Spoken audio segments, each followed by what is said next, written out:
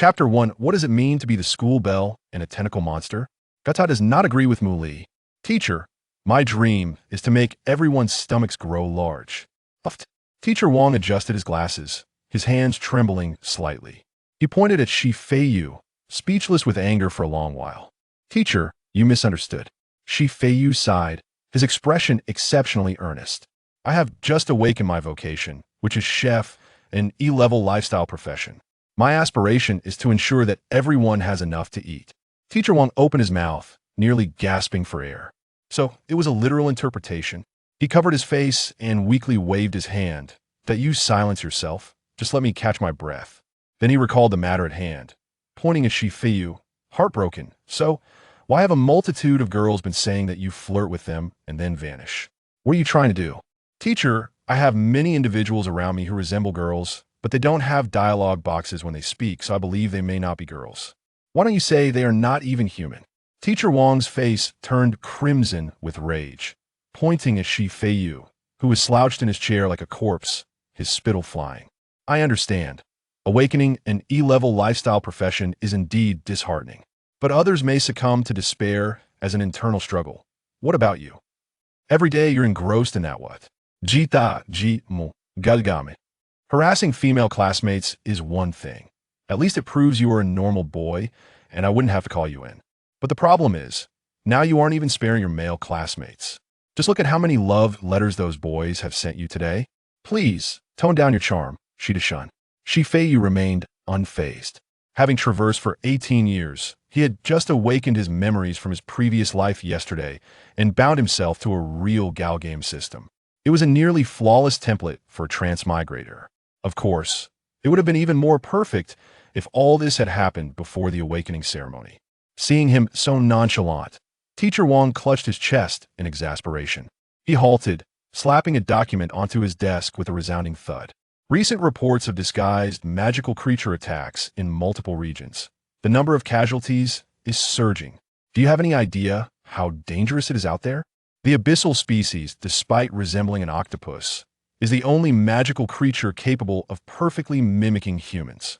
The most crucial point is that their physical structure is unique. They have only one opportunity to reproduce in their lifetime, allowing them to hybridize with any species to bear offspring. Once chosen, they develop an overwhelming desire to mate. He fixed his gaze intently on Feiyu. You're always out looking for someone to chat with. I genuinely fear that one day you may encounter one and inadvertently catch their fancy. Feiyu's gaze fell upon the accompanying image in the newspaper.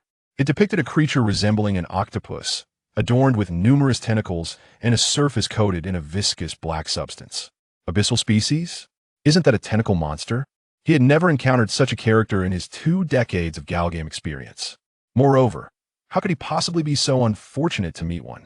The sole thing he needed to contemplate now was how to initiate a conversation with others to activate this wretched system. Enough.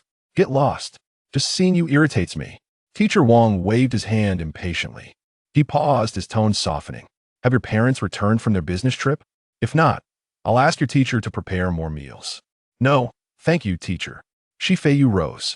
My sister is coming back today. I'll be in trouble if I get home late. He turned and swiftly exited the office. Ding-ling-ling. The torturous day finally came to an end. As the class bell rang, Feiyu hurriedly packed his bag, preparing to make his escape. However, a timid figure stood in front of his desk. Feiyu classmate. The voice was sweet but tinged with anxiety. Feiyu looked up. It was a pure and adorable girl named Su Xiao. At that moment, her cheeks flushed and her hands nervously twisted the hem of her skirt as if she had made a monumental decision. I like you. Can we go out together?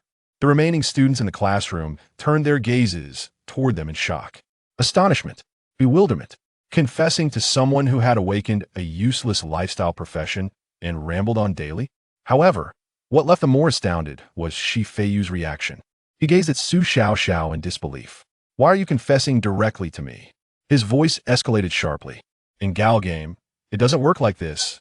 You should chat with me more to boost my affection levels. Occasionally gift me things, and then on that special day, have a unique interaction with me. Finally, during a certain mysterious event in my heart, confess to me, and I'll agree to be with you. and then I'll show you my special CG. Why are you coming straight to confess? In galgame, it's never like this. I refuse. Feiyu unleashed a barrage of words, leaving Su Xiaoxiao utterly dazed and rooted in place. The surrounding classmates wore expressions as if they had seen a ghost, but most quickly adapted. After all, it was Feiyu. No, that's not it.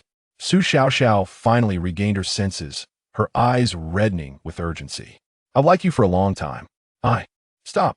Feiyu interrupted her, his expression grave as if judging a heretic. I understand. You don't actually like me. You're merely lusting after my body, wanting to skip the process and directly see my special CG. Wicked woman. With that, he deftly shouldered his bag, circumnavigating the petrified Su Xiaoxiao, and strode out of the classroom. Yet, the righteous indignation on his face collapsed the moment he turned into the hallway. Alas, Feiyu sighed deeply, appearing utterly dispirited. Another failure. The dialogue box still did not appear. He had already attempted to converse with every girl in the class, even not sparing a few handsome boys. Yet the system didn't even produce a whisper. Could it be? I truly am not the galgame male protagonist? Feiyu leaned against the cold wall, perplexed. Ineffective in activating the system, he was merely an ordinary person who had awakened an E-level lifestyle profession. No, I cannot give up. His gaze scanned the corridor, ultimately landing on the staircase at the end. It seemed there was only one last path left. The school's acknowledged most beautiful girl, Lin Xuanyue. An A-level combat profession, the Ice Mage, paired with her cold, frosty visage, made her a quintessential aloof belle. Logically, such a textbook character should have been his primary target for conquest. Yet, Feiyu harbored doubts in his heart. Because of one person, the one who awakened the unique SSS-level profession, the white-clad sword immortal, Lin Xuanyue's #1 admirer, Long Fan. Last night, Lin Xuanyue had actively invited Long Fan out. And then, there was no further news. Just as Feiyu pondered this, he caught a whiff of a scent. A faint odor reminiscent of a seafood market closing, the stench of dead fish and rotting shrimp fermenting in the corner. A cold voice echoed behind him. Feiyu. It was Lin Xuanyue. She had silently appeared behind him without him noticing. Within a 3-meter radius around her, there was no one, as if an invisible wall had isolated everyone, dulling the light around her. Feiyu's heart raced, nearly halting. He didn't even dare to turn around. Are you free after school? Lin Xuanyue's tone was devoid of inquiry, more akin to issuing a command. At the very moment her words fell, buzz, a semi-transparent panel, framed in a twisted blood-red outline, suddenly appeared before Feiyu's eyes. Warning. High-risk target detected with strong predatory intent towards you. The real galgame system activated. Please make your choice from the following options. Option A. Accept her invitation for a date. Survival rate. -99. Highly likely to unlock the delicious midnight snack ending. Option B. Firmly refuse her, stating, I despise the sticky tentacles of the abyssal species. You are not my type. I reject you outright. Survival rate. 70. Likely to unlock the interesting toy side quest. Chapter 2. Successful deception? Prove it to me. Feiyu's gaze was fixed firmly on the second option. Option B. Firmly refuse her, stating, You're not my type. I reject you outright. I despise the sticky tentacles of the abyssal species. Survival rate. 70. Likely to unlock the interesting toy side quest. Abyssal species? One encounter. His heart raced wildly within his chest. To directly expose her identity, and to add a phrase laden with personal disdain, any ordinary person would likely interpret this as a system glitch, a certain death trap. Yet Feiyu was no ordinary individual. Abyssal species disguised predation. Teacher Wang's words echoed in his ears. Lin Xuanyue regarded him as prey. That was the premise. In the eyes of a predator, the fear and submission of its prey are taken for granted. To accept a date would solidify his identity as prey, inevitably leading to his demise. Conversely, if the prey not only does not flee or scream, but instead turns to scrutinize the predator, it becomes a high-stakes gamble of information disparity. The wager is on the abyssal species' cognitive patterns, betting that it cannot comprehend human self-destructive behavior and can only interpret the unfolding events through its own logic. He must disguise himself as an even more outrageous monster. Phew! Feiyu exhaled deeply, the chill that had surged to the crown of his head paradoxically calming him. He abruptly turned around. A flawless visage met his eyes, skin as white as alabaster, nearly translucent, reminiscent of the creamy texture under moonlight, so delicate that not a single pore was visible, a most peculiar sight. Beneath the slightly oversized collar of her school uniform, her collarbone was distinctly visible, outlining a gentle curve. Further down was the enchanting silhouette of a well-developed young woman, forming a striking contrast with her icy demeanor, especially her ice-blue eyes, devoid of any impurities or emotions. At this moment, those eyes were quietly observing Feiyu, awaiting his response. Feiyu met her gaze unwaveringly. With a critically discerning look, he meticulously examined Lin Xuanyue from head to toe. From her exquisite features to her slender waist, then to her long, straight legs. There was not a hint of admiration or desire in his gaze, only a semblance of a connoisseur evaluating a dish with fastidiousness. A flicker of confusion appeared on Lin Xuanyue's ice-like face. She sensed that this human was peculiar. Unlike any other human she had encountered before, he was disturbingly calm. Finally, Feiyu seemed to have seen enough, his brow furrowing slightly, revealing an unmistakable disappointment. I despise the sticky tentacles of the abyssal species. You are not my type. I reject you. Lin Xuanyue's hand, which had been moving toward Lin Yuan's neck, suddenly halted. What did he say? No one has ever seen through her disguise. Not even the self-important SSS-class professional from yesterday. Yet this frail, ordinary-looking boy, who appeared as if he would crumble under a mere touch, not only unveiled her true nature, but also expressed profound disdain, like a picky child complaining about a dish he dislikes. Why would he disdain me? By what right does he dare to express such disdain? Countless questions proliferated in her inhuman mind. Her cognitive pattern showed signs of chaos. The surrounding air temperature plummeted suddenly, and a thin layer of white frost formed on the walls. The foul stench intensified, no longer concealed. Feiyu felt as though he had been thrown into a freezer, a chill emanating from his bones, his teeth chattering. He had gambled correctly, but had also thoroughly enraged her. Lin Xuanyue stepped forward, nearly pressing her face against Feiyu's. That perfect, unblemished face loomed larger in his vision. She tilted her head slightly, her nose brushing against his neck as she carefully inhaled. It was as if she were identifying a scent never encountered before. Her hair brushed against Feiyu's cheek, cool and smooth, sending chills down his spine. He dared not move. He could hardly breathe. At such proximity, he could distinctly scent the foulness emanating from her, mingled with a hint of a fragrance reminiscent of gardenias. It was akin to an aphrodisiac from the abyss, stirring the most primal fears of its prey. Suddenly, a warm, slick sensation landed on Feiyu's cheek. His body stiffened abruptly. Lin Xuanyue extended her delicate tongue, gently licking his skin. The sensation was utterly bizarre. Her tongue was smooth and soft, yet bore an unearthly coldness.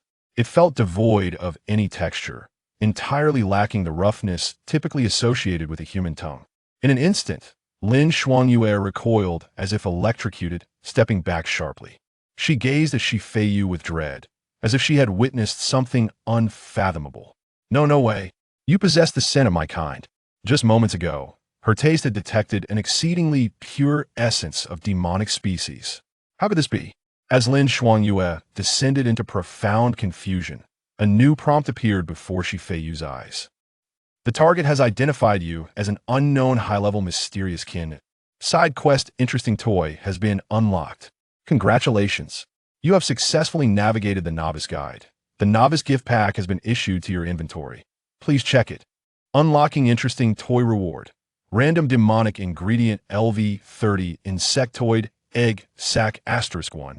The heart that had been lodged in Feiyu's throat finally settled somewhat. He had survived. Indeed, these abyssal beings possessed little intellect, just a slight. However, before he could fully exhale, the shock and confusion in Lin Xuanyue's eyes suddenly morphed into something far more fervent and perilous. You are quite intriguing, but I do not believe you. She regarded Feiyu as if he were a unique treasure, articulating each word deliberately. Before her words had fully dissipated, she extended her exquisitely pale right hand, gently caressing Feiyu's cheek. Her fingertips were icy, the touch delicate. In the next moment, an unexpected change occurred. That perfect palm split open without warning, flesh rolling back from the center, not a drop of blood to be seen. For robust, dark tendrils, adorned with tiny suckers, surged forth from the opening. They entwined and twisted into a single mass, instantly forming a tentacle thicker than his arm. At the tip of the black tendril, a maw brimming with ghastly white teeth gaped open, exuding a nauseating stench.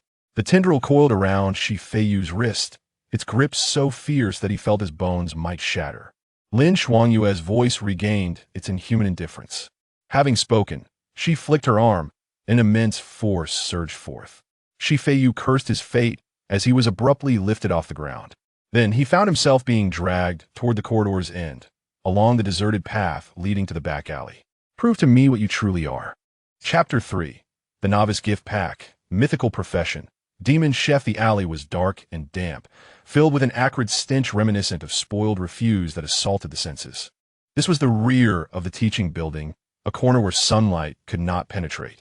Typically, the only soul to traverse this desolate place was the garbage collector.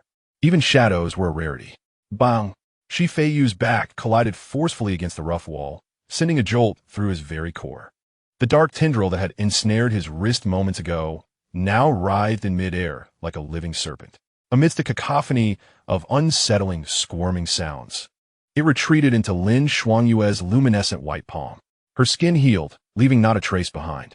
She transformed once more into the pristine ice queen of the school, as if the creature that had erupted from her hand was a figment of another's imagination. Lin Xuangyue stood at the alley's entrance, her tall figure blocking the sole source of light, plunging Feiyu into her shadow. Beneath the hem of her school uniform skirt, her legs, adorned with white stockings, were perfectly straight and slender. The polished leather shoes on her feet gleamed, presenting a stark contrast to the sordid surroundings. Feiyu leaned against the wall, gasping for breath, his wrist aflame with pain, feeling as though his bones were on the verge of breaking. He understood all too well that she had exerted no real force, merely delivering a warning. He attempted to muster a smile, to utter a few pleasantries to ease the deadly tension. Yet, Lin Xuangyue offered him no such opportunity. She strode towards him, her pace unhurried, closing the distance so that they could sense each other's breath. The stench, mingling with the fragrance of gardenias, intensified, enveloping him like an invisible net, slowing his thoughts. She extended her right hand, the very hand that had moments ago been a harbinger of terror, now unfurling before him. In her pale palm lay a grotesque mass, the size of an infant's fist, dark red and glistening with viscous fluid, twitching ever so slightly. It resembled a heart freshly extracted from a living being's chest. Feiyu's stomach churned violently, a wave of nausea surging up his throat, threatening to spill forth. Do you recognize it? Lin Xuangyue's voice was devoid of emotion. This is Long Fan, a recently awakened SSS-grade genius. She regarded Feiyu with keen interest, observing each subtle change in his expression. His talent was indeed remarkable, full of vigor and energy. Alas, his intellect leaves much to be desired. I merely summoned him, and he, a fledgling SSS grade, dared to come alone. A hint of a smile, almost imperceptible, graced her lips, not one of joy, but a derisive mockery akin to that reserved for a fool. I shall consume him, along with his foolish confidence. His core profession has already been absorbed. The taste was unremarkable. She resembled a discerning gourmet, critiquing her dinner. However, I have left this morsel for you. Lin Xuangyue advanced her hand, bringing the writhing mass perilously close to Feiyu's lips. The mingling sense of blood and her fragrance created a maddeningly surreal aroma. Gulme, consume it. Prove to me that you and I are of the same ilk. Her voice remained frigid, yet it bore an unmistakable command that brooked no refusal. Feiyu's mind blanked. This was not how it was supposed to unfold.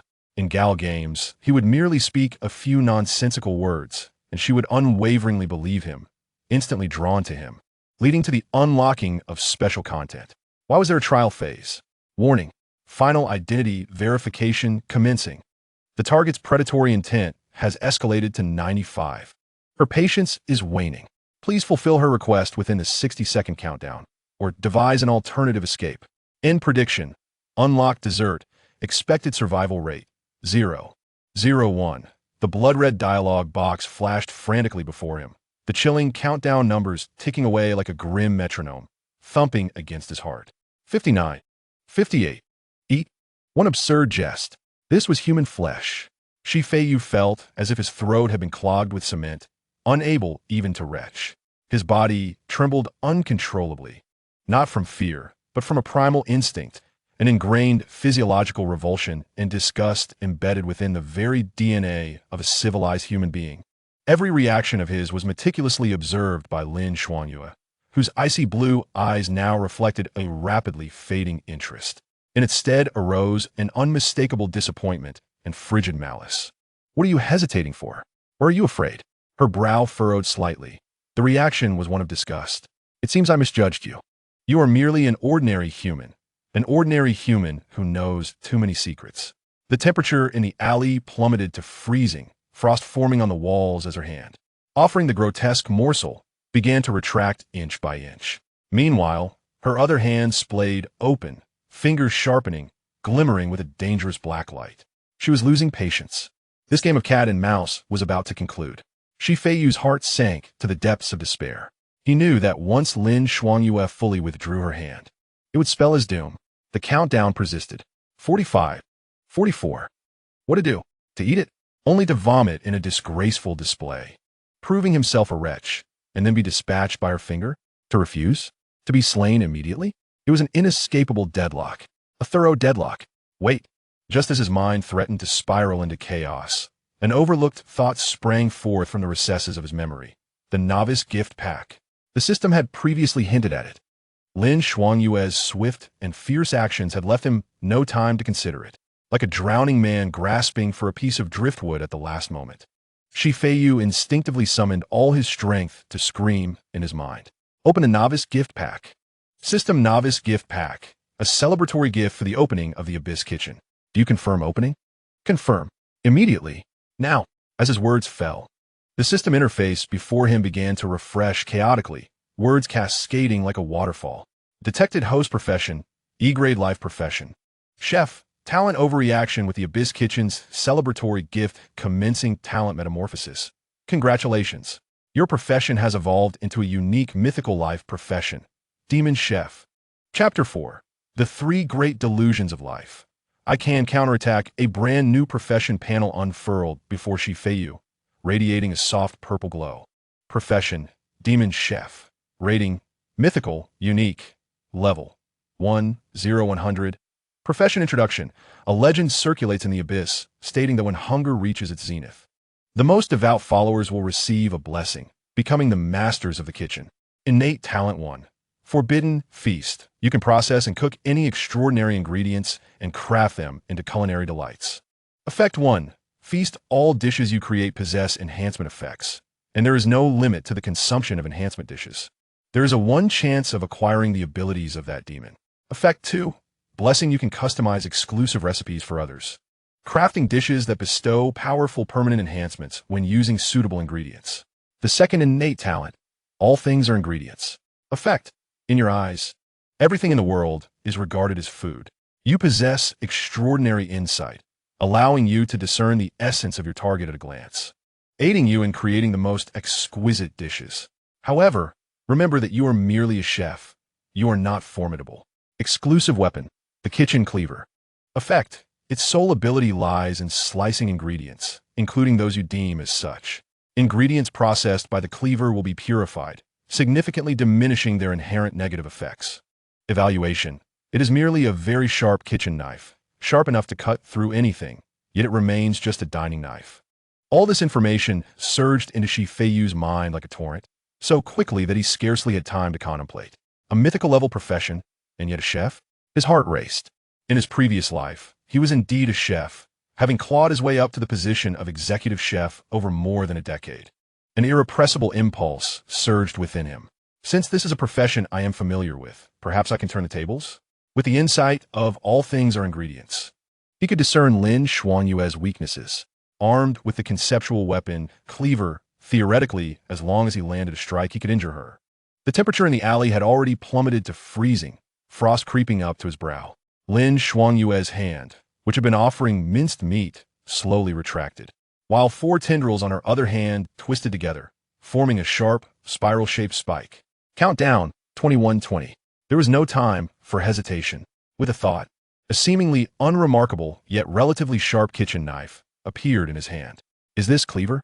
It looked like a treasured heirloom used in his own kitchen for over a decade. Lin Xuanyue paused her movement. Her ice-blue eyes fell upon the shabby kitchen knife, her eternally expressionless face betraying a hint of confusion. What is this human trying to do? First, he reveals her identity, and then he brandishes a dilapidated kitchen knife? Feiyu gripped the knife handle, a peculiar sense of connection coursing through his palm, as if the knife had become an extension of his arm. He raised his gaze, once again meeting Lin Xuanyue's eyes. Under the talent vision of all things are ingredients. The world before him was instantaneously deconstructed. Lin Xuanyue was no longer a humanoid girl. She transformed into a complex amalgamation composed of countless black lines and energy nodes. He could clearly see how energy flowed within her and how her muscle fibers were distributed. He could even discern a core radiating terrifying energy, pulsing slowly at the position of her heart. That was her vital point. Numerous cutting lines manifested on the surface of her body. For instance, along her slender, pale neck, a red line distinctly marked the spot. If he sliced along here, he could instantly sever her energy supply, causing immense damage. Was there truly an opportunity? Feiyu glanced at his attribute panel. Name, Feiyu. Profession, demon chef, mythical level lifestyle profession. Level 1. Strength, 5, standard for an average person. Agility, 5, standard for an average person. Constitution, 5, standard for an average person. Mental strength, 8, standard for an average person. Innate talent, forbidden feast. All things are ingredients. Combat talent, none. Simultaneously, Lin Xuanyue's level was also clearly displayed. Target, Lin Xuanyue race, abyssal species, larval form. Level, 15, panel, hundreds of times higher than yours. A string of single-digit attributes contrasted with her at least 4-digit panel. Struck Feiyu like a resounding slap, leaving him dizzy. What does it matter if it is a mythical level profession? Ultimately, it is a lifestyle profession that does not confer any combat attributes. He was still that ordinary chef incapable of even lifting a chicken. No matter how sharp the exclusive artifact, it must still connect with the opponent. Lin Xuanyue, a level 15 demon larva, could easily incapacitate him with even the slightest touch of her tendril. He could see the weak points, but did he possess the speed and strength to strike? The answer was no, especially since she had already expressed skepticism towards him multiple times, indicating her high vigilance. She was not the kind of fool who could be easily deceived. If he were to raise his knife, his head would likely be pierced by her tendril before he could even act. To fight desperately? That was not a task for a chef like him. Feiyu, was primarily an experienced galgame player and only secondarily a chef. He played the game of information disparity and psychological warfare. Countdown, 98.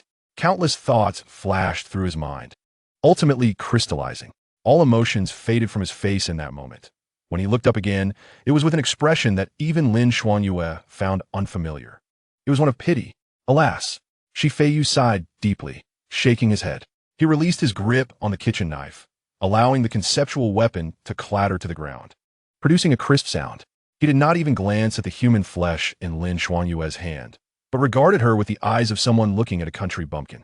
He had initially thought he had encountered a kindred spirit, wishing to assist her in preparing the ingredients and demonstrating what true culinary art entailed.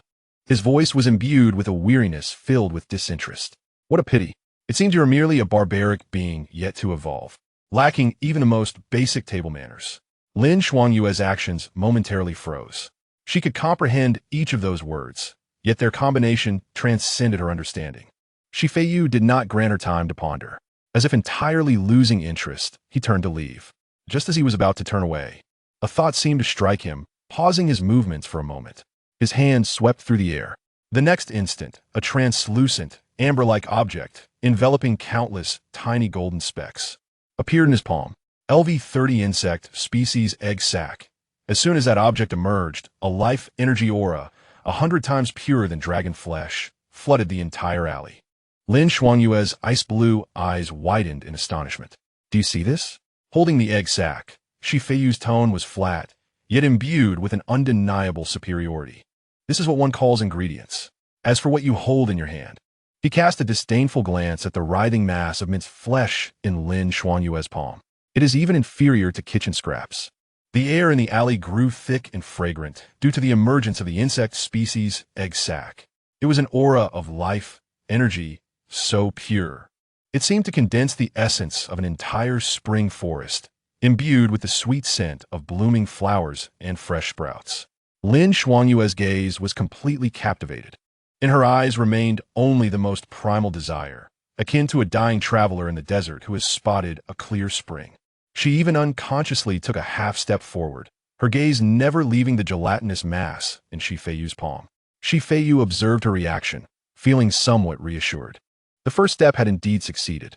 For a creature whose instinct is to consume, nothing could attract its attention more than a superior food source. Chapter 5. Finally, the trap is set. Feiyu's expression deepened with pity, as if he were gazing at a primitive individual still living a life of raw flesh and blood. Do you understand why I call you barbaric? His voice was soft, carrying a hint of didacticism. Preying on humans is the most inefficient and foolish behavior. Lin Xuanyue abruptly came to her senses, reluctantly tearing her gaze away from the egg sac that stirred her primal instincts, refocusing on Feiyu's face. Her brows knitted tightly, as if grappling with this notion that could overturn her entire philosophy on predation. Why? She resembled an eager student seeking knowledge. First, the energy is convoluted. Feiyu extended a finger and analyzed slowly. Humans are omnivorous creatures, their bodies replete with various useless impurities. Consuming a bloodline like yours is akin to pouring inferior fuel into a top-tier sports car. It neither accelerates nor does it spare the engine from harm. Have you ever witnessed a creature from the abyss that consumed humans to attain its perfected form? He paused and extended a second finger. Secondly, the risks are excessively high. While human society may seem fragile, their elite warriors, those ancient beings who have lived for centuries, are incredibly cunning and hold grudges fiercely. Devouring an SSS-grade genius may provide immediate gratification and replenish your energy, but the traces you leave behind could easily lead those national guardians among humans directly to you. Do you think they are fools? True predators never sully their dining table. As he observed Lin Xuanyue's stunning visage, which appeared somewhat dazed due to contemplation, he almost chuckled. Indeed, continue to analyze with your monstrous logic. These words are merely the musings of an ordinary traveler, concocted from countless web novels from my past life and the hearsay of this life. Fabricated nonsense. How would he know the dietary habits of the abyssal beings? He was only aware that he had never heard of such creatures slaying numerous humans. After all, Lin Xuanyue is merely a juvenile, inexperienced in the world, likely not even privy to the gossip within her own kind. Lin Xuanyue was indeed deep in thought, recalling the sensation of devouring Longfan. Although the energy was immense, there was an indescribable sense of chaos. As for the notion that killing an SSS-grade genius would attract attention, that thought had crossed her mind as well. Strangely, however, Longfan had vanished for nearly 24 hours, with no news from the school or the city guards, as if he had never existed. It was only after Feiyu's remarks that she realized something was amiss. Then you. Lin Xuanyue's voice was somewhat hoarse as she glanced again at Feiyu's empty palm, which seemed to still retain the alluring scent of the egg sac. What you consumed, was it those? Just an appetizer, a mere prelude to whet the appetite. An appetizer? This phrase struck Lin Xuanyue like a thunderclap in her mind. Such a high-grade life energy was merely an appetizer? What then could his main course possibly be? In an instant, countless terrifying names from the ancient lore of the abyssal race flickered through her mind. Colossal beasts that devour stars, deities traversing the rifts of time. Her gaze towards Feiyu underwent a complete transformation. Yet, her survival instincts as an abyssal being kept her in a state of vigilance. Her eyes darted across his face, a glimmer of rational coldness flashing in her ice-blue irises. Your theory is intriguing. Lin Xuanyue's voice regained some of its frostiness as she forced herself into debate mode. However, any theory necessitates validation. The most direct method of verifying a theory about food is through tasting. She fixed her gaze upon Feiyu, seemingly searching for even the slightest hint of a flaw in his demeanor. Your praise for it and your hesitation at this moment present a contradiction. If you cannot relish the artwork you describe, how am I to know that it is not merely a more sophisticated deception? Feiyu was taken aback. You're not deceived? In a typical scenario, one would have reached a stage of reverence towards me, enhancing their fondness and unbuttoning their uniform. Why is there still a final verification phase? He lowered his head, recalling the appearance of that cluster of insect egg sacs. Despite his professional talent, Forbidden Feast, which purportedly could handle any extraordinary ingredient and empower him upon consumption, the thought of consuming it raw was daunting. Just envisioning that amber-colored gelatinous substance bursting in his mouth, releasing countless shimmering golden points. Those points could very well be millions of unhatched larvae, made even Feiyu's strong psychological fortitude waver as nausea churned within him. He could not eat it, at least not in such a crude manner. Should he display any sign of disgust or hesitation, the lofty image he had painstakingly constructed through mere words would collapse in an instant. Observing Feiyu's silence, Lin Xuanyue's vigilance surged once more. The previously eased atmosphere began to chill again. In that critical moment, Feiyu smiled, shaking his head, his expression filled with a helplessness akin to playing a lute to a cow, accompanied by a profound disappointment. How pitiful! Your taste, your aesthetic, your understanding of the act of eating is truly lamentable. Lin Xuanyue narrowed her eyes. Do you still not comprehend? He swiftly retracted the egg sac into the system space, his movements as graceful as discarding a piece of refuse. What is the fundamental distinction between us and those beasts that know only to consume raw flesh and blood? He stepped forward, locking eyes with Lin Xuanyue. Their faces were mere inches apart. Feiyu could even discern the pale blue veins beneath her snowy skin. Inhaling the unique scent of gardenia mingled with the briny tang of the deep sea wafting from her hair, Lin Xuanyue did not recoil. Her ice blue eyes were filled with confusion. Distinction? Isn't it all merely to satiate hunger, to evolve, to survive, to reproduce? It is the sense of ritual. Feiyu's voice resonated with a sacred quality. We integrate into human society, learn their language, mimic their actions. Are we to replace them only to devolve into primitives? That is erroneous. His voice was powerful and resonant. The reason humans have become the masters of this planet is that they have learned to wield fire. They cook their food, transforming it into something far more delectable.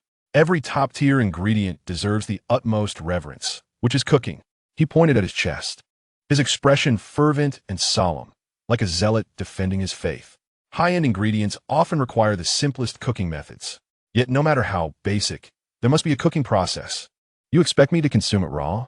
Feiyu's tone turned icy, filled with an offended ire. This is an insult. Lin Xuanyue was utterly stunned. Cooking? Culinary art? Sense of ritual? In her view, these were mere trivial concepts invented by humans to satisfy their appetites. Yet in Feiyu's words, they seemed to embody the very essence of life. Lin Xuanyue's mind spiraled into unprecedented chaos. She could not comprehend. Yet, she could distinctly feel the profound sincerity and pride emanating from this fellow abyssal as he spoke. Could it be that in the eyes of higher beings, the act of eating truly held such intricate and sacred significance? Witnessing the adorably bewildered expression as her worldview began to collapse and rebuild, Feiyu realized that his persuasive efforts had borne fruit. It was time to depart. Lingering further could lead to missteps. They must find a place that could thoroughly quell her curiosity. Enough, he said, waving his hand dismissively as he turned to exit the alley, his silhouette imbued with the solitude of a master. There is no point in conversing with someone who does not even comprehend dining etiquette. Lin Xuanyue instinctively opened her mouth to stop him, but found herself at a loss for words. Feiyu did not turn back, merely casting a final ultimatum. If you wish to witness what true culinary artistry entails, then follow me. However, I must declare in advance, my kitchen does not welcome primitives who can only drool. With that, he strode out of the dim alley, unhesitatingly vanishing into the embrace of the evening sun's afterglow. Lin Xuanyue stood rooted in place, stunned for a full half-minute. She gazed at her empty palms, then glanced in the direction where Feiyu had vanished, with struggle and curiosity battling within her like two ferocious beasts. Ultimately, her yearning for a higher level of the culinary arts overwhelmed her instincts as a predator. With a swift motion, she moved like a wisp of smoke, silently following him. In the lead, Feiyu appeared to walk steadily and gracefully, yet his shirt was nearly soaked through with cold sweat. He acutely felt that icy gaze trailing behind him, neither too far nor too close. Yet, within him, a wild laughter erupted. At last, she had fallen for his ruse. You, a mere level 15 juvenile abyss creature, no matter how fierce or skilled, are nothing more than a country bumpkin, just beginning to encounter human civilization. Soon, I shall demonstrate what true terror means. I hope you remain so brazen when faced with my mother's terrifyingly unreasonable innate prowess, the Tyrannosaurus Rex. Chapter 6. Let us have a child together after traversing 2 bustling commercial streets. The crowd began to thin as Feiyu led Lin Xuanyue into a quaint neighborhood adorned with sycamore trees. Dappled shadows danced on the ground, and silence enveloped the surroundings, leaving only the sound of their footsteps. The footsteps behind them ceased. Feiyu's heart skipped a beat. He did not turn around, yet he could sense that chilling presence drawing near. In the next moment, a small hand gently grasped his left arm. Though delicate, the grip was unexpectedly strong, causing his bones to ache. Lin Xuanyue walked beside him, her gaze fixed ahead. The hem of her school uniform swayed with her movements, revealing her shapely calves encased in white stockings. Her profile under the dim streetlight was so perfect it seemed almost unreal, her porcelain skin radiating a soft glow. Your lineage is remarkably powerful, she stated, her tone devoid of any emotion. Feiyu felt a jolt of shock, yet outwardly, he merely tilted his head to cast a nonchalant glance at her. He uttered a vague monosyllable, maintaining his enigmatic persona. Lin Xuanyue appeared quite satisfied with his indifferent response, believing it to be expected. The strong should humiliate the weak. She continued in that factual tone, dropping an even more shocking revelation. I am the most promising juvenile among this generation of abyss kings, and I possess royal blood. My body can perfectly bear and nurture the most powerful offspring. Feiyu's foot struck a raised pavement stone, causing him to stumble precariously, nearly falling flat. What the hell? Echoed in his mind. Wasn't the transition from food to partner a bit too rapid? What in the world was happening? He forcibly steadied himself, leaning against a nearby sycamore tree, feigning to dust off his pants. Lin Xuanyue's icy blue eyes fixed upon him, devoid of any fluctuation. It seemed she did not comprehend the extent of his reaction. Are you all right? I'm fine. Feiyu straightened, brushing off his hands, his face regaining that infuriating calm. He affected a solemn expression as he regarded Lin Xuanyue, carefully choosing his words. Nurturing offspring is a matter of great significance for the continuation of a lineage. With your exceptional talent, you should think this through. He attempted to counsel this dangerous, monstrous girl to reconsider, to spare him, the innocent chef. However, Lin Xuanyue clearly misinterpreted his meaning. She thought he was evaluating her worth. Thus, she drew even closer. Their eyes locked, her flawless face earnest as she earnestly pitched herself. This is the utmost honor of our lineage. As you know, abyss creatures can only bear offspring once in a lifetime. Therefore, once a partner is chosen, I will find a way to bear your progeny. Her hand remained on his arm, and as her emotions subtly shifted, her grip unconsciously tightened. Feiyu felt as if his arm might break. Furthermore, Lin Xuanyue seemed dissatisfied with her explanation's allure, adding, "You need only provide the seed. Everything else will be handled by me. As an abyss creature, the experience I can offer you will be entirely different from that of your kin." As she spoke, she released her hold on his arm, instead wrapping it around his, pulling his entire arm into her embrace. The astonishing softness and elasticity were transmitted clearly through the thin fabric. She held his upper arm firmly. Feiyu felt frozen, as if his arm had sunk into a cold, soft cloud of cotton candy. "Help!" he nearly cried out. He could distinctly sense Lin Xuanyue pressing her cheek against his shoulder, gently inhaling the scent of his neck. Her long hair brushed against his face, cold and silky, carrying a dangerously intoxicating aura that made his hair stand on end. "So," she whispered in his ear in a tone almost dreamlike, making her final invitation. "Let's have a child together." At that moment, Feiyu's rationality shattered completely. He abruptly yanked his arm back, retreating 3 steps to establish a safe distance from Lin Xuanyue. He was terrified. This was not a romantic game. It was a horror show. "Stop!" He raised his hand, making a halting gesture, his expression grave to the extreme. Seeing his sudden intensity, Lin Xuangyue appeared genuinely perplexed. Had she said something wrong? Was this not the highest recognition of his abilities and lineage? She was a pure-blood abyss creature, a royal bloodline that might not even appear from other lineages each year. Before delving into such a serious topic, Feiyu took a breath, forcing himself to regain composure and resume his identity as a culinary enthusiast. We still have something more important, indeed more sacred, to accomplish. Lin Xuangyue tilted her head in confusion. Her innocent and bewildered expression, combined with her stunning beauty, was enough to make any man's heart flutter, except for Feiyu, who felt as though death itself was playing coy. What is it? Taking a deep breath, he declared with unprecedented solemnity, returning home. Cooking, and then feasting. This, he asserted, was the prerequisite for all rituals. Lin Xuangyue regarded him silently for a moment, seemingly analyzing the rationale of his words with her otherworldly logic. The phrases cooking and feasting strung together indeed resonated with what he had previously mentioned in the alley. It appears he was not deceiving himself. He truly loves food. Lin Xuangyue nodded silently, retracting the tendrils that had already breached her skin as if nothing had happened. Good. Feiyu finally let out a sigh of relief. He dared not linger any longer, turning to leave, eager to return to the safety of the dwelling guarded by the mother Tyrannosaurus. At last, the familiar apartment building came into view. Feiyu stood before his door, his hand trembling slightly as he fumbled for his keys. Behind him, Lin Xuangyue loomed like a quiet shadow, watching him intently. He inserted the key into the lock and was about to turn it when, click, the door swung open from the inside. Light spilled forth, silhouetting a tall, voluptuous figure. The owner of that figure leaned against the doorframe, one hand casually holding an exaggeratedly long blade on her shoulder. Chapter 7, SS Class Talent. Those with inferior attributes can only compete with her. The figure belonged to a woman clad in an oversized white t-shirt, which hung short enough to barely conceal the upper thighs. Her long, straight legs were exposed to the air, toned and rounded, exuding an explosive sense of power. Lin Xuangyue, standing behind Feiyu, cast her gaze upon the weapon resting on the woman's shoulder. The hilt was exceptionally long, exceeding 3 meters, allowing for a two-handed grip to unleash formidable centrifugal force. The blade was alarmingly broad, measuring half a meter at its widest point, with an overall length of 5 meters and a staggering thickness of 6 centimeters. Such a weapon resembled a massive, polished door plank. The blade featured a menacing curve with intricate, twisted wolf fang patterns etched along its sides.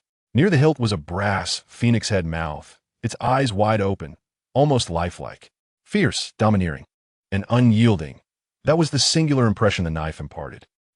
The woman bearing the weapon, Feiyu's sister, Shi Junyao, finally spoke in a languid manner. Her crimson eyes first surveyed her brother and then slowly shifted to Lin Xuangyue behind him. Have you finally decided to come back? Her voice was melodious, husky, and magnetic, yet the content was far from polite. Have you also learned to bring things home? Yeah. Feiyu was about to explain the situation, clarifying that she had not brought Lin Xuangyue, but that she had followed of her own accord.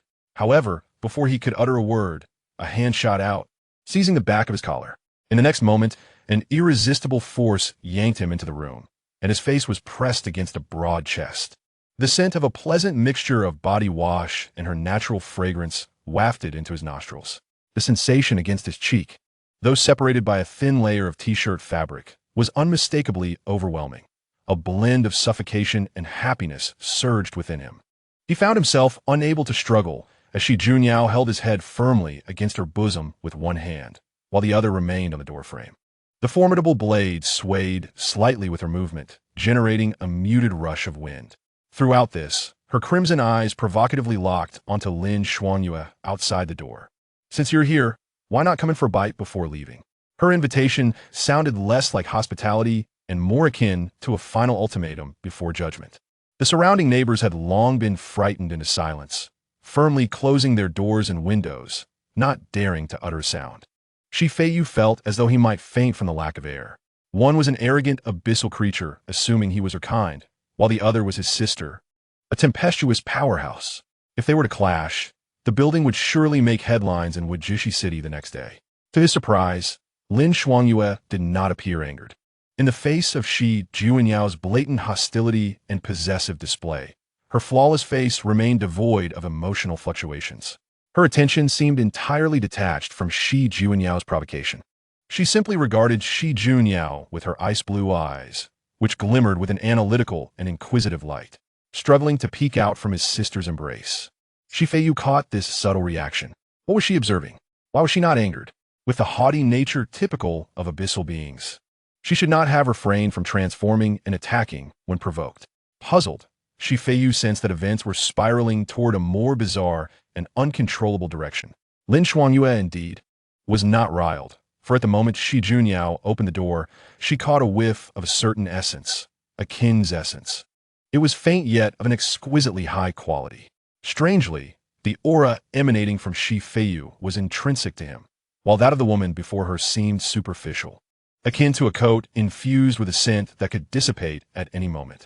This phenomenon in the abyssal societal structure could only imply one thing: a vassal, or rather, a servant long domesticated by a superior being, a possession of a powerful kin.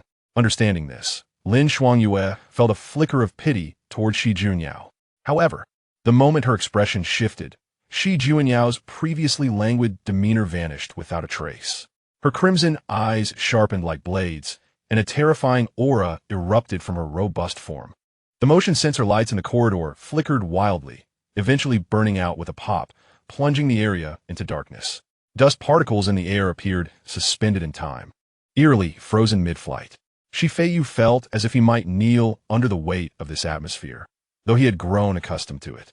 SS-class profession, tyrant, an unreasonable talent that could be deemed a nightmare for all lower-tier awakeners. This was all thanks to her innate talent. Dominance, significantly weakening and psychologically intimidating targets of lower levels while rendering their talents temporarily ineffective. Conversely, greatly mitigating damage from targets of higher levels. The terror of this talent lay in its disregard for the opponent's profession rating. Even if one awakened a legendary SSS-class profession, as long as their level fell below Shi Juanyao's, they would merely be pawns within her dominance domain, with no distinction between a mere soldier, artillery, or super soldier. In simpler terms, it forcefully compelled those with inferior attributes to measure themselves solely against her. Weaker than her, just wait to be beaten.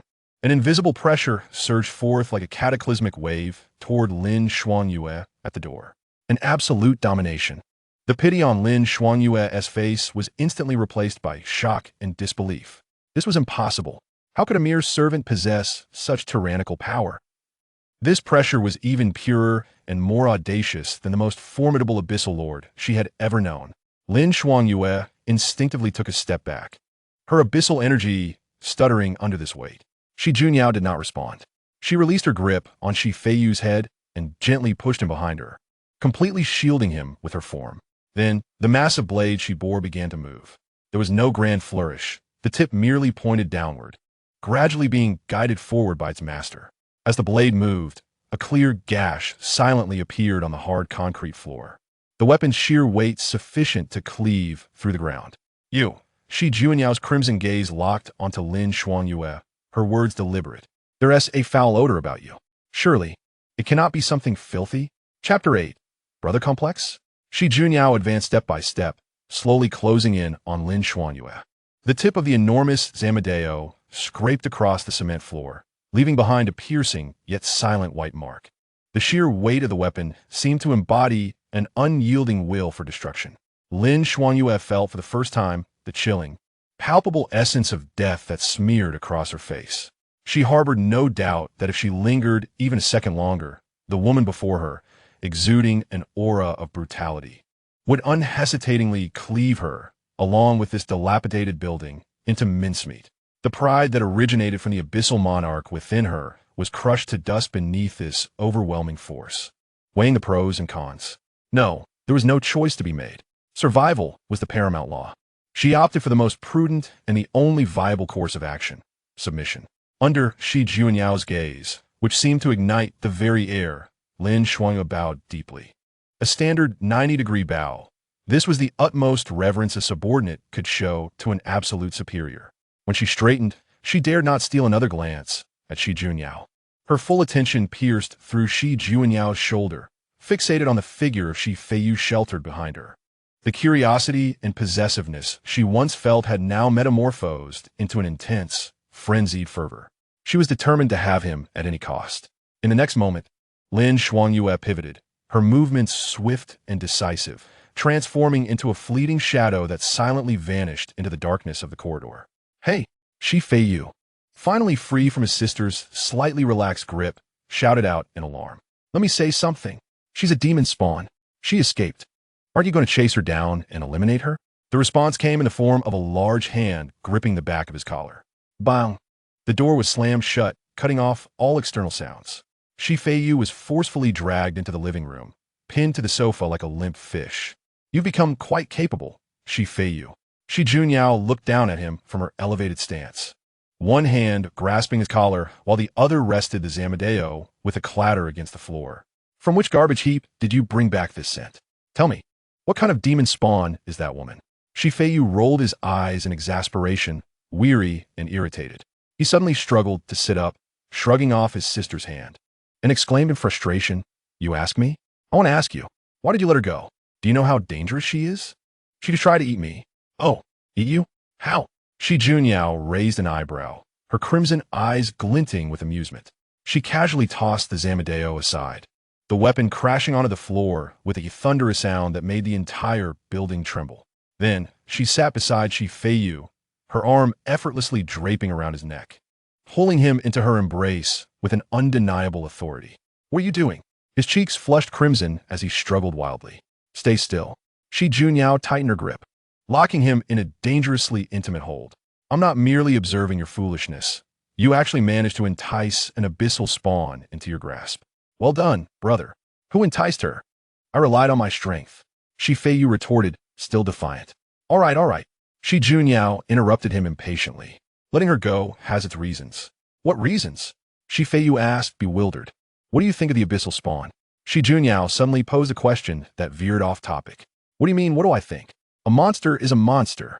I mean, if you were to consider her as a partner, what would you think?"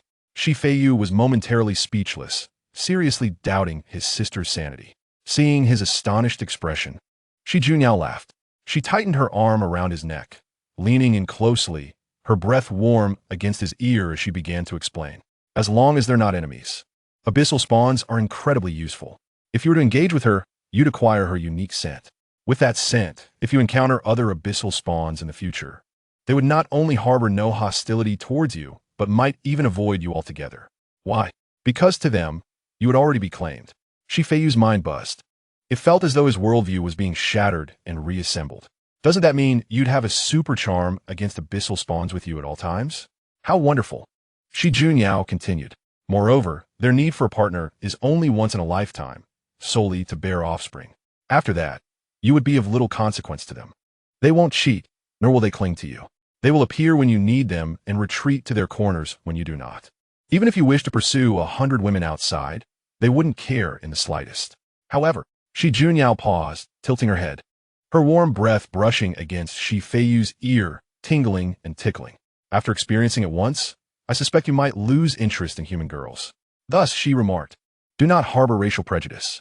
Not all demon spawns have a poor relationship with humans.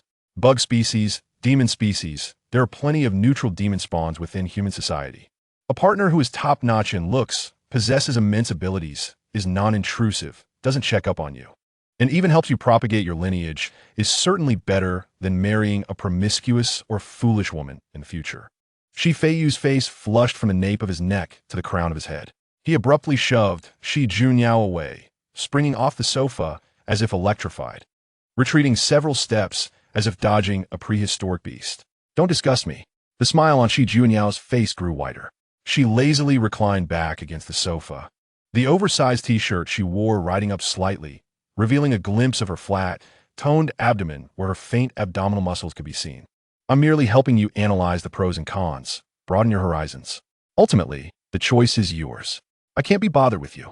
Feiyu felt that if he remained any longer, his worldview would be utterly dismantled by his sister. He threw down a harsh remark and turned towards his room. "Hey!" Junyao's voice called out from behind. "Leave your dirty jacket. I'll wash it." Without turning back, Feiyu discarded his jacket into the living room and then slammed the door shut behind him. The living room fell silent. On the sofa, the smile on Shi Junyao face gradually faded. She straightened her posture, walked over, and picked up the jacket that her brother had carelessly thrown on the floor. It still retained his warmth, along with another scent that greatly displeased her. Shi Junyao brought the jacket to her nose, closed her eyes, and inhaled deeply. A flicker of jealousy and loneliness, unnoticed even by herself, shimmered in her crimson eyes. She truly hoped not to see any other women by her brother's side. Clutching the jacket tightly against her chest, she buried her face into it. After a long while, a suppressed sigh escaped her throat. But what right did she have to dictate his pursuit of happiness? Chapter 9. I'll prepare a hearty meal for you in his room. Feiyu threw himself heavily onto the bed, using the blanket to cover his head. His mind was a muddled mess. He needed to calm down. Everything that had just transpired, Lin Shuangyue's appearance, his sister's return, and that mind-blowing conversation, each detail overwhelmed his brain. He lost track of time until a knock resounded at the door. Come out for dinner. It was Shi Junyao. Feiyu remained still, wishing to be a reclusive ostrich. I'll count to 3. The person outside seemed to have lost their patience. 3. Whoosh.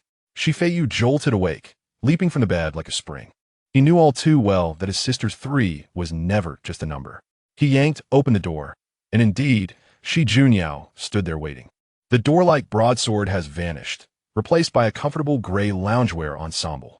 Shi Junyao's figure is so splendid that even casual attire cannot conceal her curves. Yet, the aura of a formidable leader remains unyielding. What are you dawdling about? She cast him a sidelong glance and turned toward the dining room. The dishes will grow cold. Are you waiting for me to feed you? The dining table was adorned with 3 dishes and a soup, all homely fare, steaming and fragrant. Feiyu pulled out a chair and sat down, picking up his chopsticks, but he lacked an appetite. Distracted, he pushed his rice around, unable to resist the urge to inquire. Where are Mom and Dad? Haven't they returned yet? Who knows? Shi Junyao answered indistinctly, shoveling a large mouthful of braised pork in her mouth. Those 2 old folks rarely show up throughout the year.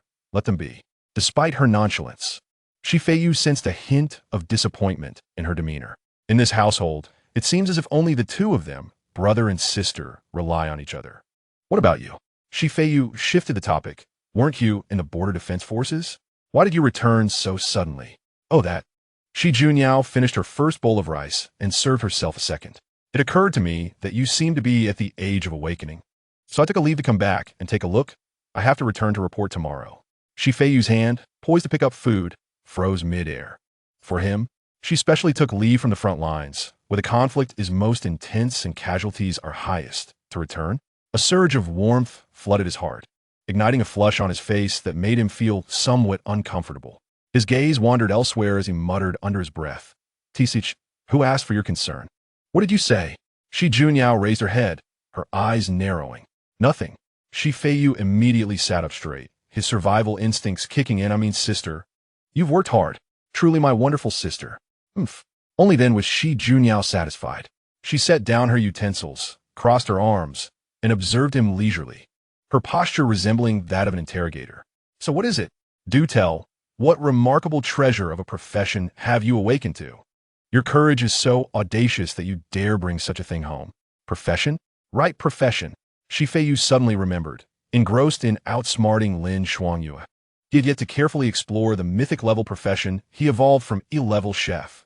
He instinctively glanced at Shi Junyao across the table. In that instant, a wondrous, indescribable stream of information surged into his mind like a waterfall. Detected a target for bestowal. Shi Junyao, analyzing target's desires, analysis complete. In an instant, for virtual menus radiating different hues unfurled slowly within his consciousness, each exuding a deadly allure. The first menu, unpretentious, emitted a faint white light. Common bestowal, basic cuisine. Effect, permanently increases the consumer's final attributes by 5. Effects are stackable. Required ingredients, 1 g of fresh flesh from any magical species. Edible times, 1000, 1000. Feiyu's breath hitched. 1,000 times. Stacking it would result in a total increase of 50 times in all attributes. What does this even mean? If those old-timers outside, stuck at a bottleneck for decades, found out, wouldn't they trample his doorstep? No. They would practically support him in his house. And this is merely the lowest level of common bestowal. His heart raced, almost leaping from his throat. He forced himself to look at the second menu, which emanated a greenish glow. Fine bestowal. Intermediate cuisine. Effect. Permanently increases one attribute determined by the core part type of the magical species by 20. If the same attribute-enhancing intermediate cuisine is consumed 20 times, a non-upgradable special talent related to that attribute will be granted. Required ingredients. Core parts from any mature magical species. Edible times. 100,100, an increase of 20 in a single attribute, plus a special talent. This means targeted enhancement of a specific ability, a miraculous elixir for those specialized professionals. He suppressed his excitement and shifted his gaze to the third menu, which radiated a noble blue light. Legendary bestowal. Advanced cuisine. Effect. Allows the consumer to choose one combat talent lower than their innate talent and elevate its quality or replace it with a talent of the same quality as their profession. Required ingredients. Core organs and 1g of blood from any level 60 fully evolved magical species. Edible times. 1010. Elevate combat talent. Feiyu's breath quickened. In the awakening system, the number of talents is strictly linked to the profession's rating. An awakener, aside from their innate talent that matches their profession's rating, will gain additional combat talents based on that rating. C level yields 1, B level yields 2, A level yields 3, and so forth. His sister possesses an SS level tyrant. Thus, she an SS level innate talent, ruling, alongside 5 combat talents. However, the ratings of those 5 combat talents are not fixed. They rely entirely on personal luck. Juanyao's 5 combat talents are A level, Breaking the Army, and Bloodthirsty Frenzy, S level, Indomitable Battle Soul, and Destruction Command, and the Soul, SS level, Absolute Domain. Even so, she stands as one of the strongest among the younger generation of humanity. If any of her 2 A-level talents could be elevated to SS level, her strength would undergo a monumental transformation. This is something that cannot be measured with mere currency. It is a heaven-defying technique capable of altering the power dynamics among top-tier powerhouses. Feiyu's heart began to race. He suppressed his excitement and directed his consciousness toward the final and most resplendent menu. This menu radiated a regal purple-gold hue, evoking an impulse to worship just by gazing upon it. Supreme Bestowal. Feast of Ascension. Target. Custom for Juanyao. Effect. Elevates the consumer's professional talent by 1 rating. Maximum elevation to SSS level. Required ingredients. 1 drop of blood from a level 90 Abyssal King, specifically of the royal bloodline. Edible times. 11. Elevating the professional talent by 1 rating. Juanyao's profession is SS level Tyrant. If elevated by 1 rating, would it not become SSS level? A living, breathing SSS level professional crafted by his own hands. Wow. Feiyu could no longer contain the tumultuous waves within him and abruptly stood up from his chair. Crack! A pair of chopsticks struck his forehead with precision. What are you going mad about? Juanyao frowned, looking at him with an expression of disdain. Eating is just eating. Why the fuss? The pain jolted Feiyu's chaotic thoughts back to clarity. He clutched his forehead, staring at his sister's stunning yet tempestuous visage. And a wildly ambitious thought took root in his heart. The prospect of transforming his sister into an SSS-level powerhouse is undoubtedly enticing, but the ingredient requirements are too ethereal. The Feast of Talents also requires core parts from a level 60 fully evolved species, which is equally out of reach for him at present. One must consume a meal 1 bite at a time and walk a path step by step. Let us set a modest goal first, such as accumulating 1,000 layers of buffs. If he could prepare just 1 serving, it would grant her a permanent increase of 5 to all attributes. For someone like Juanyao, who is already a numerical anomaly, this would still be a tremendous boost. Sister. Feiyu's eyes gleamed as he grasped Juanyao's wrist eagerly, asking, "Did you bring any local specialties back from the border defense forces this time?" Juanyao was momentarily taken aback by his sudden action. She could sense that her younger brother's palms were clammy with sweat and slightly trembling. Casting him a dubious glance, she wondered, local specialties? What do I have besides the claws and hooves of magical beasts and some rotten meat? What do you want with that? A collector's obsession? Yes, that's exactly what I want. The ecstasy etched across Feiyu's face was palpable, saliva nearly dripping from his lips. Do you have any? Something of a higher level. Ideally, freshly killed and still fresh.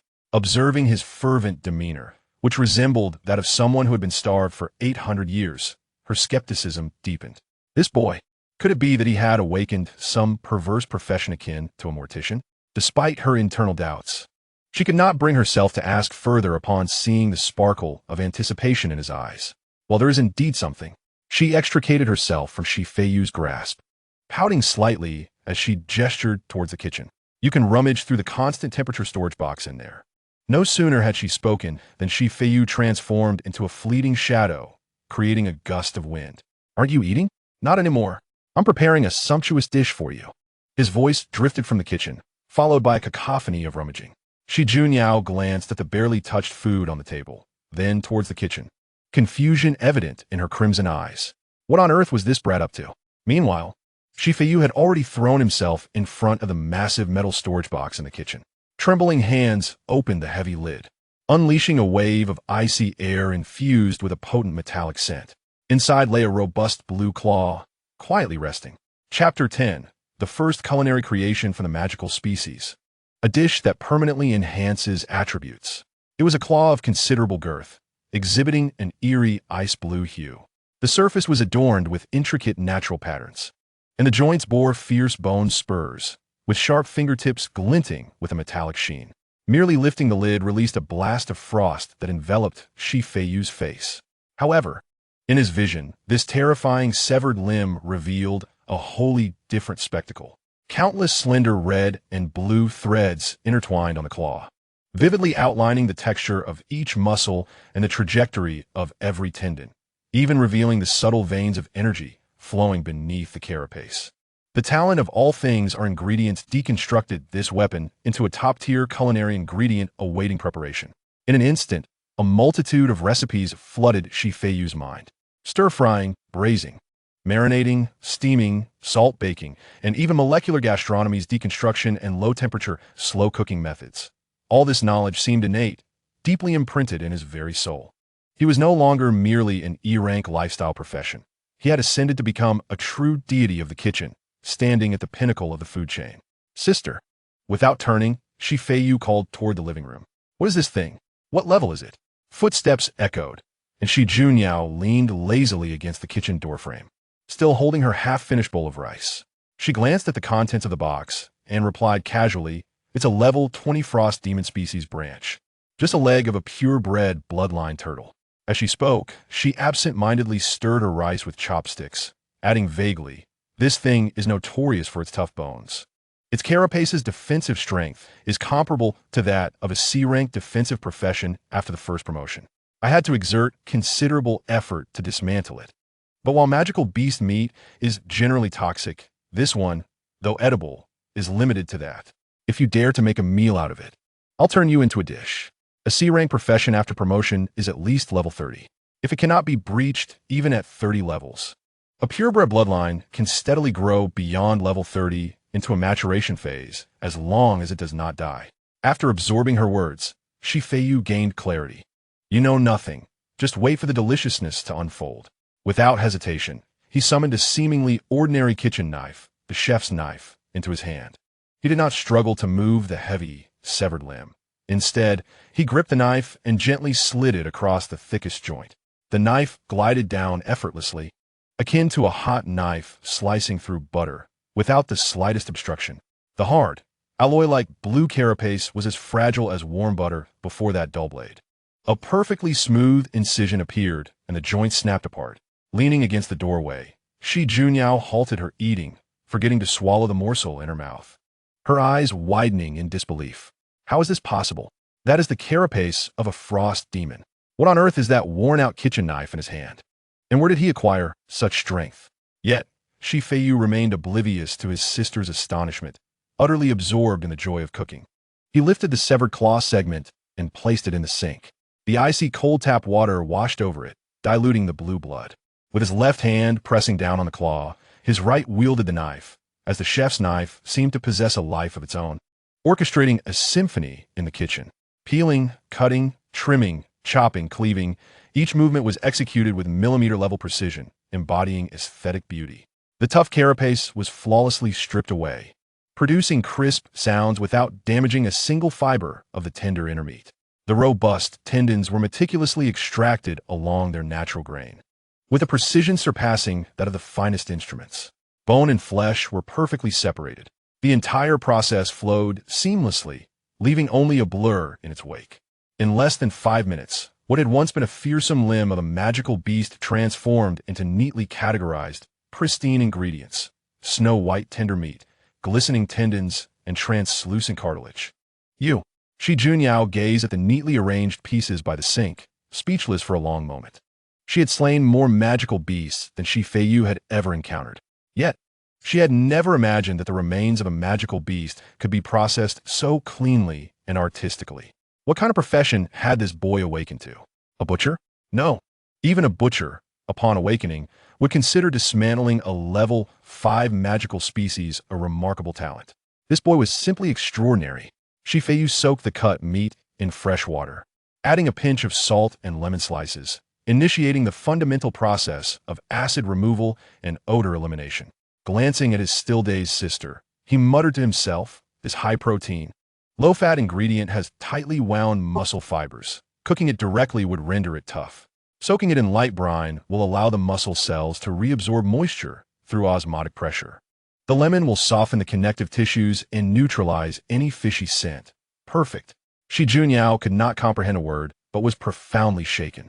She watched her brother's earnest and articulate demeanor, feeling as though she had stumbled into an unfamiliar realm. The following actions of Feiyu further broadened her horizons. He placed a portion of the meat, along with spices and sauces, into a vacuum-sealed bag, extracted the air, and then submerged it into a pot of water maintained at a constant temperature of 65 degrees Celsius for low-temperature, slow cooking. He then took the extracted tendons, braised them in a pressure cooker, and diced them into small segments. These were mixed with chili, minced garlic, cilantro, and other seasonings to create a cold salad. The remaining cartilage and trimmings were coated in a thin layer of starch and deep-fried until golden and crispy, then sprinkled with cumin and chili powder. Finally, he took a small portion of the tenderest leg meat, sliced it thinly, and stir-fried it over high heat, pairing it with green and red peppers and finishing it with a light sauce. Soon, the kitchen was filled with an intricate and harmonious medley of aromas. The aroma was overwhelmingly potent, a delightful fusion of the charred essence of meat, the piquant notes of spices, and the rich fragrance of sauce, seeming to have sprouted legs as it relentlessly invaded Shi Junyao's nostrils. She could not help but swallow hard. Could this truly be the leg of the frost demon species? She had attempted to roast such a creature on the battlefield before, and its texture and flavor were akin to that of rubber. Half an hour later, 4 plates of dishes emerged from the kitchen: cold-tossed demon tendon, fried soft bones, spicy boiled meat slices, and scallion stir-fried meat strips. Each plate was visually enticing, emanating a mouth-watering aroma, completely unrecognizable from their original grotesque forms.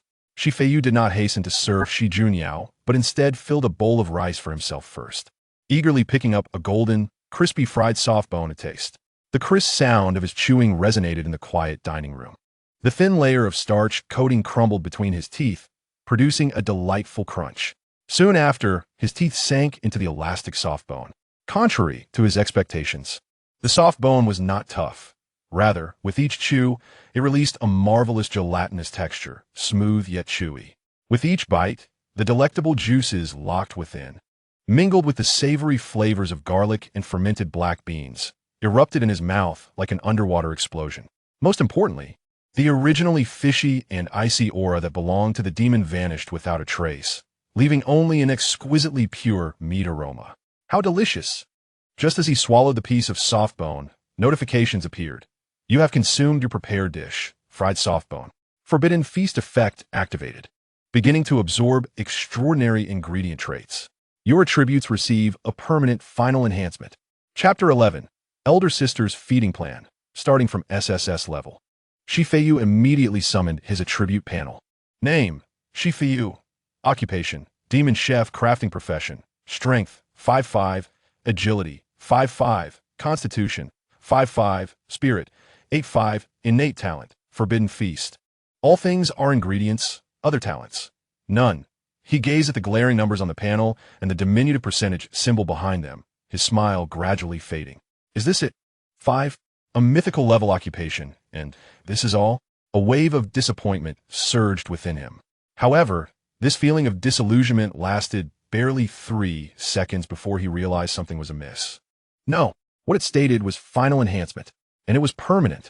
This meant that after all bonuses were calculated, they would be multiplied by this percentage, and it could be stacked infinitely as long as he kept eating.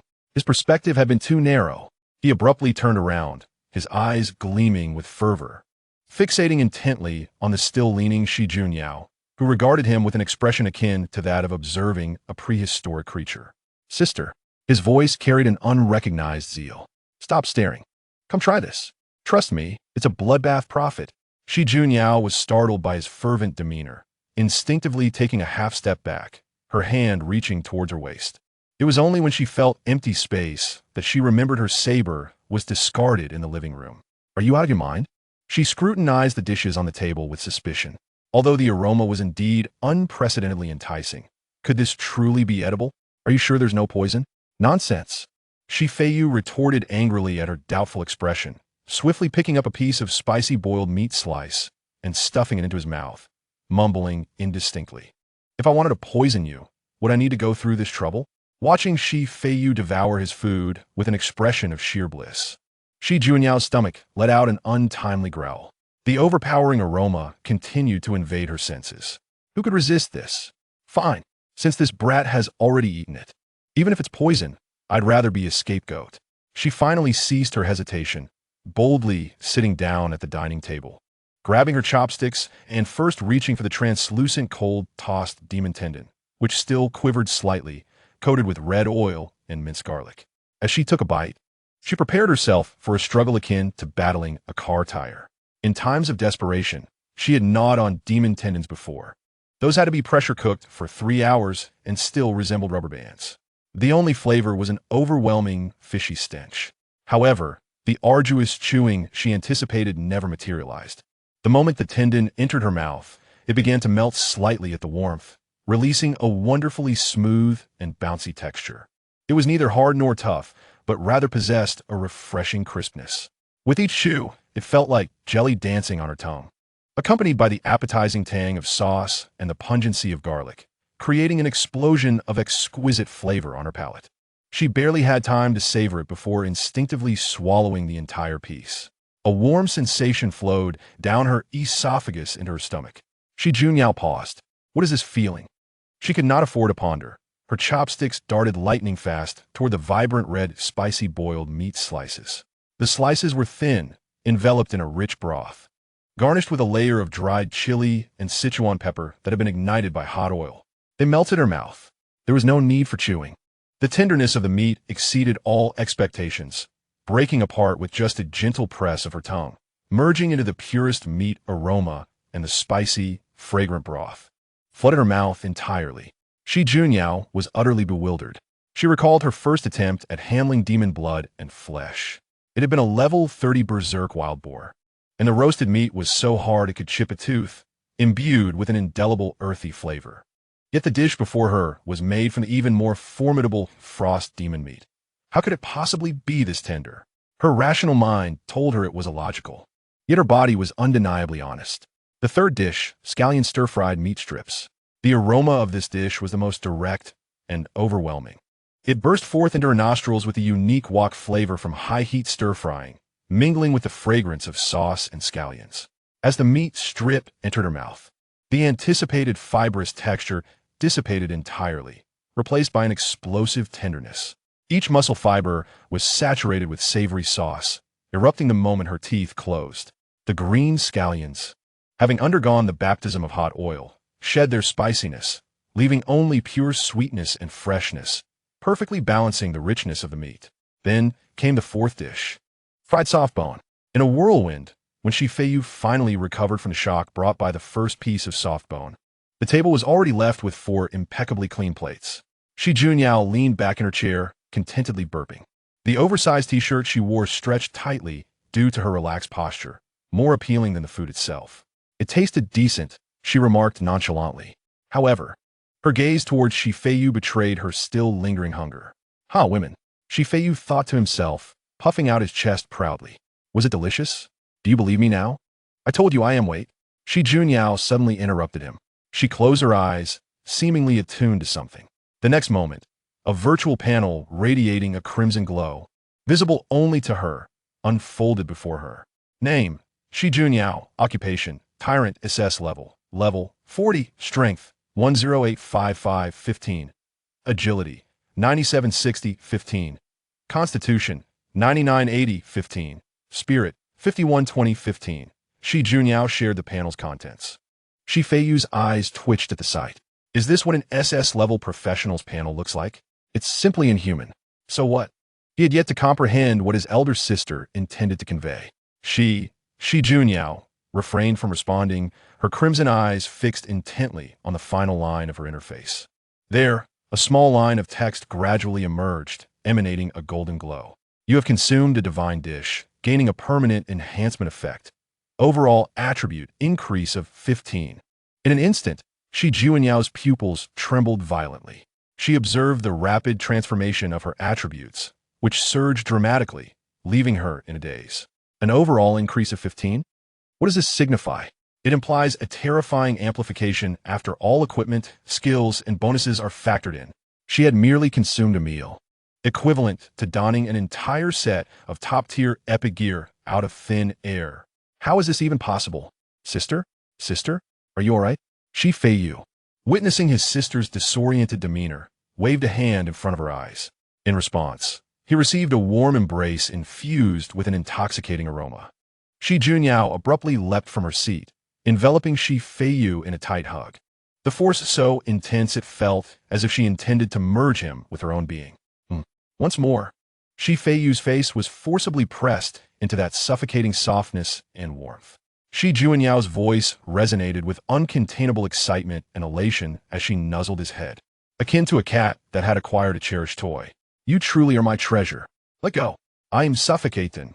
Shi Feiyu struggled desperately, his face turning crimson.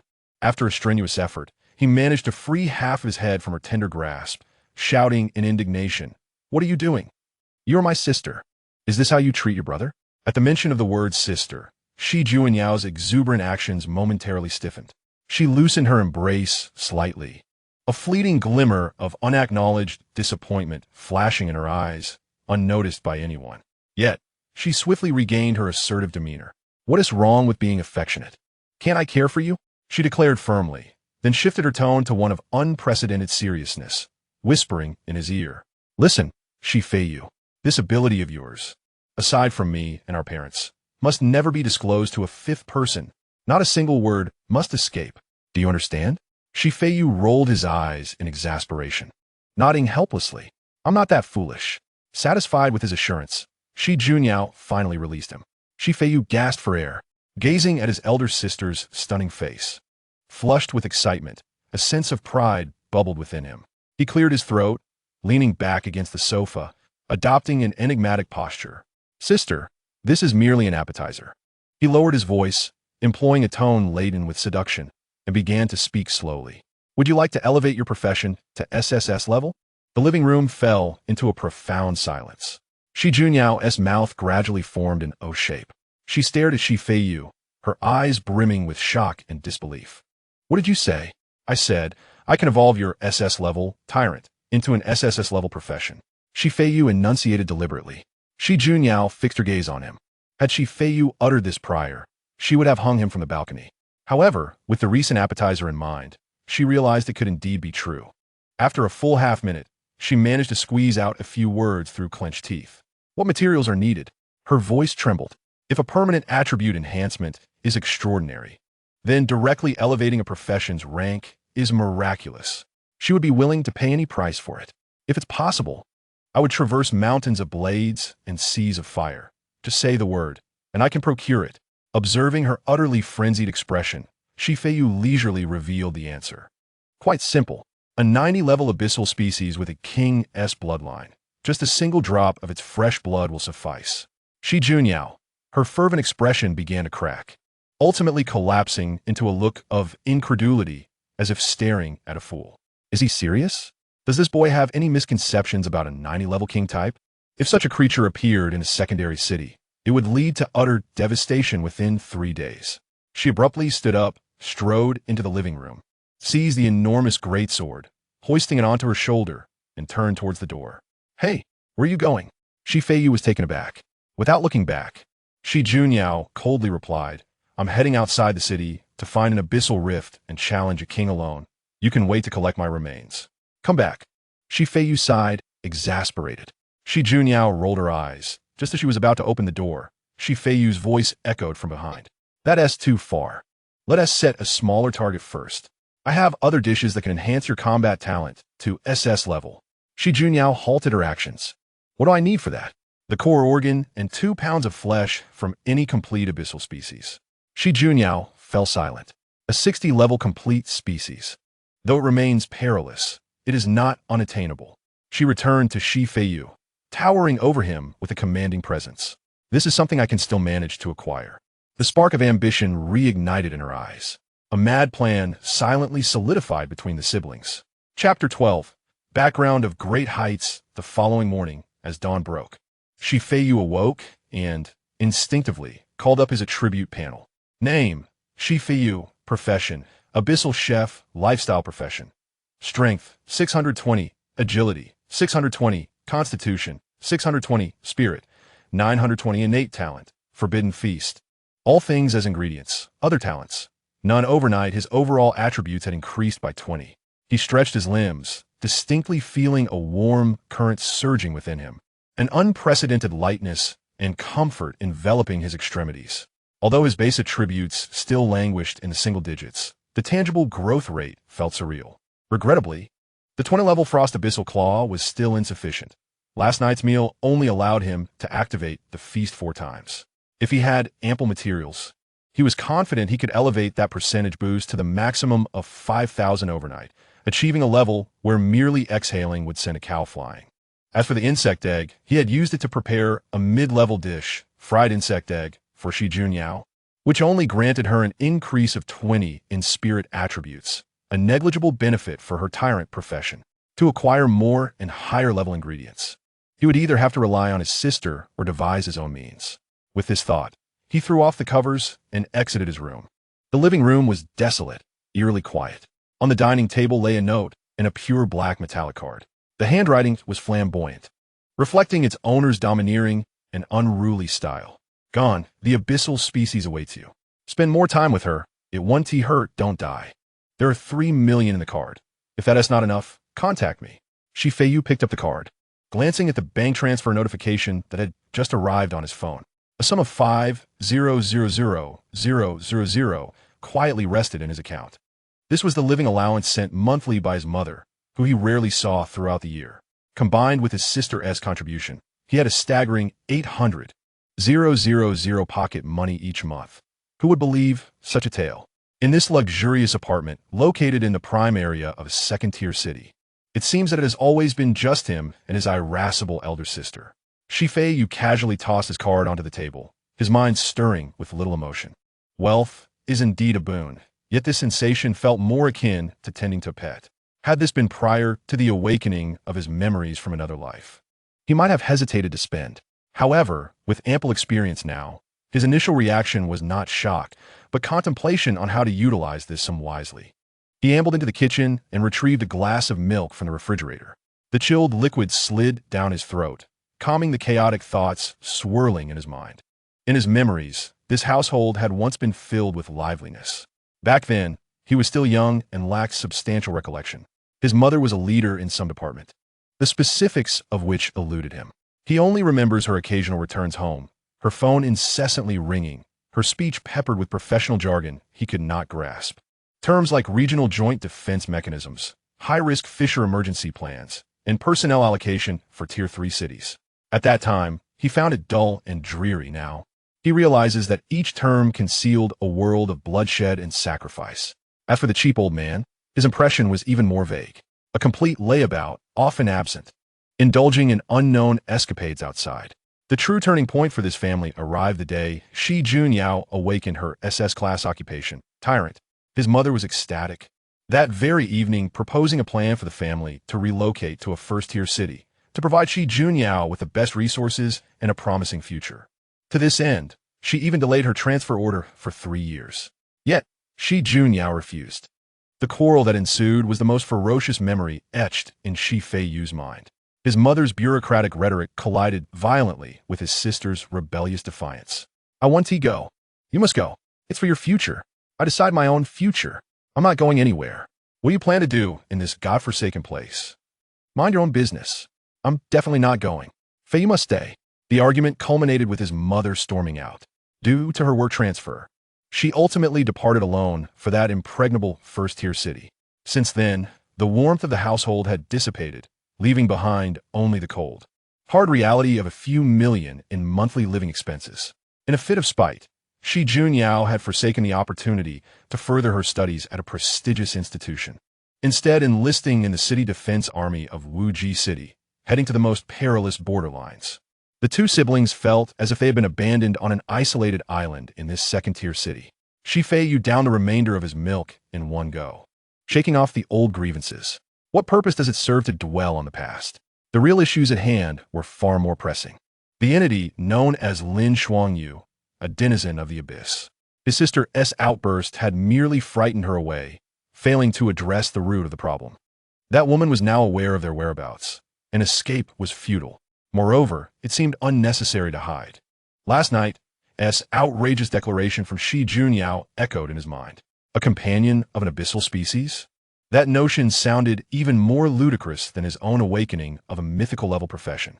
Yet, leaning against the refrigerator, he began to analyze the feasibility of this hidden strategy using his unique galgame logic. Route map.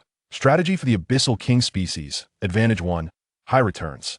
An absolutely loyal, royal-blooded abyssal henchman. Once successfully recruited, wouldn't he procuring ingredients become a walk in the park? Combat prowess would soar to new heights. Advantage 2. Powerful additional functions. According to his sister, with Lin Shuangyu's pheromone mark, he would essentially carry a personal abyssal mosquito repellent, eliminating 99 of abyssal harassment. Advantage 3. Questionable the perfect companion. Non-intrusive. No checks, no jealousy, formidable, beautiful, with an exceptional physique and reportedly an exquisite experience. Though enticing, it felt somewhat off. Disadvantage. The sole drawback being that he must never reveal his true identity as an ordinary human. Otherwise, he would meet an untimely demise. Victory would grant him an abyssal pass, while defeat would mean instant death. Quite intriguing. Shi Feiyu chuckled softly. The higher the risk, the greater the satisfaction upon success. After all, during his galgame adventures, he preferred to invest effort in courting seemingly impossible high-difficulty characters rather than easily attainable ones. He had resolved to pursue this path. If he was to continue his strategy, he must fulfill the promise made last night. He opened the massive temperature-controlled storage unit, revealing just over a kilogram of exquisitely processed flesh from the frost demon species. He intended to showcase what true artistry and culinary mastery entail. To facilitate transportation, he opted to prepare 2 simple breakfasts. First, the main course. He retrieved the leg meat he had treated with low-temperature, slow-cooking methods. The meat was perfectly aged, each fiber reaching the critical point of melt-in-your-mouth tenderness.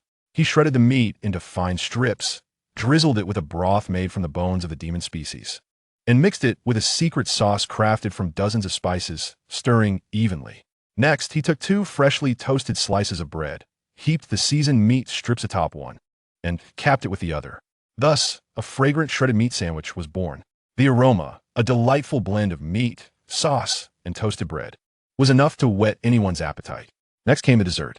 He reb-oiled the translucent tendons he had trimmed the night before, extracting the gelatinous essence to form a semi-transparent viscous liquid. Subsequently, he added a few drops of fruit essence extracted from rare plants to neutralize the last trace of the cold fishy odor inherent in the demon ingredients. Finally, he incorporated water and white jelly powder. Pouring the combined liquid into an exquisite glass cup, he placed it in the refrigerator to freeze rapidly. 10 minutes later, a cup of artful frost tendon jelly was completed. The jelly exhibited a delicate blue hue, with shimmering silver specks suspended within, resembling not food, but rather a handful of sealed stardust. Having accomplished all this, Shi Feiyu did not rush to pack. He picked up the sandwich and took a generous bite. The crisp bread, tender meat strips, and rich sauce melded perfectly within his mouth. You have consumed your creation, shredded meat sandwich. The Forbidden Feast effect activates, granting you a permanent final enhancement. He then took the cup of jelly, scooping a spoonful into his mouth. Cool, smooth, and springy, the jelly melted instantly, transforming into a sweet nectar that slid down his throat. You have consumed your creation, Frost Tendon Jelly. The Forbidden Feast effect activates, granting you a permanent final enhancement. Current enhancement, 25. The numbers on the panel flickered once more. He nodded in satisfaction, then retrieved 2 exquisite insulated lunchboxes, carefully placing 1 sandwich and 1 cup of jelly inside. When strategizing for high-difficulty characters, the ritual must be meticulously observed. Changing into a clean school uniform and slinging on his backpack, Feiyu approached the entrance. Standing before the door, he took a deep breath, as if stepping onto the stage for a final boss battle. Grasping the doorknob, he turned and pulled it open. The door creaked as it swung open, allowing the gentle morning breeze and sunlight to flood in. However, the doorway stood empty. Where is everyone? Had they fled? Feiyu hesitated briefly, feeling an inexplicable sense of relief wash over him, accompanied by a tinge of unnameable disappointment. What a waste of preparation. What am I truly disappointed about? Just as he was about to step outside, an unfamiliar, yet not entirely unpleasant scent of the deep sea wafted down from above him. He abruptly looked up. Lin Shuangyue's flawless visage hung directly above him, resembling an elegant yet eerie gecko, her limbs contorted in reverse as she silently adhered to the ceiling above his doorway. Her long, ebony hair cascaded down like a waterfall, with a few strands lightly brushing against his nose, imparting a cool, ticklish sensation. Her ice-blue eyes fixated on him, unwavering. In Chapter 13, The Anatomy of the Abyssal Species, Feiyu's mind momentarily blanked, a loud buzz resonating in his brain. His heart threatened to leap from his throat.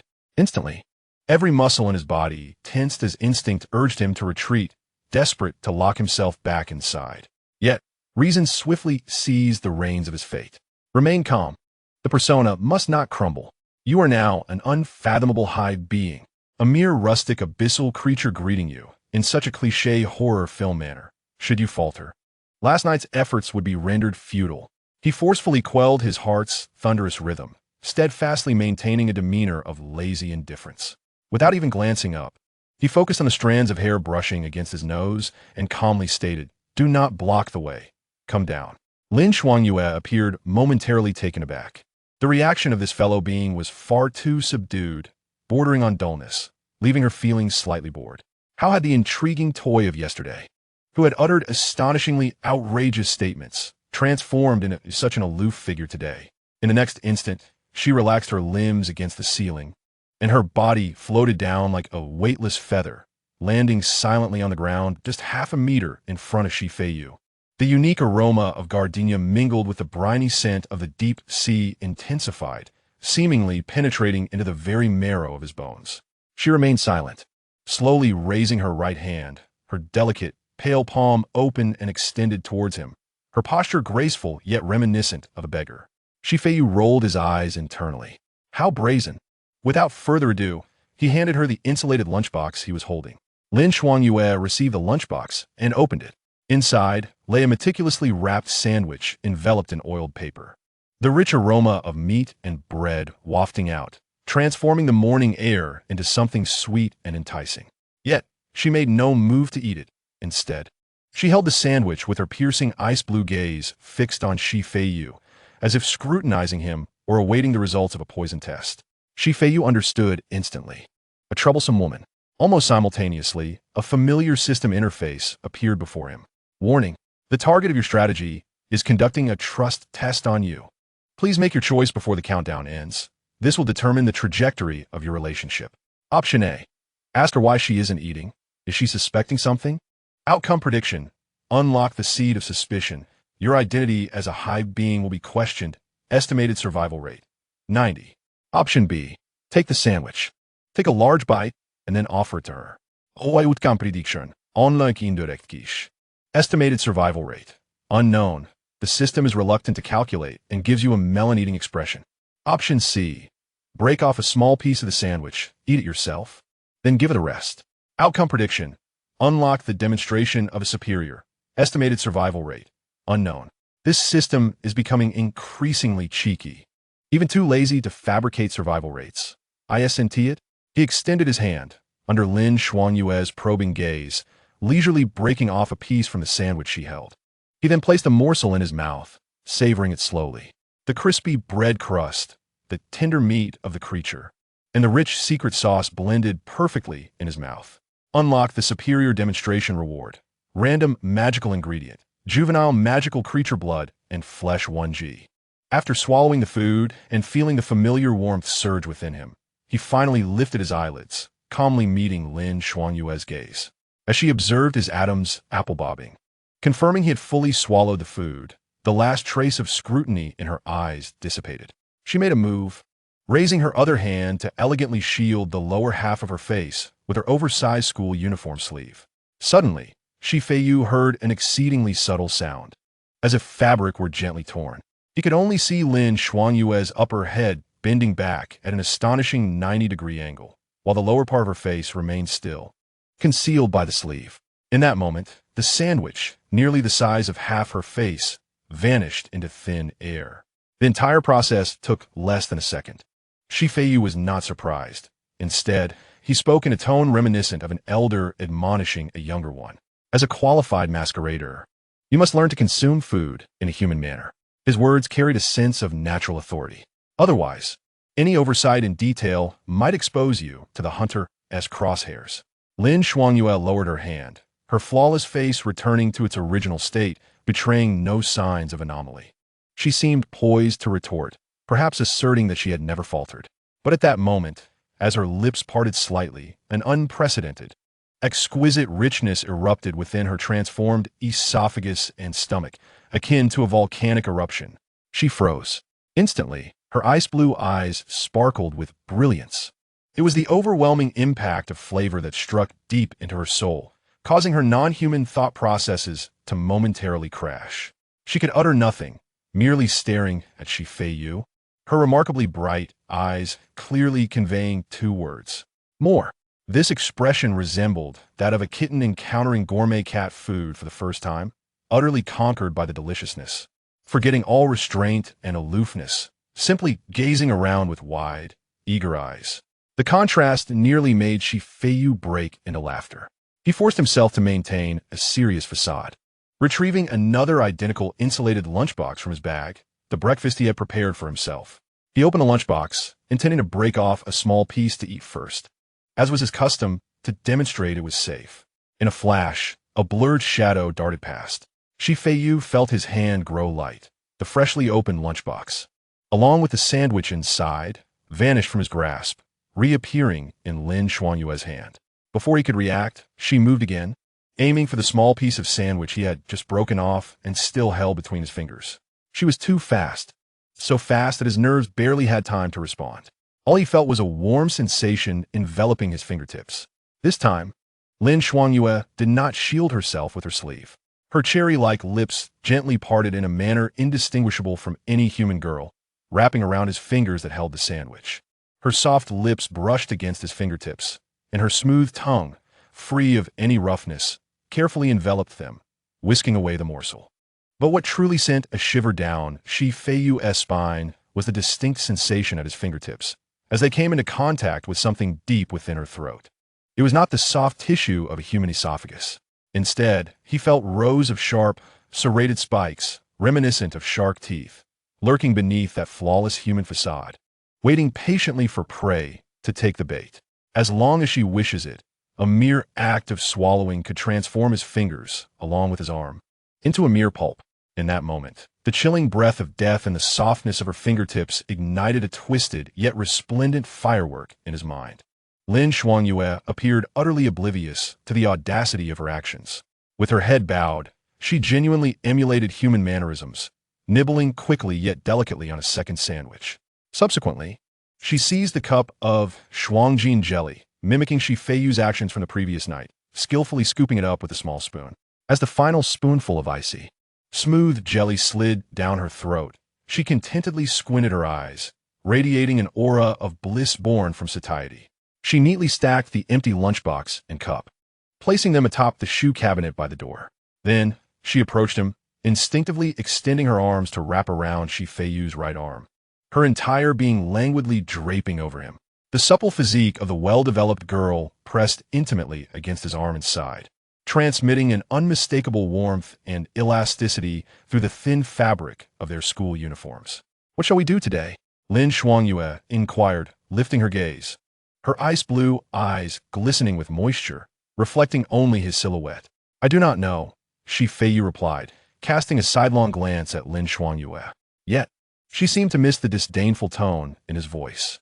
Instead, she nestled closer against him, relying on his arm as she blandly posed an invitation. "Shall we have children?" Feiyu inhaled deeply, sensing his reason teetering on the brink of collapse. He attempted to pry open her grip on his arm, only to discover her astonishing strength. Those seemingly delicate arms were as unyielding as iron shackles. He managed to force out a few words through gritted teeth.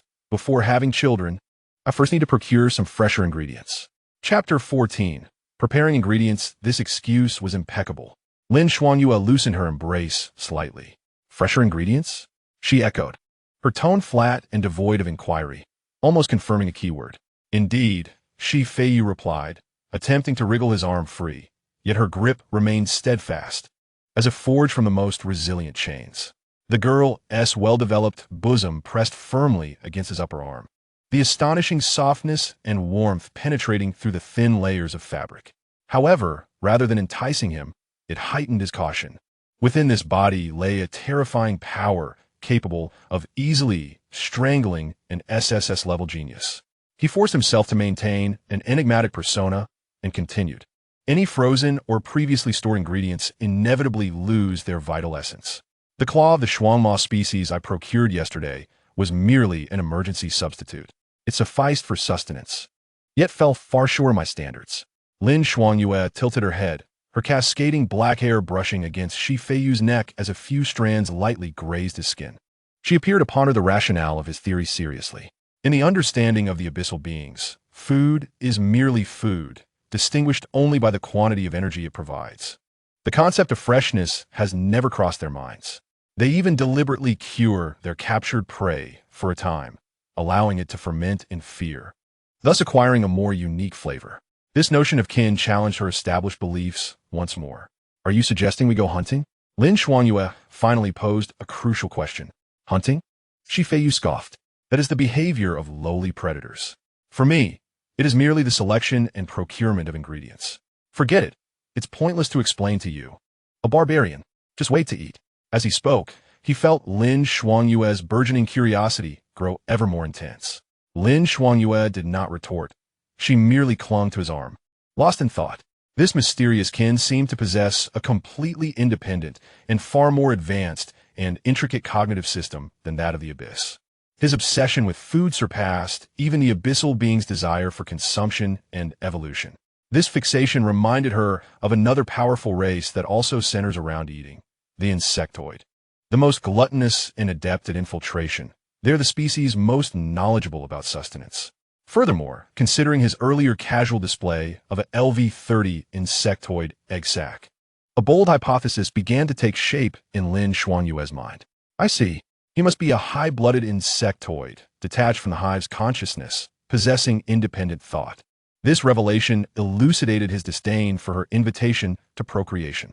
Humans regard reproduction as a pastime, while insectoids perceive it as a vocation. Humans do not fall in love with their work, nor do the demon species. "Where shall we procure these ingredients?" Lin Shuangyue inquired, now receptive to Feiyu's assertions. "The Awakeners Guild," Feiyu replied succinctly. "The current situation is anything but peaceful. To earn money and hunt demon species, the only legal avenue is to venture into that chaotic place." Lin Shuangyue refrained from further questioning.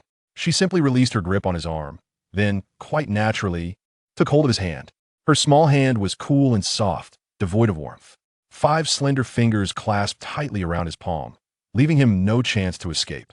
"Let's go," she stated. "Very well," Feiyu replied. From wrapping arms to holding hands, this is indeed a form of progress. At least it makes walking more convenient. The two walked in tandem towards the city center, with Lin Shuangyue's hand remaining firmly entwined with his. The bustling streets in the early morning were alive with the vibrancy of life. Breakfast shops exhaled steam, office workers hurried by, and students strolled in small groups. As they walked, Lin Xuangyue suddenly halted. She extended her free hand, pointing towards a middle-aged man in a suit waiting at a traffic light not far away. "That one," she said, her tone still flat, yet the content caused Feiyu's heart to leap into his throat. "His sin is quite complex. We should consume him." This was not a suggestion, but an order. Before Feiyu could respond, his system interface chimed in. "Warning. A high-risk demon species has locked onto you as a target. Can it be pursued? Target: Lu Renjia, disguise name. True identity: chameleon, larval stage. Level: 10. Please make your choice before the countdown ends. This will determine your fate." Option A. Immediately scold Lin Xuangyue, telling her not to cause trouble in human cities. Outcome prédiction. Un look at tes lecture. Estimated survival rate: 85. Option B. Agree with her suggestion and charge forward together to observe the chameleon's reaction. Outcome prediction: high probability of unlocking a chaotic beginning. Estimated survival rate: 99. Option C. Comment on the chameleon in a more professional tone, expressing disdain. Outcome prediction: low probability of unlocking the gourmet's fastidiousness. Estimated survival rate: unknown. Feiyu did not hesitate for even a second. He gently squeezed Lin Xuanyue's cold little hand and spoke with a tone of utter disdain. "Junk food." Lin Xuanyue turned to him, her ice blue eyes reflecting a hint of confusion. "A chameleon of this sort is akin to fried chicken coated in 10 layers of flour. You can hardly taste the meager meat within." Feiyu shook his head, continuing his critique. "It is merely a chameleon in its larval stage, unable to fully shape its own visage. Its energy is muddled and impure, with the only value lying in its skin. Such a thing does not even qualify as an appetizer. Consuming it would only spoil one's palate." Upon finishing, he even feigned a dramatic sigh. "Your taste truly leaves much to be desired." Lin Xuangyue was utterly taken aback. She could sense that the target was a demonic entity, yet it was entirely beyond her capability to accurately discern its race or even growth stage from such a considerable distance in such a brief span of time. The man before her not only achieved this feat, but also rendered the entity utterly insignificant. "How can you?" A top-tier chef possesses an acute sense of smell. Feiyu, without allowing her to finish her inquiry, provided a response brimming with sophistication, stating, "It is an instinct you would not comprehend." Lin Xuangyue fell silent, gazing at Feiyu's face, which was marked by an air of self-evidence, and for the first time, she began to doubt her own perceptive abilities as a Wangzhou. "Could it truly be that I am too unsophisticated?" The two continued their journey forward. Before long, Lin Xuangyue halted again. This time, she pointed to a young girl seated on a bench by the street, quietly reading while wearing headphones. The girl possessed a delicate beauty and a gentle demeanor, exuding an aura of literary elegance. "What about her?" Lin Xuanyue's voice carried a hint of uncertainty for the first time. No sooner had she spoken than the system panel reappeared promptly. "Warning. High-risk demon species has locked onto you as a target. Potential target: Shunming Yu, true identity, Dream Eater, growth stage, danger level, 35. Option C. Immediately stop her and inform her the troublesome handling of such ingredients." Outcome prediction: low probability of unlocking the philosopher in the kitchen. Estimated survival rate: unknown. Feiyu almost instantly seized Lin Xuanyue's eager hand. "Do not touch." His action was somewhat abrupt, causing Lin Xuanyue to look at him in confusion. "This ingredient is far more troublesome." Feiyu furrowed his brows, displaying the countenance of one confronted with a thorny dilemma. This is a dream eater that has already entered its growth stage. Its core is indeed quite sweet. But he shifted his tone. "The process of handling such an energy entity is excessively complicated and time-consuming, making it unworthy of the effort. Moreover, you cannot overpower it." Having finished his explanation in one breath, he felt like a genius. He gazed at Lin Xuanyue's face, which was slightly agape in shock, and reveled in his triumph. "Pretend. Just keep pretending." This time, Lin Xuanyue was genuinely astonished. She could not fathom why he seemed to know everything. Whether it was the Kiemi or the Dream Eater, he could effortlessly see through their essence. He even adeptly analyzed the characteristics of their energy, weaknesses, and even the consequences of consumption. This could not merely be attributed to heightened perceptiveness. It was a sheer dominance of knowledge. Her earlier speculation regarding high-tier insect species began to waver. Although the insect species was learned, their knowledge primarily revolved around genes, colonization, and warfare. What exactly was he? Just as Lin Xuangyue plunged into profound self-doubt, they arrived at the entrance of the Awakener Guild. It was a magnificent edifice imbued with modernity. At the entrance stood two fully armed Awakeners, vigilantly holding their firearms. Their uniforms bore the insignia of the Wujishi City Defense Force, with ranks of at least level 20. Lin Xuangyue instinctively came to a halt, her gaze fixed on one of the guards. The guard seemingly sensed something, inexplicably shuddering. He turned his head in confusion, glancing left and right, ultimately locking onto Lin Xuangyue. He frowned slightly, perceiving only a remarkably beautiful girl, shyly hiding behind her boyfriend. Yet, Whitey felt as if you're being watched by something. Unable to comprehend it, the lingering unease compelled him to steal a few more glances at Lin Xuangyue. The corners of Lin Xuangyue's mouth uncontrollably curled into a dangerous arc. However, in the next moment, a hand gently yet decisively covered her face, obstructing her line of sight. That is enough. Feiyu's voice carried an unexpected chill. He did not glance at the perplexed guard but calmly focused on Lin Xuangyue's ice-blue eyes, now obscured by his palm. I shall reiterate, we are here to procure, not to stir up trouble. He gestured with his chin towards the two guards, are the guardians of this city, not items on a menu. Distinguish between priorities. Do not engage in unnecessary actions. Furthermore, I have informed you before, humans are not palatable. Upon finishing, he withdrew his hand. Lin Xuangyue stood dazed in place, gazing at Feiyu and then at the guard, who had shifted his gaze but remained puzzled. He is protecting humanity? Why? A being of such formidable strength. Why concern himself with these feeble, easily crushable creatures? Countless questions swirled chaotically in her non-human mind, ultimately coalescing into an unprecedented emotion, reverence and submission. She retracted all her presence, lowering her eyelids, and the posture of one ever ready to devour vanished without a trace. Then, she quietly released Feiyu's hand and took half a step back, following him closely, like the most loyal shadow, the most devoted disciple. Feiyu did not look back. He stepped forward, directly entering the door of the Awakener Guild, a symbol of human strength and order. Lin Xuangyue quietly followed him, stepping into a realm that should have been forbidden to her. At the entrance, the bewildered guard scratched his head. Old Zhang, did you find anything odd just now? What oddity? Another guard yawned. Are you referring to that couple? The boy is handsome. The girl is beautiful. They're a perfect match. What is strange about that? The first guard shook his head, unable to articulate his thoughts, merely sensing something peculiar about that girl. Never mind. Perhaps I am overthinking it. Chapter 15. I clearly know he intends to mock me. I will surely evade. The hall of the Awakener Guild resembled more of a chaotic marketplace than an office. The air was thick with the mingling sense of sweat, rust, cheap alcohol, and a faint burnt odor of elemental energy. A burly man covered in muscles wielded a massive axe, laughing boisterously. In the shadows of a corner, a cloaked assassin leisurely polished his dagger. A group of young sorcerers clad in robes gathered together, their fingertips crackling with sparks as they bragged about their exploits from the previous night. This scene oddly evoked a sense of a medieval-themed online game for Feiyu. His arrival made barely a ripple in the crowd. Dressed in clean student attire, he appeared out of place amidst the chaos.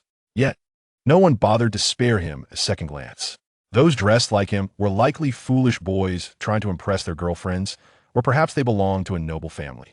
Conversely, the moment Lin Xuangyue entered behind him, she became the focal point of the entire venue, quietly trailing Feiyu with her head bowed.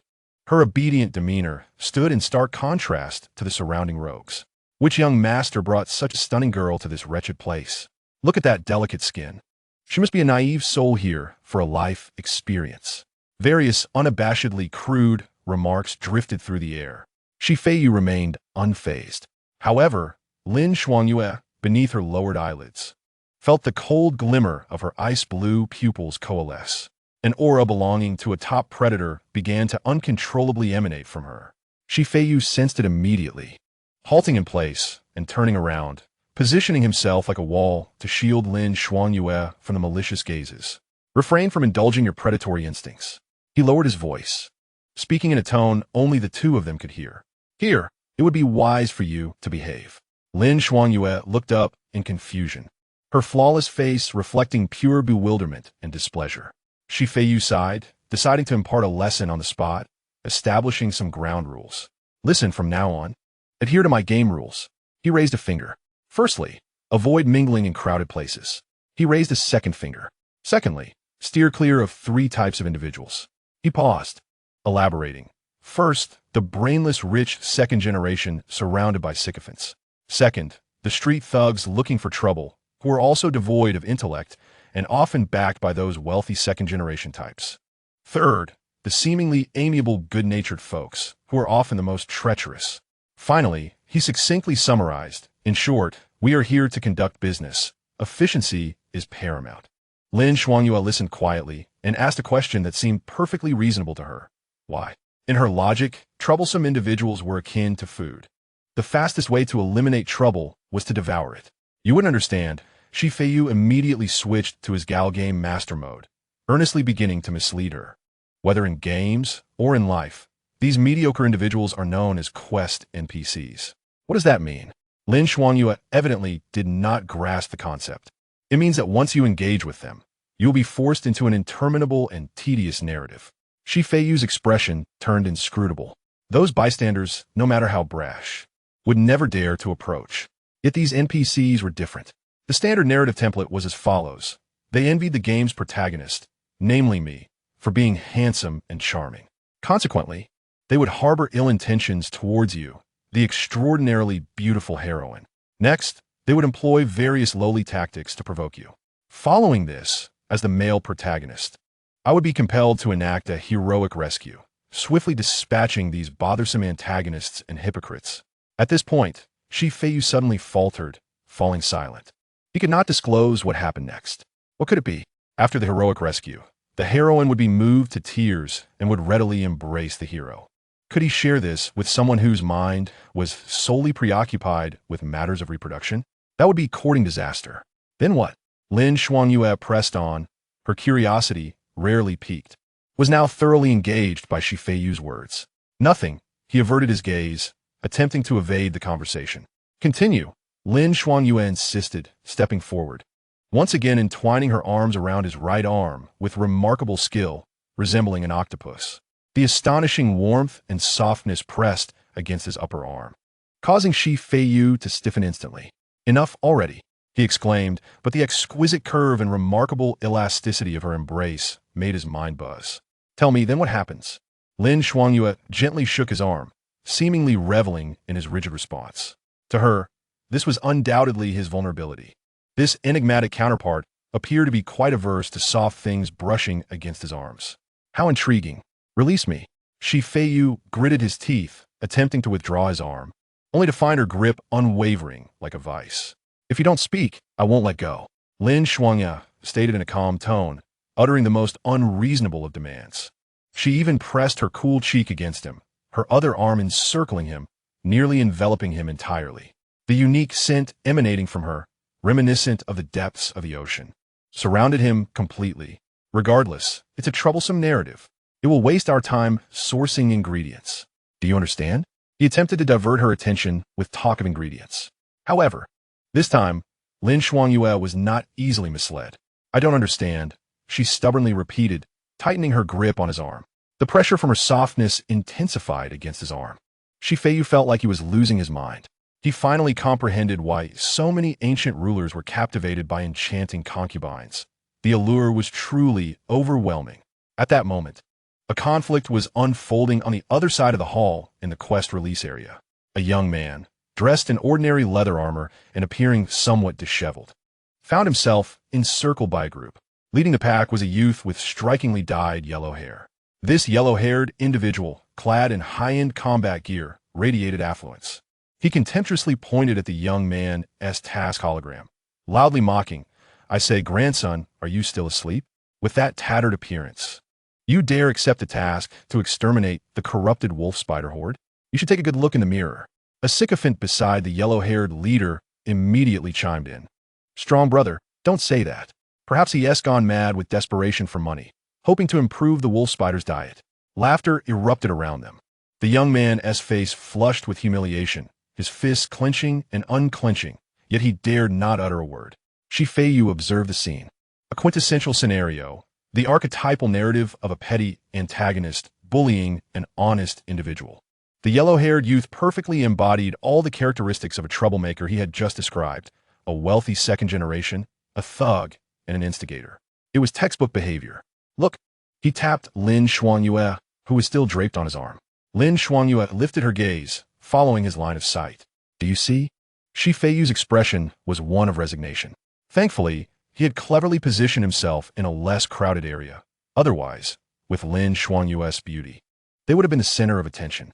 That is what I refer to as a standard, wild yellow-haired troublemaker. Chapter 16. Confirming the recipe. Rat slices. Lin Xuanyue followed Feiyu's gaze, her ice blue eyes reflecting indifference. In her world, there was no bullying, justice, or spectators. She merely saw a few grotesque entities emitting foul odors. The one trapped in the center exuded a weak aura, filled with humiliation and resentment, akin to a piece of meat trampled into the mud. The encircling group, especially the yellow-haired one, emitted an amalgamation of scents reminiscent of spoiled food mixed with rust, prompting her to instinctively frown. Unpalatable. This was Lin Xuanyue's first judgment. The energy tainted by negative emotions felt to her like spring water muddied by sand. Consuming it would not quench her thirst, but would rather cause discomfort. It was reminiscent of that self-important SSS-level individual from the other day. Yet soon after, an impulse rooted in her predatory instincts surged forth.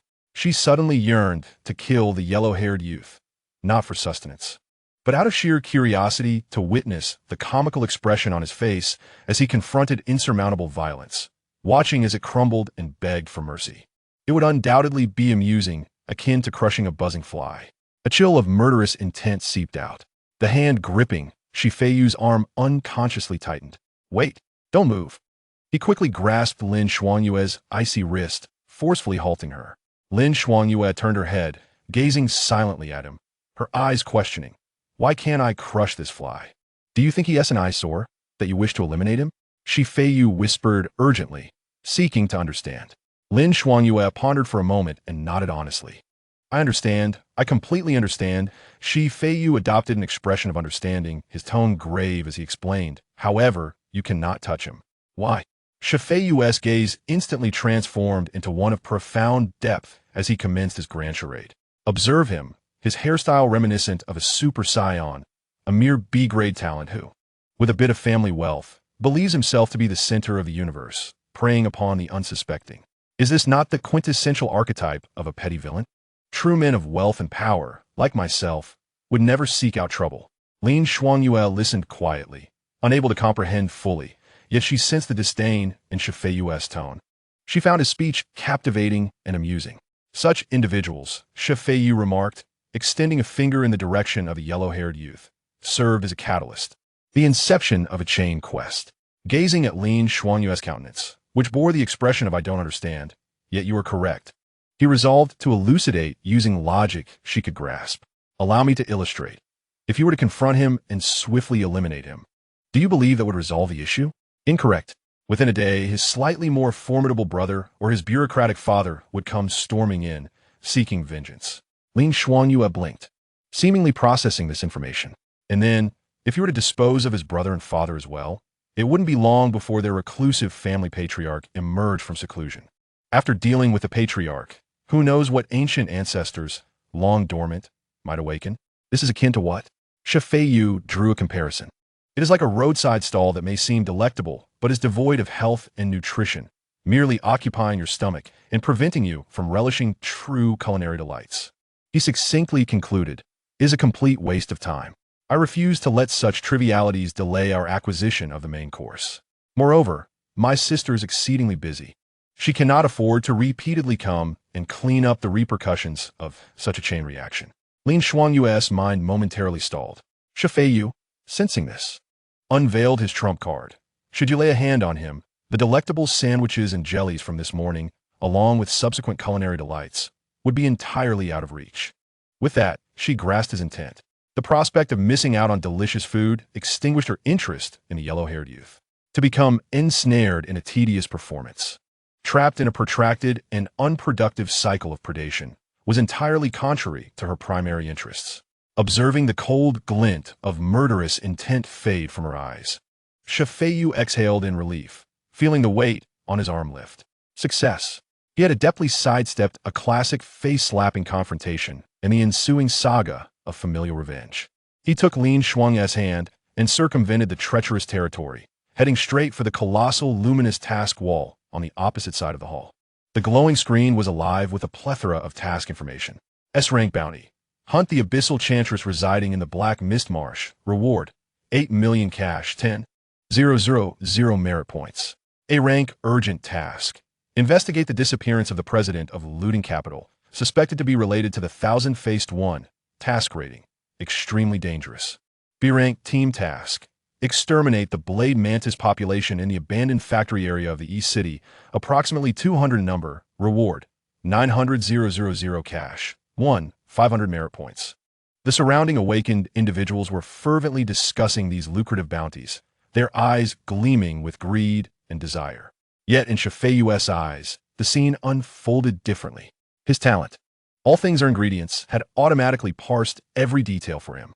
What others perceived as symbols of wealth and honor transformed in his mind into intricate menus and culinary reviews. Abyssal Chantress, abyssal species branch, meat quality, liquid body, infused with complex mental contamination. Forced consumption may lead to mental collapse. Cooking method, advisable to avoid, will result in misfortune. Flavor profile, highly toxic with an unpalatable texture. Thousand-Faced One, demon species branch, meat quality, nearly devoid of flesh, primarily skin, unappetizing. Processing method, discard into kitchen refuse. Flavor profile, a blend of inferior plastic and putrid meat aroma. Blade Mantis, insect species, meat quality, coarse fibers, dry texture. Dish, hand-pulled mantis meat. Flavor profile, none, insipid. Feiyu scanned the high-ranking S and tasks with an impassive demeanor, his heart unperturbed.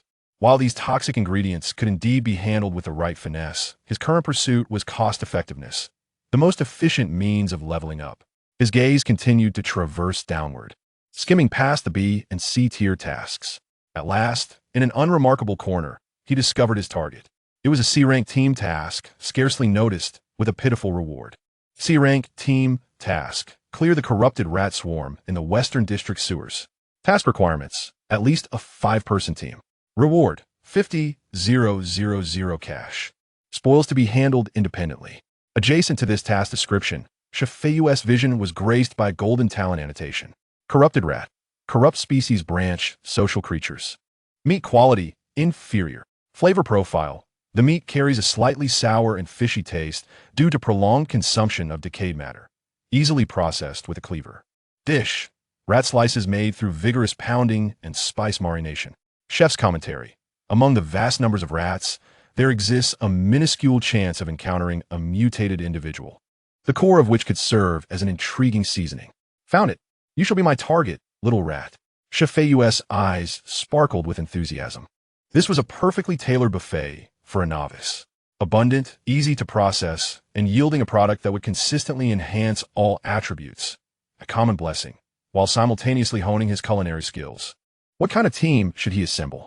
He immediately pivoted, his gaze scanning the bustling hall like a radar, in search of potential teammates. Chapter 17. Selecting a manageable team, Feiyu swiftly turned around, his eyes combing through the clamorous hall. What sort of team would be suitable? His mind raced, filtering through options. Firstly, the team's strength must not be overly formidable. A group composed entirely of B-rank elites would undoubtedly dismiss a C-rank task. Even if they accepted it, why would they relinquish the spoils to you? It would be a miracle if they didn't TC you as fodder to eliminate during the mission. Secondly, the team should not be filled with individuals harboring ulterior motives. The Awakeners Guild is a melting pot, rife with rogues and outlaws. Associating with a team that exudes a "we are not good people" vibe, while accompanied by a stunning beauty like Lin Shuang would be akin to traversing a bandit territory with a gold brick in hand. Finally, the captain should ideally appear manageable, yet possess a certain moral backbone.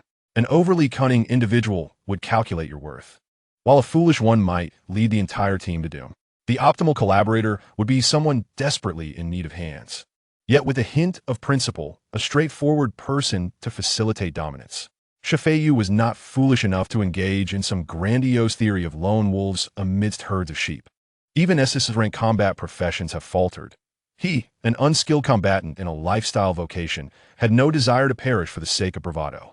He needed to join a team he could command, one that would not overshadow Lin Xuanyue, ensuring he could secure his desired outcome.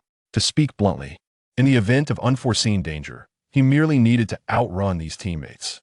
Ask him to fight? Please. He was merely a chef in pursuit of ingredients. His gaze swept through the hall repeatedly. With a clear set of teammate criteria, his attention settled on a corner of the hall. There lay an inconspicuous booth, occupied by a burly man, alongside a tall and slender youth, their table adorned with the cheapest pint of beer. The man seemed to be the captain, appearing to be in his 30s. His face was dark, clad in severely worn leather armor, and the muscles on his arms were well-defined, exuding a sense of strength. However, what captivated Feiyu the most was the unmistakable sorrow and sincerity etched on his face. He was evidently the type of honest man bent by the weight of life. Yet his inherent integrity prevented him from straying down a dubious path.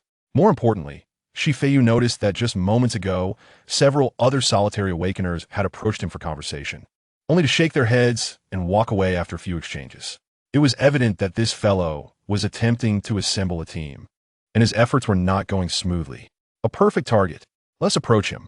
Feiyu gently patted Lin Xuanyue, who was still tightly clinging to his arm. The girl's weight was almost entirely supported by him, her astonishing softness pressing closely against his arm through the thin fabric of her school uniform. Lin Xuanyue seemed still lost in the complexity of Feiyu's theories, merely following his lead. Feiyu arrived at the stout man's table. "Hello," he began calmly. "Are you still in need of team members?" The man raised his head, and upon seeing Feiyu and Lin Xuanyue, his frown deepened. "You too?" His voice was heavy, laced with skepticism. "Little brother, this ISNTA playground. We are heading into the sewers to battle monsters." "I am aware," Feiyu replied, his expression unchanged. "The corrupted rat swarm, a Class C mission, requires a minimum of 5 team members, and you are currently short by 2. Am I correct?" The man paused, taken aback by how thoroughly this seemingly delicate youth had prepared. "So what?" He grumbled.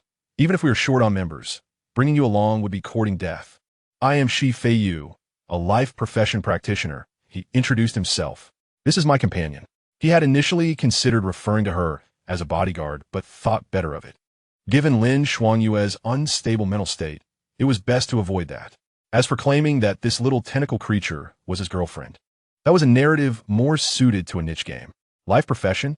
The last flicker of hope in the man's eyes vanished, replaced by sympathy and resignation. "Little brother, heed my advice. It is best to stick to the city with your life profession. Do not come to places like this for excitement. It is genuinely dangerous." "I do not seek monetary compensation," Feiyu stated plainly, throwing his cards on the table. This declaration caused the man, who was about to lift his drink, to pause mid-motion. He raised his eyes, reassessing Feiyu. "What do you mean?" Feiyu's tone remained neutral. "While my family may not be affluent, I also understand that I will not be of much assistance. The cash reward of 50,000 for this mission will belong entirely to you. I only require all the corpses of the corrupted rats from this task." The man was utterly bewildered. His 2 companions, one tall and lean, the other short and stout, also approached, their expressions a mix of disbelief. "What did you say? You don't want money, only those stinky rats?" The stout one blurted out. "The flesh of the corrupted rats is both sour and foul, and their blood is mildly toxic. The black market offers a pitiful price for them. What do you want with that?" The tall one added, his face reflecting skepticism. "Personal preference," Feiyu replied enigmatically. "I am a chef. In my eyes, there is no ingredient I cannot work with." "A chef? Ingredients?" The 3 exchanged glances, all thinking that this young man must be out of his mind. "Who would want to study how to eat corrupted rats?" "Are you sure?" The stout man, Captain Wang Teniu, asked again. 50,000, not a single cent?" "Not a single cent," Feiyu affirmed with a nod. Wang Teniu fell silent. He scrutinized Feiyu, then glanced at the stunningly beautiful girl who had remained silent, merely clinging to the boy's arm like a doll. His team was indeed short on members. He had been searching for a full day for help for this task, which was both dirty and tedious, and hardly anyone was willing to accept it. If he delayed further, he wouldn't even be able to pay his rent for the next month. Suddenly, 2 free laborers appeared before him.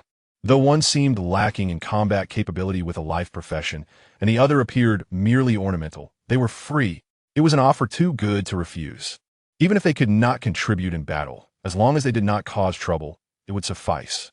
Is your companion also a life profession practitioner? Wang Tiniu still felt uneasy, pointing at Lin Xuanyue. This girl was excessively beautiful, causing him some discomfort. Before Feiyu could respond, Lin Xuanyue suddenly moved. She released her grip on Feiyu's arm, took a step forward, and leaned closer to Wang Tiniu, tilting her head slightly as she curiously examined him. Wang Tiniu's muscles tensed instantly. He sensed a chilling aura emanating from the girl, causing his hair to stand on end. Her gaze held a peculiar look, one akin to that of a predator regarding its prey. Yes, indeed, it is food. Wang Tiniu's voice came out dry. Feiyu, unfazed, pulled Lin Xuanyue back to his side. You need not worry about her strength. Wang Tiniu swallowed hard, glancing at his two equally pale companions. The three exchanged swift glances, sharing an unspoken agreement. This girl was somewhat unnerving. Nevertheless, they had come willingly, so what more could be asked? Besides, if they failed to gather enough members, they would truly be left starving next month. Ultimately, the desire for money outweighed their inner trepidation. Wang Tiniu gritted his teeth and slammed his hand on the table. All right, it's a deal. He stood up and extended his large hand toward Feiyu. I am Wang Tiniu, a Class C strength type, warrior, the captain of this team. I am Feiyu, an E-class life profession chef, Feiyu replied calmly, shaking his hand. This is my classmate, Lin Xuanyue. Upon hearing the word chef, Wang Tiniu's lips twitched noticeably. You really are a chef, he remarked, turning to introduce his other two teammates. This is Zhao Hozi, a Class C scout. The tall one nodded at Feiyu. And this is Chun Pongzi, a Class C healer. The stout one forced a smile. Now that we have gathered everyone, let us not delay. Wang Tiniu appeared somewhat impatient, eager to register the mission at the task terminal and set off immediately. With that, he led the way towards the mission wall, with Zhao Hozi and Chun Pongzi swiftly following. As Chun Pongzi passed by Feiyu, he lowered his voice, pretending to speak quietly to Zhao Hozi. Monkey, what do you think this kid's background is?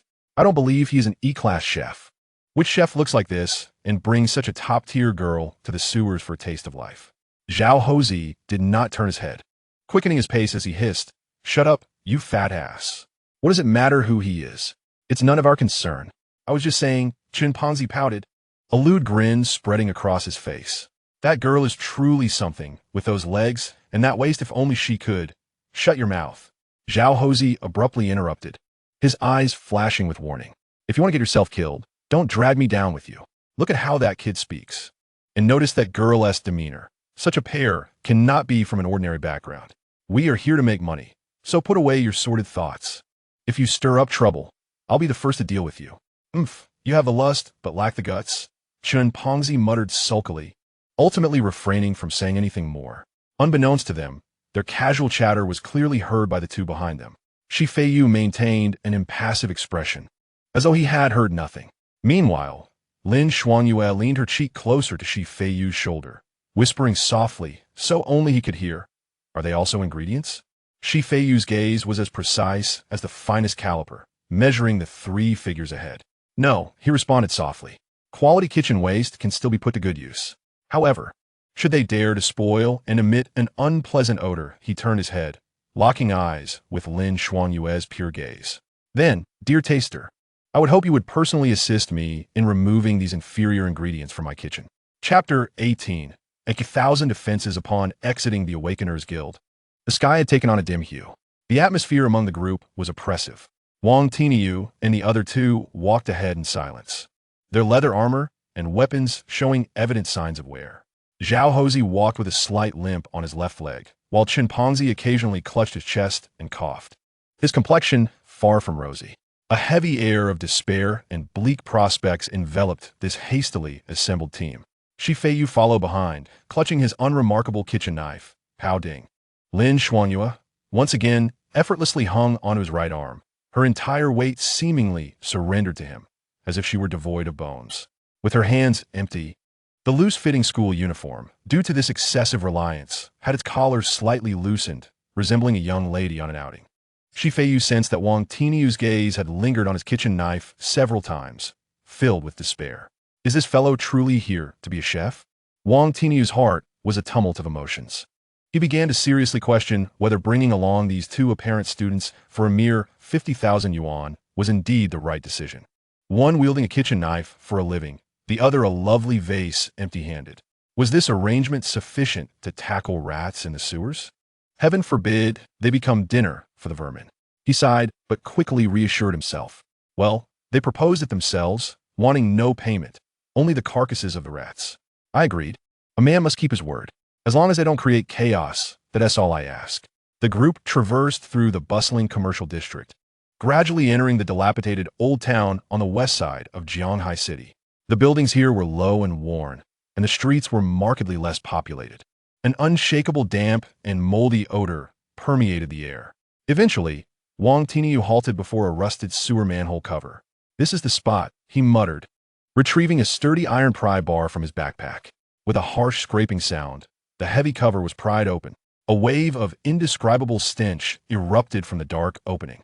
It was a ghastly amalgamation of decaying organic matter, sewage, rust, and the foul smell of some unknown creature, so potent it nearly induced suffocation.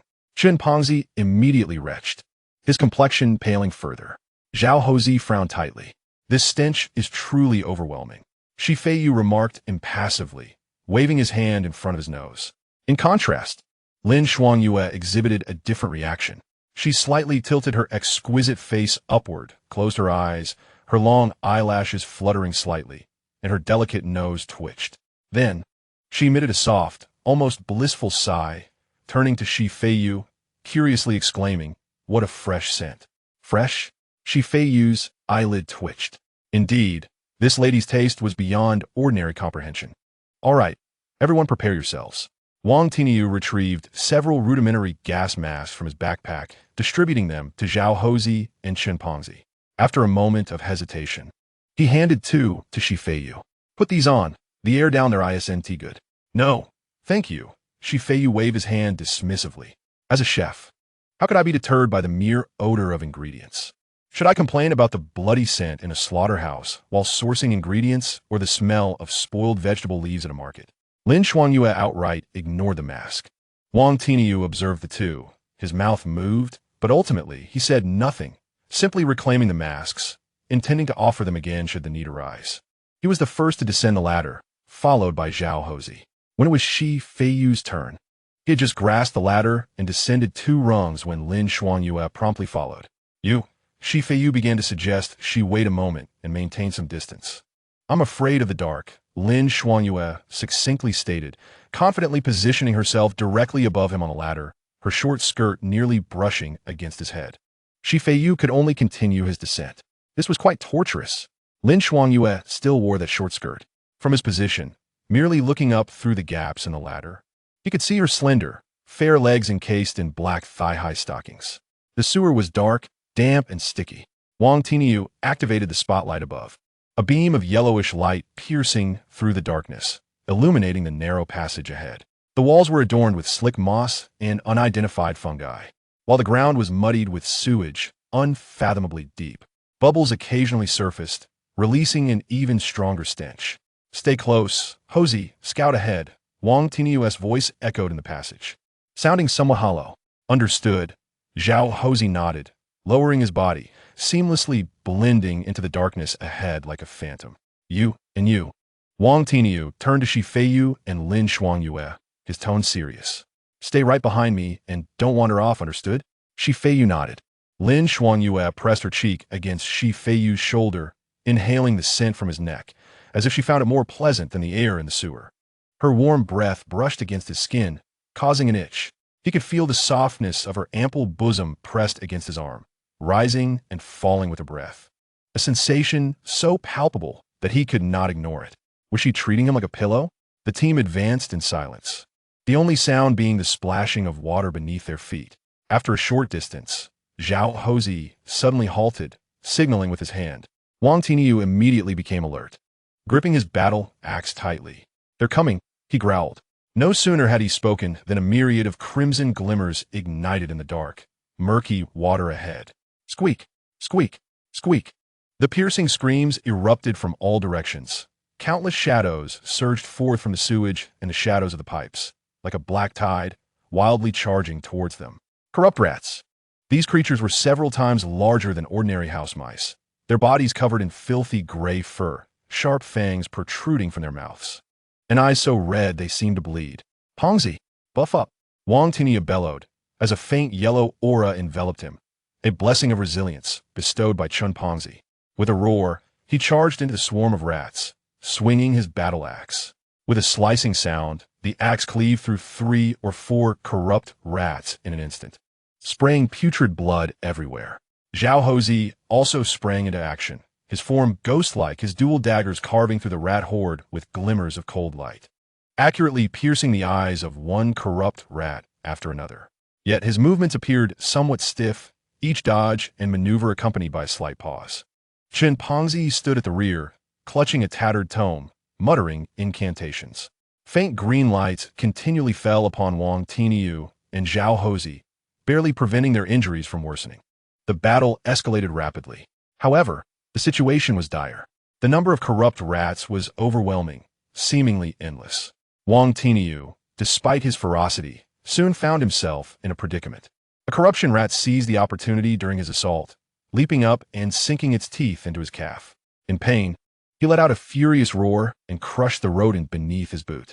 However, a deep wound, exposing bone and oozing black blood, was reopened from an old injury. Meanwhile, Zhao Hozi's situation was even more dire.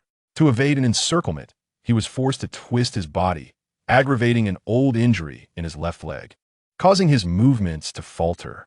Immediately, 3 corruption rats seized the chance and lunged at him from 3 directions. Monkey! Wang Tiniu's eyes widened in desperation.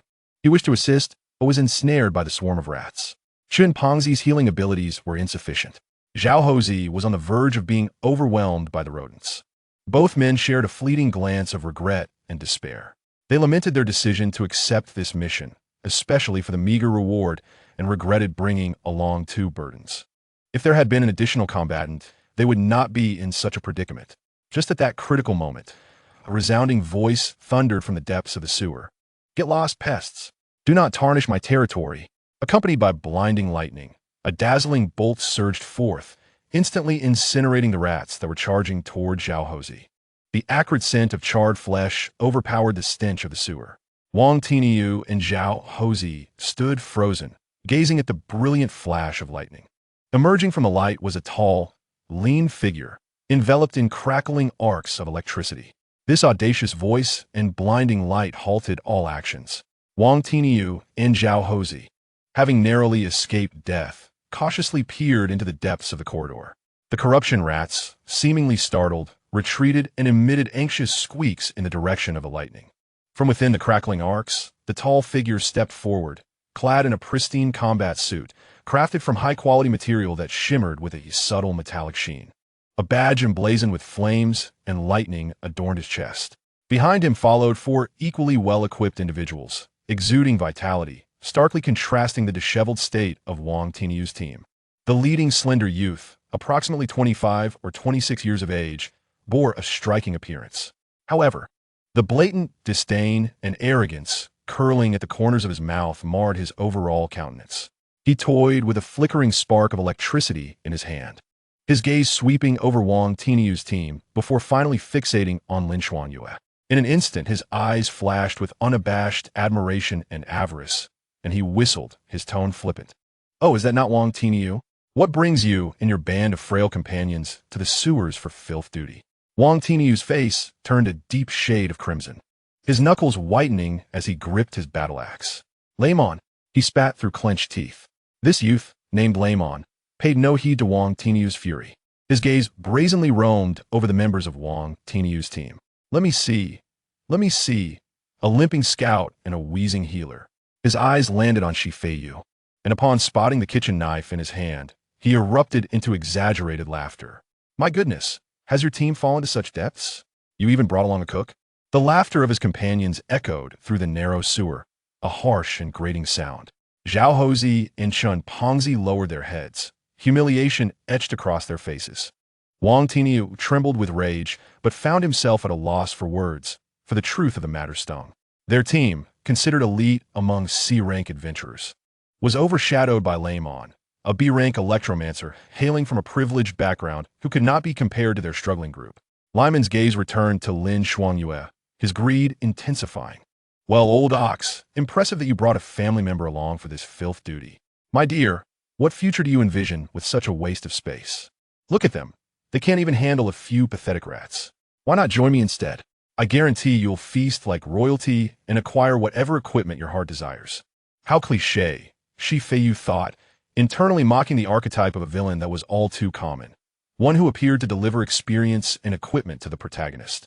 He arrived with minions, initiated the encounter with a trifecta of taunts, and became utterly captivated by the beauty before him, spouting the same tired lines about joining him.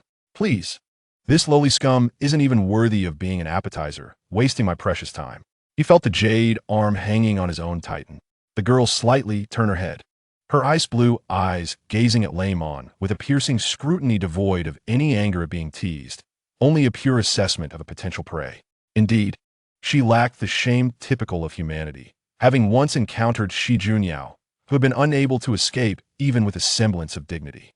Lin Shuangyue leaned closer to Feiyu, her warm breath brushing against his ear, imbued with a scent reminiscent of deep-sea kelp.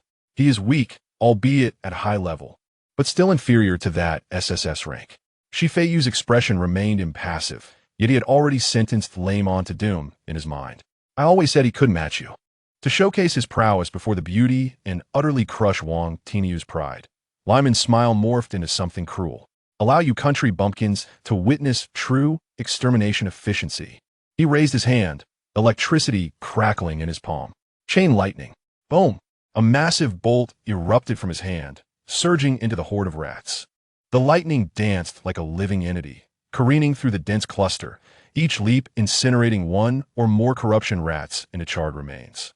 The cacophony of explosive pops filled the air, and the stench of burnt protein mingled with the sewer's foul odor, creating an even more nauseating aroma.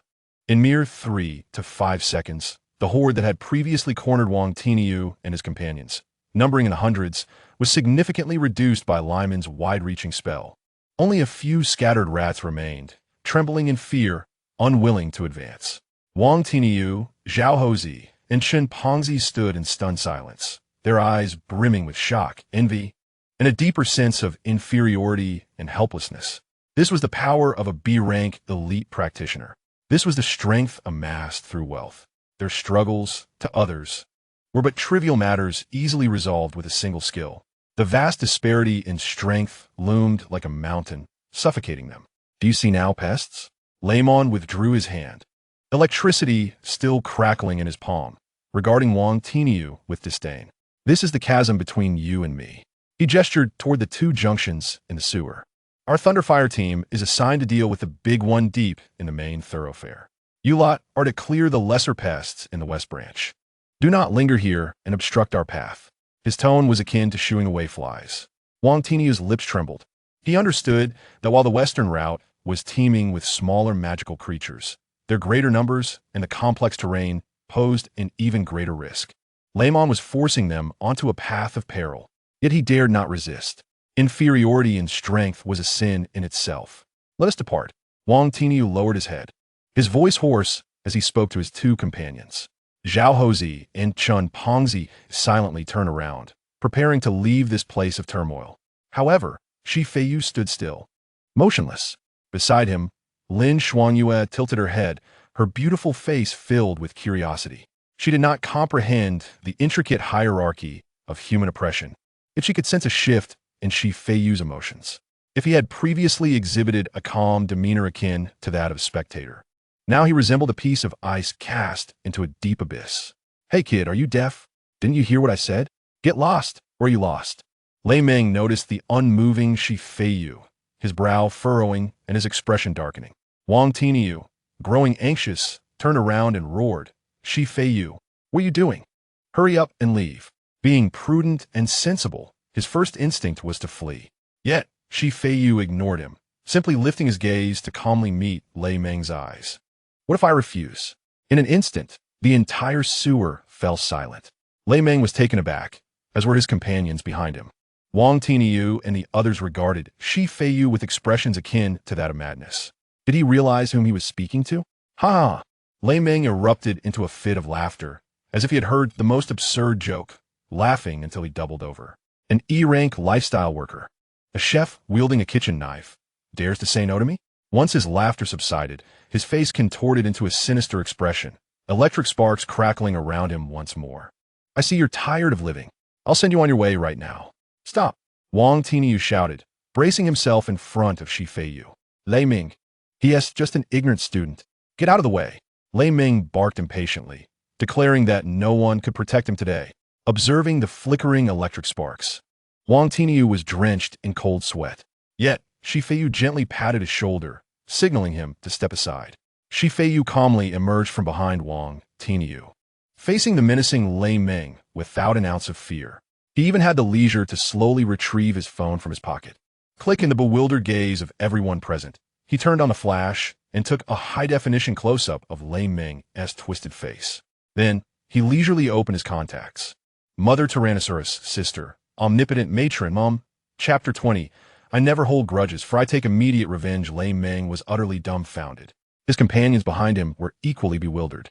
Wang Tiniu, Zhao Hozi, and Chimpanzee were wide-eyed in astonishment. Taking a photo? What kind of maneuver was this? In the tense standoff, where death seemed imminent. To pull out a phone and take a picture? You're looking for death. Lei Ming's face turned first crimson, then as dark as a pot's bottom. He felt the fury within him threatening to ignite the entire sewer. If I don't turn you into ashes today, I won't bear the name Lei. He roared, the electric energy in his palm swelling to the size of a basketball, its violent force causing the air to crackle ominously. Wang Tiniu felt a chill run down his spine. He wanted to intervene, but found himself lacking the courage to move a single finger. That was a B-rank electromancer's wrathful strike. Even in his prime, taking just one hit would cost him half his life. Yet, Feiyu remained remarkably composed. He didn't even glance at Lei Ming's nearly explosive expression, merely focusing on his phone and muttering to himself. Sent successfully. After completing these actions, he raised his head to meet Lei Ming's predatory gaze, a businesslike smile gracing his face. Hello, Mr. Lei. I accidentally sent your high-definition portrait to my sister and my mom. My sister mentioned she admires your hairstyle and asked if you'd like to pre-book a grave at the cemetery in the western suburbs of Wajishi, as she can give you a 20% discount. Lei Ming, poised to unleash his spell, suddenly froze. Sister? He furrowed his brow, perplexed. Was he invoking family to plead for mercy? Yet something felt amiss. Stop pretending to be mysterious. Lei Ming snapped. Who is your sister? Even the king of heaven couldn't save you today. Oh, my sister I sent the king of heaven. Feiyu corrected earnestly, shaking his head. Her name is Shi Junyao, with Jun meaning tyrant and Yao meaning Yao Qi. As the words left his lips, the entire sewer seemed to be muted. The contorted expression on Lei Ming's face instantly froze, replaced by terror. The mocking expressions of his companions were swiftly supplanted by pallor. One of them dropped his staff into the sewage with a clatter, oblivious to it. Wang Tiniu, Zhao Hozi, and Chimpanzee stood there, mouths agape, as if they could fit an egg inside. Shi Junyao, tyrant, Shi Junyao, that one of the youngest commanders of the Jianghai City Defense Army, rumored to possess SS rank abilities, who had directly shattered an SSS rank professional. The top-tier powerhouse, referred to in whispers by countless awakened ones as a walking red calamity. A chill surged from Lei Ming's tailbone to the crown of his head, his back drenched in cold sweat. He was indeed a rich heir, with his father being a director at the Lei Ho Group, possessing some power and connections in Jianghai City. Yet, that influence was nothing before tyrant Shi Junyao. She was a commanding figure with substantial military might, an entity who stood shoulder to shoulder with the city lord. Forget about his father. Even his grandfather would have to respectfully address her as Commander Shi. Countless bloody legends about tyrant flashed through his mind. Her SS rank talent, Junlin, was practically a cheat. Those of inferior ranks would have their talents rendered ineffective in her presence, and even SSS rank geniuses would have to kneel before her. 3 years ago, a wealthy heir from a level 1 city attempted to harass her, only to have his limbs shattered and hung at the city gate to dry for 3 days. That family didn't dare utter a word. I heard that the head of that family personally went to apologize, yet the next day, the entire family simply vanished. Cold sweat drenched Lei Meng's undershirt. He gazed at the strikingly handsome student before him, still holding a kitchen knife, and no longer found anything humorous. Instead, he felt an icy dread surge from the soles of his feet to his head. If he dared to lay a finger on this kid, Lei Meng could not bear to think further. He even began to question whether the chain lightning from moments ago had grazed the corner of this young master's clothing. Observing the ghostly expression on Lei Meng's face, Feiyu's smile widened. Dealing with Lin Xuanyue, who knew nothing, did not require such background theatrics. After all, she merely sought to consume, indifferent to any threats. However, the rich heirs were altogether different. Feiyu, who was inherently proud, had encountered a setback with Lin Xuanyue earlier. So is it not fitting to vent his frustrations on this conveniently offered target? He stepped forward, disregarding the obstructive gazes of Wang Tiniu and the others, and walked straight up to Lei Meng. He raised his hand, using the kitchen knife still smeared with rat blood to lightly tap Lei Meng's face. Slap, slap. Slap. The sound echoed loudly in the silent sewer. Lei Meng's body stiffened like a steel beam, frozen in place. I'm a person who values reason, Feiyu remarked leisurely. After all, I'm a chef. He exerted a slight pressure on his wrist, the cold blade leaving a thin line of blood on Lei Meng's face. Lei Meng failed to comprehend why a chef's specialized weapon could inflict harm upon him. You see, this knife in my hand is called Pao Ding. It has dealt with rats today, and now it has made contact with your face. But I assure you, should you require it once more to recognize me, Feiyu's voice suddenly turned icy. What you will touch will not be your skin, but rather you and the bones of everyone from the Lei family standing behind you. He leaned closer to Lei Meng's ear and spoke in a tone audible only to the two of them, enunciating each word softly. Deliver a message to your father. Inform him that his son's rudeness today has displeased my sister greatly. If your Lei family wishes to continue claiming their so-called aristocracy in the realm of Zhonghai, he should personally bring you to my home and kneel there awaiting my temper to subside. Until my anger is quelled, you shall kneel for a day. Should my wrath persist for a year, you will kneel for a year. Do you comprehend? After speaking, he took a step back, observing Lei Meng's face, which had turned pale with fear, and his legs that trembled uncontrollably, while his smile remained as warm as a spring breeze. Of course, you may also choose not to heed my words. Feiyu's tone was relaxed, as if conversing with a friend. After all, my demise matters little. I am but a worthless life. However, should I perish here, my sister, who is not known for her temper, might feel that merely killing you would not suffice. Thus, it would be prudent for you to start praying. Pray that your board member father or any potential secluded ancestors of your family possess greater prowess than my sister. Alternatively, perhaps one holds a position of authority in Yundu. If not, it would be wise for you to find a wife post-haste. Otherwise, your Lei family's twisted tree shall face extinction. Lei Meng was not Lin Xuanyue. He was aware of Shijuanyao and had family members who could be threatened, rendering Feiyu's tactic remarkably effective. Lei Meng harbored no doubt that if he were to eliminate the individual before him, that deranged woman would undoubtedly uproot the Lei family entirely. A wave of profound humiliation and dread surged within him. He yearned to utter a few biting words. Yet, gazing into Feiyu's calm, unperturbed eyes, he found himself rendered speechless. Ultimately, all his anger, arrogance, and murderous intent coalesced into 3 words. We are leaving. Lei Meng then abruptly turned, striding away without a backward glance. His team members, feeling as though they had been granted clemency, hurriedly scrambled to collect the weapons that had fallen into the water, scurrying after him in a state of frantic disarray. One of them, while rushing past Feiyu, accidentally slipped and fell, splashing into a pool of foul water, before rolling and scrambling away. As they observed the retreating figures of the Lei fire squad, Wang Tiniu and his companions remained enveloped in a surreal sense of disbelief. Is this how it ends? That B-class elite squad that had just moments ago exuded arrogance and cornered them, now fleeing in disarray due to a mere name? The way they looked at Feiyu transformed entirely. No longer did they perceive him as an inconsiderate student or a burden. Instead, their gazes brimmed with reverence, astonishment, and a hint of trepidation. Particularly Wang Tiniu, who recalled how he had earlier advised others against joining the fray. A flush of embarrassment washed over his face. How blind was he to have deemed him a burden, when in truth, he was a golden leg thicker than his own thigh. As they departed, Feiyu could no longer suppress the smile, curling at the corners of his mouth. Delightful. With such connections, why waste words? If I dare not invoke my influence to intimidate a tentacled creature, how could I not handle a wealthy, second-generation heir? What comes next? Lin Xuanyue's voice interrupted the peculiar silence, seemingly unfazed by the earlier events. She tilted her head slightly, extending her delicate tongue to gently lick Feiyu's cheek. A cold, slippery sensation coursed through him, accompanied by an odd, sweet scent reminiscent of seaweed after rain. Your scent has changed, she remarked softly, her nose nestled against his neck. Inhaling deeply, it was quite pleasant. The warmth of her breath against his sensitive skin made Feiyu's heart skip a beat. He forcibly suppressed the unsettling feeling, wiping the saliva from his face with a stoic demeanor. Basic skills.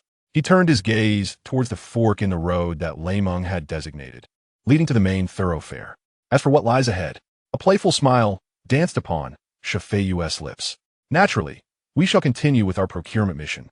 He grasped Lin Xuanyue's hand and made his way down the path. Wait, Shishao. Wang Tiniu hurriedly caught up, his tones stuttering. That path is where Lameng and the others are headed. We should take the western route to avoid further conflict. Conflict? Feiyu glanced back at him. What conflict do we have with him? But no buts. Feiyu interrupted. If you wish to make money, follow along. He paused, adding, also, let us gather the rat corpses they failed to clean up. We must not waste them, as they are prime sources of protein. Lin Xuanyue appeared puzzled. Leaning closer to Feiyu, she inquired, her voice devoid of emotion. Why must we seize their mission objective? You just said not to engage with such individuals. Although Lin Xuanyue appeared somewhat dazed, her ability to learn was remarkable. She had comprehended Feiyu's earlier words. There was no need to provoke such people. The nonchalance on Feiyu's face faded slightly. He halted, looking into Lin Xuanyue's pure, almost unearthly eyes. He chuckled softly, though there was no mirth in his gaze. Avoiding conflict is due to trouble. However, now that the conflict has commenced, it cannot be resolved by avoidance. Lin Xuanyue tilted her head. You leverage your sister's influence to intimidate him and deprive him of his spoils. This seems fundamentally no different from what he is doing, coercing us. Feiyu fixed her with a sharp gaze. Different? The difference is vast. I have never believed in the notions of good rewarded and evil punished. Such tales merely deceive the gullible into enduring humiliation. I only believe in the principle of an eye for an eye, a tooth for a tooth. He pointed towards the direction Lameng had departed. What did he intend to use against us? Directly unleashing skills. Did he seek to steal something? No. He intended to kill us, or at least incapacitate us, before seizing our possessions. He harbored malice and murderous intent towards me. Thus my response should be commensurate fear and loss. This is what constitutes fairness. Lin Xuanyue listened quietly, seemingly digesting this logic, which diverged from her understanding of societal norms. Feiyu's tone took on a hint of self-mockery and coldness. Do you perceive me as a bully relying on power? Indeed, I am, but do you know why? Because throughout my 17 years, no one has dared to bully me so brazenly. As the son of a high-ranking official, being oppressed by a mere nouveau riche is not a slight against me. It is a disgrace to my sister and my mother. He paused, his voice lowering. This marks the first time I have invoked my sister's name to intimidate others. He regarded Lin Xuanyue as if seeking an answer from her. If today, it were not me standing here, but an ordinary student devoid of any background, or someone like Wang Tiniu with only minimal abilities, what fate would await them? They would be treated as vermin, scorched to cinders, their bodies left to rot in this foul gutter, with no one to care or notice. At that juncture, it would elucidate the difference to them. The audacity of the wicked stems from the goodness of people constantly grappling with whether their methods are irreproachably virtuous. After articulating these thoughts, Feiyu seemed to feel he had spoken too much. Perhaps he was too hasty in attempting to shape her into his likeness. He resumed his nonchalant expression and continued forward, pulling Lin Xuanyue along with him.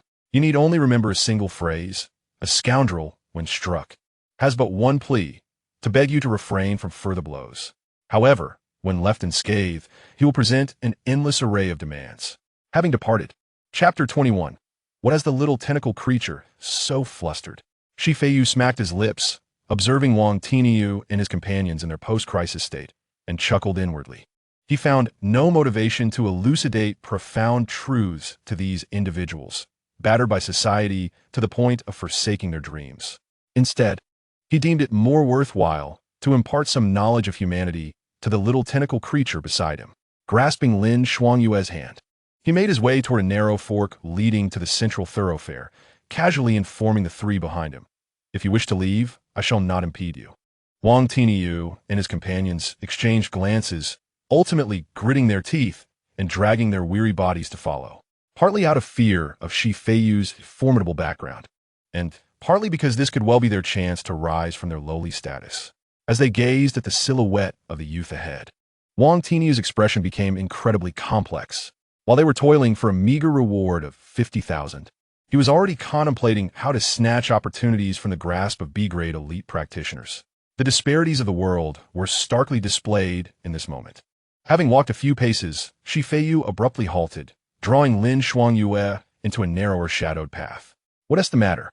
Lin Xuangyue's ice-blue eyes glimmered in the darkness as she gazed at him in confusion. "Hush!" Feiyu gestured for silence. Lowering his voice, "We are about to ambush a creature. We must act swiftly and decisively, without allowing Raymond and his crew a moment to react. I need to ascertain your combat prowess to prevent any potential mishaps." His lofty words masked a desire to gauge the depths of this abyssal creature. Lin Xuangyue tilted her head, seemingly grasping the essence of his request. "Exhibit your capabilities?" she inquired. "Yes, preferably in a manner that won't reveal your identity as an abyssal creature," Feiyu affirmed. Lin Xuangyue pondered for a moment. In the next instant, to Feiyu's astonishment, a pure white, long sword emanating a sharp sword intent materialized in her grasp. The blade shimmered with visible spiritual energy, and the white tassels on the hilt danced of their own accord, exuding an ethereal aura. "What on earth? A celestial sword?" Feiyu felt a shiver run down his spine. He recognized this artifact. It belonged to Long Fan, the SSS grade genius hailed as a once-in-a-decade talent during the recent awakening ceremony at the school, who had awakened the white-clad sword immortal exclusive weapon. "You," Feiyu stammered, momentarily at a loss for words. "Sister, by revealing such a weapon, are you not afraid that others will discern that Long Fan is your prey?" "Change it," he urged, his lips twitching, for this was far too conspicuous. Lin Xuangyue blinked, obediently responding with an "oh" as the celestial sword vanished from her hand. Subsequently, she produced a grotesque scythe engulfed in black flames and a cerulean longbow entwined with wind elements. Feiyu was left utterly dumbfounded. He recognized these two weapons as well. The black flame scythe belonged to the S-grade profession of Harbinger of Calamity, while the cerulean longbow was exclusive to another S-grade profession, Wind Whisper. "Stop, stop, stop!" Feiyu's mind buzzed. "Are you conducting a weapons exhibition here? Where did these come from?" He felt as though he were conversing not with an abyssal creature, but with the leader of a syndicate of thieves. Lin Xuangyue stowed away the weapons, her exquisite countenance remaining devoid of expression. "Leftovers. An elder from my kin once imparted a principle to me." Her voice echoed through the narrow passage, imbued with an otherworldly indifference. "As long as I masquerade as a beautiful human female with high talent, yet not the pinnacle of excellence, I will automatically attract a cadre of so-called sycophants. Among these suitors, there is a significant probability of encountering one or several individuals with commendable abilities. I merely select a few I find unappealing to consume." Feiyu was taken aback, his mind racing. "Wait, the strategy seems rather familiar." Lin Xuangyue continued in her monotone. "Using this method, over the past 3 years, I have devoured 1 A-grade, 2 S-grade, and 1 SSS grade."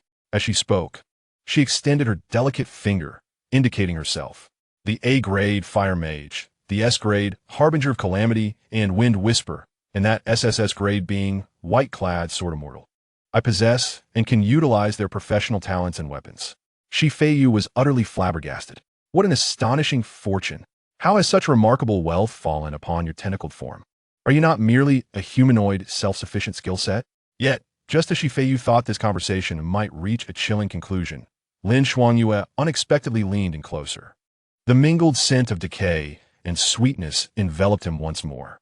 The young woman's body was nearly pressed against him, her ample attire failing to conceal her remarkable curves, which pressed against Feiyu's chest. She slightly tilted her face upward, her tone taking on an almost explanatory quality. The individuals I consumed were not virtuous souls. Feiyu was taken aback. What is this? Do you conduct political screening before devouring your victims as an abyssal creature? You need not explain this to me. He instinctively replied. No, you must listen. Lin Xuanyu suddenly grew urgent, grasping Feiyu's collar and pulling him closer. Their faces were mere inches apart, allowing Feiyu to discern her long, curled eyelashes and the hint of obsession within the depths of her ice-blue eyes. The A-grade female often bullied her classmates and even pressured a girl to the brink of suicide. The two S-grades were wealthy scions who awakened their powers only after causing others' demise to seize resources. That long fan, upon mentioning this name, a distinct aversion flickered in Lin Xuanyue's eyes. He imprisoned his sister, subjected her to unspeakable acts, and coerced her into killing their child. Each year, many awaken SSS grade talents, and I have refrained from consuming those who are not malevolent.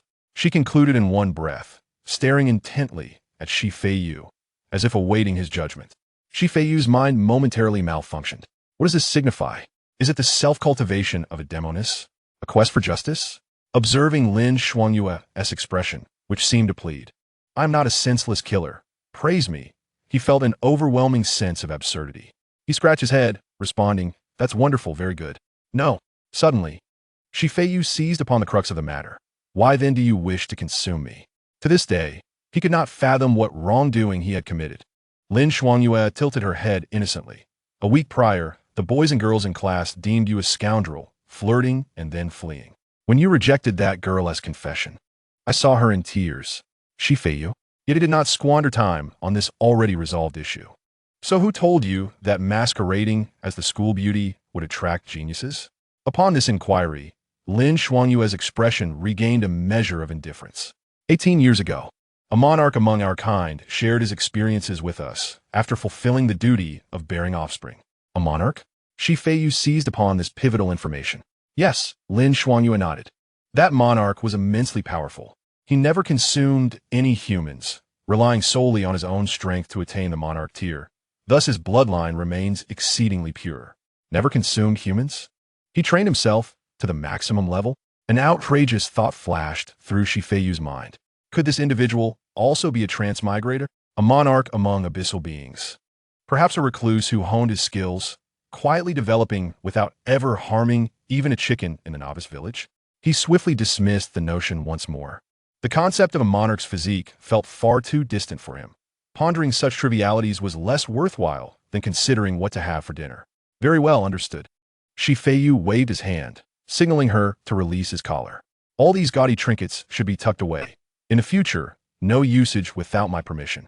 Weren't you masquerading as an A-level ice mage at school? Just use that. Huh? Lin Xuanyue pouted, seemingly reluctant. To her, the capabilities of an A-level practitioner seemed no different from those of an ordinary person. What else with the huh? Do you understand the concept of keeping a low profile? Can you play the role of a pig to eat the tiger? Feiyu gave her head a light rap, somewhat exasperated. We are to enact a classic scene where a despondent fish relies on a mountain king to mercilessly thrash the pretentious elite. If you come out with an S-level status, what S left of the spectacle? Lin Xuanyue responded with a half-understanding "oh." In the next moment, a rather unremarkable, slightly chipped wooden staff appeared in her hand. Its tip adorned with a dull gray glass bead. Its appearance was even more pitiful than Wang Tiniyu's dull battle axe, failing to resemble a weapon befitting an A-level practitioner. Feiyu nodded in satisfaction. Now that's more like it. Come on, little tentacle monster. Today, I shall take you on an adventure more intriguing than cannibalism. Chapter 22. The ambush. Feiyu pulled Lin Xuanyue along, striding purposefully towards the central thoroughfare where Lemon had previously strutted with bravado. Lin Xuanyue obediently followed, the shabby wooden staff held carelessly in her other hand like a firewood stick. Wang Tiniyu and the others stood frozen, watching the backs of the youthful duo, their minds struggling to comprehend the situation. Brother Nyo, are we really going to follow them? Chen Pongzi covered his mouth, stifling a cough. Worry etched across his face. That is the target of a B-level elite team. Aren't we just courting death by approaching? Zhao Houzi limped, his eyes filled with hesitation. Wang Tiniu gazed at Shi Feiyu's not-so-broad back, recalling the terrifying pressure brought by the name Shi Junyao, and finally gritted his teeth. Follow. He spat out 2 words through clenched teeth. Fortune favors the bold. Today we either rise or fall. We do not hail from noble lineage. Thus we must stake our lives on our future. Whether our lives will be filled with wealth or lead to obscurity hinges on today. The 3 exchanged glances, each seeing the madness reflected in the other's eyes, and promptly dragged their weary bodies to catch up. Walking ahead, Shi Feiyu keenly sensed the commotion behind him, a subtle smile playing at the corners of his mouth. He was well aware of their intentions, merely seeking to latch onto his leg. However, he did not mind. After all, someone had to clean up the battlefield and handle the chores. Free labor is not to be wasted. As he walked, he opened his phone. The incident with Lemon had sounded an alarm in his mind. Relying on his sister's name to intimidate was ultimately not a sustainable strategy. What if one day he encounters a reckless fool who, without hesitation, ends his life? Who would he turn to for justice then? Even if his sister could turn him to ashes, she would not survive the encounter herself. His mythical-level profession was the hope of the entire village. It was far too precious. He needed to establish some practical protective measures.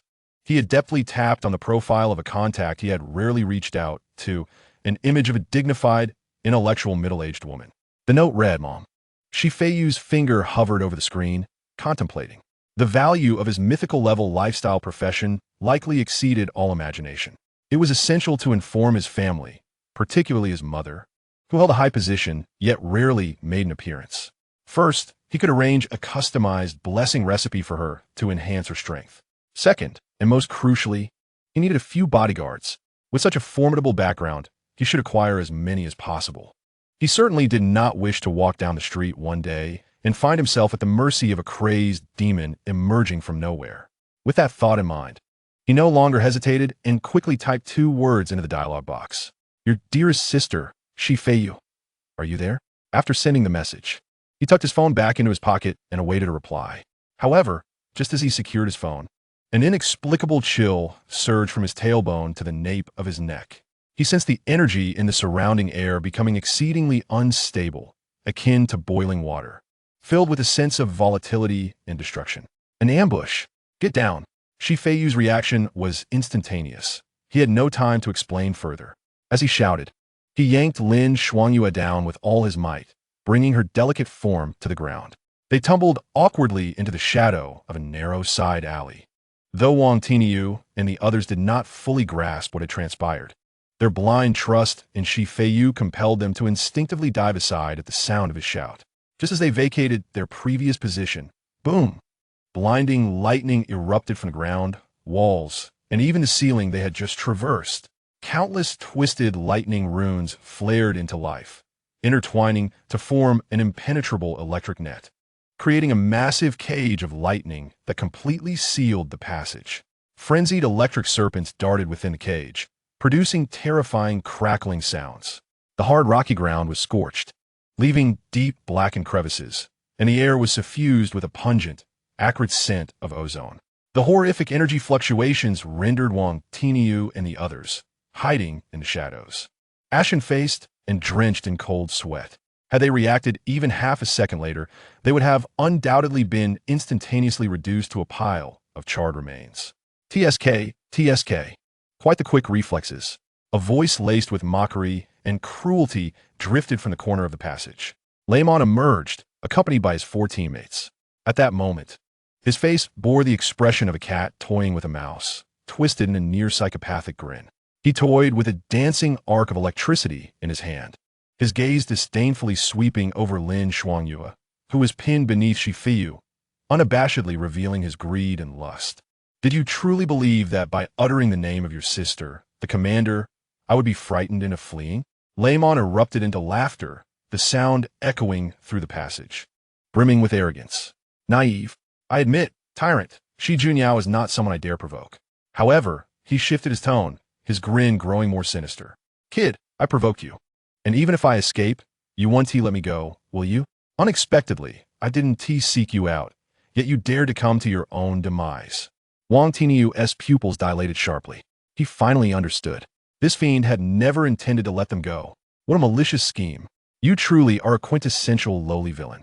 Feiyu slowly rose from the ground, brushing off the dust from his clothes, and effortlessly pulled Lin Xuanyue back to her feet. He regarded Lei Mon with an expression devoid of panic, instead displaying a playful curiosity akin to watching a jester perform. Is your life merely a series of petty tricks? Running away after boasting, and then lurking in the shadows to launch surprise attacks? How dare you remain defiant even as death approaches? Lyman's expression darkened. He despised Feiyu's perpetually nonchalant demeanor, perceiving him as a fool. Today, I shall make you comprehend what true despair is. I will first shatter your limbs, and then, before your very eyes, savor every moment with your lovely companion. His gaze, like a venomous serpent, fixated hungrily on Lin Xuanyue's exquisite figure, delineated by her school uniform. As for your useless teammates, Lei Mon glanced at Wang Tiniu and the others, cruelly licking his lips. Let them be the first audience. As the words fell, the ground beneath Feiyu, along with the surrounding walls and ceiling, burst forth with an array of glowing runes. Chapter 23. The background is only useful when revealed. But who said I possess only a background? Buzz. A blinding bolt of lightning surged into the sky. In that instant, the entire sewer transformed into a lethal cage of raging electricity. Almost simultaneously with the explosion of light, Feiyu felt himself enveloped tightly by an astonishingly soft and elastic body. The unique scent of the girl, a blend of deep-sea decay and the sweet tang of rain, forcefully invaded his nostrils. Lin Xuanyue tilted her head back, her icy blue eyes shimmering with an unusual radiance under the chaotic electric glow. She exhibited no fear, no panic, only a curious fascination with their current predicament. Her arms were tightly wrapped around Feiyu's neck, her warm breath brushing against his ear, her voice cold yet laced with an imperceptible tremor. Your heartbeat is so rapid. She slightly turned her head, her delicate nose gently grazing Feiyu's neck as if confirming something. I quite like this ritual. I like you like a hammer. This is going to kill someone. Feiyu screamed internally, but he had no time to voice his complaints. For beneath him, he could distinctly feel the girl's remarkable chest being pressed and distorted against him. A refreshing azure breeze emanated from the two of them, quietly expanding outward. It was an almost invisible shield composed of wind elements. All the frenzied electric serpents, upon nearing the shield, were inexplicably diverted by an unseen force, grazing past them and crashing into the adjacent walls. It was the talent of the S-rank profession, Wind Whisperer. This little tentacle monster has some real prowess. However, their safety did not guarantee that others would escape unscathed. Clearly, Lin Xuanyue had no intention of wasting her limited energy to protect unrelated individuals. A shrill, inhuman scream echoed from nearby. Feiyu abruptly turned his head, his pupils constricting violently. Zhao Hozi, already limping, had no chance to evade within this flawless cage of thunder. A bolt of lightning, as thick as a barrel, crashed down mercilessly from the ceiling, striking him squarely on the crown. Zhao Hozi's frail body couldn't even convulse before. In that blinding white light, he was instantaneously vaporized and carbonized. There was no blood, only a cloud of black ashes and a charred figure frozen in a running posture. The air was instantly filled with a nauseating stench of burnt protein. Monkey, the healer, Chun Pongzi, let out a heart-wrenching roar. He attempted to rush forward, but more electric serpents surged towards him from all directions. Holy Light Guardian! Chun Pongzi's eyes turned bloodshot as he strained to conjure a faintly glowing energy shield in front of him. That was the only skill accompanying his solitary combat talent. Yet, a C-rank healer trapped in a B-rank lightning mage's carefully laid trap found his struggles utterly futile. The thin shield of holy light shattered in an instant upon contact with the raging electric serpents, bursting like a popped soap bubble. Countless tiny arcs of electricity, akin to piranhas sensing blood, violently invaded Chun Pongzi's body. He convulsed violently, spewing white foam tinged with blood, his eyes rolling back in excruciating pain, revealing terrifying whites. His body thrashed on the ground, writhing, until it gradually succumbed to fatigue. From the outbreak of the lightning to the deaths of the two, the entire process lasted no more than 3 seconds. It was so swift that it left no room for reaction. Ah! Wang Tiniu witnessed the tragic fate of his two brothers, and his honest eyes instantly turned blood red. Raymond, he let out a beast-like roar, raising his battered battle axe and charging recklessly towards Raymond. I want you dead.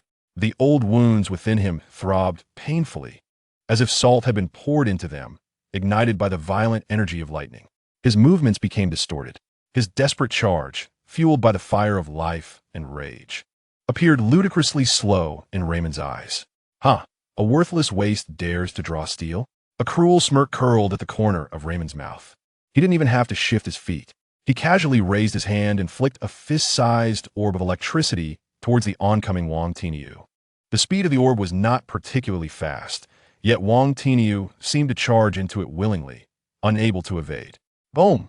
The orb struck him squarely in the chest. Wang Tiniu's robust form was hit as if by a battering ram, and with a dull thud, he was sent flying, his armor shattered into pieces. Half of his body charred, crashing heavily to the ground, convulsing twice before becoming utterly motionless. Smoke billowed from the cracks in his armor.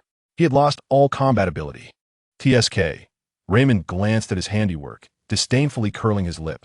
The cage-like electric web slowly dissipated. In the air lingered only the acrid smell of ozone and the repulsive odor of charred flesh. Raymond's 4 team members had remained throughout, akin to spectators, even displaying a morbid appreciation for the spectacle. This is the fate of those at the bottom. Like ants, they could be crushed at will, leaving no ripple in anyone's heart. Raymond strolled leisurely towards the incapacitated Wang Tiniu. He lifted his foot, bringing his expensive tactical boot down heavily upon Wang Tiniu's chest, grinding it mercilessly. You see, it's that simple. He looked down from his elevated position at the man who had lost everything, his voice dripping with condescension and satisfaction. Then, he raised his head, his gaze piercing through the swirling smoke, precisely locking onto the shadows where Feiyu and Lin Xuanyue were hidden. Come out, little bastard. Do you think your sister-S title as commander will always work? He sneered, his face brimming with sadistic glee. She is leagues away from here. By the time she receives the news, by the time she arrives, your ashes will have already been flushed down the sewer to feed the rats. No, there won't even be ashes left. He spread his arms wide, sickly reveling in the sensation of controlling another's life and death. Your powerful background is only useful if someone is aware of it. He was not wrong. This is the most brutal law of this world. Background and support only count when you can showcase them. When you are silently erased in the darkness, you become nothing. Feiyu slowly rose to his feet, gently pushing away Lin Xuanyue, who still clung to him as if sensing his heartbeat. He brushed off the dust from his clothes, his expression remaining serene. Yet his eyes, usually laced with a hint of languor, now appeared as deep as a cold pool. Are you finished? He inquired. If you are, it is now my turn. Raymond appeared to have heard the grandest joke, laughing uncontrollably. You, with a kitchen knife as an E-rank mundane profession? What do you intend to do? Perform a suicide right here? He raised his hand high, gathering an orb of electric light more resplendent and ferocious than any before, ready to unleash it. It is over. Little bastard, in your next life, remember to choose a good place to be reborn. Just don't let me run into you again. The blinding orb of electricity was aimed directly at Feiyu's head. Chapter 24. Protected Raymond cackled madly as the spear of Thunder Serpent, a manifestation of his entire power, was about to be unleashed. However, just at the moment when the lightning was about to burst forth, Lin Xuanyue, who had remained silent, standing beside him like an exquisite doll, moved. She merely glided a step forward, akin to a weightless feather, gently lifted by an invisible breeze to stand before Feiyu. Her body left a lingering afterimage, instantly positioning itself between Feiyu and the devastating lightning sphere. In that moment, her fragile silhouette appeared to Feiyu as an insurmountable mountain. The unique sin of the girl, a blend of deep-sea decay and the sweet tang of rain, enveloped him once more. Do not ruin it. Her voice, cold yet undeniably assertive, floated through the air. Raymond's forehead was etched with veins. How dare this girl stand before him, in the face of his Thunder Serpent spear, capable of incinerating even a B-rank warrior, seeking death? Then, let us perish together. He roared, his arms swinging down with force. Whoosh! The lightning, condensed to its utmost limit, transformed into a ferocious electric serpent, howling as it shot forth. Tearing through the air, time seemed to slow infinitely in that moment. Feiyu could clearly see Lin Xuanyue slowly raising her delicate right hand. She extended her index finger, upon which a hexagonal ice crystal, as thin as a cicada's wing, quietly formed. This crystal was minuscule, almost pitiful in the ferocious light of the lightning, seemingly ready to shatter at the slightest touch. Yet Lin Xuanyue, with this tiny ice crystal, gently tapped the oncoming, raging electric serpent, as if she were using chopsticks to nudge a fallen leaf upon the water surface. In the next second, a scene unfolded that nearly made Ryman's eyes bulge out. The thunder serpent spear, capable of leveling a small house, bizarrely slid aside the moment it came into contact with that fragile ice crystal. The entire violent electric serpent seemed to be violently redirected by an invisible hand, whizzing past Feiyu's cheek at an exaggerated angle. Boom! A deafening explosion erupted behind Feiyu. A terrifying shockwave, mingled with debris and dust, swept in from behind him. Lin Xuanyue's seemingly fragile form remained motionless, absorbing all the impact behind her. Feiyu could even feel the scorching heat of the wave completely blocked by the girl's body. He could smell the singed strands of his hair, hear the dull thuds as debris struck Lin Xuanyue's back. Yet, he remained unscathed. Ryman's manic laughter froze entirely. The mocking expressions of his onlooking companions transformed into bewildered incomprehension. What the hell was going on? What had just happened? An A-rank ice mage had flicked away the full fury of a B-rank electric mage with a mere finger? Was this a movie? Had Sister Wang returned? Feiyu was equally stunned. He stared blankly at the figure shielding him. The girl maintained her stance, slender yet upright. The violent energies aftershocks billowed her long hair and garments, revealing the alluring curves of her body beneath her swaying uniform. Her form remained pressed closely against him. He could even feel her breath quicken slightly due to the extreme maneuver they had just executed, causing her delicate body to brush against his chest. You! Feiyu's throat bobbed as he prepared to speak. Yet, Lin Xuanyue suddenly turned her head, her ice-blue eyes gazing at him from less than 10 centimeters away, quietly observing him. Her gaze held no triumph or self-satisfaction, merely a cold, obstinate protectiveness, as if she were a beast guarding its territory. Mine, she uttered, her tones still frigid, yet imbued with an undeniable dominance. Do not ruin it, she added, seemingly clarifying her earlier actions. I am not yet with child. Feiyu's heart raced. In that moment, he gazed upon the girl's stunning face, inscribed with a possessive declaration of "You are mine," and the pure desire reflected in her eyes. He found himself smiling genuinely. He raised his hand, gently brushing aside Lin Xuanyue's arm that encircled him, stepping forward to stand beside her. His gaze transcended Lin Xuanyue, locking onto the utterly dazed Raymond. He exhaled deeply, a look of relief washing over his face. You know, I tend to have a slight moral cleanliness. His voice broke the silence, resonating softly. Just now I was thinking, although you mocked me, you get to truly lay a hand on me. Thus, when I deal with you later, I would feel a twinge of guilt, as if I were taking advantage of my position. He spread his hands, revealing an incredibly radiant smile, even tinged with gratitude. Now it's all good. Thank you, my friend. Your spear just alleviated my minor psychological burden entirely. Now, I can proceed with a clear conscience. Before his words could settle, Raymond, like a cat whose tail had been stepped on, snapped back from his shock, releasing a shrill, desperate scream. Impossible. This is absolutely impossible. What kind of monster is she? How could someone just awaken withstand my thunder serpent spear? You are mocking me. He could not accept this reality. This humiliation surpassed even being frightened away by the name of Shi Junyao. All of you die.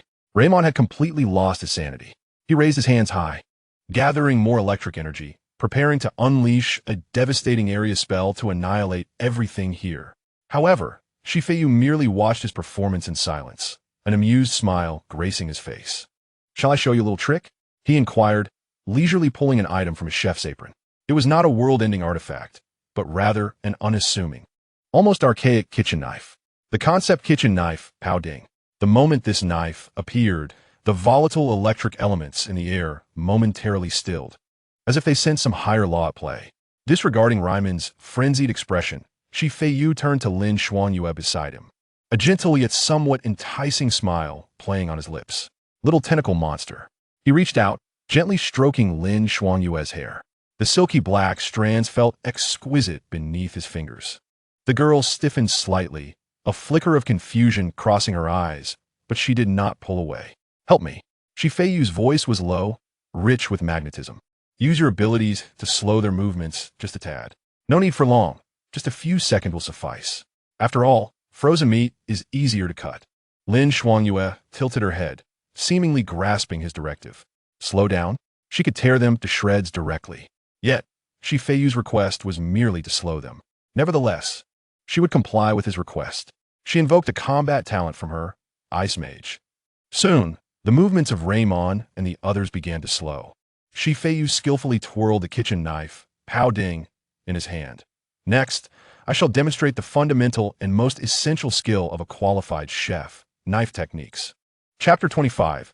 How dare the vile demon species disguise themselves as humans to attack me? What in the world is this ability? Fear seeped from the depths of Ryman's soul. A field of slowness.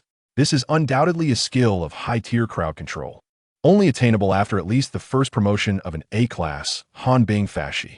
How could someone just awakening as a profession possibly achieve this? Yet, Feiyu did not grant him even a moment to ponder the meaning of life or question reality. Next came the moment to witness culinary artistry. Feiyu's voice floated lightly, reminiscent of a host presenting a late-night gourmet show. The instant his words fell, he transformed into a spectral shadow gliding effortlessly across the ground, covering a distance of over 10 meters in the blink of an eye. He was almost instantly face-to-face with the towering shield warrior named Lei Ming. It was astonishingly swift, so swift that the shield warrior's mind could not keep pace with his own body's reactions. He barely had time to rely on instinct, raising his rune-etched alloy shield defensively before unleashing a beast-like roar that activated his C-class talent, Jinbi. A heavy, earthy yellow aura erupted around the shield, rendering him an indomitable iron turtle. However, in Feiyu's eyes, the scenario was entirely different. The talent, Wanhui YY Shirkai, deconstructed the muscular figure before him in an instant. What alloy shield? What energy barrier? They were non-existent. All he saw was a piece of inferior meat wrapped in shoddy packaging. The muscle fibers were excessively tense, and the fascia was severely adhered, presenting a challenge to prepare, but Feiyu offered a quiet critique. At the neck of that inferior meat, a vivid, crimson line beckoned as the optimal cutting point, so clear and enticing. After all, no chef would be foolish enough to tussle with the packaging. Before Feiyu's conceptual kitchen knife, pouting, any defense was but a jest. A cruel smile curved at the corners of his lips as he raised his knife. The first step, skinning. A soft sound, barely perceptible, akin to fabric being sliced, resonated. Feiyu glided past the shield warrior. The kitchen knife, pouting, traced a perfect arc in the air. The blade disregarded the hard alloy shield and the heavy energy barrier, slicing through with the ease of a hot knife through butter. The tip gently kissed the glimmering red line. The shield warrior, aghast, lowered his head to inspect his seemingly intact shield, instinctively reaching for his neck. No pain? He almost scoffed, thinking the chef was merely scraping him. But in the next moment, a slender line of blood erupted from his neck. The spark in his eyes extinguished instantly as his robust frame crashed to the ground, the shield clattering heavily. It was over. A core meat shield of a B-class elite squad was slain in a single stroke by an E-class chef. This scene, shattering all preconceived notions, left the remaining 3 team members in a state of shock, their minds blank. However, it was merely a fleeting moment of emptiness. For Feiyu's culinary showcase had only just begun. His figure created a series of blurred afterimages in the narrow sewer, each flicker accompanied by a soft murmur of pouting. The movements were too exaggerated, riddled with flaws, poorly executed. Feiyu swept past the second warrior, his tone tinged with regret. The second warrior, sword raised, felt a chill under his arm. A glimmer of cold light sliced through from an unimaginable angle, precisely severing his artery. To process fresh ingredients, one must first scale and bleed them. Feiyu appeared behind the third scout, his tone akin to instructing a kitchen apprentice. The scout, attempting to retreat, felt a chill at his ankle. Looking down, he found his Achilles tendons had been cleanly severed, and he tumbled forward like a sack of garbage. The entire process flowed seamlessly, embodying a bizarre beauty that fused violence with artistry. Lin Xuangyue stood quietly, her eyes fixed on Shi Feiyu's figure, her breath unknowingly quickening. So this is how one handles ingredients? Not with brutish force, tearing and devouring, but with precision and efficiency. Infused with a sense of ritual that surpassed any predatory method she had ever witnessed. Her lips involuntarily curved into a slight smile, her crimson tongue delicately moistening her parched lips. A madman, a madman. Lei Ming finally broke free from the depths of shock and fear. He watched as his teammates fell like slaughtered chickens, one after another, his composure utterly shattered. He could no longer concern himself with chanting powerful spells. He flailed his arms wildly, unleashing distorted electric serpents toward Shi Feiyu's ethereal form. Lianhua Shandian, Lei Bao, Udian Zipao. Yet it was futile. Although Shi Feiyu's speed was not significantly superior, he maneuvered like a slippery eel. Each time Lei Ming raised his hand, Shi Feiyu would preemptively slip behind one of his teammates, using them as cover. Consequently, most of Lei Ming's ferocious spells missed their mark, crashing violently against walls and the corpses of his comrades. In fact, one, Lianhua Shandian, struck down the last surviving team member due to Shi Feiyu's expertly timed twist, the electric arc slamming into the unfortunate scout, reducing him to a charred husk. Shi Feiyu paused, casting a disdainful glance at the charred remains, frowning. Overcooked, completely burnt. I will kill you. Lei Ming's eyes turned crimson, completely maddened. He compressed all remaining magical energy into his palm, conjuring a thunderball pulsating with destructive white light, locking onto Shi Feiyu's front. This strike was unavoidable. Confronted with an attack potent enough to vaporize him instantaneously, Shi Feiyu halted. He slowly turned, facing the speeding thunderball, his expression maintaining a playful yet mournful smile. Come, let me show you something interesting, he murmured, and then, under Lei Ming's bloodshot, horrified gaze, slowly lifted his kitchen knife, pouting.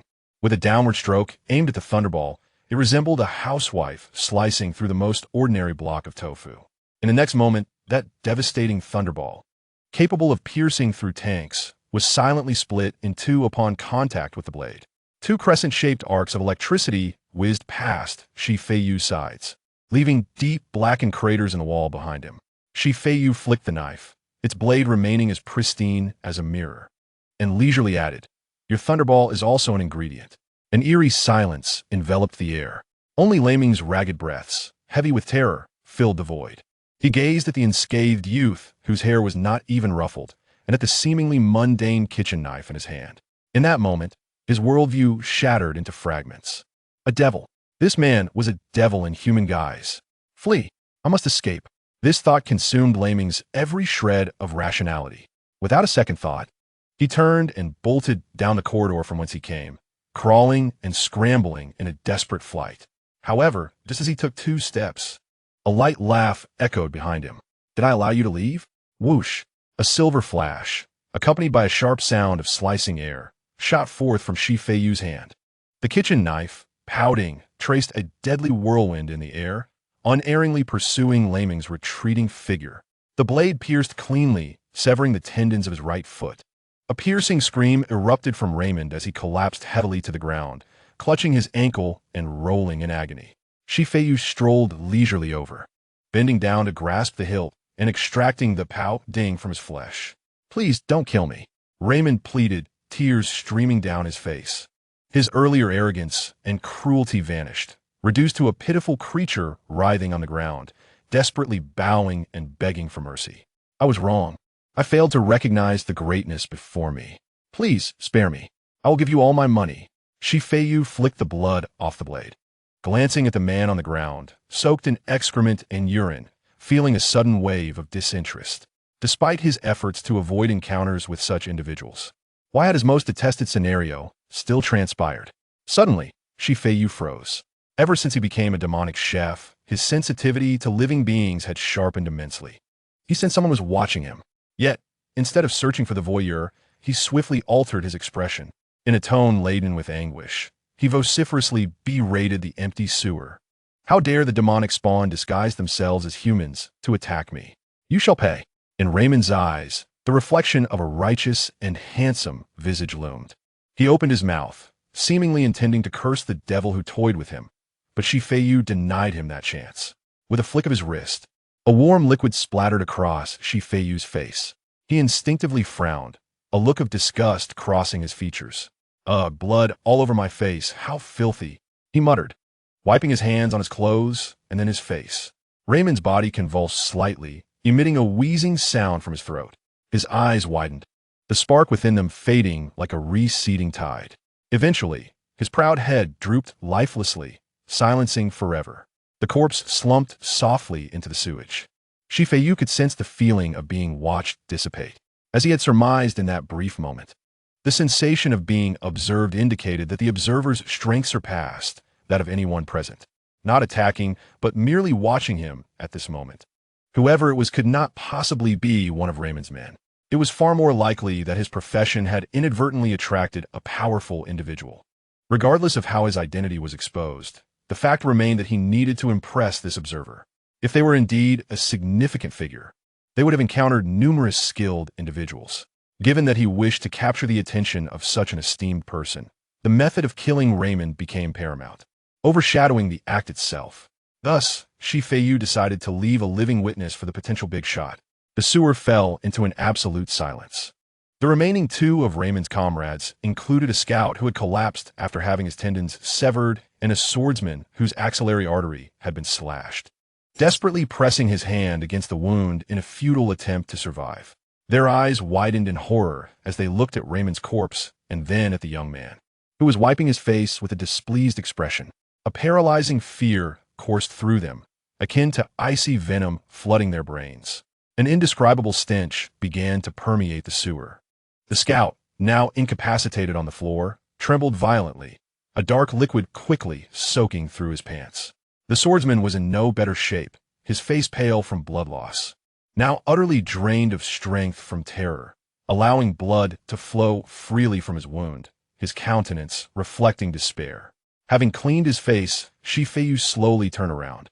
Brandishing the still dripping Pao Ding as he approached the two, he squatted down, bringing his clean, youthful face close to theirs and flashed a radiant, almost innocent smile. "Gentlemen, the main course has been prepared. Are you satisfied with the process?" His tone was gentle, yet juxtaposed with the bloodied knife and the surrounding carnage. The scene was grotesquely unsettling. The two men trembled uncontrollably, unable to utter a coherent word. Feiyu waved his finger casually, his tone light, as if engaging in casual conversation. "Relax, I am merely a chef striving for perfection." He gently tapped the blade of the Pao Ding against the swordsman's face. The cold sensation caused the latter to shudder violently. "Now that your leader has been dealt with, it's your turn." Feiyu wore a harmless smile. "I will talk. I will tell you everything." The scout, utterly broken, scrambled to bow toward Feiyu, disregarding the pain in his severed foot. "It was Raymond. He mentioned he had his eyes on that young lady when you entered the Awakeners Guild. He has been searching for you since he saw you teamed up with Wang Tiniu. We are just small characters following orders." The other swordsman, realizing the gravity of their situation, disregarded his bleeding wound and cried out, "Raymond's family is the Lei family, with some influence in the eastern district of Wuji City. His uncle is a squad leader in the city defense army. He usually acts with his uncle's authority. We didn't want any of this. This is all we know. Please, spare us. We're just two dogs. Two dogs." The two men bowed repeatedly, divulging every detail about Raymond's background, family power, and misdeeds as if pouring beans from a bamboo tube. "A squad leader in the city defense army?" Feiyu smirked disinterestedly. As expected of early game cannon fodder, their background is rather mediocre. He stood up, feeling a sense of boredom. For such insignificant characters, lacking even the qualifications to be his ingredients, he found no motivation to wield his knife. He turned towards Lin Xuanyue, who had remained silently observing him throughout, her eyes fixed on him with the wonder of a seeker who had just opened the door to a new world, discovering a sacred truth. "Do you understand?" Feiyu approached her, their faces mere inches apart. He could distinctly smell the unique scent she carried, a blend of deep-sea decay and the sweet aroma of rain-soaked earth. This scent no longer unsettled him. Rather, it acted as a peculiar catalyst, heightening his senses, slightly exhilarated by the recent slaughter. Lin Xuanyue instinctively nodded and then shook her head. She grasped the fluidity of his movements, finding them aesthetically pleasing, yet she did not comprehend how to replicate them. Merely observing was insufficient for learning. Feiyu chuckled lightly, taking a step closer until he was nearly pressed against her. Leaning down, he whispered into her ear, his voice low and magnetic, audible only to them. The theory lesson has concluded, my apprentice. Now, it is your turn to practice how to handle those two pieces of culinary refuse. His warm breath brushed against her sensitive ear, causing her slender frame to involuntarily shudder. This unexpected intimacy left her somewhat flustered, her body stiffening from his proximity, and a faint blush tinged her eternally stoic face. Feiyu paid no mind to her physical reactions. He extended his hand as if to guide her direction, naturally resting it upon the delicate waist of the young girl, which, though slight, was astonishingly soft and elastic. Through the thin fabric of her school uniform, he could distinctly sense the girl's supple waist and the graceful curve of her back that ascended along her spine. As his gaze descended, the ample uniform could not entirely conceal the rounded and perky contours of her hips, which swayed slightly with her nervousness, exuding an irresistible allure. Feiyu did not linger on this, instead lifting Lin Xuanyu's right hand. His palm enveloped her knife-holding hand completely, his fingertips gently adjusting their position on her slender wrist, akin to tuning a precious instrument. Holding a knife is the first step to artistry. The wrist must be loose, the fingers steady, and strength must be contained yet not unleashed. Remember, you are not a barbarian. Do not rely solely on brute force. His voice was a soft whisper, warm breath brushing against her earlobe. His other hand slid down along her waist, firmly supporting her elbow, creating a stable and elegant fulcrum for her to exert force. Watch closely. He guided her hand, the tip of the Pao Ding knife tracing a cool arc in the air. The most elegant cuts lie in the precision of angle and force. Avoid the hard bones, seek the gaps between the flesh and fascia, he murmured while subtly rotating her wrist and initiating slight cutting motions. Lin Xuanyu's body was almost entirely nestled within his embrace, swaying gently with the force he directed. Each curve of her body beneath her clothing brushed against Feiyu's, creating an intimate friction. He could sense that the girl in his arms seemed softer. Lin Xuanyu did not resist. Instead, as if finding solace, she leaned back slightly, tilting her head up to gaze at him with a hint of dazedness. Practice? She repeated the word, as if savoring its meaning. Yes, practice.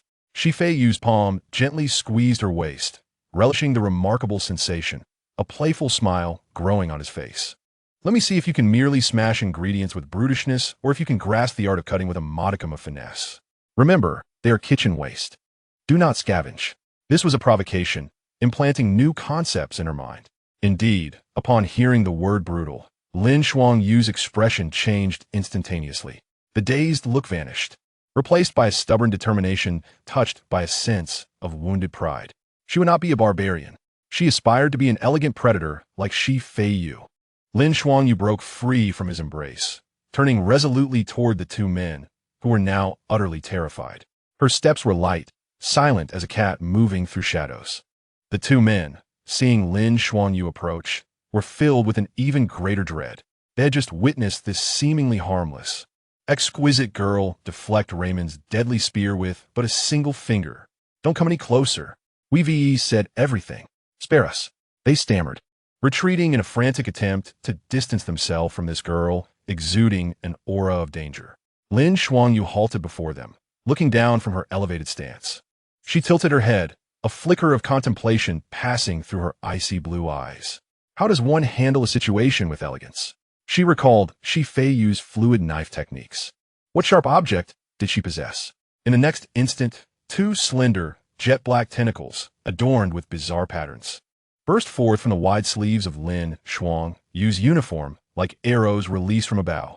The speed of the tentacles was breathtaking, piercing the hearts of the two survivors with precision. There were no extraneous movements. It was clean and swift. The expressions on the faces of the two survivors froze instantaneously, their bodies twitching twice before they succumbed to eternal stillness. A single lethal strike. Lin Xuanyu retracted the tentacles, which silently vanished back into her sleeves as if they had never existed. She turned to Feiyu, her eyes gleaming with an unmasked desire for validation. How was that? Is it elegant enough? However, Feiyu merely crossed his arms, lazily leaning against the wall, covering his head. Your technique was too crude. This is merely piercing the food with skewers, far from proper handling. Remember, we pursue the art of disassembly, not destructive piercing. Lin Shuangyu's hopeful expression crumbled in an instant. She felt somewhat aggrieved and perplexed. It had been so precise. Why was it still deemed crude? She wished to argue, but found herself at a loss for words, merely pursing her lips and silently stepping beside Feiyu, saying nothing. Seeing her dejected demeanor, Feiyu couldn't help but chuckle inwardly. He reached out and patted Lin Shuangyu's head. Nonetheless, it is commendable. At least you have evolved from a savage who devours raw flesh to a skilled skewer chef. Progress is better than stagnation. He continued to coax her, intent on molding this abyssal being into his ideal form. Just then his phone buzzed in his pocket. Feiyu pulled it out and checked the screen. A new message lay quietly in the conversation box. It was from someone he had scarcely contacted, save in his contacts as mother. Chapter 27, Mouse Slice, Mouse King Soup. On the phone screen, the mother profile picture sent a barrage of concerning messages that sent shivers down his spine. Darling, is there something you need from me? Are you planning to come to Yindu? How is your sister? Should I send someone to pick you up? At the end of the message, there was even a selfie of Madame Luo Qing in soft loungewear, smiling gently. Time had left no trace on her face, rendering her as ethereal as a fairy untouched by worldly affairs. Feiyu's lips twitched. Your concern is rather profound. Your beloved son has not responded for so long, and you do not even inquire if he has been dragged into an alley by some demonic creature. Well, I have grown accustomed to it. He quickly replied that he was busy and would return the call later, then tucked the phone back into his pocket. The pressing matter was to clean the kitchen. Feiyu surveyed the scene, his gaze sweeping across the bodies, some intact, others not, a slight furrow forming on his brow. Truly blood, innards, and waste were all mingled, tarnishing my pristine ingredients. He muttered in disdain as he strode toward Raymond's still warm corpse. Lin Shuangyu followed closely behind, her eyes wide and unblinking, like a curious child stepping into a new realm, filled with a desire to explore. She watched as Feiyu crouched down, pinching his nose with 2 fingers, his face twisted in disgust as he turned over Raymond's corpse. Theory review. Feiyu spoke without turning, his tone flat. What is the flaw in the flesh of human beings? Lin Shuangyu clearly did not expect this sudden question. She stared blankly for a moment before shaking her head. Snap! Feiyu flicked her head. Too many impurities, chaotic energy. Consuming directly is the least efficient and most foolish behavior. Do you understand, rookie? Lin Shuangyu covered her head, instinctively nodding, committing his words to memory. However, Feiyu shifted his tone, stating that every ingredient has its merits. His talent. All things are ingredients, activated. In an instant, the corpse before him was deconstructed by countless data lines. Ultimately, his gaze focused on Raymond's abdomen.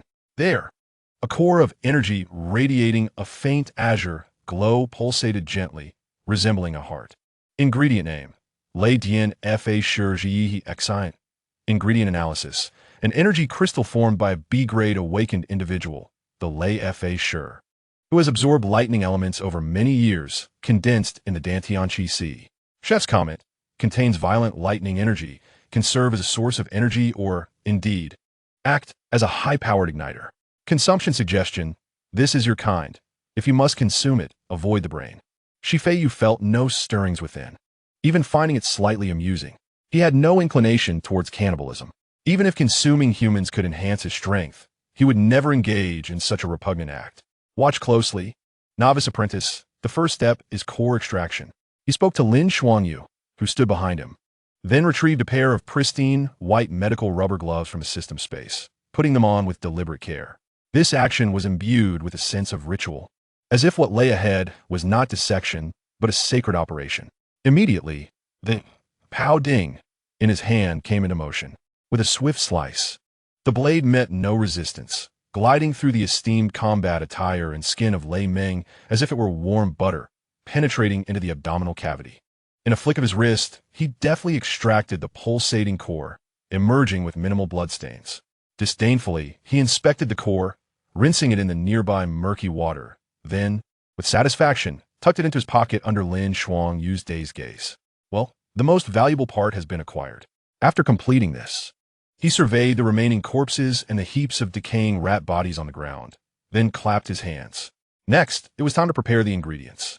With a thought, a modern-style portable metal cooking station materialized before him, fully equipped with pots, bowls, and an array of seasoning bottles.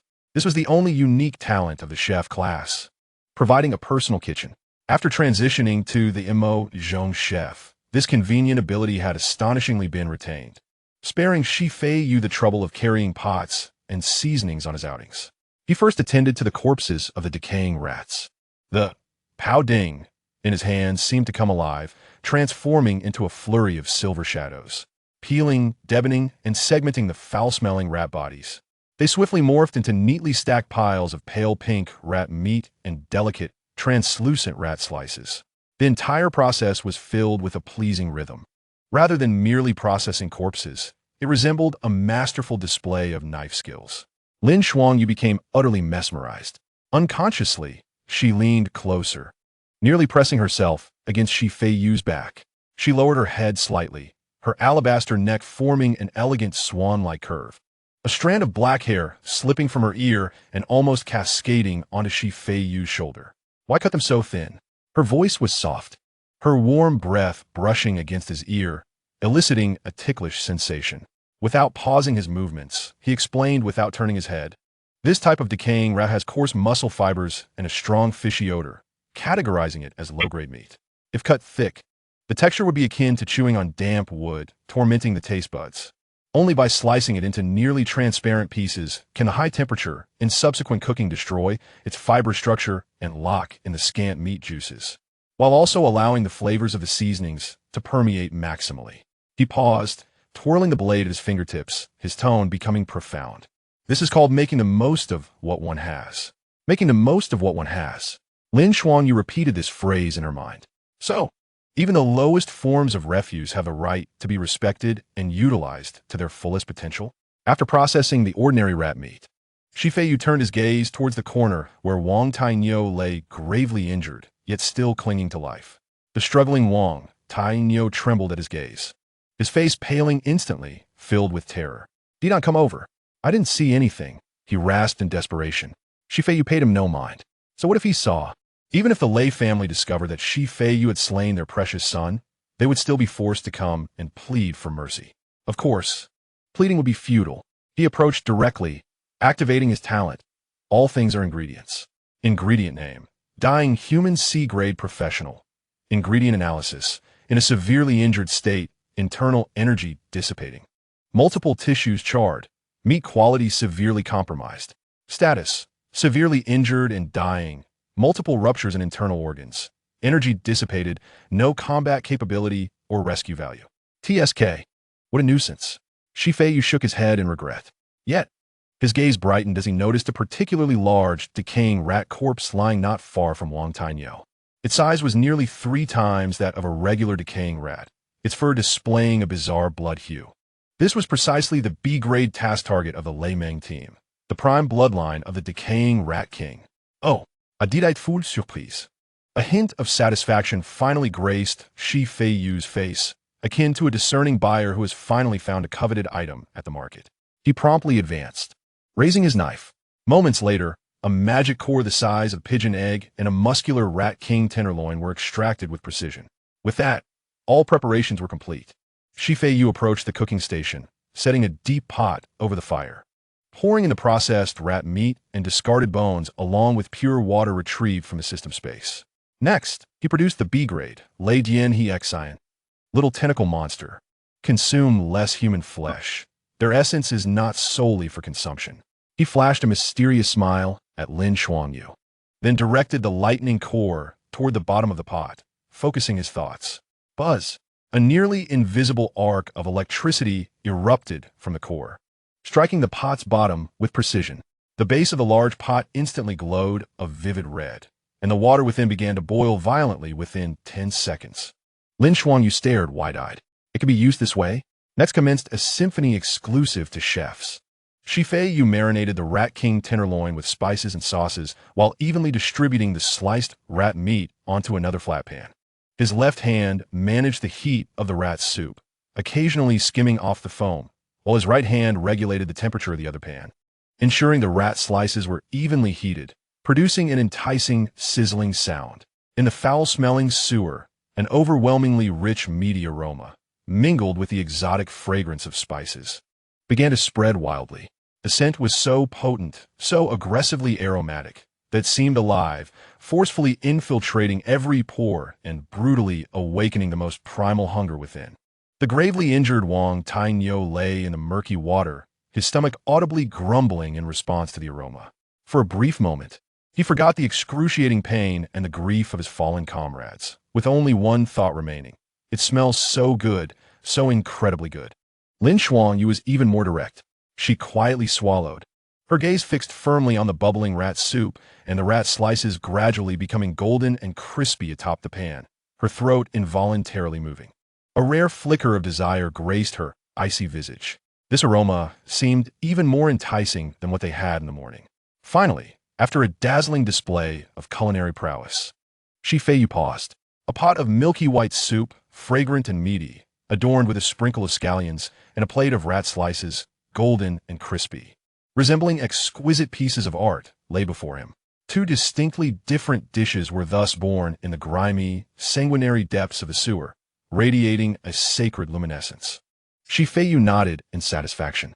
He first served a bowl of thick, savory meat stew and presented a slice of meat to the dazed Wang Tainyo. His face adorned with a gentle smile, his voice as refreshing as a spring breeze. Come, taste this. Chapter 28. I shall choose my followers, not accept all who approach. Wang Tainyo gazed at the bowl of milky white stew, the aroma of meat wafting enticingly, as his mouth watered uncontrollably. His stomach yearned, howling, clamoring for the overwhelming vitality embodied in that dish. Yet his mind, with its last vestiges of strength, warned him of danger. Run quickly. The fuel for this soup is the core of a B-grade thunder mage. The bubbling contents were none other than the carrion-eating rats that had recently feasted on human corpses in the sewer.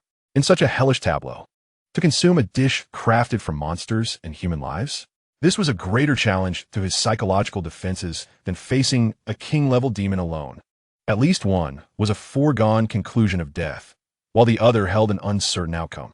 Wang Tainyo's throat felt as parched as if sandpaper had been dragged across it.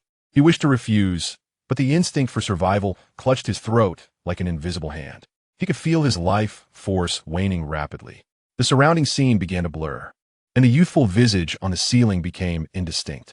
Without prompt intervention, he would undoubtedly perish, and this smiling young man before him was his only, albeit peculiar, chance for survival. Perhaps consuming this concoction could indeed allow him to live? Feiyu did not rush him, merely extending the porcelain bowl forward, maintaining that eerily amiable smile. Lin Xuanyu stood quietly behind, observing the scene with confusion. Why would one share such a delectable, energy-rich meal with a feeble human on the brink of death? It defied logic. Feiyu seemed to sense her thoughts, speaking softly without turning his head. Sometimes, kitchen waste can be repurposed to yield unexpected value. He then turned to glance at the small, tentacled creature, which appeared to be protectively vigilant over its food, finding it rather endearing. He could not resist reaching out to gently flick her smooth forehead with his finger. From now on, you shall be my official taste tester. I cannot afford to lose a morsel of food. With those words, Wang Tainyo's mental barriers shattered. Kitchen waste, indeed? In the presence of these two beings who regarded human life as trifling, was he not merely a pile of refuse awaiting disposal? He forced a grim smile. I will eat, he rasped, summoning strength from some unknown source. He sprang half upright from the ground, snatching the bowl of stew. Ignoring its scalding temperature, he tilted his head back and poured it into his mouth with fervor. Gulp, gulp. The warm, viscous stew slid down his throat, an indescribable burst of exquisite flavor exploding on his palate. It was a taste never before experienced, savory and salty, mingled with a tingling sensation akin to electricity, overwhelming his entire mouth. Soon after, a tremendous yet gentle warmth surged down his esophagus and into his stomach. Ugh! Wang Tainyo emitted a muffled groan, a blend of relief and profound agony. He could distinctly feel that the warmth traversing his body was slowly reviving the charred flesh and blood tissues that had been seared by lightning. His torn insides were gradually mended by soothing power, while the dispersed professional energy within him began to coalesce anew. His previously cold limbs regained warmth and sensation. Although his injuries remained grave and healing was still a distant hope, the debilitating sensation of teetering on the brink of death, slipping into a frigid abyss, was forcefully quelled. He was alive. At the very least, he could endure until he reached a hospital for proper treatment. Not only that, but he even sensed a slight increase in his strength. What is this? Wang Tinyu's eyes widened in disbelief as he beheld his wounds, once oozing, now healed, and he quickly raised his gaze to fixate on the still smiling youth. In his eyes lingered an overwhelming sense of shock and awe, alongside a profound, soul-deep fear. Feiyu nodded in satisfaction. It is not toxic, it is consumable. His primary objective remained to nourish the small, tentacled creature and to cultivate her goodwill. As for Wang Tinyu, Feiyu's peripheral vision caught the robust man, still immersed in the shock of survival and newfound strength. Sharing a bowl of stew with him, though tinged with compassion, was more a spur-of-the-moment indulgence. Much like witnessing a wild dog snarling at a fierce wolf, albeit amusing, this unbridled audacity could occasionally evoke laughter. Feiyu acted according to his heart. In his heart, there was little room for chivalry in the face of injustice. With a formidable background and boundless wealth, his thought processes were invariably colored by a philosophy of those who comply thrive, those who oppose perish, interspersed with a modicum of tolerance for agreeable entities. Testing for poison was merely one aspect. He did not wish to witness Wang Tinyu's demise, simply because he did not wish to. It was akin to not wanting a relatively beautiful butterfly flitting before him to suddenly fall to the ground lifelessly. Nothing more. This did not entail any reciprocal emotional connection, nor did it signify an intention to collect this butterfly. Observing Wang Tinyu's state, Feiyu surmised that he likely believed he was being invited to become a subordinate. A C-grade professional was barely worthy of being a pawn in his eyes, let alone a companion. His future required equals with whom he could share the view, not burdens that necessitated his constant support. Thus, he found it difficult to comprehend those who clamored to become followers simply for a casual act of charity, with some actually accepting such individuals. With that thought, Feiyu ceased to focus on Wang Tinyu. He turned, presenting another portion of rat slices piled high, like a small mountain, to Lin Shuangyue. In stark contrast to Wang Tinyu's ravenous consumption, Lin Shuangyue's movements exuded an elegance utterly incongruous with the filthy surroundings. Her delicate, porcelain-like fingers, akin to tender green shoots, gently pinched a slice of rat meat. Thin as gossamer, roasted to a golden crisp. It appeared rather appealing. She brought the rat slice close to her nose, tilting her head slightly as if examining its molecular structure. Then, she opened her cherry-like lips and took a delicate bite. Crunch! A tiny yet resoundingly crisp sound echoed. In the next moment, Lin Shuangyue's ice-blue eyes sparkled with brilliance. Crispy, fragrant. The gossamer-thin meat slice melted instantly on her tongue, an explosion of flavors, salty, savory, mingled with the aroma of fat and a unique sauce, surging to her very core. Following that, the pure taste of the rat meat, perfectly elicited, washed over her like gentle waves, forming an exquisitely layered flavor profile. Delicious. 1,000 times more delectable than that sandwich from the morning. Far surpassing any so-called culinary genius she had ever encountered. Lin Shuangyue hesitated no longer, her pace of consumption accelerating. Crunch, crunch, crunch. She resembled a little hamster discovering a cache of nuts, her cheeks slightly puffed, yet still taking small bites. Nevertheless, her chewing frequency was rapid, swiftly devouring an entire slice of rat meat. After finishing one piece, she extended her rosy tongue to delicately lick the golden crumbs clinging to the corner of her mouth.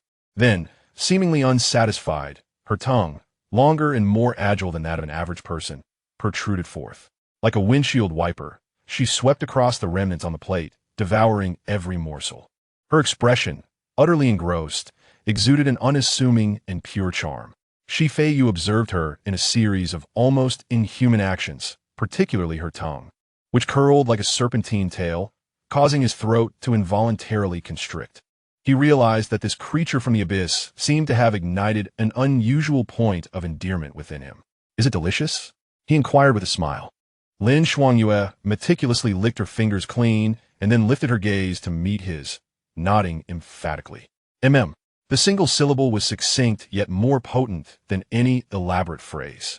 Following that, she quietly inched closer to Feiyu like a kitten awaiting its master's offering, their proximity shrinking to almost intimate closeness. More, she said, tilting her exquisite face upward, her eyes shimmering with pure longing and anticipation as she repeated the two words. You have tasted your own crafted Mouse King soup. All attributes too. You have tasted your own delicately flavored rodent slices. All attributes one.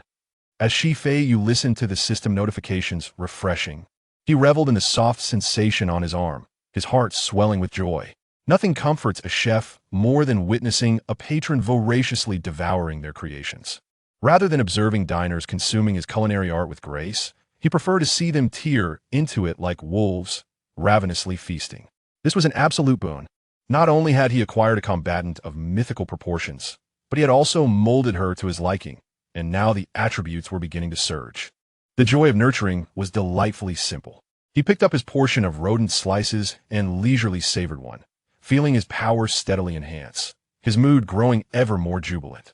Gazing at the almost transformed little tentacled creature in his arms, Feiyu cleared his throat, preparing to continue his ruse and impart to her some profound dining etiquette and philosophy.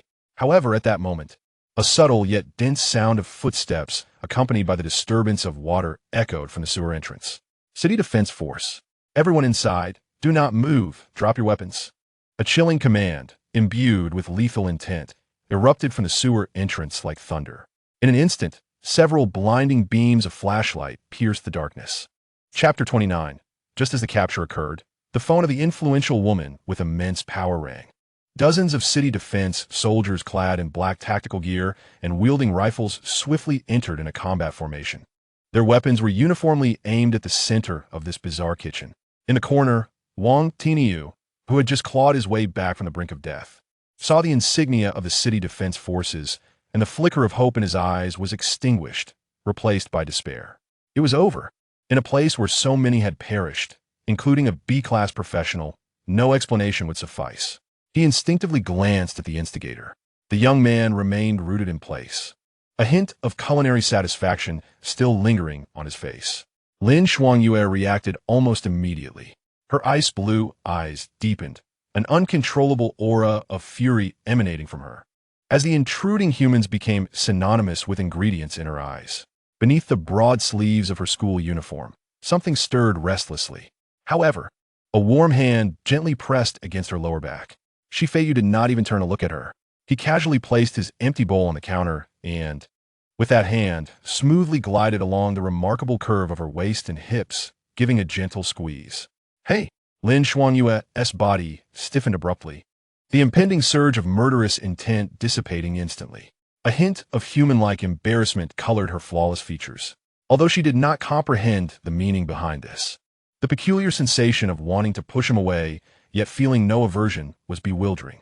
Just stay calm and watch. Feiyu's voice was soft, akin to a lover's whisper, imbued with a soothing quality.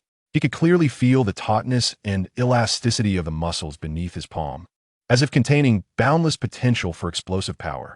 This delightful texture was commendable, he mused internally, while his expression shifted to one of stark contrast.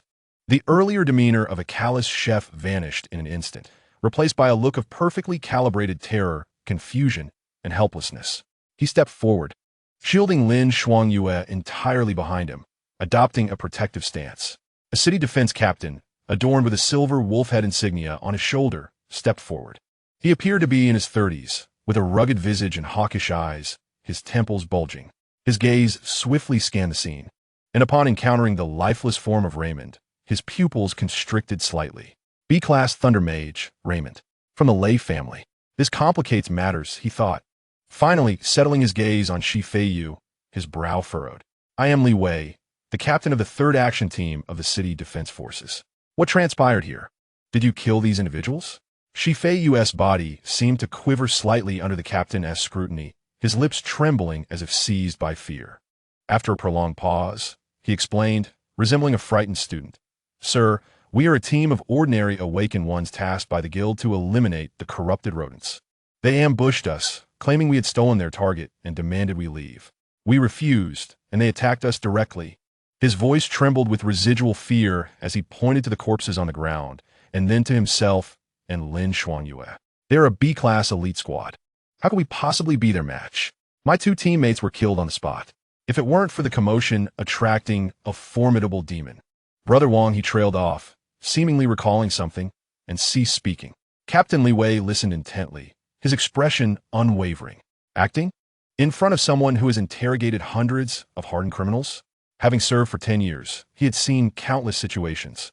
Feiyu's narrative was riddled with inconsistencies. An E-class chef, accompanied by a seemingly defenseless, beautiful classmate, could not possibly overpower a fully armed B-class elite squad. What a farcical notion. Even if the adversaries had been weakened by a demon, it would still be implausible. He crouched to examine the corpse of Raymond's comrade. The fatal cut was smooth, delivered precisely through the most vulnerable points of defense, expertly severing vital areas. Your knife skills. How could an E-class chef achieve such a counterattack? Li Bei stood, his gaze sharp as a blade, fixated on Feiyu. With what? Your kitchen knife. Under the mounting pressure, Feiyu's psychological defenses appeared to crumble entirely. He lowered his head, exhaling a long sigh. Ah, this has escalated, he murmured in a tone only he and the nearby Li Wei could hear, expressing his profound distress. I don't even know how to explain this to my sister. That seemingly nonsensical statement caused Li Wei's brow to furrow. He instinctively sensed that within this complaint lay hidden information. Your sister is? He queried instinctively. Feiyu raised his head, meeting his gaze, and sincerely uttered a name. Shi Junyao. The moment Li Wei heard those words, he questioned whether he had misheard. Shi Junyao, the very individual who, single-handedly, defended the wailing front line outside the western city wall of Wuji City for 3 years, slaying over a dozen complete demon species and hailed as an SS-class tyrant in the National Reserve. That tempestuous woman, known for her explosive temper, who would cleave the table in the military high command's office in half at the slightest disagreement. He was her brother. Li Wei's mind momentarily crashed. When he turned to gaze at Feiyu's innocent and delicate face, a chilling sensation surged from his feet to the crown of his head. No wonder an E-class chef possessed such terrifying knife skills. How could Shi Junyao's brother be an ordinary person? This was no mere violent crime. It was a foolhardy individual who had kicked a titanium alloy steel plate. Cold sweat drenched Li Wei's back in an instant. He intended to say something to rectify his previous rude demeanor. However, at that moment, a rapid and urgent communication request, indicating the highest priority, suddenly blared from the walkie-talkie at his waist. Startled, Li Wei quickly connected and turned his back to Feiyu, lowering his voice. Captain Li Wei, reporting. On the other end, the voice of his superior, the commander of the city defense forces, resonated with unprecedented fear and urgency. Li Bei, are you in the C3 sector of the Western District sewer? Have you apprehended a boy named Feiyu? Feiyu? Li Wei's heart sank sharply. The surname was the same. Yes, sir, multiple awakened individuals have perished on site. Damn it, the foolish son of a nouveau riche. If he dies, so be it. The commander erupted with expletives, his voice cracking. Listen, you're not dealing with a mere suspect. First and foremost, regardless of the other party's background or power, a student has experienced a bloody incident. Your duty is to comfort, not interrogate. Furthermore, he is the sole heir of that esteemed lord from Yundu. If he suffers even a scratch, our heads will roll. Now, immediately apologize with the utmost respect you can muster. Yundu Lord, Li Wei's mind buzzed. If Shi Junyao's name struck fear in Wuji City, then in a first-tier city like Yundu, being referred to as Lord at the upper echelons of human civilization equated to divinity. On the other end of the line, the commander continued to bellow hoarsely. What are you dawdling for? Orders from headquarters have just come down. This matter has been classified as a severe case of monster poaching. With excessive retaliation, that blind fool from the Lei family deserved to die. Your sole task now is to handle the aftermath. Do you understand? Absolutely clear. Li Wei shouted with all his might, the words echoing in the silence. Communication severed. In the sewers, an eerie silence enveloped the scene. All the city defense soldiers looked at their captain with incredulity. They could not comprehend how a single phone call could transform the iron-faced captain, renowned for his unwavering demeanor, into someone whose visage was graver than death itself. Under their astonished gazes, Li Wei slowly turned around. He looked at the still bewildered boy, straightened his legs, and sharply stood upright. Crack. A military salute, so standard it could be inscribed in textbooks. Report, young Master Shi, he shouted with all his strength, his voice booming. This matter has currently been defined as severe monster poaching with excessive retaliation. All spoils belong to you. We are responsible for the aftermath. Chapter 30. A kiss. Is this the joy of nurturing? Li Wei's bellow reverberated, causing the entire sewer to resonate. Behind him, the dozen or so city defense soldiers were left utterly dazed. Their eyes widened in disbelief, watching their captain's excessively precise military salute and his face flushed from exertion. Their minds collectively short-circuited. Young master? What is this about? This seemingly fragile, innocent-looking, and even somewhat androgynous youth, which family does he belong to? How could he instill such fear in the notoriously iron-willed Li Wei?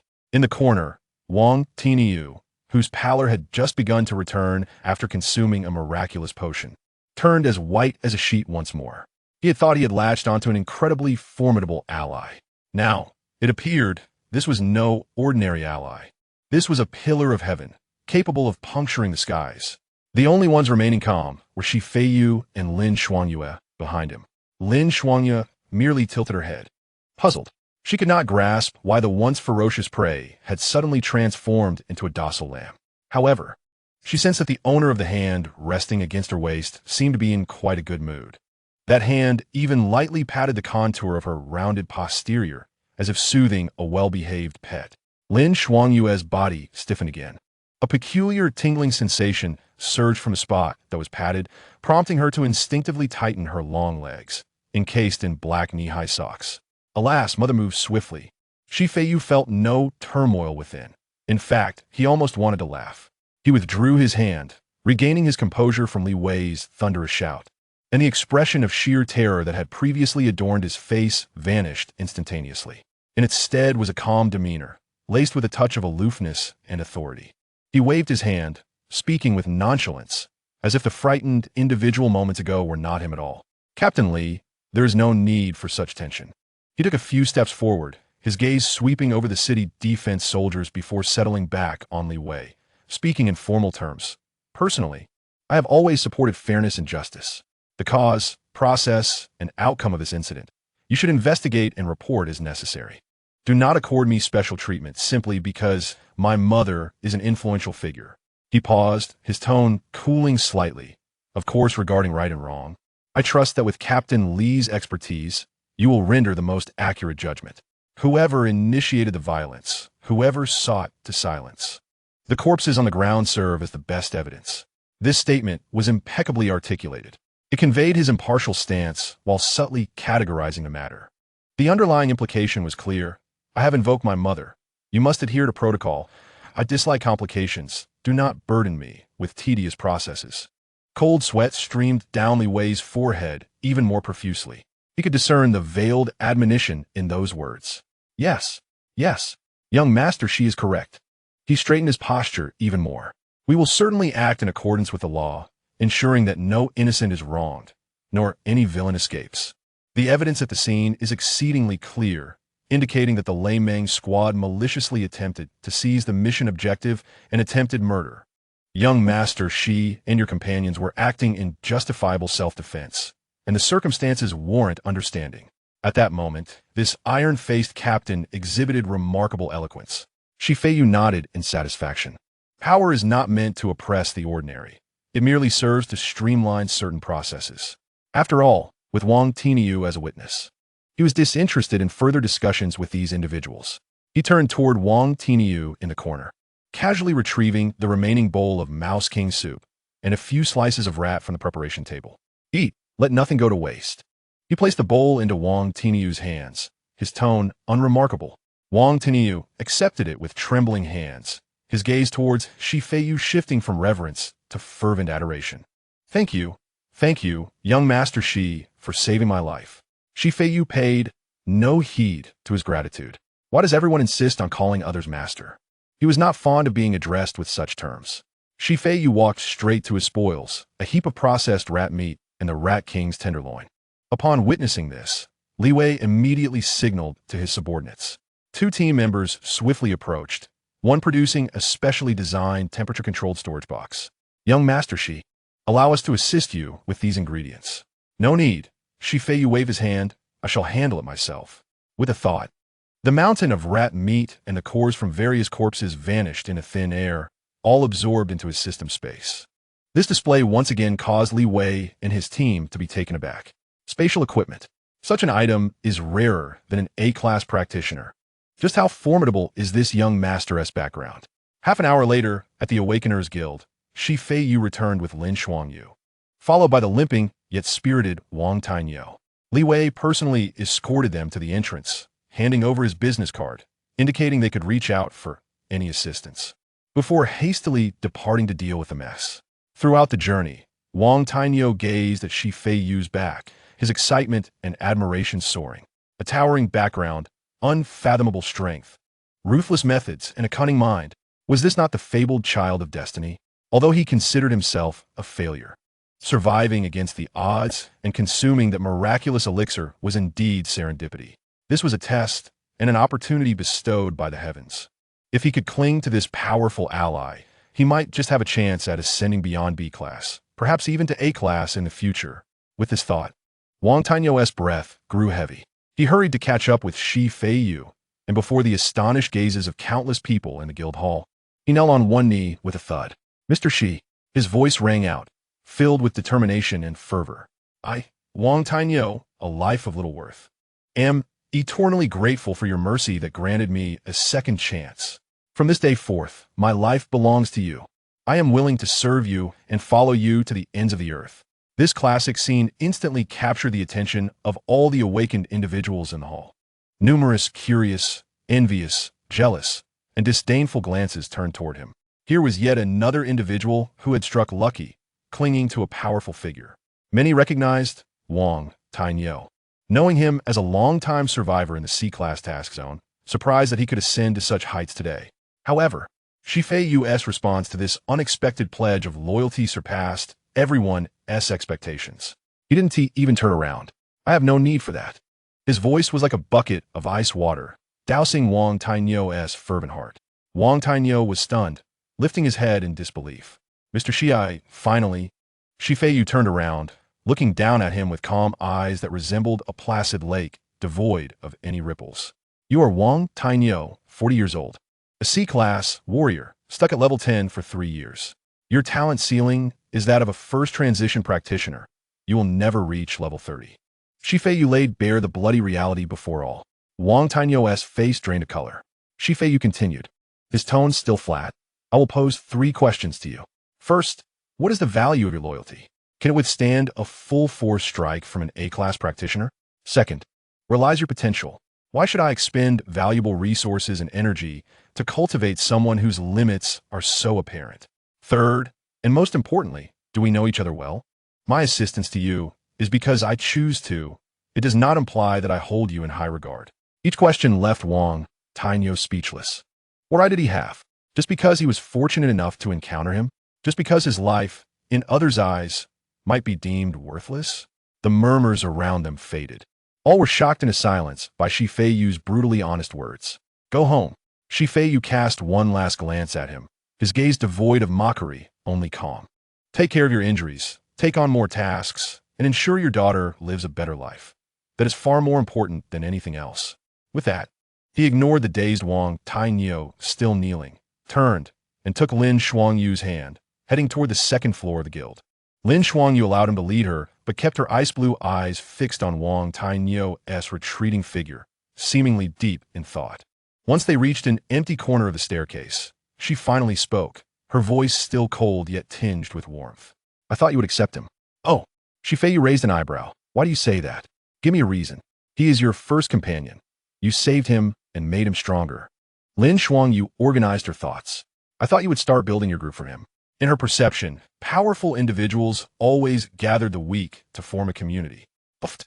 Feiyu couldn't help but chuckle. He halted, turned around, and pinched Lin Shuangyu's pleasantly plump cheek. Little tentacle monster, you need to understand one thing. I'm playing a game called life. My goal is to conquer all the highest difficulty characters.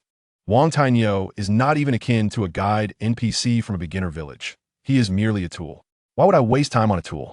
I require allies of exceptional talent, Like you, with boundless potential. Although you may not be the brightest, with a little guidance, you can become the strongest S-class character I can pursue. Oh, and preferably a beautiful girl. Feiyu unabashedly revealed his true nature. Whether male or female, having the opposite sex as a companion inherently carried additional value and emotional significance. Concealing this and pretending to accept both genders would only come off as hypocritical. This unconventional statement once again shook Lin Xuanyu's worldview. She nodded, partially understanding, but she grasped the crux. He needed someone like her. Moreover, he acknowledged her talent and even praised her as a beautiful girl. Speaking of which, did he not subtly insult her? I should prepare for the upcoming entrance exam in a few days, Lin Xuanyu suddenly said. You will participate as well, right? She looked at Feiyu.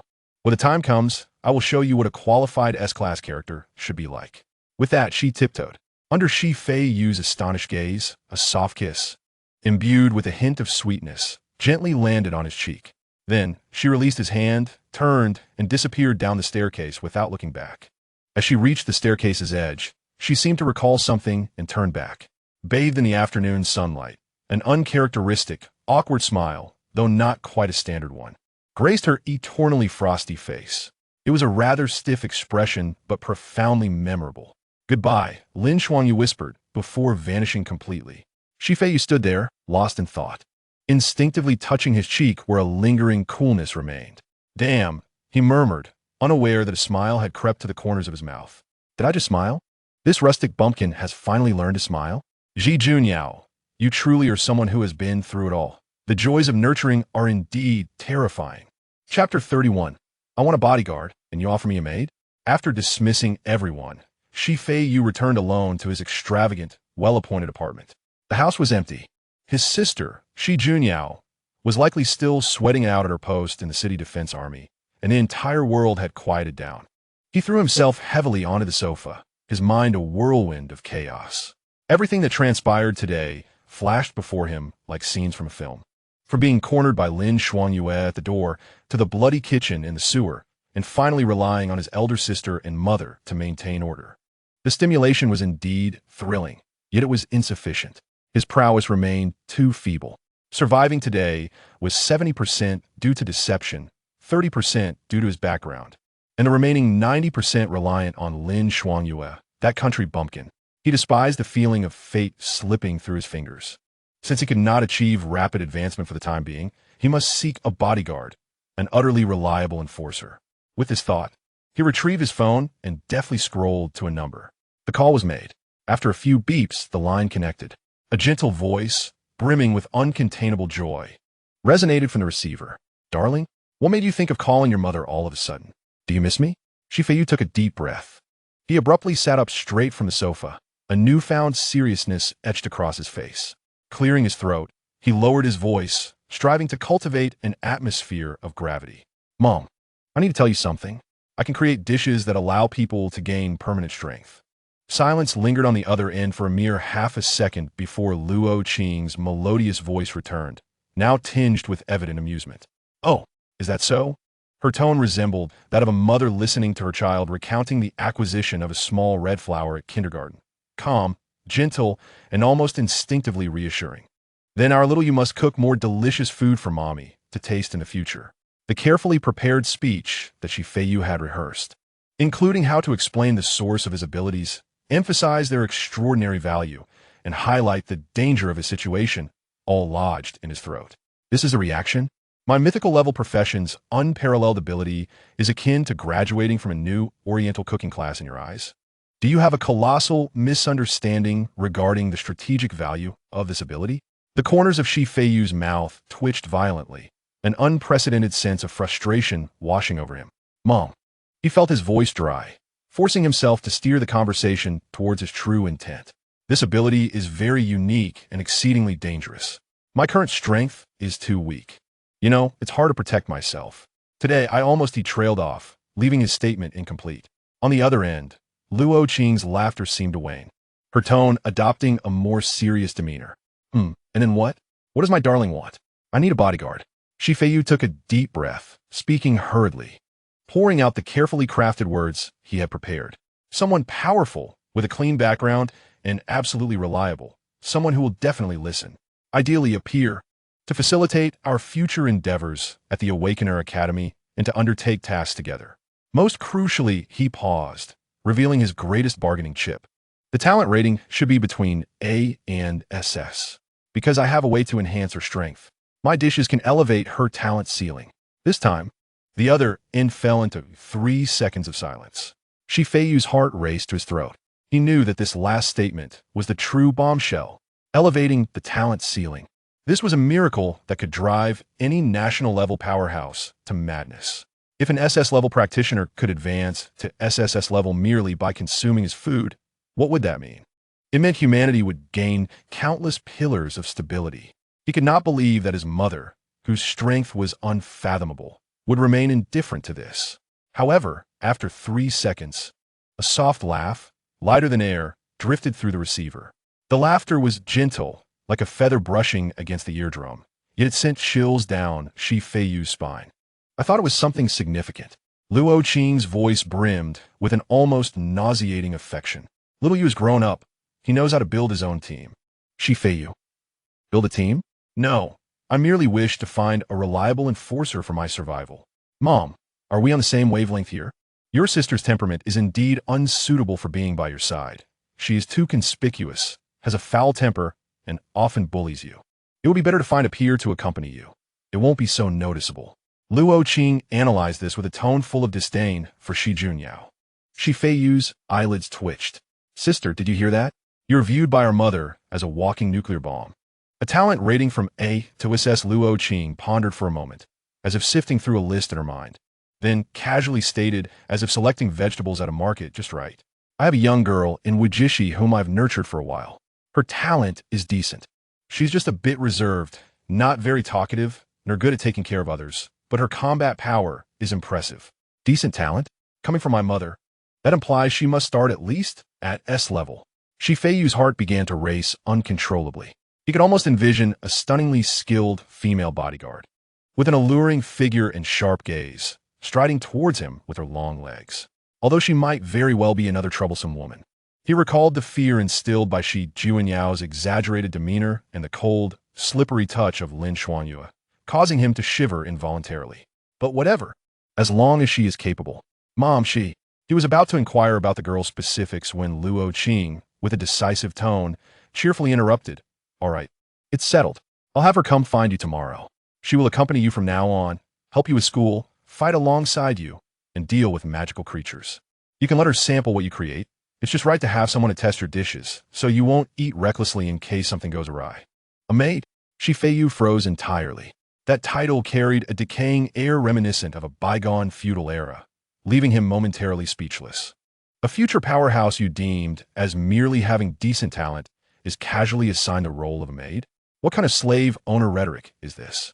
Mom, this isn't appropriate. Is it? Feiyu struggled to articulate, trying to convey that she was also a person of substance. Genius? A hint of evident skepticism laced Luo Qing's voice. Darling, why is your perspective so narrow? I have been accused of having a narrow perspective by my mother. Is there no justice in this world? Feiyu fell utterly silent. He felt an insurmountable chasm of class separating him from his mother. In his mother's worldview, it seemed that all beings, apart from family, were simply categorized into usable and unusable. The girls soon to arrive clearly belonged to the former. All right, it's settled. Feiyu, remember, you're my son. A person born at the pinnacle of the pyramid. Your future conduct can be bolder. Don't tarnish our name. Feiyu, you should have mentioned your status earlier. What have I been pretending to be poor for all these years? I will inform your sister about this.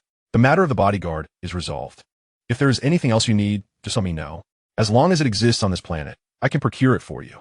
Her sweeping tone stirred a wild thought within Feiyu. He licked his dry lips, held his breath, and tentatively asked, Mom, can you really get anything? What if it's related to the King's body? Luo Qing on the other end seemed to take an interest. Go on. As long as it is not alive. Merely some physical components is a trivial matter. If it were to be alive, one would have to wait for a while. Feiyu steeled his heart, gritted his teeth, and lowered his voice, saying, I require a drop of the freshest blood from a level 90 monarch body, the bloodline of the abyssal species. What? On the other end of the line, Luo Qing's voice suddenly escalated, the gentleness and indulgence vanishing without a trace, replaced by a murderous intent that nearly overflowed the receiver. Even though this malice was not directed at Feiyu, it still sent a shiver down his spine. Xiaoyu, have you encountered some peculiar individuals lately? Chapter 32 Blood of the Monarch Body? A matter of a phone call. Feiyu jolted. This was the first time he had detected such intense, emotional fluctuations from his mother Luo Qing's always gentle voice. What happened? Surely, the material of the monarch body is too outrageous? This was the first thought that sprang to his mind. Level 90, monarch body, and the bloodline of the royal species. This was no longer merely a matter of money. It was a strategic grade contraband. The receiver fell into a deathly silence. This silence was more suffocating than any severe reprimand. Feiyu could even hear his own, slightly erratic breathing. He licked his dry lips, preparing to find a humorous excuse to smooth over the conversation. However, Luo Qing's voice rang out once more. This time, the gentle warmth was entirely absent, leaving only an undeniable seriousness. Xiaoyu, listen. The toxicity of the abyssal species blood is quite potent. Her tone softened slightly, yet the seriousness remained palpable as she posed the most crucial question. Rest assured, this is not difficult to procure, but Mother needs to know, what do you intend to do with it? Feiyu's heart sank for a moment. Then he steadied himself. Mother's concern is not about how I know, but rather what I intend to do with it. The love of parents is forever devoid of any rationale. To use it for my sister. He responded immediately, his voice filled with sincerity. You are aware of my profession. I can customize recipes for others. The recipe clearly states that to elevate my sister's SS grade tyrant to SSS grade, this item must serve as the main ingredient. This explanation was airtight.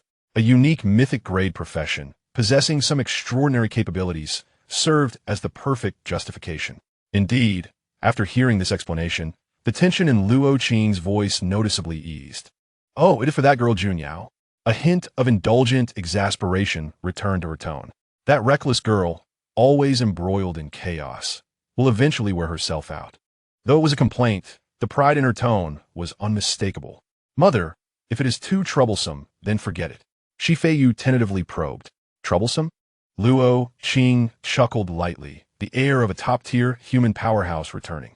Not troublesome at all, merely a drop of blood. What is the big deal? Feiyu thought. What a trivial matter indeed. All right, I understand. Luo Qing's tone completely regained its usual lightness. That maid you mentioned will arrive in Wujishi early tomorrow morning. As for the drop of blood you requested, it will be delivered to you along with that girl. Tomorrow. Feiyu felt as if he had swallowed dry air. Mother, your son knows you hold great power, but how significant is this? Just take it and use it. If it is insufficient, tell Mother. A statement from the other end of the line shattered Feiyu's worldview. This item, Mother can procure a barrel for you. After saying this, without waiting for Feiyu to respond, the call was abruptly ended. Beep, beep, beep. Listening to the busy signal on his phone, Feiyu remained frozen on the sofa, his mind blank for quite some time. Is this really happening? The fresh blood of a level 90 monarch body, of the royal bloodline, a forbidden material that only exists in legends, was resolved with just one phone call, and it is being delivered tomorrow. At this moment, he felt not elation, but a profound sense of absurdity and unreality. His mind involuntarily began to wander.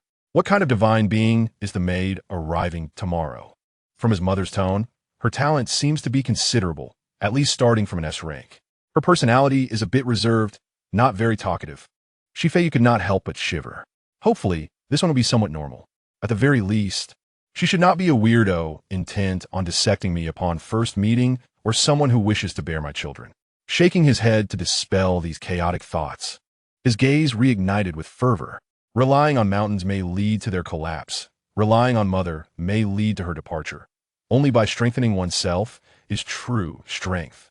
Regardless of what strange creature arrives tomorrow, as long as they possess sufficient strength and obedience, it would suffice. More importantly, that drop of monarch's blood, with it, combined with his demon chef profession, he could craft a supreme gift tailored for his sister, elevating her SS grade tyrant into a truly unique SSS grade. What terrifying leap in power would his sister achieve then? Just thinking of this caused Feiyu's blood to boil. He too should prepare for the upcoming entrance examination. Lin Xuanyue, that little tentacle monster, had already declared her intent to prove the value of her S-rank obtainable character in the exam. This player cannot simply remain a chef hiding behind a woman, can he? He opened the system panel, gazing at his woefully inadequate attributes. Name, Feiyu. Level, 100. Profession, Demon Chef, Unique Mythic Grade. Strength, 1020. Agility, 1020. Constitution, 1020. Spirit, 1320. Innate Talent, Forbidden Feast. All things are ingredients. Other talents, none. Note, a normal person has non-spiritual attributes of 5 and spirit of 1 after a buffet in the sewers. All attributes doubled from 5 to 10. This speed was akin to riding a rocket. Yet, he remained far too weak. Pathetically weak. Relying on mountains may lead to their collapse. He must become strong himself. He must swiftly level up and increase his attributes. Feiyu sprang up from the sofa, his eyes filled with a thirst for power. He strode purposefully toward the kitchen, gazing at the temperature control box that had just been filled again with high-level demon limbs by Shi Junyao. It appeared to him like a gleaming mountain of gold. These are his experience packs, his attribute points. His gaze finally landed on a half-meter-long, keratin-covered, giant demon severed tail. Excellent. Let us start with you. A night passed without incident. The next morning, sunlight streamed through the old windows, casting beams of light in the air. Feiyu yawned as he stepped out of his room, the air still faintly fragrant with meat. A night of toil had yielded fruitful results. Ding! You have consumed giant demon sashimi, permanently increasing all attributes by 5, with an additional 2 to strength. Ding! You have consumed charred giant demon ribs, permanently increasing all attributes by 5, with an additional 1 to constitution and 1 to agility. Ding! You have drunk deep-sea fish lip broth. Your base all attributes have been raised to 12, with a total increase of 50. Your level has risen to LV2. Though he had only advanced a single level, with merely a 2-point increase in attributes, the sensation of becoming stronger every single moment was intoxicating. Just as he was preparing to wash up and prepare today's feeding breakfast for Lin Xuanyu, a dull and rhythmic knocking echoed at the door. They've arrived. Feiyu's spirits lifted, and he rushed to the door in a flurry. He did not open the door immediately, but held his breath, carefully leaning toward the peephole to look outside. Standing outside was a young girl. Indeed, she was not the imposing, long-legged elder sister he had envisioned, but rather a girl standing at approximately 1.70 meters, a maiden who momentarily stole his breath away. Chapter 33. Whose Family Mechanism? The scene reflected in her eyes shattered all of Feiyu's fanciful imaginings in an instant. There was none of the murderous aura that could silence a child's night cries, nor the frosty demeanor that kept others at bay. Outside the door stood a girl, resembling a delicate doll forgotten in a corner, clad in a fitted, jet-black combat suit of matte material. It accentuated her tall and slender figure. Unlike the exaggerated curves of her sister, Shi Junyao, this girl resembled a sword sheathed in its scabbard, straight, sleek, and exuding a sense of ascetic beauty. Her short, neat black hair framed exquisitely delicate features. Yet her eyes were hauntingly vacant, resembling 2 pieces of the purest obsidian, lacking reflection and devoid of emotion. Her attire was notably minimalistic around her chest. She stood there motionless, her breathing nearly imperceptible. Were it not for the talent all things are ingredients informing Feiyu that she was indeed a living being, he might have thought a figurine company had made an error in delivery. Was this the little girl his mother spoke of as possessing decent talent? A bit dull? The corners of Feiyu's mouth twitched violently. This was merely a bit dull? This was the mechanism? He adjusted the slightly wrinkled collar from a night spent cooking, adopting an inscrutable demeanor, and opened the door. With a creak, the doll-like girl outside finally focused her hollow gaze squarely on Feiyu's face. Are you Feiyu? Her voice was soft and flat, akin to a mechanized voice, devoid of any tonal inflection. I am. Feiyu nodded, maintaining an air of sophistication. Are you the person my mother sent? Yes. The girl was concise with her words.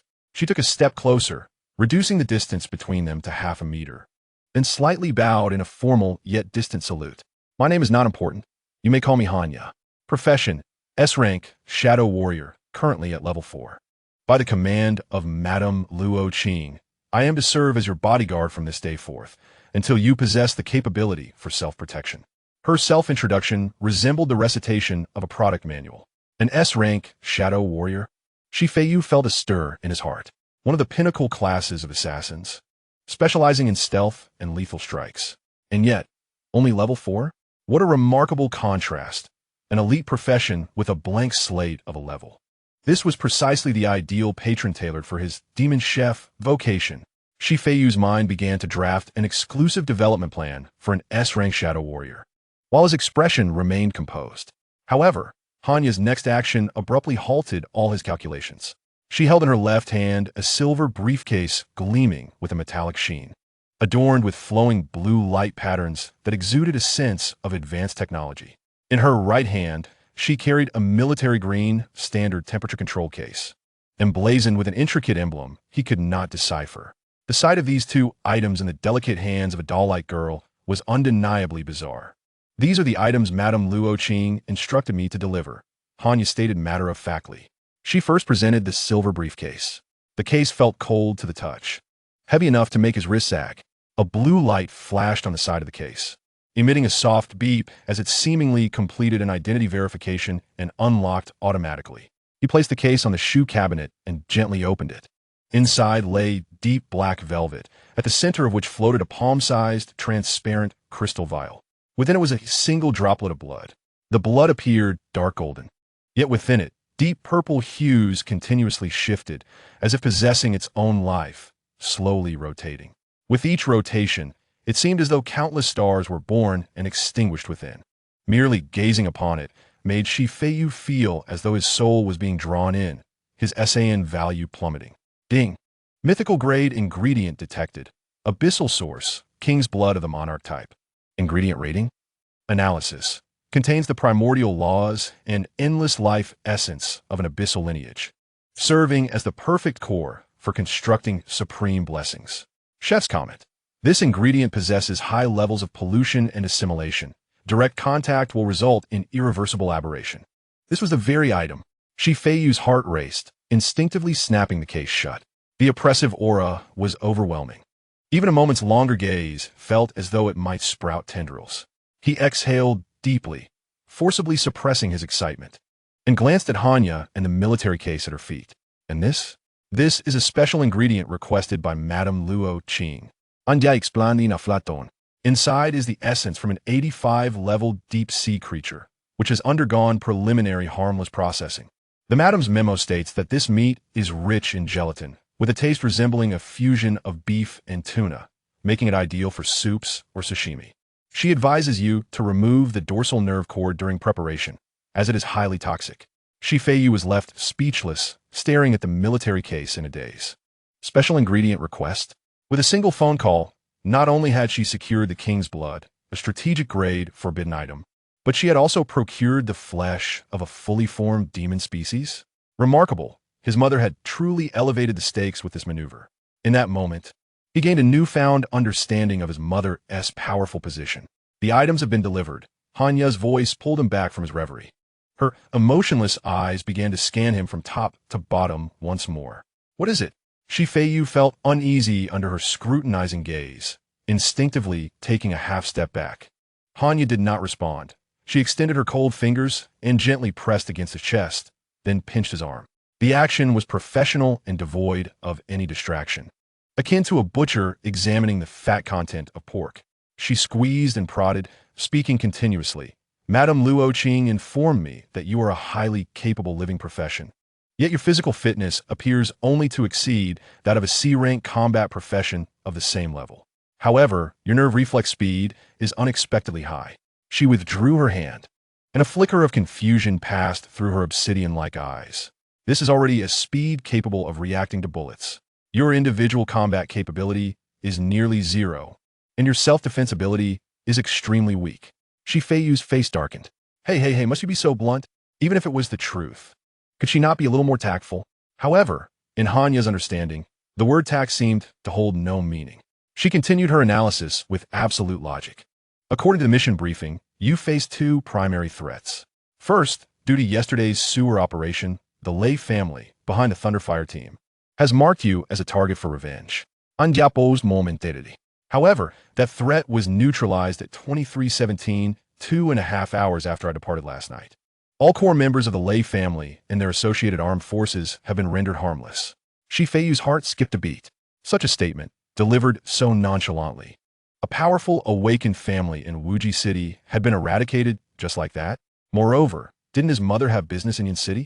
Given that each city was separated by numerous abyssal rifts, how could they extend their reach? However, he was too lazy to ponder further. It was just as well to avoid the tiresome narrative of defeating a powerful foe. Secondly, Hanya continued without pause, according to Madame Luo Qing's intelligence. You have been targeted by an abyssal creature's larva. This target exhibits a high desire for predation and reproduction, and the threat level, according to the madam, is negligible. However, as your bodyguard, it is my duty to ensure you are protected from any potential threats. Indeed, his mother had been vigilant. Feiyu understood. That phone call yesterday was likely more than just a casual conversation. In summary, your intrinsic value is immeasurable, yet your defensive capabilities are non-existent. Anjari seemingly grappling with a more intricate logic. Moments later, she looked up once more and uttered a statement that sent shivers down his spine. Thus, I believe standard protection can no longer assure your absolute safety. What? Feiyu felt a foreboding sensation. Hanya responded with a stoic expression. 24 hours, 0 distance. Close protection. No sooner had the words left her lips than she stepped forward, crossing the threshold into the room. Then, she seized Feiyu's arm. To ensure immediate response, in any unforeseen circumstances, I require a physical bond with you. Her voice remained as calm as still water, as if discussing the most mundane matter. I suggest that from now on, we eat, sleep, and even bathe together. Chapter 34. I do not follow, but I watch. Must we be together? Feiyu gazed at the hand, tightly gripping his forearm. It was a beautifully delicate hand, with long fingers and defined knuckles. Its pale skin so translucent that faint blue veins were visible beneath. Yet the pressure from her fingertips felt akin to a hydraulic clamp. Indeed, Hanya showed no intention of loosening her grip, her gaze fixed upon him with an air of inevitability. The bathroom is one of the locations with the highest success rate for assassination. The sound of water can muffle footsteps, steam obscures vision, and a person is most psychologically vulnerable when unclothed. She paused momentarily, her gaze scanning him from collar to trousers, finally resting upon his belt. More importantly, you are not wearing any armor. Feiyu felt his temples thumping. Had it been a different hot-blooded male protagonist from galgame, he would likely be gushing blood at this moment. An S-class beauty accompanying him in the bath was a fantasy many otaku dared not even dream of. Yet all Feiyu felt was a creeping sense of unease. He was all too familiar with such tropes. In the numerous galgames he had played, these unexpected perks often followed a predictable pattern. Forgetting a towel while bathing, slipping and falling into an embrace, accidentally stumbling upon a changing room. These seemingly tantalizing scenarios were sweet romances in a galgame. However, should they occur in reality, Feiyu did not wish to be the protagonist. Firstly, it was awkward. Secondly, basing the onset of their relationship on accidents was akin to constructing a grand edifice upon quicksand. Such moments were merely the dizzying allure of hormones glamorizing transgressions. Let go. Feiyu inhaled deeply, his voice growing colder.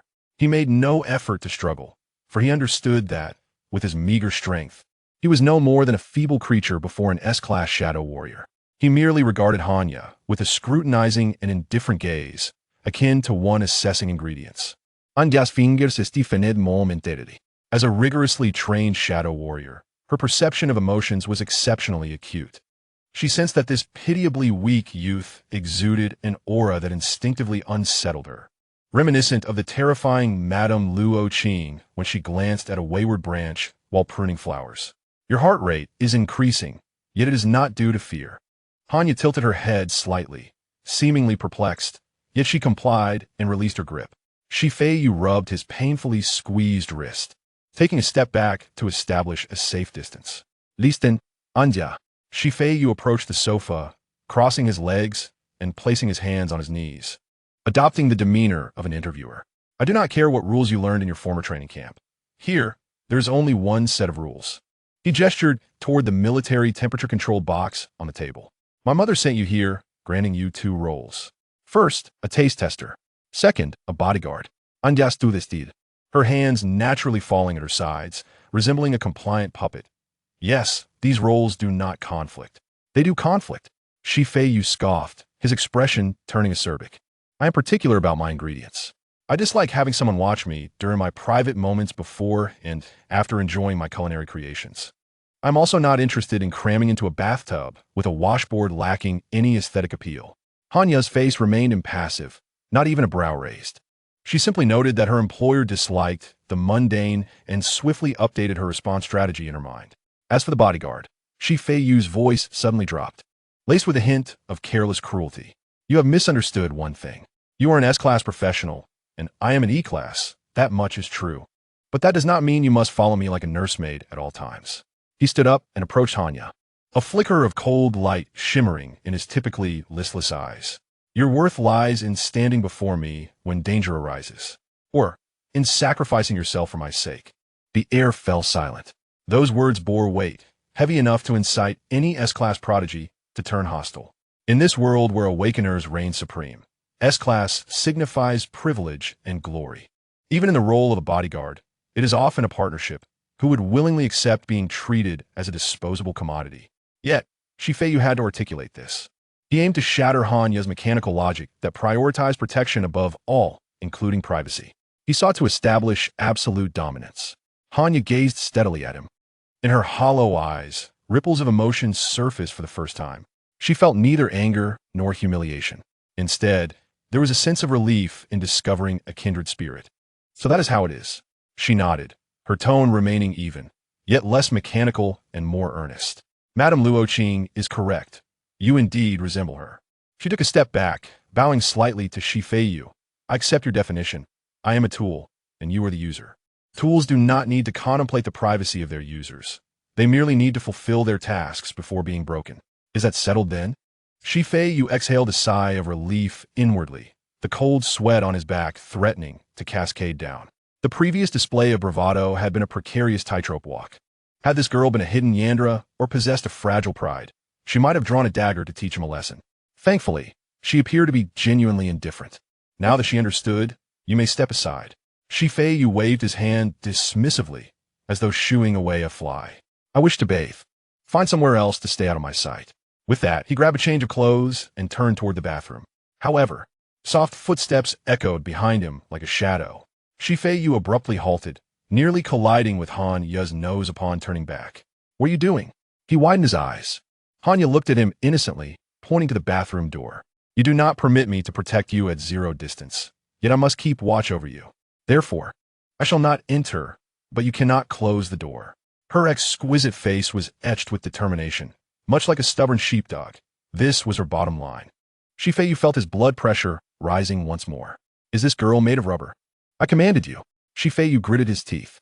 Madame's orders carry greater weight. I can keep my eyes closed. Hanya offered a highly reasonable suggestion. Is this even a matter of sight? Then tell me, what should I do? I cannot remain too far from you. Feiyu fell on the brink of insanity. He glanced at the resolute expression in Hanya's eyes, understanding that this was her utmost concession following logical deliberation. Taking a deep breath, he forced himself to regain composure. He extended a finger and decisively drew a line before the bathroom door. You can guard the entrance, unless I shout for help or something else. He paused, contemplating a more secure plan. Every 3 minutes, knock on the door. If I respond, you must not enter. If I do not respond, Hanya interjected, her right hand swiftly reaching for the dagger at her thigh, her eyes brimming with murderous intent. Then it indicates that the target has been attacked. Execute a forced entry and eliminate all threats. Indeed, Feiyu weakly supported his forehead. Although the atmosphere felt somewhat off, at least they had reached a consensus. Remember, even if I am singing or dancing inside, or making any strange noises, as long as I respond to your knock, you must not enter. To prevent any melodramatic scenario where you might hear a fall inside and mistakenly think I am under attack, Feiyu had to add this clause. Understood. Andian nadif. Turn around and face the wall. Stand straight. Hanya obediently turned her back to the bathroom door, resembling a student punished to stand. Her posture impeccably upright. The taut curve of her hips and long thighs, wrapped in combat attire, formed an extraordinarily pleasing sight. Feiyu couldn't help but steal a few glances. Ahem, purely an appreciation for human ergonomics. By the way, could a girl really be this perfect? He swiftly slipped into the bathroom like a thief, locking the door with a click. He added a security chain and leaned against the door, exhaling a sigh of relief. It was too difficult. In this day and age, trying to enjoy a peaceful shower was more exhausting than conquering a demon. He turned on the shower, allowing the warm water to cascade over his body. Amidst the rising steam, Feiyu gazed at his reflection in the mirror. His physical condition had improved significantly after last night's feast of demon sashimi, with his muscle definition becoming slightly more pronounced. Though not chiseled to perfection, his once healthy physique now bore a semblance of humanity. Strength. He clenched his fists, feeling the rush of heat within. That box of premium ingredients, along with that damned royal blood, was his ticket to a comeback. Just as Feiyu was preparing to envision grand plans in his mind, a rhythmic series of knocks resounded. 3 precise knocks, like an accurate alarm clock. Outside, Hanya's voice, devoid of inflection, announced, 3 minutes are up. Feiyu wiped his face and shouted in exasperation, alive. Acknowledged. Chapter 35. Please unfasten the bathrobe. The bathroom door lock emitted soft click. Steam rushed out through the crack, blurring the previously crisp air. Feiyu grasped a dry towel with one hand, carelessly drying his damp hair, while the other hand adjusted the slightly loose white bathrobe. Just as he stepped out, his movement froze. Less than 2 meters from the bathroom door, Hanya stood quietly. She maintained her standard wall-facing stance, her back turned to the bathroom. From behind, the girl's waist appeared so slender that it seemed it could snap with the slightest force. Yet, following the curve of her waist, her hips presented an astonishingly firm and rounded shape, forming a perfect arc connecting to her long, straight thighs, capable of taking anyone's breath away. Upon hearing the door open, Hanya turned instantly, her movement swift as if caught in a frame-by-frame moment. Her obsidian-like eyes scanned Feiyu up and down, her gaze like a cold probe, missing no detail. Finished. Her tone was flat, not a question, but a statement. Needless to say, Feiyu rolled his eyes, draping the half-dry towel around his neck, attempting to bypass her to reach the living room. Excuse me, you're in the way. However, Hanya did not yield. Instead, she stepped forward, closing the distance between them to a breath span. A faint, delicate fragrance infiltrated Feiyu's nostrils. It was not the scent of perfume, but rather akin to the earthy aroma of grass and trees after rain. Speaking, she extended her hand, her long, bony fingers reaching directly for the tie of Feiyu's bathrobe. The action flowed seamlessly, devoid of hesitation or modesty. Please unfasten your bathrobe. Feiyu's eyelid twitched as he firmly grasped her restless hand, a vein throbbing at his temple. What madness are you up to now? Routine inspection. Hanya looked up at him, her tone so matter-of-fact that it was infuriating. The bathroom contains ventilation ducts, which are high-risk zones for miniature parasitic demon invasions. Such demons typically attach themselves to the host's back, nape, soles, armpits, or the inner thighs, areas that normal people do not focus on, and can burrow beneath the skin within 10 minutes. She pointed to Feiyu's chest, utterly serious. As your protector, I must confirm that your body has not been contaminated by any foreign entities. You need not move. Simply remove your bathrobe. Spread your arms and legs and turn around. It will only take 3 seconds. Feiyu took a deep breath, forcibly suppressing the impulse to throw her out. He realized that Hanya, to a certain extent, resembled Lin Xuanyue. Lin Xuanyue lacked basic human knowledge, while Hanya lacked a sense of shame. They could be considered difficult sisters in their own right. However, Lin Xuanyue was a beastly direct approach, whereas Hanya was a machine-like rigidity. So, upon reflection, Lin Xuanyue was rather adorable. Wait, she is a tentacle monster. What am I thinking? I am an E-rank life professional, but that does not mean I am blind. Feiyu, somewhat vexed, seized Hanya's wrist. Do you have some misunderstanding regarding the concept of privacy? Hanya tilted her head, her gaze landing on the restrained wrist, seemingly calculating the force needed to break free before raising her eyes. The priority of privacy is lower than that of life safety. I am a bodyguard. Eliminating hazards is my duty. Her gaze once again unabashedly roamed over Feiyu, lingering on certain key areas. There is nothing on you that I am unacquainted with. A sense of shame is an unnecessary emotional hindrance. What a damned unnecessary emotional hindrance. I'm a normal man, you know. Feiyu took a deep breath, forcibly suppressing the torrent of retorts bubbling within. Anya. Feiyu released her hand and took a step back, his expression instantly shifting to one of the arrogance and indifference befitting a demon chef. He pointed to his own eyes. Do you think that as one who can deconstruct all things into ingredients, my perceptiveness is inferior to yours? Anya posed for a moment. Do you possess greater sensory ability than I? A newly promoted Level 2 life professional, whose perceptiveness could surpass that of an S-rank shadow warrior specialized in stealth and reconnaissance. However, recalling Feiyu's reaction speed that had outpaced her own, she ultimately opted to comply with the order. Understood. She withdrew her hand and resumed her stance with arms crossed behind her. Yet her gaze remained fixated on the collarbone exposed by Feiyu, as if trying to mentally peer inside to confirm safety. Stop staring, come over here. Feiyu tightened the collar of his bathrobe and turned towards the kitchen, beckoning her over. Anya followed suit closely veined. On the kitchen island, the dark green military-grade, temperature-controlled box stood silently, exuding an aura that warned others to keep their distance. Essence of an 85-level deep-sea species. Even through the thick alloy shell, Hanya could sense the heart-pounding energy emanating from within. It was a terrifying presence capable of annihilating an entire squad of level 60 second-tier professionals. Her gaze instinctively locked onto the box. Are you going to handle this? Hanya's voice was imbued with an unexpected gravity. According to the information, although the flesh of this deep-sea species is exquisite, its texture is exceedingly tough and imbued with the energy rebound characteristic of high-pressure environments. Ordinary kitchen tools are incapable of slicing it, and may even shatter upon contact. Her right hand stirred slightly, revealing an ebony dagger that had materialized between her fingers, resembling a solidified shadow. If needed, I can assist with the coarse processing. My shadow blade can barely carve through flesh. Put away. Feiyu did not even glance at the military box, instead bypassing it to open the nearby refrigerator. Who said I wanted to eat that? His tone was dismissive, even tinged with disdain. After just showering, consuming they'll be too greasy and prone to causing internal heat. That is meant for some large-breasted, mindless woman. Hanya was taken aback. The dagger in her hand awkwardly hung in midair. Was he really complaining about the greasiness of an 85-level deep-sea creature? Such a rare demon that could be consumed with minimal processing could fetch a fortune on the black market. To this man, it was merely greasy? Is this what they call sophistication? Before she could inquire, Feiyu flipped his wrist. The spatial ring flickered with light.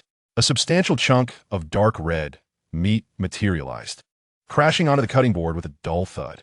The piece weighed approximately 2 to 3 gene, entirely dark red, its surface coated with a thin layer of fat, emanating a unique sweet and fishy aroma. Strangely, even detached from its body, the meat's fibers continued to twitch slightly, as if it possessed a form of independent vitality. Hanya squinted, swiftly searching her mind's bestiary. Loin meat from a mutated corrupt rodent king, approximately level 20? Upon completing her search, a flicker of confusion crossed her eyes. How could it drop from an 85-level deep-sea overlord to a 20-level sewer rat? Wasn't that a rather extreme disparity? Do not regard it with such disdainful eyes. Feiyu seemed to see through her thoughts, leisurely rolling up the sleeves of his bathrobe, exposing his fair wrist. The quality of ingredients depends on the chef's skill, rather than their prior level. To you, it is filthy rat meat. But to me, Feiyu's voice lowered, laced with an almost fervent admiration. His right hand grasped the air. The unremarkable kitchen knife, Pao Ding, appeared in his hand. It is one of the cornerstones of your future evolution. Hanya did not grasp the significance of the term evolution. Her attention was entirely captured by the knife.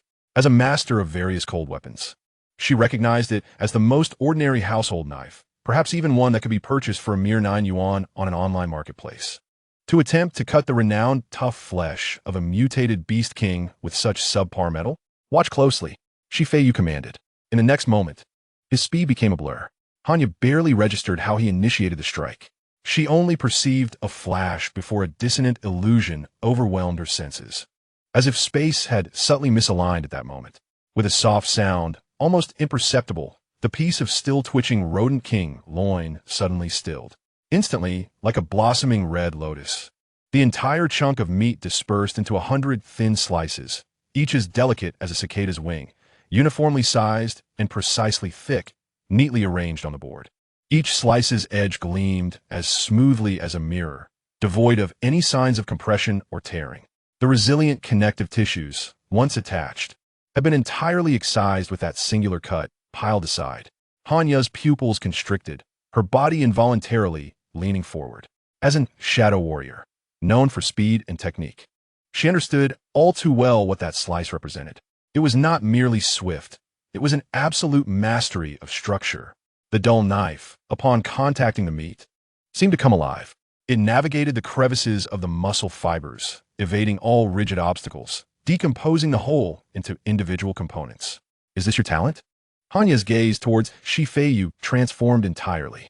If that strike were to land on a person, she instinctively touched her neck, a chill creeping up her spine. Should he employ such a technique against her joints' vulnerable points, even as an S-class, she would likely be dismantled in an instant. Simply foundational skills. Feiyu casually twirled the knife, sheathing, pout, ding, as if he had merely performed an inconsequential task. Yet inside, he felt a swell of satisfaction.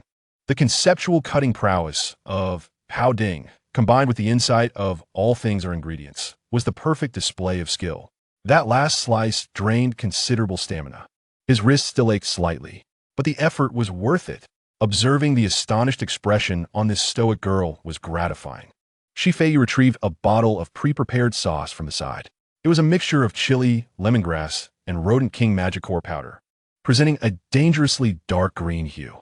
He evenly drizzled the sauce over the meat slices. As the slices met the frying pan, a plume of white smoke erupted. With a sizzle, the specially processed Rodent King meat reacted with the sauce upon contact with high heat, banishing its original fishy odor. An overwhelmingly rich fragrance, intertwined with an exhilarating spiciness, wafted through the entire kitchen. Anjas previously tranquil throat involuntarily. This was a primal instinct. Her body craved this dish. Feiyu picked up a pair of chopsticks, lifting a translucent slice of meat, shaking it under the light. Hanya fixated on the chopsticks, her eyes tracking the meat's movement. Seat. Feiyu gestured toward the chair at the dining table. Anjas body estifaned momentarily. As a bodyguard, she instinctively resisted sitting down to eat in front of her employer. It violated protocol. Yet the dominant aroma in the air and the shock from that previous slice were relentlessly eroding her rational defenses. Was this a command or an invitation? She asked a rather foolish question. It is a feeding, my little taste tester. A mischievous smirk graced Feiyu's lips as he pushed the plate toward her. Within this household, only obedient diners were worthy of such a blessing. Now, sit properly and open your mouth. Anjari gardidim. After several seconds of silent contention, she silently pulled out a chair, seated herself, placing her hands neatly on her knees, her back straight. Then, tilting her head slightly, she parted her soft pink lips, resembling a fledgling awaiting nourishment or a fallen believer finally succumbing to desire. Feiyu watched this scene, feeling as though the first stroke of his wild cultivation plan had finally been laid down. Excellent. Let's dine. Chapter 36. Upon returning. You find me kneeling in a proposal? Feiyu, like a callous doctor coaxing a child to take medicine, elongated his tone, inching the chopsticks forward. Hanya's vacant gaze flickered with struggle. Ultimately, the dam of reason collapsed under biological instinct. She tilted her head slightly, parting her lips. Her delicate tongue instinctively curled, and at the moment the chopsticks brushed her lips, she quickly took the meat slice into her mouth. In her haste, her soft, warm lips gently enveloped the tip of Feiyu's chopsticks. He felt his fingers tighten. The suction was delightful. Without revealing his thoughts, he withdrew the chopsticks, intrigued as he observed this dining automaton. The meat melted upon entry. The meat did not possess the expected fishy odor of rat flesh, nor did it exhibit the sliminess of raw meat. The moment her teeth sank into it, a bold spiciness intertwined with an exceptionally pure sweetness erupted within Hanya's mouth. Her eyes widened in astonishment, and her pale cheeks quickly flushed with a tinge of crimson, reminiscent of someone intoxicated. A suppressed sound, tinged with a hint of sweetness, escaped from her tightly clenched teeth. Is this culinary delight? No, it transcends mere food. Hanya abruptly lowered her head, her gaze swiftly honing in on the personal interface displayed on her retinal screen. This was a digital interface visible only to awakened individuals. Name, Hanya. Occupation, Shadow Warrior S-Class. Level, for Strength, 62. Agility, 105-2. Constitution, 45-2. Spirit, 3-2. Although the enhancement was a mere 2 points for a professional, particularly a high-tier one, attribute points are typically fixed, aside from level-ups and exceedingly rare enhancement potions. To gain attribute points through consumption, especially from a level 20 sewer rat, Hanya shot a fierce glare at Feiyu, her expression akin to that of someone who had encountered a glitch in human form. What? Not satisfied? Feiyu rested his chin in his hand, a knowing smile on his face as he feigned ignorance. The attributes. Hanya's voice was somewhat hoarse. She pointed at her chest, and then at the plate on the table, stumbling over her words. Increased. All base attributes have risen by 2 points. Oh, just 2 points? Huh. Feiyu smirked, his expression one of disdain. After all, it was merely scraps, and given the low tier of the ingredients, it was hardly surprising. Hanya felt as though her logic processor was on the verge of overheating. A potion capable of permanently enhancing agility could fetch 3 million. Moreover, it has a tolerance. The more one consumes, the weaker the effects become. This morsel of meat was already valued at tens of millions. Do not look at me with such reverence. Feiyu picked up another slice of meat, one he had saved for himself, as he elegantly brought it to his mouth. He mumbled an explanation. This is my rule. Non-gifted cuisine, like this casual home-cooked meal, can only impart a fleeting taste and a minor attribute boost with the first bite. Subsequent servings merely serve to satiate hunger and indulge the palate. You have consumed a slice of pan-fried rat king meat. All attributes too upon hearing this. The light in Hanya's eyes dimmed. So only the first bite is effective? It makes sense if the effects could stack infinitely. That man would not merely be a chef, but rather a creator of gods. However, Feiyu swallowed the delicious morsel, suddenly elongating his tone. He gently tapped the edge of the plate with his chopsticks, producing a crisp sound. Since you're sent by my mother, you are one of us. For those within my circle, I typically offer an alternative service. No sooner had he spoken than Feiyu's will stirred, activating the abilities of his demonic chef profession. In his line of sight, a customized exclusive gift menu for Hanya materialized, visible only to him. Target for granting a gift detected. Hanya, analyzing target S desires. Analysis complete. Common gift, basic cuisine, effect, permanently increases the consumer's final attributes by 5. This effect can stack repeatedly until reaching its limit. Require ingredients. Any fresh blood and flesh of a juvenile, level 1 to 29, demon, 1G. Usable times, 1001000 times. Chef S note. The most fundamental nutritional supplement. Abundant enough to satisfy, ensuring your every breath carries more strength than others. Do not be picky. This is merely an appetizer. Premium gift, intermediate cuisine. Effect. Permanently increases one specific attribute of the consumer by 20, consuming 20 dishes of the same characteristic grants an additional trait. Require ingredients. Any core part of a growing, level 30 and above, demon. Usable times, 100 times. Chef S note. The art of filling gaps. Should the shortboard of a bucket be lengthened, or should the bucket be tilted to allow the longboard to break through the sky? This is a question for the diner to ponder. Legendary gift. Advanced cuisine. Effect. Allows the consumer to select a combat talent rated lower than their innate talent and upgrade or replace it with a talent of the same level. Required ingredients. A complete core organ of any fully formed, level 60 and above, demon and 1G of the same source blood and flesh. Usable times, 10 times. Chef is not talent? Luck? In my kitchen, all can be customized. Tell me, what abilities do you yearn to possess? Supreme gift. Ascension feast, custom tailored for Hanya. Effect. Elevates the consumer's occupational innate talent by 1 grade. Required ingredients. The shadow mass of a shadow demon king, any bloodline. Usable times, 1 times. Chef S note. This is the ladder for mortals to touch the realm of the divine, the ultimate feast for life's evolution. Of course, the prerequisite is that we can seize it from the divine table and live to tell the tale.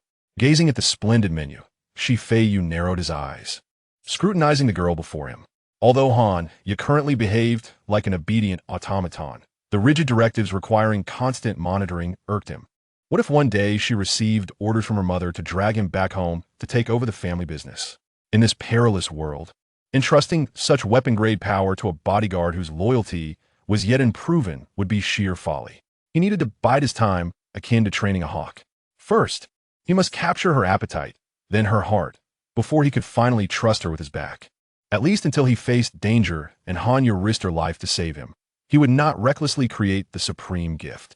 Even though she was chosen by his mother, and even though Feiyu could acquire as much of that ingredient as he desired. Custom services? Hanya tilted her head, wondering what payment would be required. Selling you now would not cover the cost. Feiyu chuckled lightly, dispelling her thoughts. He casually pushed the remaining large plate of perfectly cooked rat king meat, along with the plate, toward Hanya. Finish this first, do not waste it. Hanya gazed at the mountain of meat pile before her. Although it had just been stated that only the first bite was effective, it was still an exquisite delicacy. She hesitated no longer, picking up her chopsticks and diving in heartily. This time, her demeanor was far from restrained. Though she maintained her rigid posture, the speed at which she wielded her chopsticks was almost a blur. 1 piece, 2 pieces, 10 pieces, as the copious amounts of meat filled her belly. A warm current surged within her once more. Though not as intense as the first bite, it was more prolonged and substantial. Just as she consumed the final piece of meat and set her chopsticks down, preparing to wipe her mouth with a napkin, a golden notification buzzed forth without warning, akin to a divine oracle manifesting suddenly on her system's retinal display, even without her actively summoning the system. Ding! Congratulations! You have completely consumed a portion of basic cuisine. Effect triggered. Your final attributes are permanently increased by 5. Crack! The chopsticks in Hanya's grasp shattered under a grip. If the previous 2 points had merely astonished her, then this 5 was akin to a colossal hammer, shattering the worldview she had constructed over 18 years. Percentage? Final attributes? Permanently. What does this signify? It means that even if she later ascended to level 90, becoming a national-level powerhouse, this 5-point enhancement would still endure. Moreover, it is in accordance with the attribute bonuses of level 90. As the game progresses, this enhancement becomes increasingly formidable. At that moment, Hanya abruptly rose, her movements so vigorous that she knocked over the chair behind her, which crashed onto the floor with a resounding clatter. Yet, she remained oblivious to it. Her gaze was fixated on the man across from her, who was leisurely drying his hands. Her expression transformed. The once vulnerable figure she was meant to protect evolved into a mysterious entity of profound depth. Now, her eyes reflected an almost fervent curiosity mingled with reverence. What? Have you overindulged?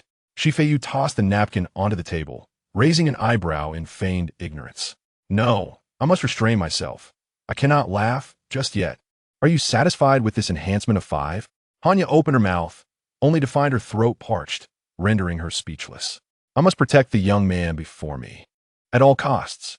Even if it means sacrificing the entire Wajishi, his survival must be ensured. For he is, in essence, the key to humanity's evolution. After a prolonged moment, she finally regained her voice, though it emerged in a hoarse whisper. I retract my previous statement. Taking a deep breath, Hanya slowly circled the dining table and approached Feiyu. Then, she knelt on one knee. This time, it was not a mere perfunctory bow, but a formal homage. A knight's pledge of loyalty to a sovereign.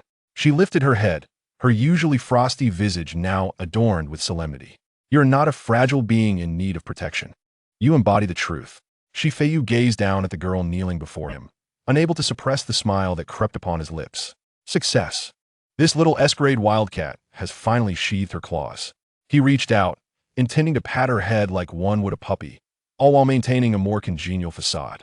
However, just as his hand was about to brush against Hanya's hair, a crisp, unlocking sound emanated from the electronic lock of the door. Following that was the weighty, rhythmic thud of footsteps, military tactical boots striking the floor. Accompanying this sound was the jarring noise of heavy objects being dragged across the ground. A palpable, terrifying pressure, rife with brutality and the stench of blood, surged into the room like a tangible red fog, filling the entirety of the living room.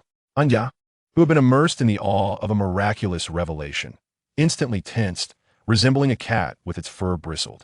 Instinctively, she sprang up from the ground, drawing her dagger and positioning it before Feiyu. An ambush, Hanya hissed, her gaze locked onto the entrance. The intuition of an S-grade warrior warned her that the intruder was immensely powerful. Impossibly so. Ah, a languid, raspy voice, imbued with an unsettling chill, emerged from the shadows. I merely stepped out to do some overtime and casually dispatched a few minor creatures. Someone was eager for me to return, wanting me to witness a reckless wildcat kneeling and proposing. Chapter 37. Prepare to embrace the feast that is rightfully yours. The dark red energy that surged in from the entrance swiftly permeated every inch of the living room, obliterating the lingering scent of rat meat with its overwhelming and domineering scent of blood. Hanya's body was electrified, her instincts as an S-grade shadow warrior, sharper than radar. The woman standing in the shadows was exceedingly dangerous. Her threat level even surpassed some fully evolved demonic entities Hanya had encountered while following Luo Qing in the depths of the wilderness. Yet, she did not retreat. For behind her knelt Feiyu, the man she had just recognized as the embodiment of truth. Hanya's once vacant and expressionless eyes narrowed to pinpricks, and beneath her fair skin, veins pulsed an ominous blue. She clutched her ebony dagger tightly, lowering her body to the ground. The contours of her taut combat suit accentuating her spine's silhouette, transforming her into a taut bowstring ready to unleash. Fall back. Without turning her head, she issued the command. Her voice dry yet resolute. The target is exceedingly dangerous. I advise immediate evacuation. Huh. A light laugh echoed from the entrance. The laughter bore no warmth, only a chilling mockery that sent shivers down one's spine. The sound of military boots grew ever closer. The tall figure finally stepped out from the shadows. Shi Junyao. Today, she was not clad in her oversized t-shirt, but had donned a black and red Special Operations uniform of the City Defense Army. The specialized tactical fabric clung tightly to her exaggeratedly voluptuous form. The fabric across her chest strained to the point of almost tearing, rising and falling with her breath. An alluring curve capable of leaving any male breathless and causing despair in females. Her waist was astonishingly slender, leading down to her hips cinched by a broad belt, with long, straight legs radiating palpable power. At that moment, she carelessly dragged a sheathed long knife, the sheath scraping an ear-piercing mark across the hardwood floor. Evacuate? Shi Junyao tilted her head, her crimson eyes piercing through Hanya to fixate on Shi Feiyu, an unreadable emotion swirling within them. My dear brother, is this your new flame? She casually tossed the heavy metal briefcase onto the ground. Thud! A dull thump reverberated, causing the floor to tremble. The view has deteriorated. Shi Junyao lifted her long leg, stepping over the briefcase, her gaze lingering on Hanya's somewhat flat chest for a moment before letting out an unabashed snicker. You lack even 2 tails of flesh. Can you truly be of interest? Diso wird humiliation momentarily standanja. But in the next instant, murderous intent eclipsed her embarrassment. Silence. Hanya hissed, her right foot driving forcefully into the ground. The talent of the Shadow Warrior, activated instantaneously. Her figure flickered for a moment before vanishing into thin air, leaving behind only an afterimage. When she reappeared, the ebony dagger was poised at Shi Junyao's throat. An S-grade assassin's sudden strike was not something even a fellow warrior of the same rank would dare to withstand. Yet a sharp snap echoed. Hanya's body froze midair, not ensnared by a binding spell, but rather halted by an overwhelming gravitational force pressing in from all directions. Inherent talent, sovereign's descent, even without fully activating her complete form. The mere projection of her pressure was an absolute suppression against targets of lower rank. Who gave you the audacity to draw a blade against me? Shi Junyao did not even lift her eyelids. She merely raised her right hand, clad in a tactical glove, applying a seemingly casual press downward. Boom! Hanya felt as if a mountain had descended upon her back. She plummeted uncontrollably from the air, crashing onto the floor. The impact of her knee against the ground produced an excruciating thud, and the dagger she had gripped slipped from her hand, embedding itself with a clang into a distant wall. Ugh! Hanya stifled a groan, attempting to struggle back to her feet. Yet the gravitational force intensified, rendering her unable to move even a finger. The specially crafted combat suit emitted a strained, tearing sound under the immense pressure, the fabric clinging to her trembling muscles, accentuating every contour. Even her posture, pressed against the ground, distorted the curve of her pert backside, presenting an achingly vulnerable impression. Shi Junyao Eprawit Anja. Looking down at the girl sprawled on the ground, her crimson eyes filled with a merciless coldness. She lifted her booted foot, unapologetically pressing it onto Hanya's shoulder, exerting a slight force. If it were a second job transfer, perhaps I could draw my blade. But now, Shi Junyao bent down, her beautiful yet perilous face looming closer to Hanya's, her red lips parting slightly. You are too weak. Hanya gritted her teeth, and for the first time, a hint of humiliation flickered across her usually impassive face. She fixed her gaze on the woman before her, attempting to counterattack with her innate abilities. However, as soon as her energy began to surge, it was dissipated by an overwhelming aura. Is this the SS grade, tyrant? They exist in entirely different dimensions. Enough. Just as Shi Junyao was prepared to exert more force to teach this reckless woman a lesson, a languid voice interrupted her. Feiyu leaned against the dining table, a towel in his hand, looking exasperated at the unfolding spectacle. Sister, the floor is quite expensive. He pointed to the cracked tiles beneath Hanya's knees and then to the dagger hole in the wall. If this continues, my savings will dwindle. Upon hearing him address her as sister, the destructive aura surrounding Shi Junyao receded significantly, the suffocating gravitational field dissipating entirely. She withdrew her foot from Hanya's shoulder and turned to face Feiyu. The murderous expression she had worn moments ago shifted instantly, though her face remained cold. The ferocity in her eyes morphed into a twisted sense of grievance. Worried about money? Shi Junyao scoffed, kicking a silver box on ground. Care to explain? I've only been gone a few days, and you brought home this dubious woman? Moreover, Shi Junyao narrowed her eyes, surveying Hanya's physique, which, though flat, was proportioned exquisitely. Finally, her gaze landed on Hanya's overly revealing tight outfit. What a show-off, my dear brother. Anjafronith. This is a standard stealth combat uniform. Made from nano. Shut up. Feiyu interrupted Hanya's explanation. Arguing with an enraged woman is courting disaster. Do you know that in my quest for revenge, I scoured the entire West District sewers? I found no one to exact vengeance upon, and upon returning, I witnessed you playing this kneeling proposal charade with a wild woman. She stepped forward, forcing Feiyu back to the edge of the dining table, her hands braced on either side of his body, trapping him between herself and the table. A scent mingling blood and a pleasant shower gel wafted towards him. Shi Junyao lowered her head, their noses nearly touching. Explain, she demanded, her tone dangerous. Where did she come from? If you do not provide me with a satisfactory reason, I shall strike you. Feiyu sighed, knowing this would happen. His sister had many admirable qualities, but her possessiveness was absurd. Any female within a 5-meter radius would automatically be marked as a target for elimination. She's a taste tester. Feiyu met her gaze without flinching, pushing her head, which was nearly pressed against his face, away slightly. Sent by mother. Mother? Shi Junyao paused, her hands slightly relaxing on the table, her previously tense body loosening a bit. If it was Luo Qing who sent her, the situation was different. Didn't he, an ignorant fool, discuss you yesterday? Someone needs to accompany you. Feiyu shrugged, casually fabricating a seemingly reasonable explanation while gesturing to the panting Hanya on the floor.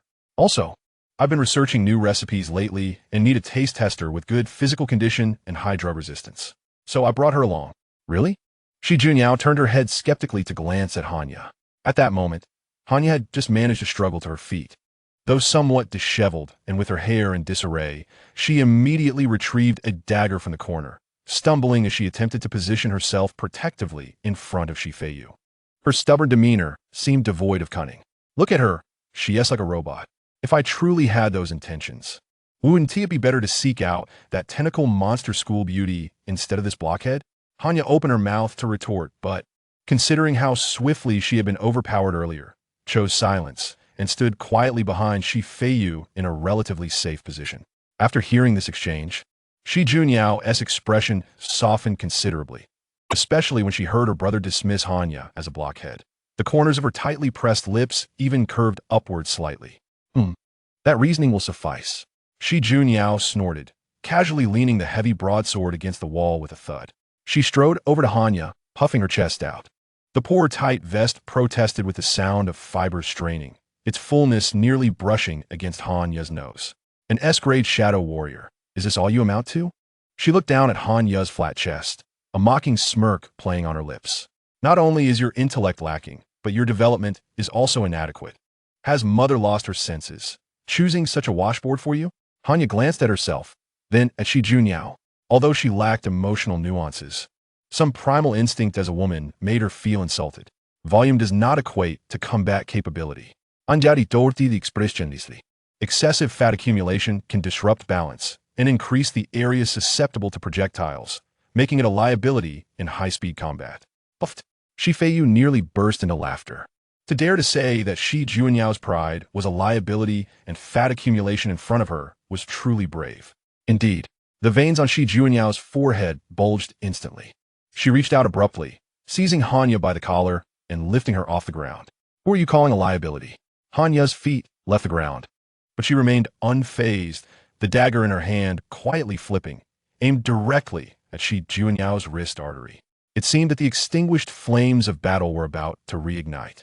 Enough, let us discuss the matter at hand. Shi Feiyu irritably swatted Shi Junyao's hand away. TCH. Shi Junyao straightened her body, adjusting her somewhat disheveled collar.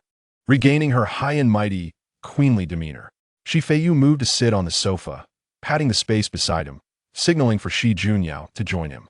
Shi Junyao pouted, kicking the broadsword aside, and sat down with a grandiose flair. Crossing her long legs, she draped an arm over Shi Feiyu's shoulder, nearly lounging on him. A strong scent of rust, mixed with her body fragrance, engulfed him. Shi Feiyu shifted away disdainfully, but Shi Junyao tightened her grip. What are you avoiding for? Are you disgusted by your sister? She whispered in his ear, her voice husky. Do you think you're so clean? Shi Feiyu rolled his eyes, pointing at Hanya, who stood nearby like a pillar.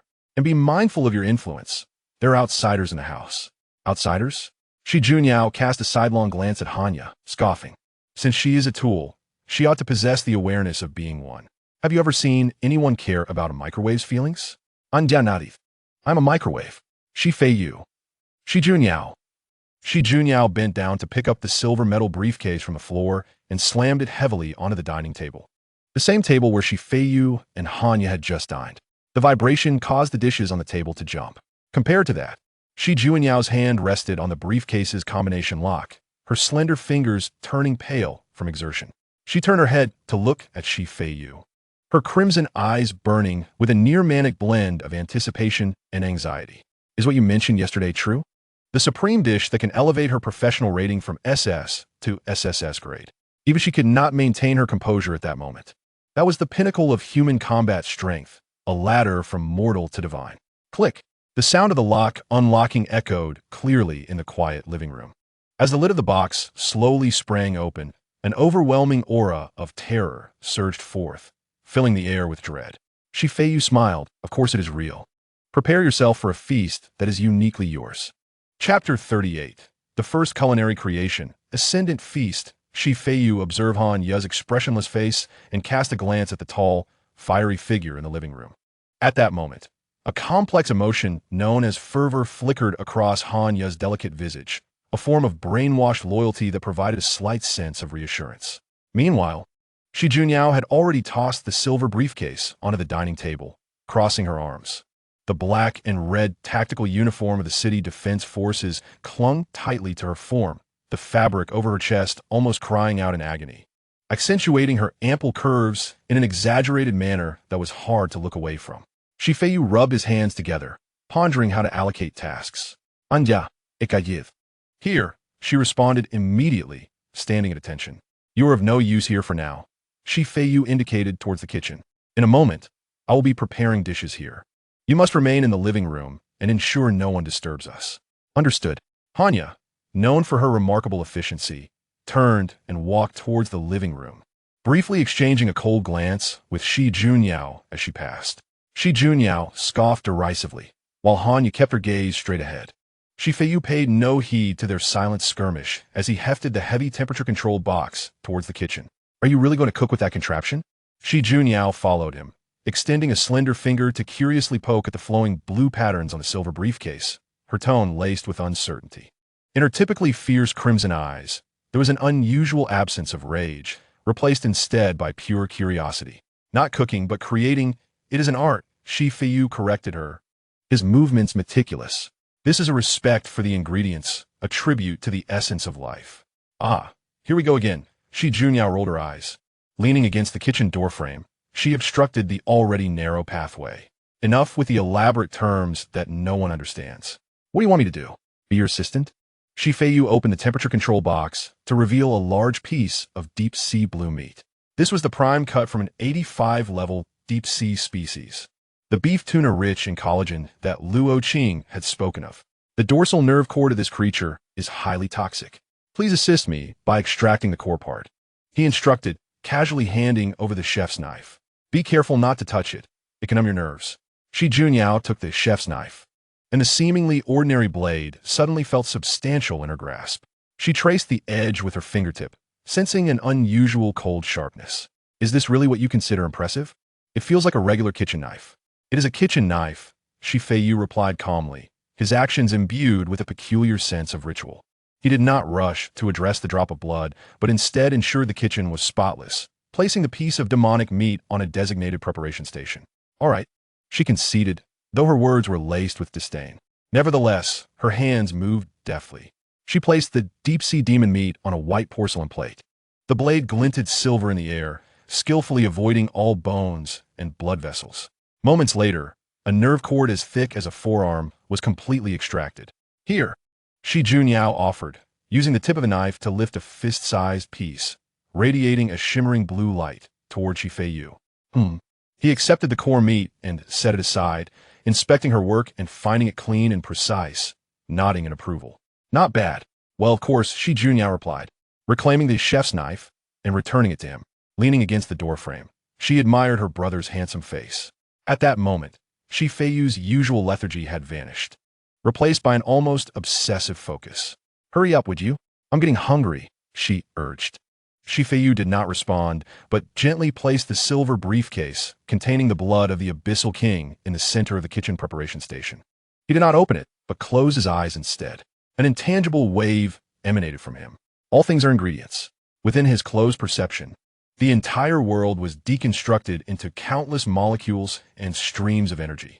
He beheld the dark golden blood swirling in its crystalline vial, a tumult of chaos and order intertwined within. That was the source of the abyss, the purest primal force. Shi Feiyu extended his hand, hovering above the briefcase, his mental energy manifesting as a tangible force, carefully enveloping the drop of blood. Merely observing it stirred an indescribable yearning deep within his soul. Hiss! Shi Junyao suddenly gasped at the doorway, feeling an unprecedented sense of pressure. She seemed to see her brother entwined with countless illusory tendrils, cautiously and tenderly holding up something of the utmost significance. Shi Feiyu's fingertips lightly tapped the silver briefcase. With a click, the lid slowly sprang open, and the drop of dark golden blood instantly broke free from its confines, floating in mid-air. The entire kitchen trembled as a powerful abyssal aura permeated the space. The chef's knife in Shi Feiyu's hand emitted a low hum, seeming to come alive, dancing in his grasp. He opened his eyes, clarity and focus unprecedented in his gaze. Sister, watch closely. Shi Feiyu's voice carried a sacred calmness. This was the art of cuisine. He raised his hand, the chef's knife gliding through the void towards the shimmering dark golden blood, slicing gently as if parting the thinnest air. Yet that drop of blood was precisely severed by an invisible force in an instant. Threads of dark purple, like mist, were detached from the blood, suspended before Shi Feiyu. They were chaotic, disordered, imbued with the corruption and infection of the abyss. What is this? Shi Junyao's breath quickened. Shi Feiyu did not respond, his movements fluid as water. As the fragments of law were peeled away, the dark golden blood became purer, more restrained. It no longer exuded that unsettling chaotic aura, but instead radiated a profound vitality. Shi Feiyu exhaled softly, beads of sweat forming at his temples. Even merely using mental energy to slice through this low-grade ingredient was immensely taxing.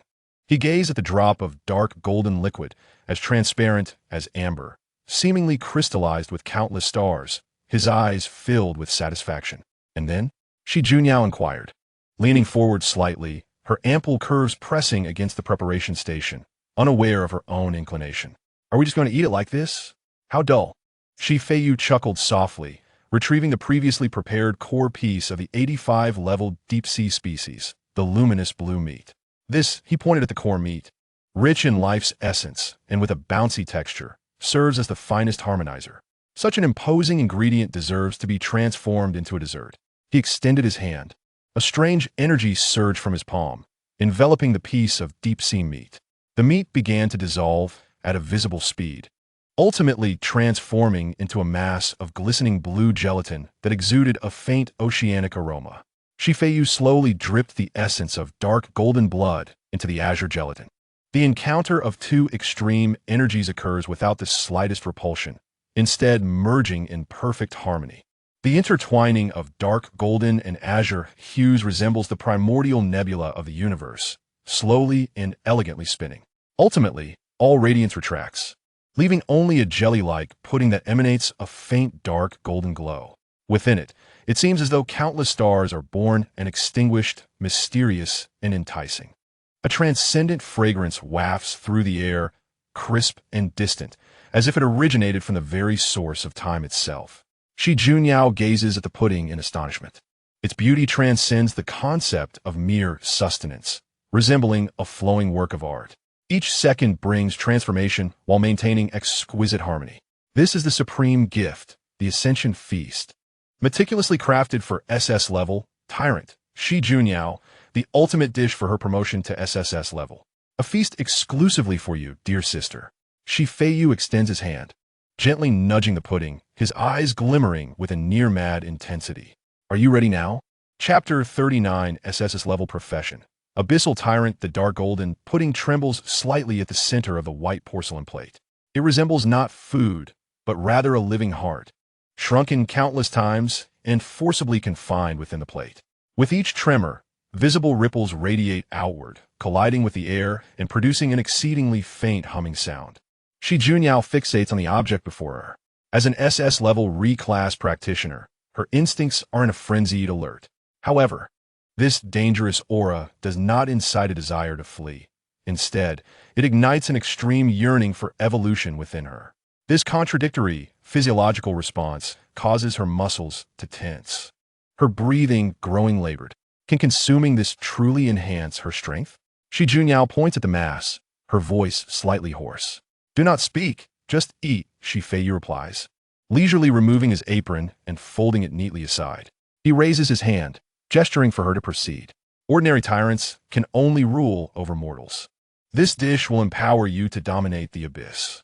Taking a deep breath, Shi Junyao resolves not to hesitate any longer. With a hand clad in tactical gloves, she roughly scoops up the pudding with a spoon, eschewing any semblance of savoring it. She opens her mouth wide and swallows a whole gulp. Her throat rolls. 1 second, 2 seconds, 3 seconds. Shi Junyao maintains the swallowing posture, frozen in place. Hey, Feiyu frowns, reaching out to check her breath. Boom! A resoundingly dull heartbeat reverberates through the cramped kitchen space. This sound does not emanate from Shi Junyao's chest. Rather, it reverberates directly in Feiyu's mind, even causing the surrounding air to quiver momentarily. In the next instant, the once crimson depths of Shi Junyao's eyes lose focus. Her pupils dilate, the whites of her eyes consumed by an unfathomably deep blackness. Countless dark golden patterns begin to frantically ascend her neck, swiftly covering half of her profile. Crack! The tiles beneath her feet shatter without warning. An invisible force field erupts from her center stage. The pots, pans, knives, and even the several hundred-pound double-door refrigerator in the kitchen lose gravity and slowly float into the air. Incredible.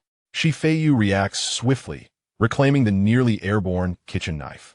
Should it fly out and injure his beloved plants, it would be one thing, but if it wrecked his newly renovated kitchen, he would have no one to lament to. He swiftly retreats to the kitchen entrance, recognizing that distancing himself is a prudent respect for life. In the living room, Hanya stands rigidly beside the sofa, gripping a dagger tightly, her vigilant gaze fixed on the window. Although Feiyu instructed her to guard against intrusions, as an S-level shadow warrior, her perception encompasses the entire room. Just moments ago, she sensed a slight disturbance from the kitchen. It was faint, akin to pebbles creating ripples upon a lake's surface. Has it ended? Does that woman make such a commotion merely by eating? As this thought crosses Hanya's mind, boom, a terrifying and unparalleled pressure sweeps from the kitchen, akin to a flood breaching a dam. This aura is so domineering that it disregards all reason. It directly affects the mental realm without any buffer. Ugh. Anjas taifel sagroan. Her legs weaken, and she uncontrollably kneels to the ground. An S-level powerhouse feels as fragile as a piece of paper before this force. Crack, crack, crack. The glass of the living room's floor-to-ceiling windows trembles violently, emitting a mournful cry under the strain. Pictures fall from the walls, and vases shatter. The entire apartment trembles. An earthquake? No.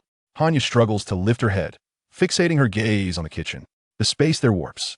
The once bright lights dim, as if all illumination has been consumed by that direction. And at the heart of that distorted darkness, a tall figure gradually ascends into the air. It is Shi Junyao. She is no longer the brute who relied solely on raw strength. At this moment, dark red energy visibly coils around her, intertwining and spiraling, subtly forming the illusion of a figure seated upon a throne. This apparition obscures its features, save for a pair of eyes that coldly survey all existence. That sensation, Hanya has only felt it when confronting a complete monarch-level demon, is an absolute suppression of life tears. This is Hanya's pupils constrict violently. The previous Shi Junyao, in her perception, was a volcano on the verge of eruption. Though powerful, she remained within the confines of a mountain. Now, Shi Junyao represents an abyss. This has surpassed the SS-level boundary. That man, Hanya stiffly turns her neck to glance at Shi Feiyu, leaning against the kitchen door. He gazes at the frying pan, caught in the swirling energy, with a pained expression. There is no surprise on his face. Only an air of calm realization and exasperation at this reckless woman's destruction. Only he can witness the notifications continuously refreshing before him. Ding! Detection of target. Shi Junyao has perfectly absorbed the Ascension Feast. Bloodline resonance and professional source are being reshaped. Congratulations! Target profession has successfully promoted. Current profession, SSS level Abyssal Tyrant. He had long anticipated this outcome. All of it was within his calculations. With a single dish, a deity is forged. Hanya feels her worldview crumbling and reshaping. The earlier shock from consuming the Rat King's meat now seems utterly ridiculous. Just as Hanya questions her existence, the phenomenon in the kitchen reaches its climax. Roar! A low, inhuman growl erupts from the depths of Shi Junyao's throat. The dark red energy entwined around her suddenly contracts, all plunging into her body. The furniture, suspended in mid-air, crashes down. Thud! Shi Junyao's feet touch the ground. Slowly, she opened her eyes. The darkness in the whites of her eyes fades, and the dark golden patterns on her face vanish, leaving only her pupils. The once crimson hue has become more pure, resembling two solidified rubies, with molten warmth flowing within. She gazes down at her hands. If she desires, she feels she could obliterate this city with a single punch. Is this the SSS level? It feels far stronger than those she encountered before. Shi Junyao murmurs to herself. Suddenly, she turns her head to the doorway, where Shi Feiyu stands. In the next moment, whoosh, only a fleeting shadow remains in her wake. Shi Feiyu barely catches a glimpse, as a fragrant breeze envelopes him. Immediately thereafter, he was thrust against the wall with tremendous force. The sound of a thud echoed as his back collided with the surface. Shi Junyao's entire being seemed to hang on him, her hands fiercely clasping his neck, while her long legs wrapped tightly around his waist. Her breathtakingly beautiful face drew close, her heated breath cascading against his neck. With a quiver in her voice, suffused with overwhelming exhilaration, she exclaimed, "Brother, I feel incredibly powerful right now. Perhaps I should seek out a chasm and obliterate the lair of some demon seed?" Shi Feiyu rolled his eyes as he struggled for breath. Cough. Let go. He laboriously attempted to shake off her grip on his arm. Are you trying to murder your own brother?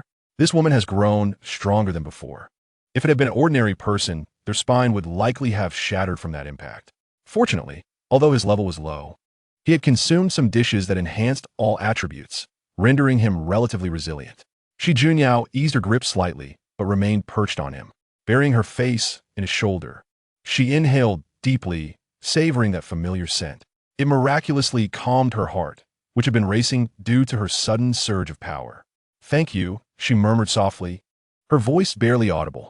Regardless of how nonchalantly Shi Feiyu dismissed her gratitude, only Shi Junyao understood the magnitude of such kindness. Even though they were siblings, it was impossible to trivialize the assistance Shi Feiyu had rendered with mere jest. "Thank you for what?" Shi Feiyu retorted, irritated as he pried her off him. If you truly wish to thank me, clean up this kitchen. He gestured towards the chaotic mess surrounding them. The tiles were shattered, the walls cracked, and the refrigerator door was dented. This is where I prepare my meals, and you've turned it into this disaster. Shi Junyao chuckled sheepishly, nervously fixing her hair. That incident was purely accidental. Just as she was about to say something to mask her embarrassment, her smile vanished. Her recently tranquil red eyes narrowed into a dangerous slit. It wasn't he, just her. Hanya, who had been kneeling in the living room, suddenly sprang up, a dagger appearing in her hand, her body taut with tension. Even Shi Feiyu's typically indifferent expression vanished in an instant, replaced by a keen awareness of being observed. The feeling of being watched came without warning, devoid of any energy fluctuations or murderous intent. It was purely an instinctual awareness of being targeted by a higher dimensional entity. As Hanya lifted the dagger by half an inch, Shi Feiyu moved faster than Shi Junyao, who had just ascended to SSS rank. He did not reach for the nearby concept knife, nor seek the enemy's position. Instead, he abruptly turned, his right hand snaking around Shi Junyao's slender waist, while his left pressed against the back of her head, exerting force. Get down! Before Shi Junyao could react, she was unceremoniously shifted off balance by a force that, while not overpowering, was undeniably persuasive. Both of them crashed onto the spacious leather sofa in the living room, with Shi Feiyu's body covering hers entirely. 1 second, 2 seconds, 3 seconds. The air fell into a deathly silence, save for the ticking of a clock on the wall, leaving only the sound of their heartbeats intertwined. Thud, thud, thud. Shi Junyao's pupils, once alert, began to dilate slowly as she stared blankly at the face mere inches away. Shi Feiyu's brow was furrowed, his jaw tense, and the usually carefree expression was now replaced with an unprecedented seriousness. Was he protecting me? The thought struck her like a nuclear explosion in her mind. As one of the world's most formidable combatants, she was accustomed to standing at the forefront, wielding her sword to cleave through all obstacles, and shielding this seemingly fragile brother behind her. But now, this brother who could not even slay a chicken, who would hide behind her at the slightest hint of danger, had instinctively shielded her at the first sign of peril. An indescribable heat coursed through her veins, igniting her nerves as if her recently evolved heart would leap from her chest.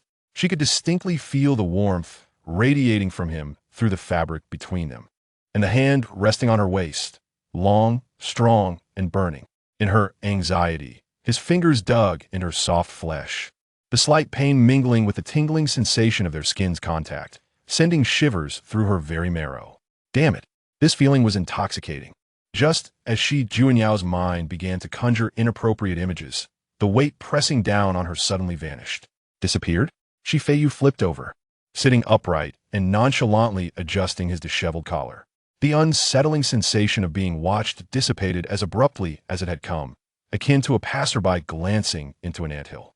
Shi Feiyu exhaled a sigh of relief, leaning back against the sofa, rubbing his temples in fatigue.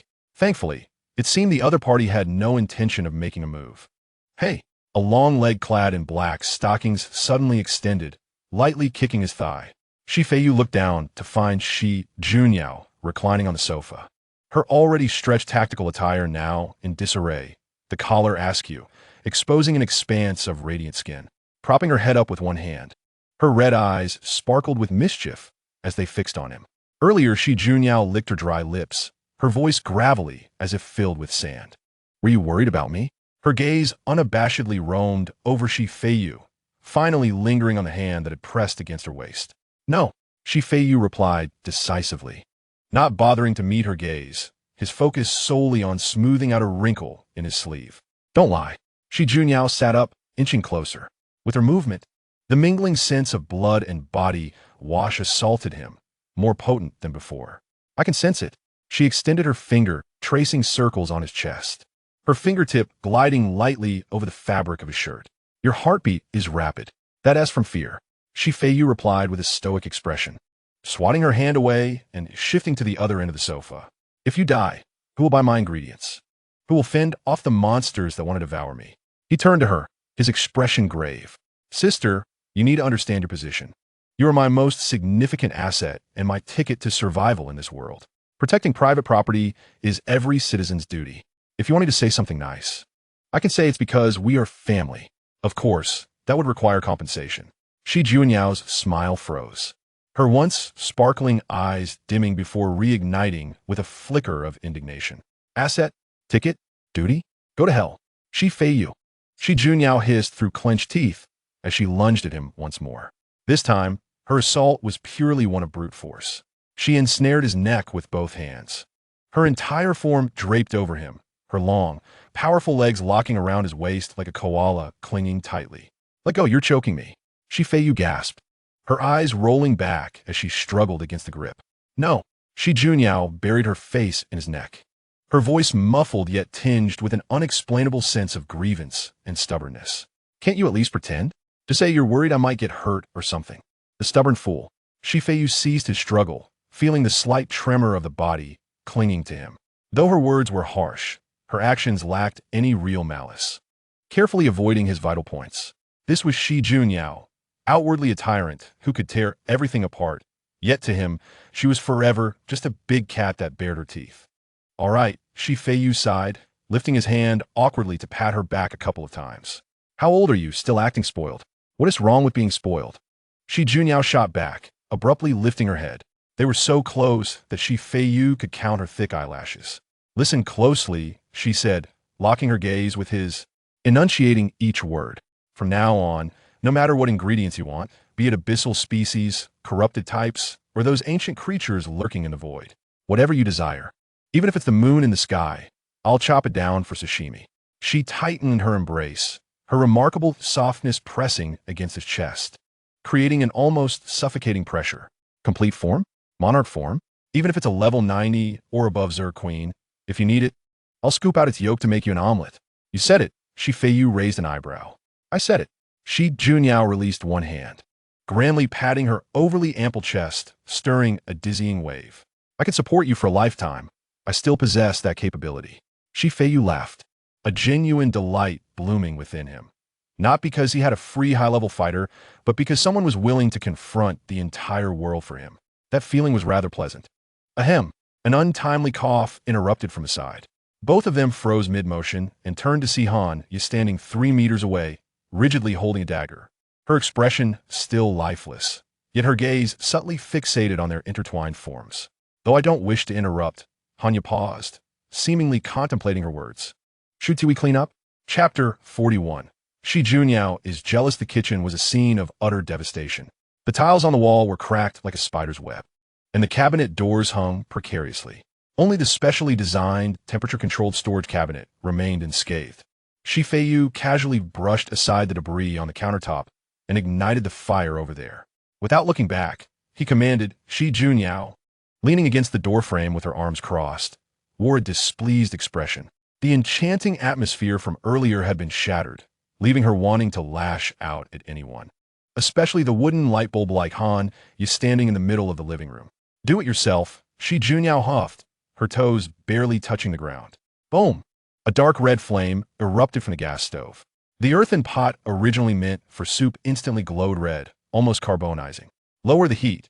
Shi Feiyu paused momentarily. "I'm cooking, not smelting steel."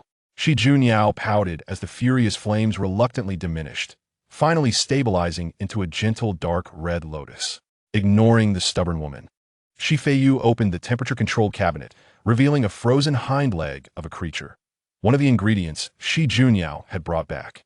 Ingredient analysis: Shadow Demon Branch. Shadow Wolf Hind Leg, level 35 growth stage. Meat quality rating: below average, tough texture, acidic, strong muscle fibers. Contains feature: speed boost, recommended cooking methods, stir-fry, stew, grill. For speed-seeking practitioners, this ingredient was a substantial boon. Shi Feiyu lifted the hefty wolf leg with one hand. As long as he severed the membranes obstructing energy flow and removed the clotted blood affecting the flavor, its value could be maximized. The knife danced in his hands, the blade slicing through the meat with a sound as delicate and dense as silkworms munching on leaves. In the blink of an eye, he had carved off precisely 1 kilogram of meat from the robust wolf leg. With a flurry of motion, the meat transformed into uniformly thick slices with clear grain patterns. He placed the slices into a white porcelain bowl, elegantly cracking an azure-shelled egg and discarding the yolk. With a deft twist of his fingers, several dried ginger slices fell into the bowl, followed by a drizzle of secret sweet soy sauce brewed with honey. Without using his hands, he gently swirled the bowl, utilizing centrifugal force to coat each piece of meat evenly in the batter. This not only locked in moisture, but also initiated flavor penetration. Meanwhile, the dark red lotus fire licked the bottom of the pot. He scooped a spoonful of the milky white subcutaneous fat extracted during the processing of deep-sea species and tossed it into the pan. Sizzle. The fat quickly melted, transforming into a clear, golden liquid. An overpowering, salty fragrance wafted from the pot. Hanya, standing in the living room, felt her throat involuntarily constrict. What delicious dish is this? Stir-frying emphasized the essence of wok heat. Feiyu murmured, sliding the marinated meat into the pan the moment the oil reached the right temperature. The oil erupted, flames soaring over 1/2 meter high, completely engulfing the meat slices. This was the so-called oil frying, a brief moment that allowed the meat's surface to cook swiftly, locking in all its tenderness and magical essence. With a flick of his wrist, the pot tilted, the meat soaring gracefully through the air before landing perfectly back in the pan. Then, his hands moved with such speed that they left behind afterimages. Chopped green onions and garlic slices were casually sprinkled in. The spatula clashed against the pot walls, creating a rhythmic, resonant sound. The aromas of meat, spices, the ocean's brininess, and the sweetness of plants melded in the kitchen, ultimately forming an irresistible fragrance that made one's mouth water. Finally, he drizzled a ring of potent liquor brewed from an unknown fruit along the rim of the pot, causing flames to soar once more, eliminating all impurities and leaving only the purest scent of alcohol and meat. After extinguishing the fire, he plated the dish. The entire process flowed seamlessly, completed in under 30 seconds. A plate of ethereal purple, fragrant and inviting, each piece of meat seemingly shimmering with starlight, was finished. "Come here." Feiyu pushed the plate towards the only surviving bar counter. Hanya approached without hesitation, not even inquiring about what it was, going directly to the counter. "Eat," Feiyu simply commanded. Hanya picked up her chopsticks, lifting a steaming piece of meat to her lips. There was no fishy taste as she had anticipated. The meat melted instantly in her mouth, then exploded into a rush of icy sensation that surged down her throat into her stomach. The next moment, boom, that chill transformed into searing heat. Hanya's body jolted, the fatigue entrenched deep within her muscles dissipating, replaced by an unprecedented lightness. It felt as if she had shed hundreds of pounds of weight. The world around her slowed down. Even the dust motes floating in the air became vividly clear to her. That was speed, the pinnacle of neural reflex enhancement. Hanya did not pause. Her eating pace was rapid yet graceful, a sight that brought some solace to Feiyu, who was used to seeing Shi Junyao ravenously devouring her food. The chopsticks left traces in the plate, as the generous serving of monstrous meat, sufficient to satiate 2 adults, vanished at an observable pace. As she indulged in the feast, her body began to undergo a transformation. A faint, black mist seeped from her pores, enveloping her form. Her skin took on an alluring shade of pink, and beads of perspiration formed on her forehead, cascading down her cheeks and dripping into the delicate hollow of her collarbone. Hanya set down her chopsticks. She opened her mouth, exhaling a breath tinged with ethereal blue specks. A notification appeared. Ding. Target uan jaken sum d'exquisitif. Estirfried sado bolf legmeat. Permanent enhancement acquired. Agility attribute 20. Feiyu observed the notification that danced across his retina, nodding in satisfaction. "How do you feel?" He withdrew a tissue and offered it to her. Hanya did not accept, but instead extended her petite tongue, meticulously licking the remnants of sauce from the corners of her mouth. She gazed at the 20 displayed on her agility panel, rendered momentarily speechless. Previously, the all-attribute bonus of 5 had already expanded her understanding. This was a direct elevation of her occupational rating, a second renewal. The third was occurring now, although this revelation did not evoke the same astonishment as an SS grade professional ascending to SSS grade. The tangible increase in her strength ignited within Hanya a fervent desire to kneel. As an S grade awakener, she was acutely aware of the arduousness of attribute enhancement. Each increment necessitated countless life and death struggles and relentless daily training, or perhaps a background like Feiyu's, where wealth and power allowed one to consume potions as casually as beverages. Yet now, in a mere 5 minutes, her speed had surged by 20%. This was nothing short of miraculous. What must I sacrifice? Hu Hanya raised her head, a hint of tension surfacing on her exquisitely stoic face. This is merely the beginning. Feiyu leaned against the countertop, idly toying with the chef's knife in his hand. This dish is called Exquisite Gift. Its effect is straightforward. It permanently boosts your agility by 20. But that is not the crux of the matter. He raised a finger, waving it before Hu Hanya. With this caliber of cuisine, should you consume it 19 more times, the accumulated effects and insights within you will undergo a qualitative transformation, merging into a unique special talent that belongs solely to you. The nature of that talent will depend on the ingredients you consume and your own desires. Clatter. The chopsticks beside Hu Hanya clattered to the floor. Recreating a talent? Such feats were beyond even the legendary 90-level national protectors. This delved into the realm of rules. Hu Hanya fixed her gaze upon the seemingly languid man before her. She could discern no aura of strength emanating from him, yet he held the key to the divine throne. Hu Hanya took a half-step back, her movements executed with the precision of a knight's etiquette, as if straight from a textbook. Then, she knelt on one knee. The hard ceramic tiles struck her kneecap with a sharp crack. She lowered her head, which had never bowed to anyone before, her hands clasped over her chest, offering her all to the man before her, who, aside from being handsome, seemed utterly unremarkable. I once believed that shadows merely needed to cling to light. Her voice remained cool and unwavering. Yet beneath that tranquil tone surged a fervor potent enough to incinerate all. But now I have found my own form. Hu Hanya lifted her head. In her previously hollow eyes, the reflection of Feiyu's figure emerged. He became the new center of her world. My sword, my shadow, my everything shall clear the path before you. Please, use me freely, my master. Feiyu raised an eyebrow.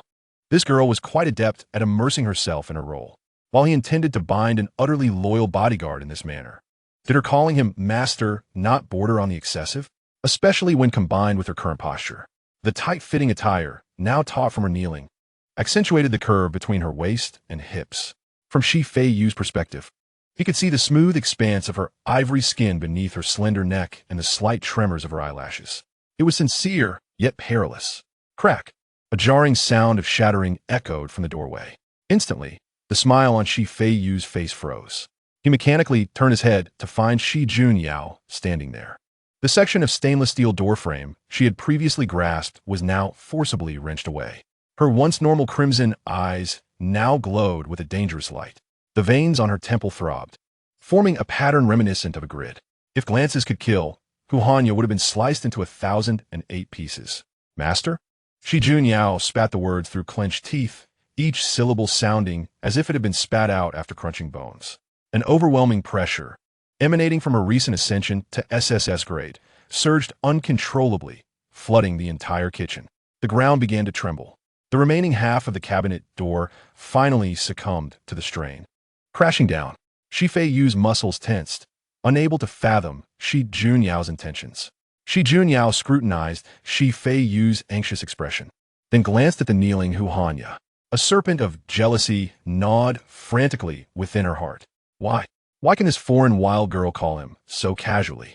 It was clearly she who arrived first. It was she who had guarded him for the past 20 years. The two words, if uttered by her, a series of indescribable images flashed through Junyao's mind. In an instant, her face flushed crimson to the roots of her ears. The impending wave of murderous intent miraculously transformed into a kind of shameful steam. Oomph. Junyao abruptly wrenched her hand away from Feiyu's grasp and turned to leave. Since you've taken in a dog, you best keep it in check. If it dares to bite recklessly. She halted in the center of the living room, turning her back to the two, and struck the coffee table with a fierce punch. Crash! The unfortunate marble coffee table instantly crumbled into dust. This is your fate. With that, she fled into the bedroom, slamming the door shut behind her. Chapter 42. The little tentacle monster learns to feel wronged. The morning light pierced through the gaps in the curtains, casting beams of dust in the air. Feiyu stood before the countertop. The conceptual chef's knife, Pao Ding, vibrated at a high frequency in his hand. On the cutting board lay a thawed tentacle from the deep-sea branch monster. This level 35 monster's flesh was exceptionally tough, and ordinary knives would leave no mark upon it. However, under the regulatory suppression of Pao Ding, it obediently transformed into translucent slices as delicate as cicada wings. The rhythmic sound of chopping was the only noise within the room. Feiyu pinched a slice of meat crystal clear, even revealing the fingerprint patterns when held up to the light. Perfect. He arranged the slices neatly over crushed ice, accompanied by a dish of dipping sauce made from yellow lemon juice, chili, and a special seafood soy sauce. This was an exceedingly simple sashimi dish. For beings with dulled or non-existent taste buds, such fresh and spicy sensations that directly stimulated the nerve endings served as the best awakening service. He lifted the tray, which bore 2 breakfast servings, one for the wooden figure that had stood outside all night, and the other for the little tentacle monster who would undoubtedly appear on time. This was the self-discipline of a caretaker. To survive in a world teeming with monsters, one must first ensure that the monsters around them are well fed. Even if they appeared as beautiful maidens, at their core, they remained beasts capable of violence at any moment. Click! The door lock turned. The heavy security door swung inward. A cool breeze, laden with the morning dew, rushing forth. At the doorway, a dark silhouette stood waiting. Anjada na form 15 nanocombat suit. The black, specialized material enveloped every inch of her skin, accentuating her figure, which, while not overly ample, exhibited a remarkable proportion. Particularly striking were her legs, straight, elongated, and defined, devoid of any excess flesh. She stood there, spine perfectly erect, even her breathing deliberately subdued to an extreme. Upon hearing the sound of the door, Hanya turned. Her movements were brisk and decisive, devoid of hesitation. "Good morning," she intoned, her voice flat and unvaried. Her exquisitely crafted, yet expressionless face radiated an air of businesslike formality. Her gaze swept over the tray held by Feiyu, and upon spotting the sashimi, her nostrils flared slightly in a subtle reaction, one that did not escape the chef's keen observation. "Good morning," Feiyu extended the tray. A bit of protein to replenish after last night's exertions. Hanya accepted the tray, her fingertips brushing against Feiyu's icy hand. A startling chill. This was duty. She lowered her gaze to the plate, where the octopus sashimi emitted wisps of cold vapor.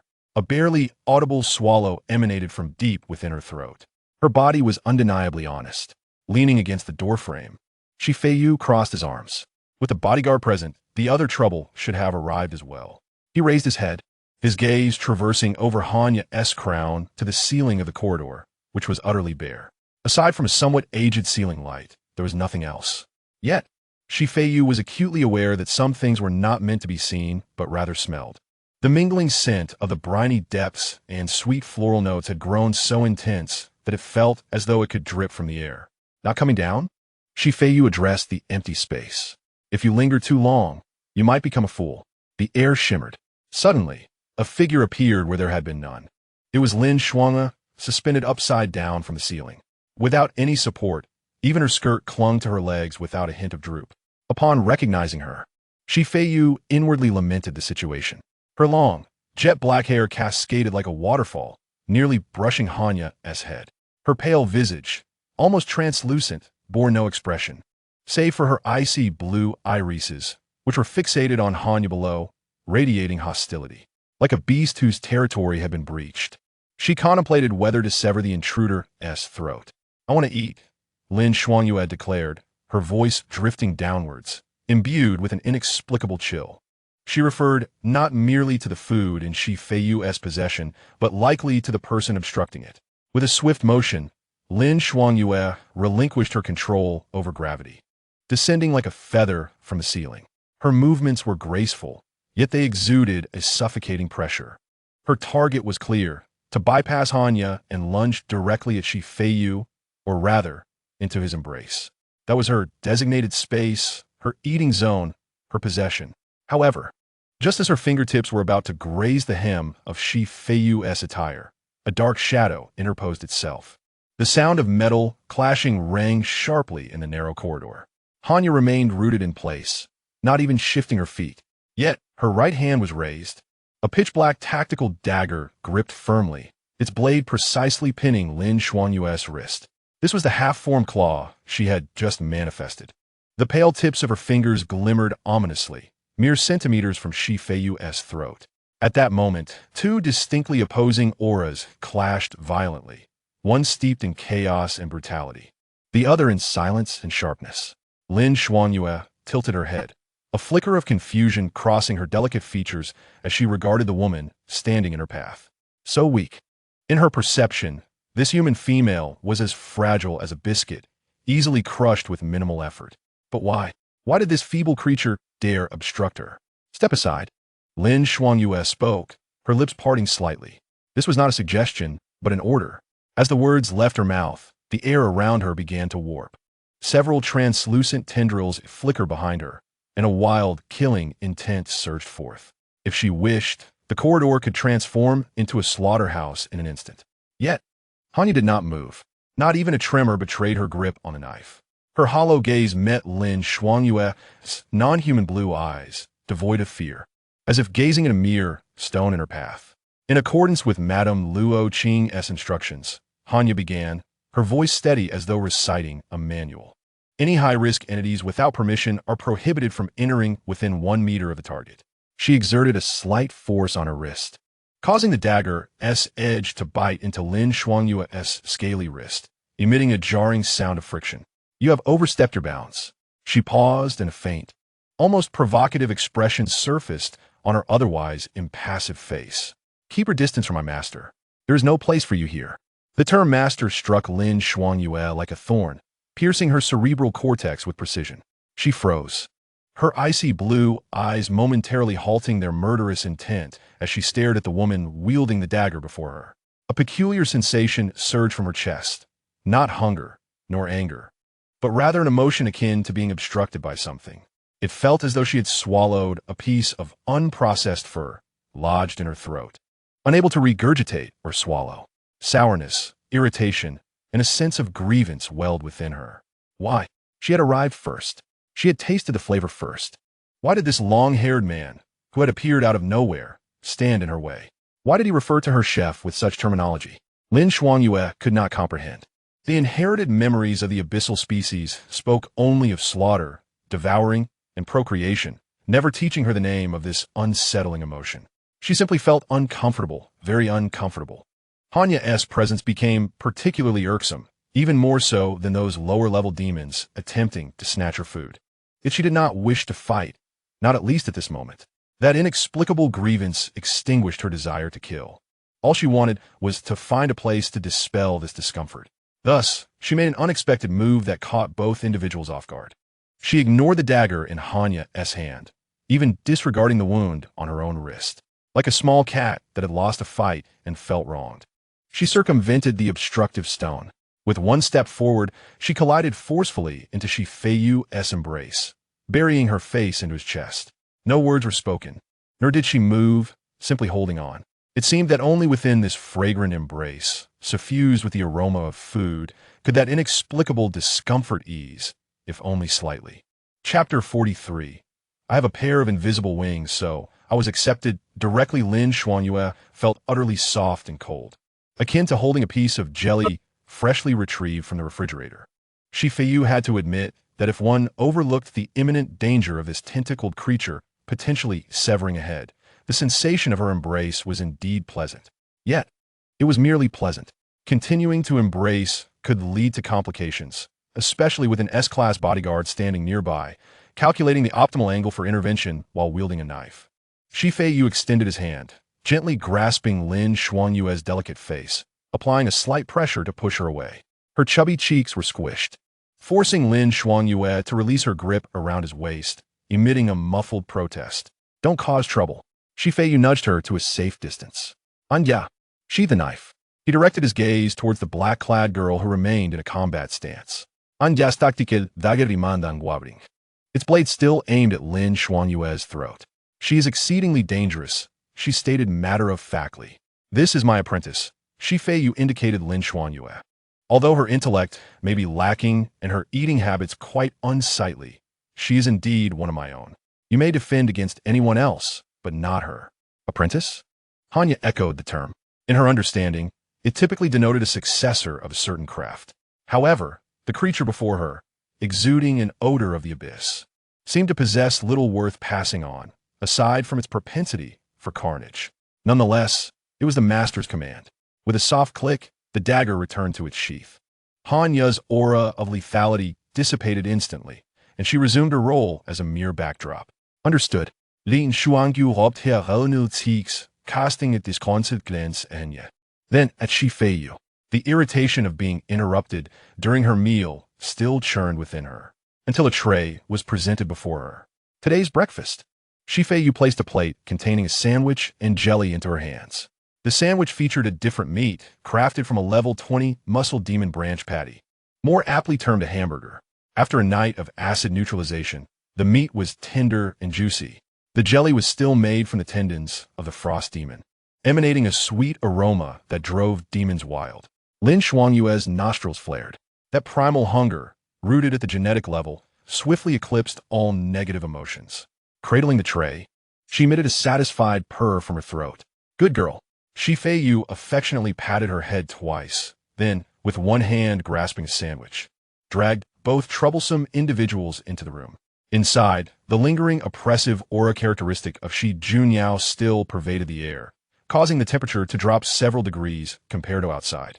Hanya exhibited no discomfort, directly approaching the surviving bar to continue her unfinished plate of sashimi. However, Lin Shuangyue did not rush to eat. She perched on a high stool, her legs dangling, swaying gently.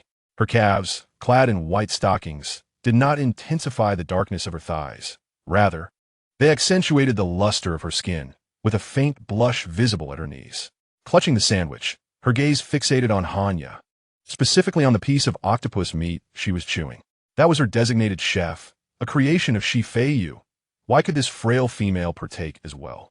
The instinct to guard her food began to ferment in her mind. Lin Shuangyue turned her head to observe the washing hands of Feiyu. This was her first inquiry regarding matters beyond sustenance. Will I also eat what you prepare in the future? The sound of running water cascaded. Feiyu turned off the faucet and grabbed a paper towel to dry his hands. Yes, he replied absent-mindedly. Anyone entering this door must eat. Suddenly, the air grew still. The low temperature that had just been quelled began to spread once more. Lin Shuangyue lowered her head. Her long black hair fell over her face, while several translucent tentacle shadows writhed frantically behind her, as if attempting to burrow into the floor. Warning: significant emotional fluctuation detected in target Lin Shuangyue. The familiar translucent dialog box reappeared, framed in a heart-stopping red. Option A: mind your own business. She's my bodyguard and does not need to report her meals to you. Survival rate: 50. Predicted outcome: high probability of triggering a bad ending line, either becoming an exhibit on the spot or forcefully treated as an incubator. Option B: improvise. Survival rate: unknown. Since you're a seasoned galgame player, you should know how to placate a jealous tentacle creature. Feiyu glanced at the ominously darkened option A, his eyelids twitching. Did this system have an obsession with reproduction? He turned around, leaning against the counter, his gaze falling upon the girl with her head bowed, radiating a distinct aura of displeasure. It was quite understandable. For abyssal beings, food was paramount. Sharing food equated to sharing mating rights. This girl must feel her territory has been encroached upon. What are you thinking? Feiyu approached, curling his fingers to flick her forehead. Thump! Lin Shuangyue clutched her forehead and lifted her face, her eyes glistening with unshed tears, appearing exceedingly aggrieved. I am a taste tester. Feiyu pointed at Hanya, who was engrossed in her meal. Taste tester? Lin Shuangyue repeated the unfamiliar term. Yes. Feiyu casually picked up the chef's knife on the table, twirling it on his fingertips. You know, the ingredients I use aren't conventional. If mishandled or improperly paired, they could be toxic. Someone must sample them first to ensure they are safe before being served, right? This logic was flawless, at least within the societal constructs of humanity. Lin Shuangyue tilted her head, contemplating earnestly for a moment. Toxic? She glanced at the octopus in Hanya's plate, then at the sandwich in her hand. I am not afraid of poison. She suddenly raised her head, her eyes sparkling. Abyssal creatures possess high resistance, whether it be neurotoxins or corrosive acids. I consume them like beverages. Though at times my stomach may ache, I do not perish. She jumped down from her stool, advancing towards Feiyu with eager anticipation. I can also be a taste tester. I want the first bite every time. If I do not die, then you can eat. Feiyu was momentarily taken aback, staring at the small face so close to him, which bore a serious expression. She was genuinely vying for the right to risk her life, merely to savor his first bite of food, or perhaps to prove that she was more valuable than that woman in black. Damn it. Why was this creature's thought process so straightforward? Feiyu felt his heart racing uncontrollably. He turned his face away, avoiding those fervent eyes. No, why not? Lin Shuangyue insisted, grasping his sleeve. I'm not afraid of death. I am, Feiyu blurted out instinctively. The moment the words left his mouth, he regretted it. Yet, spoken words were like spilled water, impossible to retract. He could only muster the courage to salvage his statement. If you die from poison, where will I find such a delightful and promising diner? Cultivating a palate capable of appreciating my culinary skills is quite costly, you know? If it fails, I would have to start over, which is a hassle. This explanation was feeble, even somewhat counterproductive. However, for Lin Shuangyue, it sufficed. Her not-so-bright mind automatically filtered out the unmanageable parts of his words, leaving only 4 words in her thoughts. He cares. Is this concern? Lin Shuangyue's body stiffened. An unfamiliar warmth erupted from her chest, surging through her veins and rising to her cheeks. Her skin, previously as pale as paper, blushed visibly, even her ears turning crimson. She released her grip on Feiyu's sleeve and took 2 steps back. Her hands intertwined. Her gaze wandered, unable to meet Feiyu's eyes. Oh, she murmured softly. The sound was as faint as a mosquito's hum. Then, with a swift motion, he turned around, climbed back onto the high stool, and seized a sandwich, taking a hearty bite as if to stifle the racing of his heart. The notification chimed, indicating a significant increase in Lin Shuangyue's affection. The current state, shy and delighted. The crisis had been averted. Feiyu let out a sigh of relief, narrowly avoiding disaster. However, he instinctively rubbed his fingertip, still tinged with the tremor that accompanied his earlier surge of adrenaline. How peculiar that the phrase "I'm afraid" had slipped so effortlessly from his lips. Even the fleeting thought that had crossed his mind was tinged with genuine panic, rather than a calculated strategic response. Even the most cunning of deceivers cannot fool themselves in the face of such instinctive reactions. Could it be that he truly was concerned about this tentacled monstrosity that seemed intent on decapitating him for sport? Impossible, absolutely impossible. He chastised himself internally, vehemently dismissing this absurd notion. It must be the influence of sunk costs at play. Indeed, that had to be it. After all, he had invested so many rare ingredients and expended considerable effort just to marginally improve the taming level of this wild creature. If he were to be poisoned by a dish meant for testing, wouldn't that be a tremendous loss? Yes, this was purely a matter of practicality, devoid of any sentimental concern. Although her earlier expression, tinged with a hint of grievance, was admittedly quite endearing, he had to dismiss the inexplicable flutter in his chest. After completing his self-hypnosis, Feiyu resolutely banished that unwarranted sensation to a corner of his mind. He also wiped away the non-existent cold sweat from his forehead and turned his gaze to another corner of the room. Anya had just finished the last slice of sashimi. She set down her chopsticks and elegantly used a napkin to pat her lips. She showed no reaction to the pink bubble-filled interaction that had just transpired, as if it were merely 2 carbon-based beings engaged in some inefficient exchange of information. At this moment, her focus was entirely inward. The chilling energy from the deep-sea tendrils surged wildly within her cerebral cortex, a manifestation of her soaring mental prowess. Her vision became unprecedentedly clear. The formerly indistinct shadows were now dissected into countless layers of distinct grayscale. She could even hear the faint sounds of energy flowing within the shadows. Was this the power of a chef? Merely a plate of scraps had proven to be exponentially more potent than the exorbitantly priced mental elixirs available on the market. As she glanced at the data reflected on her retina, her pupils constricted slightly. She raised her head to look at the man whom Lin Shuangyue was covertly admiring. Her gaze filled with a near-obsessive reverence. What had once been obedience based on orders had now transformed into absolute loyalty grounded in self-interest. As long as she continued to follow him and consume, she would eventually reach that legendary realm. Are you full? Feiyu's voice interrupted her thoughts. I am, Hanya replied, standing at attention and expressing gratitude for her master's bounty. It's time to work. Feiyu gestured toward the chaotic kitchen. Wash the dishes. Understood.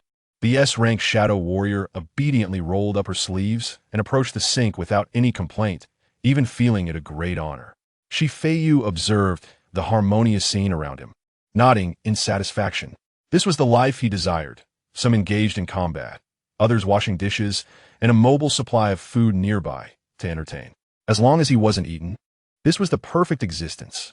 Suddenly, his phone vibrated in his pocket. A crisp notification shattered the tranquility of the room. Feiyu retrieved his phone, and the screen displayed a bold golden message lying there quietly. Sender, Office of the President of the First Awakening University of Wujishi. Dear student Feiyu, by unanimous vote of the Board of Trustees, you have been accepted as a guaranteed student for this academic year. Your student record has been sealed, exempting you from any form of written or oral examination, allowing direct enrollment, and you will enjoy the benefits of core student status. Additionally, there will be a final assessment for new students 3 days later at the third campus. Given your unique status, you possess complete autonomy in your choices. You may also participate in the assessment as either a candidate or an instructor. All spoils during the period will belong to you. Chapter 44. Would you like me to accompany you?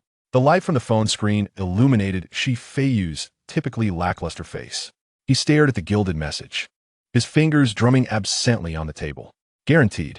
To the average person, these words signified a meteoric rise to success. Yet for him, he could only see the words in parentheses. All spoils belong to him. The First Awakening University of Wujishi, a veritable haven for monsters within the Federation. He had heard his older sister speak of it. The students there were all uniquely gifted beings. He had never heard of any wealthy heirs attending. As for the instructors and the magical beasts used for assessments, if he did not participate in this ultimate evaluation, he would miss out on this annual opportunity for resources. Furthermore, his mother's influence seemed excessively grand. Even his sister, who had awakened the SS rank profession of tyrant, had to earn her admission by besting the examiners. To be granted direct admission without examination. If this were to become known, it would likely result in a throng of self-proclaimed geniuses crowding at their doorstep by morning. This was not merely a green light. It was a blatant backdoor entry. Nevertheless, this also served to reaffirm a truth. His mother's influence had once again reshaped his understanding. Hey! Feiyu turned to the small, tentacled creature still perched on the high stool, swinging its legs.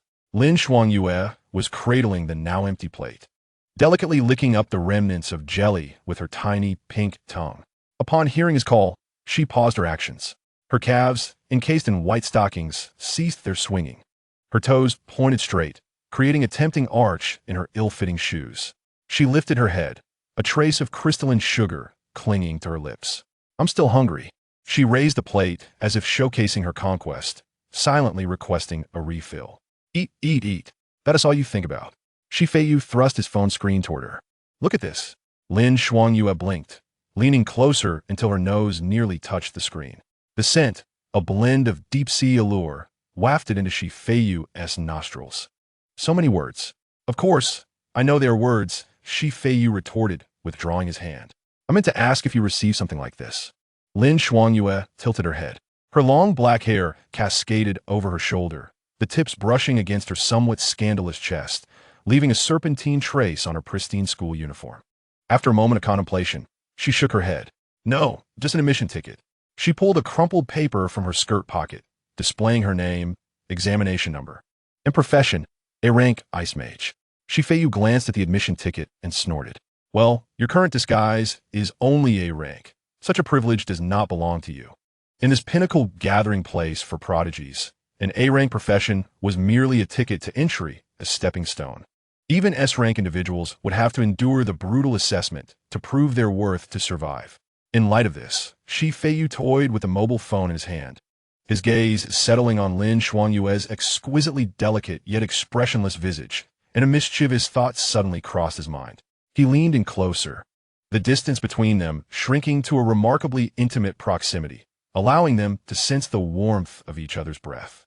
If he were to indulge in laziness, a mere flick of his finger to reply could grant him the comfort of lounging in an air-conditioned room with tea, awaiting the commencement of school. His voice lowered, imbued with a persuasive magnetism. Yet, if he were to do so, that little greedy cat would have to face the examination hall alone, grappling with those grotesque, magical creatures in the mire. Lin Shuangyue was taken aback. Although she was not well versed in the intricacies of human society, she understood one thing. How could Feiyu possibly depart from her sight? What if something else were to snatch him away? Merely contemplating that scenario caused a constricting sensation in her chest. An emotion labeled as grievance began to resurface, observing the mist that gradually formed in her ice-blue eyes. The smile on Feiyu's lips deepened. He reached out, his fingertips gently pinching the soft flesh of her cheek. The sensation was exquisite, cool, smooth, and with a remarkable elasticity that could be felt even with a firm squeeze. "Do you wish for me to take the easy route?"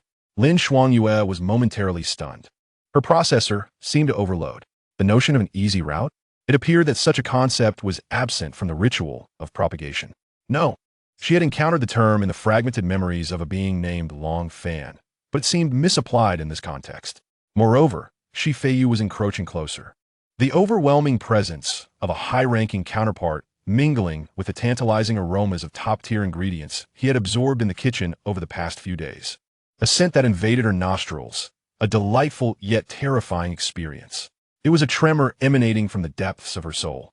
Akin to a young lamb cornered by a formidable predator, the latter playfully toying with its throat. "Speak." Feiyu's hand remained firm, his fingers continuing their teasing dance upon her face. "Do you wish for me not to seek special admission and accompany you instead?"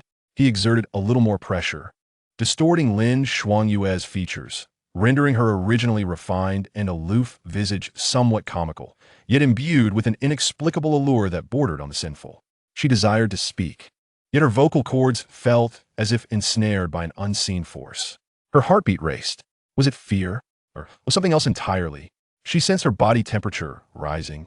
The once icy blood within her seemed ignited, surging wildly through her veins, rendering her limbs weak. This must be a form of mental assault. He was subduing her. He was compelling her to submit. Under this suffocating pressure, Lin Xuanyue's mind went blank, and instinctively, she fervently nodded, akin to a bobbing garlic clove. "Oh." Feiyu raised an eyebrow. His fingers did not relent. Instead, they intensified their playful torment upon her face. "This little tentacled creature. Today I shall ensure you become more human-like." What did nodding mean? Did it imply she wanted him to enjoy privileges, to gain admission while leaving her to fend for herself in the examination hall? TSK. Who would have thought she was such a self-sacrificing magical species? Well, if that is the case, I might as well comply. That is not it. Lin Xuanyue vehemently countered in her mind. She did not want to be alone. The examination hall would be dreadfully dull. The humans were weak and rather unappetizing. No, she struggled to articulate a syllable, her cheeks now aflame. Under the gaze of those perpetually teasing eyes, she felt all her disguises stripped away. She did not want him to leave, even if it meant resorting to force. She wished to keep him by her side. "What do you mean?" Feiyu leaned closer, maliciously breathing a puff of air by her ear. "Be clear. My hearing isn't the best." Lin Xuanyue felt her mind blanking. Shame, urgency, and an overwhelming possessiveness surged within her. This torrent of complex emotions overwhelmed her verbal faculties, compelling her to react instinctively and directly. She abruptly raised her head, her hands gripping Feiyu's mischievous hand tightly.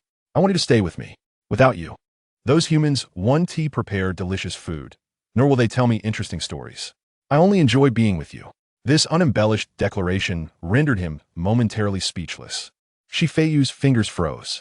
He gazed at the face before him, so close, flushed crimson, even the slender neck tinged with a delicate pink hue. Her eyes brimmed with determination, as if, should he refuse, she would truly cry or transform and devour him whole. Was this the straightforwardness of a creature from the abyss?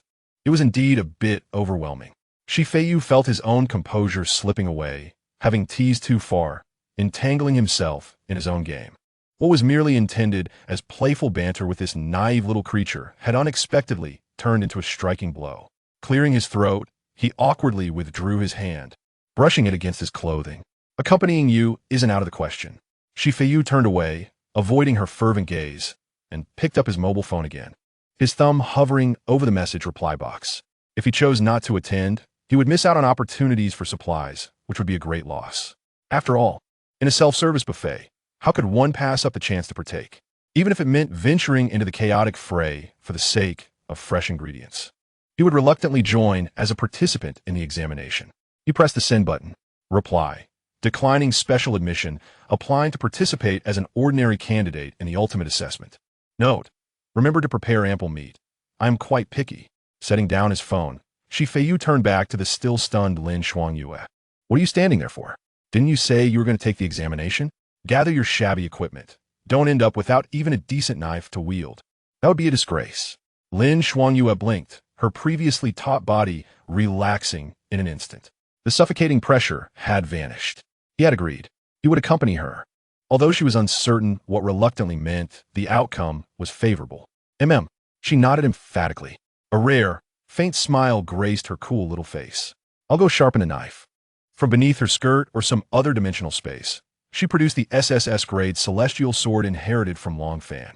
Then, seemingly from nowhere, she retrieved a sharpening stone. The harsh sound of friction echoed in the living room. Feiyu observed this scene, feeling a throbbing in his temples. This little tentacled creature's demeanor was so jarringly discordant. Nevertheless, it was acceptable. Since they were heading to stir things up, they might as well make a grand spectacle of it. After all, high-quality ingredients often require the most vigorous treatment to enhance their exquisite flavors. Chapter 45. A review of the knowledge from Feiyu's classroom 3 days later. Wuji City No. 1 High School, 3rd Campus Square. The morning sunlight was blinding, and the air was thick with a peculiar blend of anxious sweat and cheap energy drink. Tens of thousands of candidates clogged the area, reminiscent of sardines in a can. Feiyu stood at the edge of the crowd, idly summoning his attribute panel. The results of his 3 days of intensive training were nothing short of terrifying. Name: Feiyu. Occupation: Demon Chef, Mythical, Level 5, 25,500. Strength: 24. Agility: 21. Constitution: 23. Spirit: 38. Current bonus. Final all attributes 100, even a Level 5 novice. After accumulating such an outrageous percentage boost, possesses a foundational prowess that surpasses the majority of Level 10 combat professionals. All of this was achieved merely by transforming nearly a truckload of monster corpses, which his sister, Shi Junyao, had dispatched from the border troops, into delectable dishes. Naturally, to appease the formidable mother Tyrannosaurus, he was compelled to sacrifice a portion of the freshly slain complete flame demon, crafting a legendary dish known as the Gift of Lava Heart Sashimi. This marked Feiyu's inaugural venture into the realm of such high-level cuisine. Due to the rarity of the ingredients and the potency of the dish, he did not allow Hanya to sample it. The moment she consumed it, Shi Junyao's initially A-grade combat talent, Bloodthirsty Frenzy, was abruptly elevated to SSS grade, transforming her into King of Blood. Feiyu dismissed his status panel and cast his gaze to his side. There stood 2 formidable figures that captured the attention of numerous male beings around them. To the left was Lin Xuangyue. This abyssal creature had donned a seemingly ordinary outfit today. The upper half was a fitted pure white short-sleeve shirt, paired with light blue denim shorts, radiating youthful vitality. However, upon closer inspection, her legs were adorned with semi-transparent black stockings, the tight fabric accentuating the elegant lines of her long, slender legs, perhaps due to the abundance of soft flesh at her thighs. The lace trim of the stockings dug into her skin, creating a slight indentation on her fair complexion. This juxtaposition of constrained flesh against her pale skin exuded a dangerous allure mingled with innocence. Lin Xuangyue, larval form. Level: 18, 1800. Attributes: approximately 350 times that of the host. Current bonus: final all attributes 75. To the right stood Hanya. As an S-grade shadow warrior, she seamlessly melded into Feiyu's shadow. Her black skin-tight, leather attire clung to her form, devoid of any extraneous embellishments, save for the 2 tactical daggers strapped to her outer thighs, glimmering ominously. Hanya. Occupation: shadow warrior, S-grade. Level: 7. Strength: 95. Agility: 150. Constitution: 60. Spirit: 20. Current bonus: final all attributes 100. This scene felt less like an examination and more akin to a fully leveled character returning to a novice village to dominate lesser foes. Clearing his throat, Feiyu shattered the peculiar silence among the trio. Now entering the arena, the little tentacle monster, let us review the knowledge from Feiyu's mini-class. He extended his hand, gently lifting Lin Xuanyue's smooth chin with his index finger. The touch was cool and delicate, reminiscent of fine jade. Lin Xuangyue was compelled to raise her head, her icy blue eyes, usually devoid of focus, now reflecting his visage. Instinctively, she extended her soft pink tongue to moisten her somewhat parched lips, seemingly savoring the taste of the worm-infused spring noodles from earlier. What should one do in crowded places? Feiyu inquired. Lin Xuangyue blinked. 1. She raised a finger, her voice cool, advising against causing a scene in crowded areas. Good. Feiyu nodded in satisfaction, his finger gliding upward to pinch her chubby cheek. The sensation was delightful, indeed addictive. The second point of knowledge. Whom should you keep your distance from? This time, Lin Xuangyue faltered. She tilted her head, her brow slightly furrowed. For an abyssal creature, humans could only be categorized by two standards, those who are delectable and those who are not. As for character classification, that was beyond her comprehension. Forgotten? Feiyu raised an eyebrow, unceremoniously flicking her smooth forehead with his finger, producing a crisp sound. Lin Xuangyue covered her forehead, her eyes glistening with unshed tears. Her expression one of grievance. How could your memory be so poor? Where did the walnut, brain-boosting soup I fed you last night go? Feiyu sighed in exasperation. Listen closely, I will repeat it for the last time. He raised 3 fingers. First, steer clear of the sycophantic wealthy heirs. They lack intelligence. Second, avoid the street punks who seek trouble. They, too, are devoid of wit, often backed by those same wealthy heirs. Third, be wary of the smiling Good Samaritans. They're the ones who will stab you in the back the hardest. Lin Xuangyue nodded, though somewhat perplexed, while she still did not fully grasp the concepts. The promise of rewards for remembering was sufficient motivation. Moreover, Feiyu paused, casting his gaze over the anxious candidates forming a line nearby. Lowering his voice with a hint of jest, he added, Today, there is a special edition, the 4th type of creature to avoid. What is it? Lin Xuangyue asked curiously, leaning in closer, her warm breath brushing against his neck. The 4th type, Feiyu pointed toward a nearby boy, animatedly boasting about his equipment to his companions. Those attention-seeking adolescents. Just as he finished speaking, a piercing voice interjected with perfect timing. Oh, isn't this Feiyu? An E-grade chef has come to this place? The crowd parted automatically as a boy clad in new leather armor, his face dotted with acne, approached. He brandished a large sword, its hilt adorned with incongruous tassels. Resembling a lunatic, the boy sized up Feiyu, his gaze lingering on his casual attire for 2 seconds before scoffing. What's wrong? Shouldn't you be at home chopping vegetables? What brings you to this death trap? An E-grade lifestyle profession, TSK, TSK, TSK. If I were you, I'd have found a block of tofu to throw myself against. Sparing humanity the embarrassment. His voice trailed off abruptly. The acne-ridden boy had yet to complete his sentence when he suddenly found himself suspended in mid-air, both feet dangling off the ground. A slender yet excessively powerful hand clutched his throat. Hanya had appeared before him unbeknownst to him. With a single hand, she lifted the boy, who weighed at least 160 pounds, as if he were a mere chick awaiting slaughter. Her expression was devoid of emotion, radiating a cold detachment. Seeking death? Hanya's voice carried a chilling undertone that sent shivers down one's spine. If she exerted even a modicum more force, the boy's cervical vertebrae would shatter like brittle bone. The acne-ridden boy's face turned an alarming shade of purple, his legs flailing helplessly in the air, the large sword clattering to the ground. The once boisterous crowd fell into a stunned silence, all eyes fixated on the scene unfolding before them. This was an absolute display of power. Even the boy's companions were rendered speechless, unable to comprehend what had transpired. Lin Xuangyue observed the boy dangling in midair, a sense of regret washing over her as she bit her lip. Too slow. Again too slow. That insufferable boy had provoked her chef. Such an opportunity to protect her territory had been snatched away by that emotionless woman. A hint of reluctance surfaced as she tugged at Feiyu's sleeve, murmuring softly, I can help you devour him. I specifically instructed against consuming trash, Feiyu replied, not glancing back as he promptly dismissed the perilous suggestion. He didn't even spare a glance at the boy on the verge of asphyxiation. Such a level of provocation didn't warrant even a choice prompt in the galgame system. Merely a passerby NPC, the kind unworthy of even a name. Hanya, release him, Feiyu commanded calmly. Do not act as if you are bullying me with your power and causing unnecessary trouble for my mother. Hanya, without a moment's hesitation, relaxed her grip. Bang! The boy collapsed to the ground like a puddle of mud, clutching his throat and coughing violently, tears and snot streaming down his face. His eyes filled with terror as they met Hanya's. Feiyu had no intention of wasting time on such individuals and walked straight towards the most central entrance of the examination hall.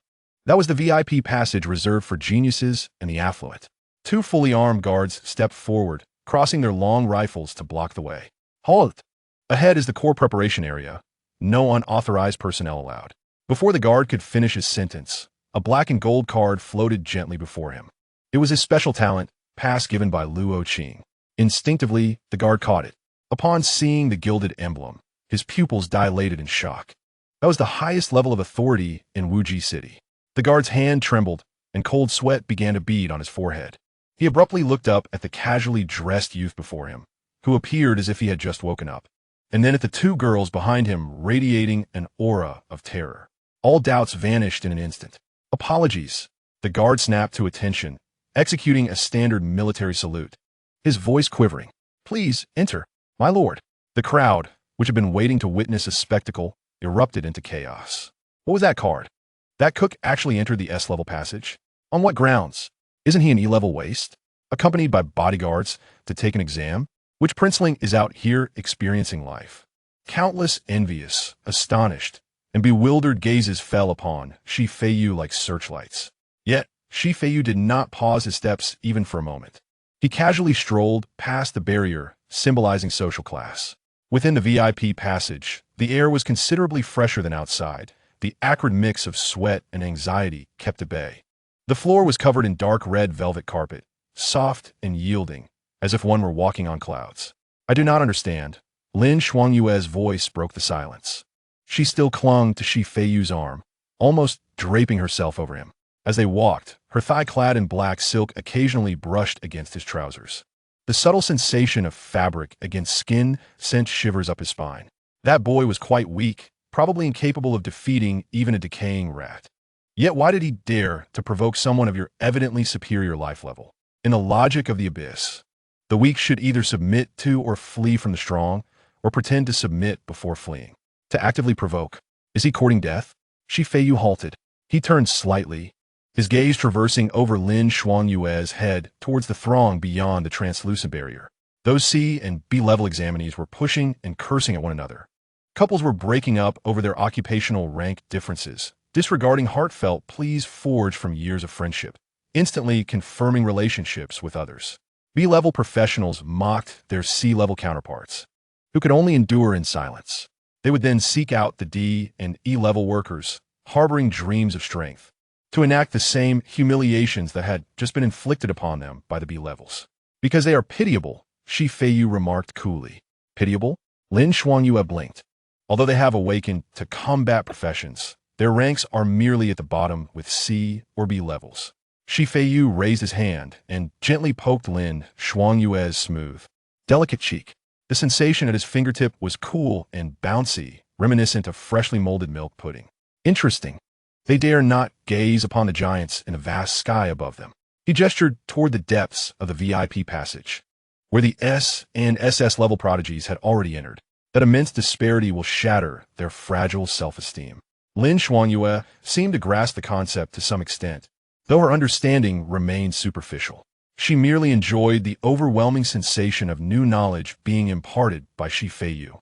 So they must desperately look downwards for reference points. Feiyu withdrew his hand and placed it in his pocket. They require failures, the lower tiers, to serve as stepping stones to affirm their own superiority.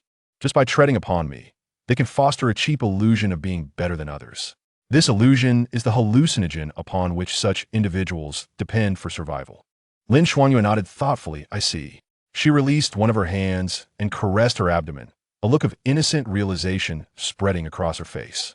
Just like I like to intimidate my prey before eating to enhance the flavor, Feiyu shot her a sidelong glance. Close enough. However, your flavor is of a physical nature, while theirs is a self-indulgent mental one. Can I devour them? Lin Shuangyue licked her lips. No, Feiyu firmly replied. Overindulging in junk food will dull your wit. If you become dim-witted, then who will taste test for me in the future? Lin Shuangyue pouted in protest, tightening her grip around his arm. The soft, voluptuous sensation returned, pressing against his muscular arms. It seemed she expressed her dissatisfaction through this closeness, her body adhering even more closely to him. The faint, briny scent of the deep sea seemed to hook into Feiyu's nostrils. Warning. A flat, mechanical female voice suddenly emerged from the shadows behind them. Hanya's figure did not materialize. Yet the tip of a pitch-black dagger silently protruded from the shadow beneath Feiyu's feet, aimed directly at Lin Xuanyue's calf. Detection indicates unnecessary physical contact with the protected subject, with potential intent for bodily fluid exchange. Lin Xuanyue looked down at the dagger tip, not retreating, but instead provocatively extending her leg clad in black silk to sway beside it. Stiff-haired man, she scoffed. Enough. Feiyu intervened, exasperated, interrupting the imminent confrontation. Ahead lies the core preparation area. Do not allow others to mock us. He took a step forward, dragging a pendant, accompanied by a shadow, into this domain of privilege. The core preparation area was a vast circular plaza. The number of individuals present was far fewer than outside, perhaps only a few hundred. Yet the energy pulsating in the air was of a significantly higher caliber. Those who could stand here were at least A-level talent holders. They clustered in groups, well-equipped and exuding an air of arrogance. However, the moment Feiyu and his entourage appeared, an instant silence enveloped the previously noisy plaza.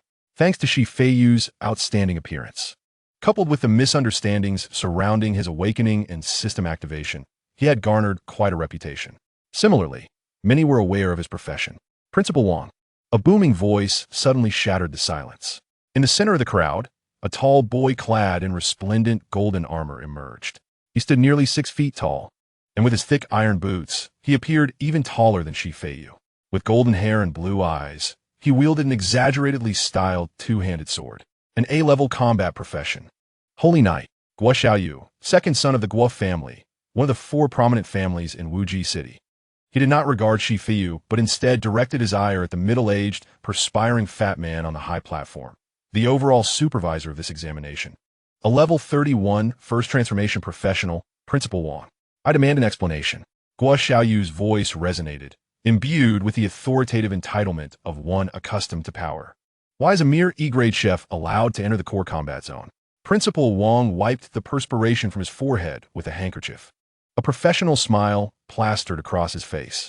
Guo Tongxue, this is a decision made by the Board of Trustees. The mention of the board only elicited a scoff from Guo Xiaoyu, who slammed his large sword onto the ground, stirring up visible ripples of dust. Wuji Yizhong is a place for cultivating guardians of humanity, not a refuge. To squander precious resources on a useless chef who can only cook is an affront to all of us who have fought valiantly. This accusation rang loud and clear. If not for Feiyu having a mother of considerable influence, he might have retorted. The other candidates, who had been observing, were suddenly ignited with emotion. Exactly. Why should we, as A-grade berserkers, struggle for resources while a mere chef gets a free pass? This is certainly a conspiracy. An absolute conspiracy. Get out. E-grade trash, leave. The shouts grew louder, a perfect outlet for the suppressed jealousy and discontent. They might fear crossing Principal Wang or antagonizing those powerful families. But denouncing an E-grade chef felt entirely safe and justifiable. Guo Xiaoyu reveled in this effect.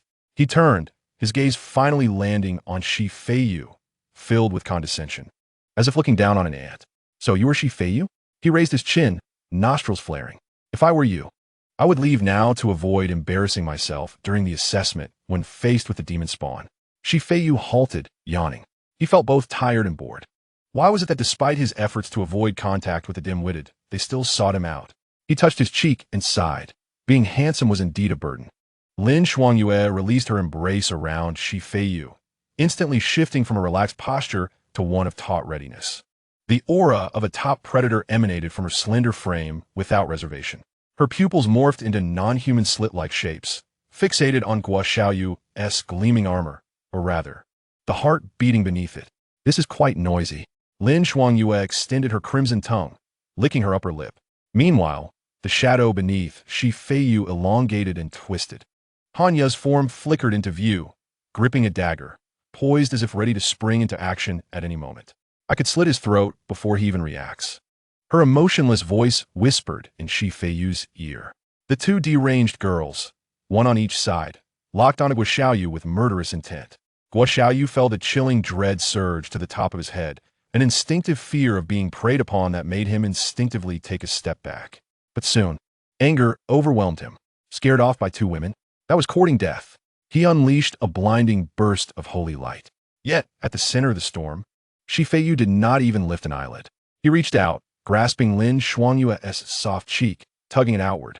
Ugh. Lin Xuanyue's fiers aura deux flatted instantly, letting out a muffled whimper. How many times must I say it?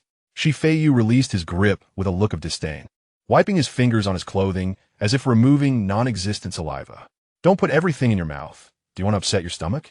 He then gently kicked his own shadow. And you, stand down. Why use a sledgehammer to crack a nut? Hanya hesitated, retreating obediently into the shadows.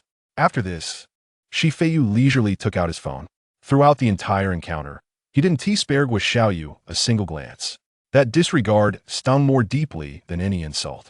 Guo face flushed a deep shade of purple, veins bulging on the back of his hand gripping the sword. Feiyu dialed a number. Hello, Mom. His voice was languid, carrying a hint of morning hoarseness. Yes, I'm here, but as you know, the usual mocking and disdain are in full swing. What was it you called Guo? Ah, it doesn't seem matter what he called. With that yellow hair making such a racket. Can you make his family vanish from Wuji's city? Yes, right now. I understand. I feel it's beneath me to converse with such a low-tier NPC. I've kept my distance, yet here he is trying to bite. It's not my fault. Love you, Mamua. Something on the other end prompted a rare, overly sweet smile from Feiyu as he kissed the screen before hanging up and pocketing his phone. He turned, pulling Lin Xuanyue, who was still baring her teeth at Guo, as if leading a disobedient husky. Let us go. It's time to gather ingredients. Let the trash clean itself up. Everyone gaped, as if they had heard an unbelievable tale. Make the Guo family disappear? An E-grade chef speaking such madness? Guo stood frozen for 3 seconds, before an unprecedented wave of humiliation shattered his composure. Bastard, are you mocking me? With a furious roar, he swung his massive sword down at Feiyu's back, unleashing a terrifying force. Chapter 47. The only way to make privilege bow is to demonstrate greater privilege. The descending giant sword created a gust that ruffled the strands of hair on Feiyu's forehead. It was a force powerful enough to cleave an ordinary person in two. Yet, in Feiyu's perspective, the strike seemed as slow as a slideshow. Over the past period, the monstrous dishes he had consumed had enhanced his abilities beyond that of a typical B-grade professional. High agility allowed his body to react instinctively, while heightened mental attributes enabled him to perceive others' movements with clarity. His dynamic vision captured every detail of Guo form, as muscular fibers tensed one moment and relaxed the next.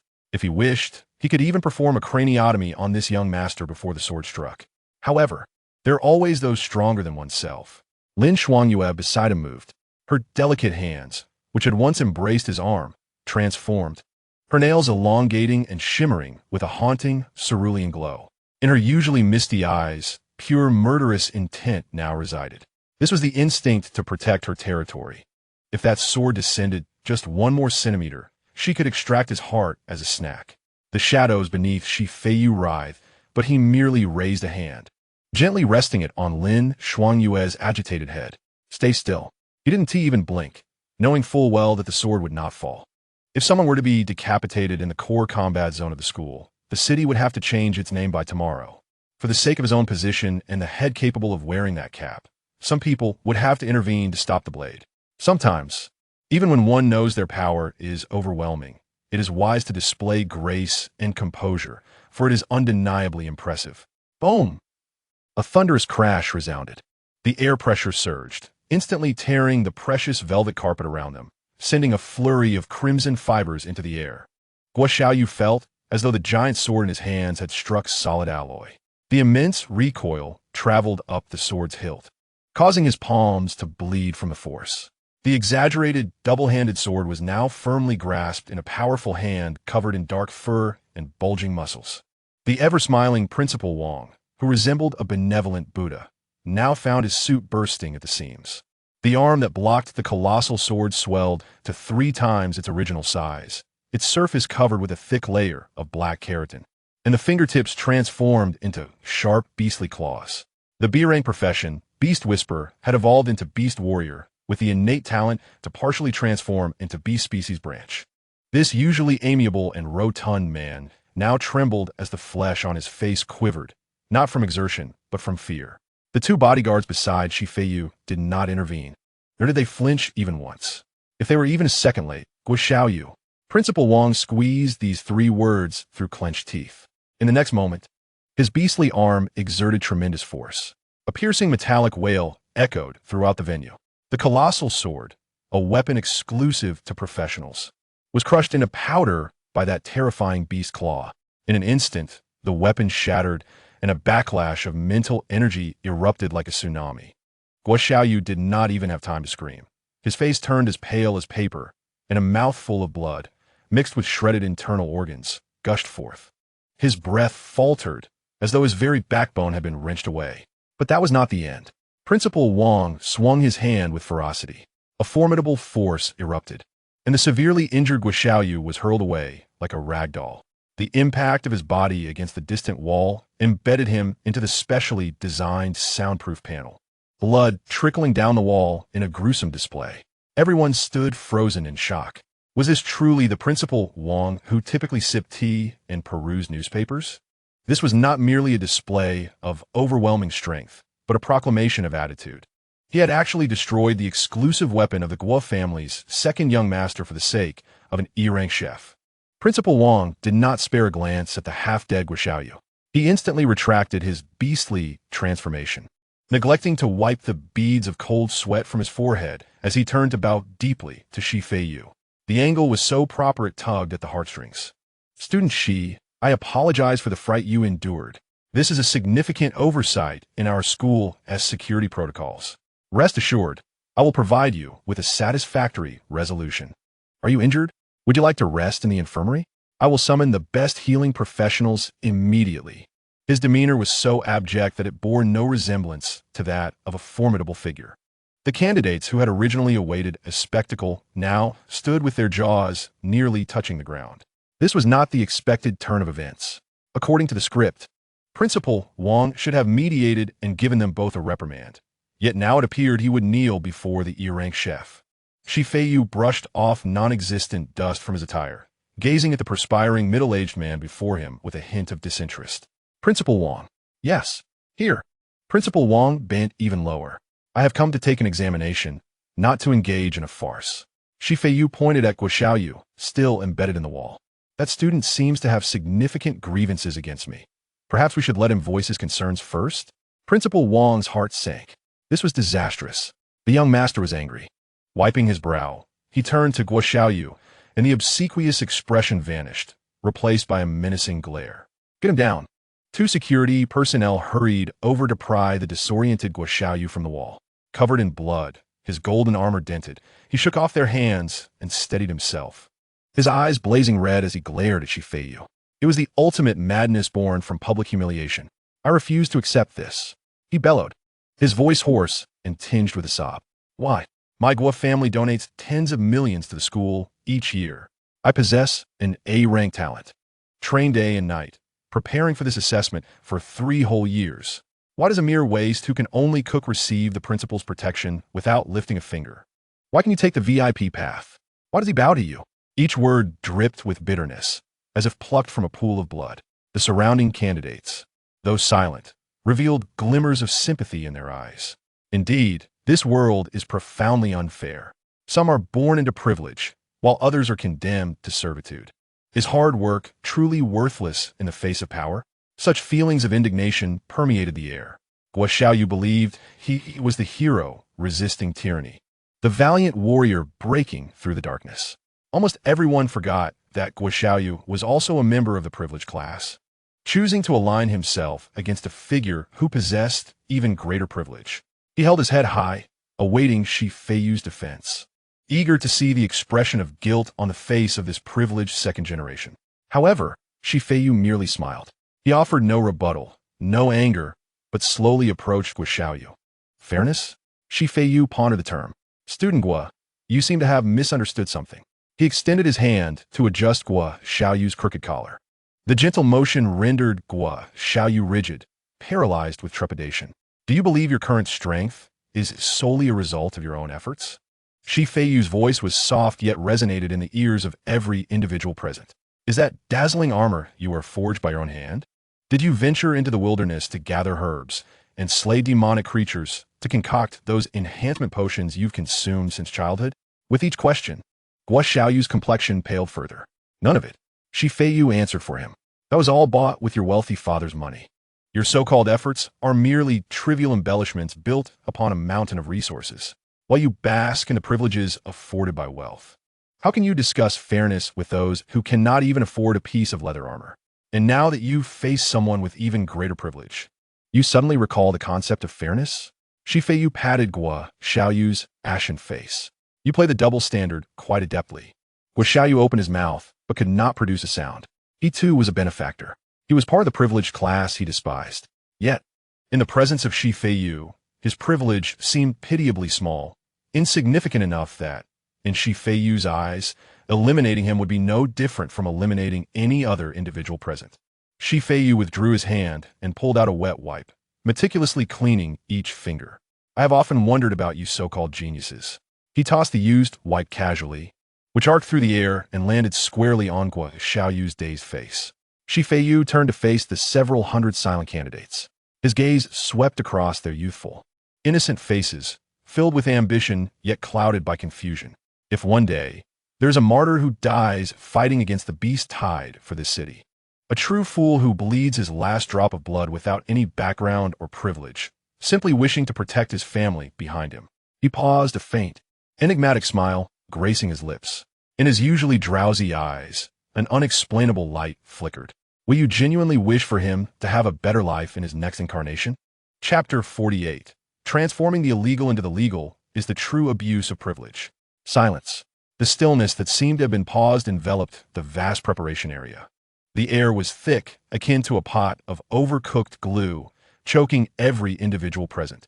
Hundreds of candidates endowed with A-level talents and above. Their gazes converged upon a youth standing at the center of the crimson carpet. The earlier retort regarding reincarnation had struck like an invisible slap, leaving many attendees with stinging cheeks. Feiyu did not rush to continue speaking. He relished the rhythm of holding the audience in his grasp. However, dissent lingered. A boy with a buzz cut, clad in cheap leather armor, stepped forward with a flushed face and a defiant neck. You are being sophistic, he exclaimed, his finger trembling as it pointed at Feiyu. When we pray for heroes to be reborn into good families, it is a mark of respect for their sacrifices. But what does this have to do with you? How dare you conflate such noble wishes with your own parasitic existence? Well said, Feiyu responded, lightly clapping his hands. So, you imply that the privilege of a fortunate rebirth exists solely within your imagination? That it is merely a posthumous consolation awarded to those who can no longer enjoy it? He halted 3 steps away from the buzzcut boy. How intriguing. On one hand, you construct a utopia in your minds where good deeds are rewarded and wealth awaits in the next life. Yet in reality, you gnash your teeth in envy at every true child of Rome. Feiyu spread his hands innocently. Hypothetically, if that fallen hero, as you wish, were to be reborn into a family of great wealth, he would no longer have to struggle in the wilderness for a few thousand coins worth of potions, nor kneel before the powerful for an awakening quota. Instead, he would indulge in the finest cuisine, don the best equipment, and drive a sports car to school. And one day, he stands before you. Feiyu leaned slightly, meeting the boy's gaze. At that moment, would you embrace him with tears in your eyes and ask, "Is this what you deserve?" The buzz-cut boy opened his mouth, but the words stuck in his throat. For he knew the answer. No. He would, like before, envy Guo Xiaoyu, or now envy Feiyu, and point at the reincarnated hero, cursing. Why do you have such good fortune? Look at that. Feiyu straightened up, clapping his hands with a hint of disinterest. In this wretched world, the most inexpensive commodity is your self-righteous sense of morality. In your narrow perception, the notion of a fortunate rebirth exists merely as an epitaph. Once it becomes reality, once that lucky individual stands before you, even if only slightly better off than you, your hypocritical blessings would immediately ferment into the most venomous jealousy. A stir rippled through the crowd. Many lowered their heads, avoiding Feiyu's gaze, which seemed to pierce through to their very souls. They had been exposed. The flimsy facade of masking incompetence as justice, attempting to stand on a moral high ground, had been ruthlessly stripped away by this youth. But this is still unfair. The buzzcut boy struggled, his voice now considerably weaker. We have toiled for so long, rising early and working late, rolling in the mud, all to climb a step higher. Yet, you people are born at the finish line. How can we accept this? Cannot accept? Feiyu tilted his head. Who told you to accept? He produced an exquisite elongated box from his pocket and opened it. A wave of aroma, reminiscent of primal appetites, wafted through the air. Inside, a few dark red meat sticks were neatly arranged, each the thickness of a pinky finger, glazed with a layer of amber honey. Feiyu delicately lifted one end of a meat stick, gently shaking it. The long meat stick arced gracefully through the air, its scent intensifying. Han Iyoi, who had been standing in a shadow, her previously placid eyes sparkled upon seeing the meat stick. Having tasted Feiyu's culinary skills before, she understood the enchanting allure contained within this seemingly unremarkable snack. She instinctively swallowed, her legs, which had been standing straight, slightly drawing together. However, this meat stick was not meant for her. Feiyu casually extended it behind him, deliberately holding one end of the meat stick suspended in midair. Lin Xuanyue instantly tilted her head back. Her ice blue eyes fixated on the swaying meat stick, her gaze intense as if staring at a rare treasure. She slightly rose on her toes, her delicate lips parting to reveal a row of pristine white teeth, eagerly leaning closer. Tentatively, she extended her tongue, catching the droplet of honey that hung precariously from the end of the meat stick. The blend of sweetness and the scent of blood made her eyes flutter with delight. With a crisp snap, the entire meat stick vanished in her stomach. What a delight! Lin Xuanyue squinted her eyes in satisfaction. She gazed at Feiyu, her eyes glazed and content, as if she had consumed something far more addictive than mere jerky. Feiyu leisurely withdrew his fingers, wiping away the remnants from the corner of her mouth, and turned his attention back to the dumbfounded buzzcut boy. I never deny that I enjoy privileges. My ancestors carved a bloody path in this damned apocalypse, amassing wealth, status, and connections. These are their legacies, much like this meat stick. Feiyu pointed at the boy, then at himself. I utilize these privileges to accelerate my own pace, not to cripple you or silence your voices. If I truly abuse my privileges, I will be breaking the law daily. When I seek employment or aim to join the Awakeners Guild, if my mother were to propose a new law that legalizes what was once illegal, that would be called an abuse of privilege. Instead of wasting your energy raging at me, perhaps you should conserve your strength to ponder how you might ensure that your sons and grandsons can also become those fortunate individuals blessed with a good rebirth. The buzzcut boy fell utterly silent, his mouth agape, resembling a fish deprived of oxygen. His expression shifted from anger to confusion, ultimately settling into a profound sense of helplessness. Ultimately, Feiyu surveyed the crowd, a smirk of derision gracing his lips. What you criticize is not privilege. You are merely resentful that the one enjoying the privilege is not you. The preparation area once again fell into silence, but this time it was not from shock, but from shame, a shame akin to being stripped bare. Guo Xiaoyu, who had been pretending to be lifeless on the ground, finally managed to catch his breath. Listening to Feiyu's words, a glimmer of resentment flickered in his eyes. Well said, Guo Xiaoyu spat out a mouthful of blood, struggling to rise, only to be stomped back against the wall by Principal Wang. Since you acknowledge your privilege, Guo Xiaoyu croaked, what makes you different from me? We are both dependent on our families. How dare you judge me from your lofty perch? Different? Feiyu chuckled as if hearing a joke. He turned around, looking down upon the bloodied face. The difference is vast, Guo Xiao. Feiyu extended a finger, shaking his head gently. I possess privilege, but as I stated earlier, I only enjoy the conveniences permitted within the rules.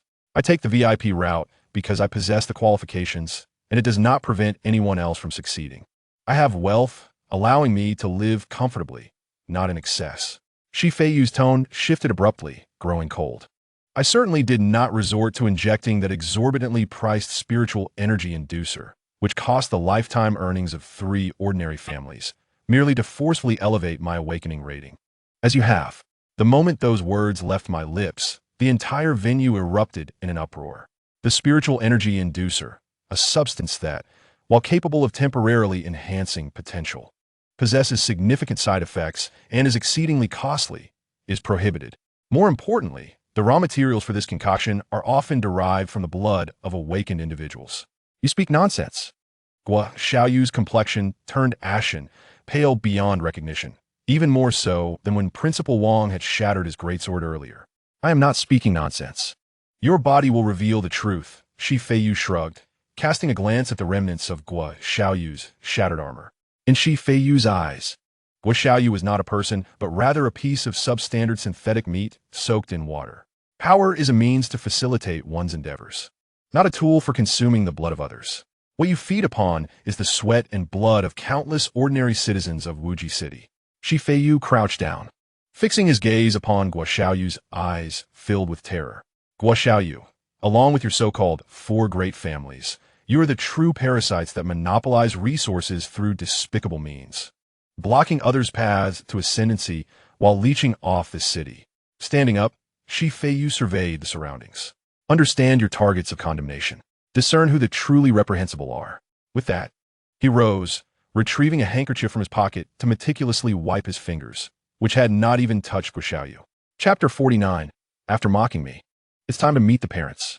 The air in the preparation area still bore the scent of blood.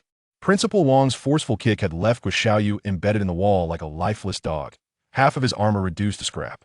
Young Master Shi, the esteemed principal of Wuji City's educational sector, rubbed his large hands together, a grin plastered across his face. Should I have someone throw this insolent wretch out to spare your eyes? The surrounding candidates dared not utter a sound. This was privilege, as long as Feiyu nodded. Even if Guo Xiaoyu were an S-class or even SS-class genius, even if the Guo family poured endless wealth into the matter, if he displeased Feiyu in this examination hall, he would have to leave immediately. Yet Feiyu merely lowered his head to adjust his cuffs. No need. He did not even cast a glance towards the wall. As I mentioned earlier, I use my privilege to run faster, not to cripple others. Feiyu raised his head, his eyes perpetually half-closed, revealing no emotion. Since he has paid the registration fee, let him take the test. I do not mind being criticized for my indecisiveness. What matters is avoiding any leverage my mother's political adversaries might exploit. Principal Wang paused for a moment. Now that's the mark of a wealthy family's child. Assertive when necessary, yet capable of doing business without personal emotions clouding judgment, considering his connections. If it were an ordinary person, would they care about the implications of trouble with their backers? He deserves this privilege. The principal's jowly face contorted into even more wrinkles. Yes, young Master Shi. Such grandeur. This is true grandeur. He turned, his smile vanishing in an instant. What are you all staring at? This isn't a free show. The assessment begins. The first item, energy level test. A massive black stone tablet was pushed to the center of the square by several staff members. This artifact, crafted from abyssal obsidian, could precisely measure an awakened individual's occupational level, potential, and foundational four-dimensional attributes. First up was Xiaoyu. The examiner called out, his expression devoid of emotion. Amidst the debris in the corner, a commotion arose. Guo Xiaoyu emerged, pushing away the rubble with unsteady steps. One of his arms hung limply, clearly broken. His bloodshot eyes fixed on Feiyu, harboring resentment and a hint of madness from public humiliation. Gritting his teeth, he staggered toward the stone tablet, his bloodied palm striking the surface with a thud. Buzz! A blinding white light erupted instantly. The brilliance was so overwhelming that the candidates in the front row instinctively shielded their eyes. At the top of the stone tablet, lines of golden data emerged. Name, Guo Xiaoyu. Occupation, Holy Knight, A-class. Level, LV9. Strength, 48.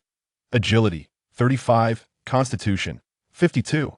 Mentality, 15. Purity of spiritual energy, 65. A stir spread through the crowd. What the hell, level 9? Those attributes are a bit exaggerated, aren't they? Exaggerated? Did you not notice the purity is only 65? He is essentially just a walking pharmacy. TSK, typical of the affluent. They combine A-class, even if it's a bit watered down, but that panel is indeed impressive. If he lives to 80, I'll eat that awakening stone. Guo Xiaoyu, listening to the murmurs around him, wore a grim expression. Yet, upon seeing his strength rating of 48, he regained a measure of confidence. He turned around, defiantly casting a glance at Feiyu. So what if I'm a fraud? As long as my numbers surpass yours, I can crush you. Next, Feiyu. The entire venue fell silent in an instant. All gazes turned peculiar. A young master accompanied by bodyguards, traversing the VIP pathway, boldly confronting Xiaoyu and the entire examination cohort. By all accounts, he should also be a manufactured genius, likely enhanced through forbidden means. Disguising a mundane occupation à combat profession. Feiyu withdrew his hand from his pocket and leisurely approached the stone tablet. Don't blink. He smiled back at Lin Shuangyue before casually placing his hand on the surface. There was no blinding light. Only a murky gray glow slowly illuminated. This was the hallmark color of E-class talent. A strange silence enveloped the square. Hundreds of candidates widened their eyes, as if witnessing an unfathomable scene. For beside that gray light, the purity of spiritual energy displayed a bewildering figure. Purity of spiritual energy. 100. A boy in the front row gaped, his jaw nearly hitting the ground. E-class? It truly is E-class? And with a purity of 100? How is that possible? He is the young master of the Shi family. With such wealth, they didn't even buy him a spiritual energy inducer? Even the most affordable awakening potion could have artificially elevated him to D-class or even C-class, right? Everyone was left in shock by this drastic contrast. A second-generation heir with mountains of wealth. A brash, overbearing offspring of privilege. Yet, he was merely an ordinary, even somewhat impoverished, E-class chef. Moreover, a purely natural one who had never even consumed a potion. This was as absurd as witnessing a billionaire alight from a limited edition supercar only to retrieve a shared bicycle from the trunk and start pedaling. This guy, murmured the buzzcut boy who had just questioned Feiyu. Could it be he truly looks down on such means? Just as the crowd remained astonished by Feiyu's authenticity, the attribute data on the stone tablet finally finished loading. Then, a second wave of shock, even more intense than the first, swept through the venue like a tsunami. Name, Feiyu. Occupation, Chef E-class. Level, LV5. Strength, 53. Agility, 46. Constitution, 51. Mentality, 84. The silence was swiftly replaced by gasps of disbelief. Am I seeing things? Strength, 53. Wasn't Guo Xiaoyu's level 9 Holy Knight only 48? A level 5 chef with strength surpassing that of a level 9 knight? Is this even scientific? What that mental prowess at 84 points? It nearly rivals that of an S-class magical profession. Is this truly an E-class lifestyle vocation? One must wonder if it is not merely a facade for a hidden S-class occupation. While the onlookers were initially astounded by his authenticity, they now find themselves engulfed in dread at his peculiarity. A person devoid of any enhancements, possessing merely level 5, yet recognized as the weakest among lifestyle professions, whose panel data overwhelmingly surpasses that of a level 9 A-class prodigy, who has consumed enhancements to an astonishing purity of 65. What does this signify? It reveals a foundational strength so terrifying that it defies comprehension. After all, even if Feiyu were to consume attribute-enhancing potions as if they were water, he could not attain such heights due to the presence of tolerance. Impossible. There must be something amiss. Guo Xiaoyu fixed his gaze intently on the number 53, his eyes nearly bulging with disbelief. The very essence of his pride, the strength he sought to obtain at any cost, has been outdone by a mere vegetable cutter? Principal Wang stood upon the platform, scrutinizing the data with a furrowed brow. He perceived more deeply than the students. This was the result of extreme physical honing and some form of advanced energy reciprocation. This lad, Principal Wang cast a penetrating glance at Feiyu. What on earth has he consumed to grow so formidable? Feiyu remained oblivious to the stares of those around him, regarding him as a monster. He merely pouted in dissatisfaction. Is this all there is? He muttered under his breath, seemingly unimpressed by the overwhelming data that dominated the scene. Had he known, he would have indulged in a late-night snack the previous evening. He shook his head and turned back to his team. It's my turn. Lin Shuangyu had grown impatient with anticipation. She grasped her seemingly ordinary staff and skipped towards the stone tablet. As she passed by Feiyu, she deliberately paused and puffed out her chest. The white short sleeve was stretched into a breathtaking curve. Look at me. Do not gaze upon anyone else, she whispered in Feiyu's ear, seeking acknowledgement. Without waiting for a response, She pressed her hand against the stone tablet. Boom! A wave of frigid air swept across the arena in an instant. The previously warm square experienced a sudden drop in temperature. The surface of the stone tablet instantly became cloaked in a thick layer of frost. Name: Lin Shuangyu. Profession: Ice Mage. Level: LV 18. Strength: 38. Agility: 50. Constitution: 111. Mentality: 156. Another monster. While not as absurd as Feiyu, this data was still sufficient to crush 99 others present. And she is merely at level 18. Lin Shuangyu glanced at the stone tablet, pouting. She had exerted considerable effort to restrain her power, to avoid frightening away the prey. She had followed Feiyu's instructions and utilized only the A-class core she had consumed. Was it still too high? She turned back to glance at Feiyu, only to find him fixated on her legs. Today, she wore black stockings. Although styled according to human aesthetics, the constricting sensation was uncomfortable. Yet his reaction suggested he found it appealing. Lin Shuangyu subtly pointed her toes, tightening the lines of her thighs. Next, Anjai approached. She was not as flamboyant as Lin Shuangyu. Like a shadow, she silently appeared before the stone tablet.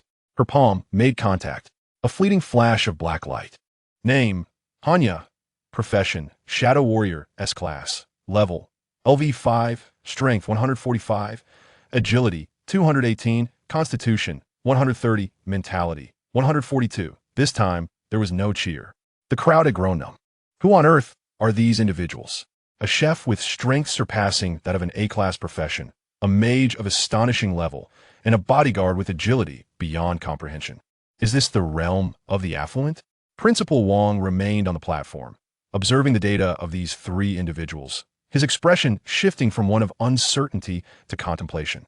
He was no fool. Feiyu's data was undeniably abnormal. Such results could not be achieved solely through potions. Potions carry side effects, and their aura tend to be unstable. However, Feiyu's aura was incredibly stable, akin to a lurking behemoth. And then there was Lin Shuangyu. Although labeled an ice mage, the chilling aura that erupted moments ago had hinted at something amiss. The first assessment has concluded. The examiner wiped the sweat from his brow, striving to maintain a semblance of normalcy in his voice. We shall now commence the second assessment. Wilderness hunting grounds. As his words fell, the enormous gate at the rear of the square began to rise slowly. Behind it lay a primitive forest enclosed by towering walls, serving as a training ground for low-level magical beasts in Wuji City. The rules are simple. Hunt magical beasts to accumulate points based on the cores obtained, with each type of beast assigned a corresponding score. Furthermore, the examiner paused, deliberately casting a glance at Feiyu and Guoxiaoyu. Reasonable competition among candidates is permitted, as long as it does not result in death or dismemberment. Seizing magical cores is allowed. Is that understood? Understood. Hundreds of candidates shouted in unison. Many gazes turned dangerous, particularly Guoxiaoyu, who grinned malevolently. He took a red potion from his subordinate and downed it in one gulp. The bone at the site of his severed arm emitted a series of cracking sounds as it visibly healed at an astonishing rate. Feiyu. He licked his lips, fixating on Feiyu's retreating figure while making a slicing motion across his throat. Enter the arena. With a command, the crowd surged into the forest like a tidal wave. Feiyu lagged behind, unhurried. Ingredients require time to ferment. After all, let us go. He patted Lin Shuangyu on the head. It's time to procure supplies. In Wuji City, at the Guo family mansion, the most opulent area for the affluent. Yet at this moment, the entire Guo family estate lay silent as a tomb. In the hall, Guotianba, the patriarch of the Guo family and father of Guoxiaoyu, knelt upon the ground. Not only him, but every member of the Guo family, regardless of age or gender, knelt in perfect alignment, their foreheads pressed against the cold marble floor, trembling as if in the grip of fear. In the center of the hall sat a woman upon a luxurious sofa. Chapter 50. I urge you to attempt to kill my son. The marble floor was frigid. The chill crept up through the joints of his knees, ascending to his crown. Guotianba knelt at the forefront, his forehead pressed firmly against the expensive Persian carpet. Sweat dripped from the tip of his nose, creating a small dark stain upon the plush rug. Even as a leader among the four great families of Wuji City, he felt like a toad laid bare upon a cutting board. Aside from breathing, he dared not move. He even meticulously controlled his breathing, fearful that a slight sound might disturb the woman on the sofa, who was perusing a fashion magazine. The hall was filled with the Guo family's direct and collateral descendants, as well as several high-ranking offerings who, unable to escape, had also been captured and forced to kneel. Hundreds of individuals knelt in perfect formation, a sea of black resembling a harvest of chives awaiting collection. No one dared to lift their gaze. The air was thick with a suffocating silence, broken only by the rustling of magazine pages. "This outfit is quite nice," Luo Qing remarked, pointing to a trench coat featured on the cover of the magazine. Her tone cheerful. "I wonder if Feiyu would fit into it. That child seems to have grown a bit taller lately. Sigh, that boy. If one were to call him extroverted, he has no friends. Yet if one were to label him introverted, he still loves to steal the spotlight." She lifted a cup of red tea and took a sip. It was somewhat astringent. She set down her teacup, the porcelain colliding with the tray, producing a crisp sound. This sound startled Guo Tianba, causing his heart to leap as if it might burst from his throat. "Madame Luo." Guo Tianba abruptly bowed his head to the ground, the thud echoing ominously. "I am guilty. It is my lack of discipline. That ungrateful son, that beast, dares to offend the young master. I shall send someone to capture him immediately and have him executed before your eyes." His voice was hoarse from desperation. He was genuinely terrified. Just 10 minutes prior, this seemingly gentle woman had appeared in the Guo family hall without any forewarning or energy fluctuations. The family's defensive array had not even sounded an alarm, and the defensive towers, reputed to withstand attacks from second-tier S-grade powers, had seemed blind to her presence. Most terrifying of all, she merely stood there, smiling as she casually remarked about dropping by for a visit. The two Guo family ancestors, recently emerged from seclusion and at level 60, had barely had time to assert their presence before the woman standing behind her turned them into a mist of blood with a single strike. "Executed?" Luo Qing raised an eyebrow in surprise. "Guo family head, why go to such lengths? That is your own son. Even a tiger does not eat its cubs." She closed her magazine and set it aside. "Moreover, I did not come here today to encourage you to act against your own kin." Luo Qing leaned back, seeking a comfortable position. "I have only one precious son, whom I rarely even scold. Today, upon hearing that he was bullied during an exam, I felt uneasy and thought I would come to see. Yes, that beast deserves to die 1,000 deaths. Whatever you wish to do, I wholeheartedly support." Guo Tianba trembled, cold sweat soaking through his silk shirt. If the city of Wuji could be likened to heaven, then the Guo family was undoubtedly invincible within it. Before him stood Luo Qing, a being from another realm. "Do not be anxious." Luo Qing smiled at his almost buried demeanor. "Children squabble. It is quite normal. That child Feiyu has always been sensible and has never bullied others." She paused, shifting her tone. "However, I cannot come here empty-handed." Guo Tianba abruptly raised his head, his face alight with the joy of having survived a catastrophe. "Your command. Whatever the Guo family can do, we shall not hesitate to face fire and water." The Guo family was willing to offer half, no, 80% of their fortune as compensation for the young master's emotional distress.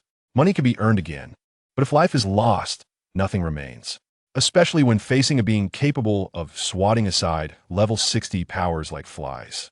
He would not hesitate to run naked if required. Talking about money is rather vulgar. Luo Qing waved her hand, showing no interest in the so-called 80% of their fortune. "I do not lack money, nor does Feiyu." She stood and paced a few steps across the hall. The sound of her high heels clicking against the marble floor was crisp and clear. "I wish to see your son. What was his name again?" "Guo Xiaoyu."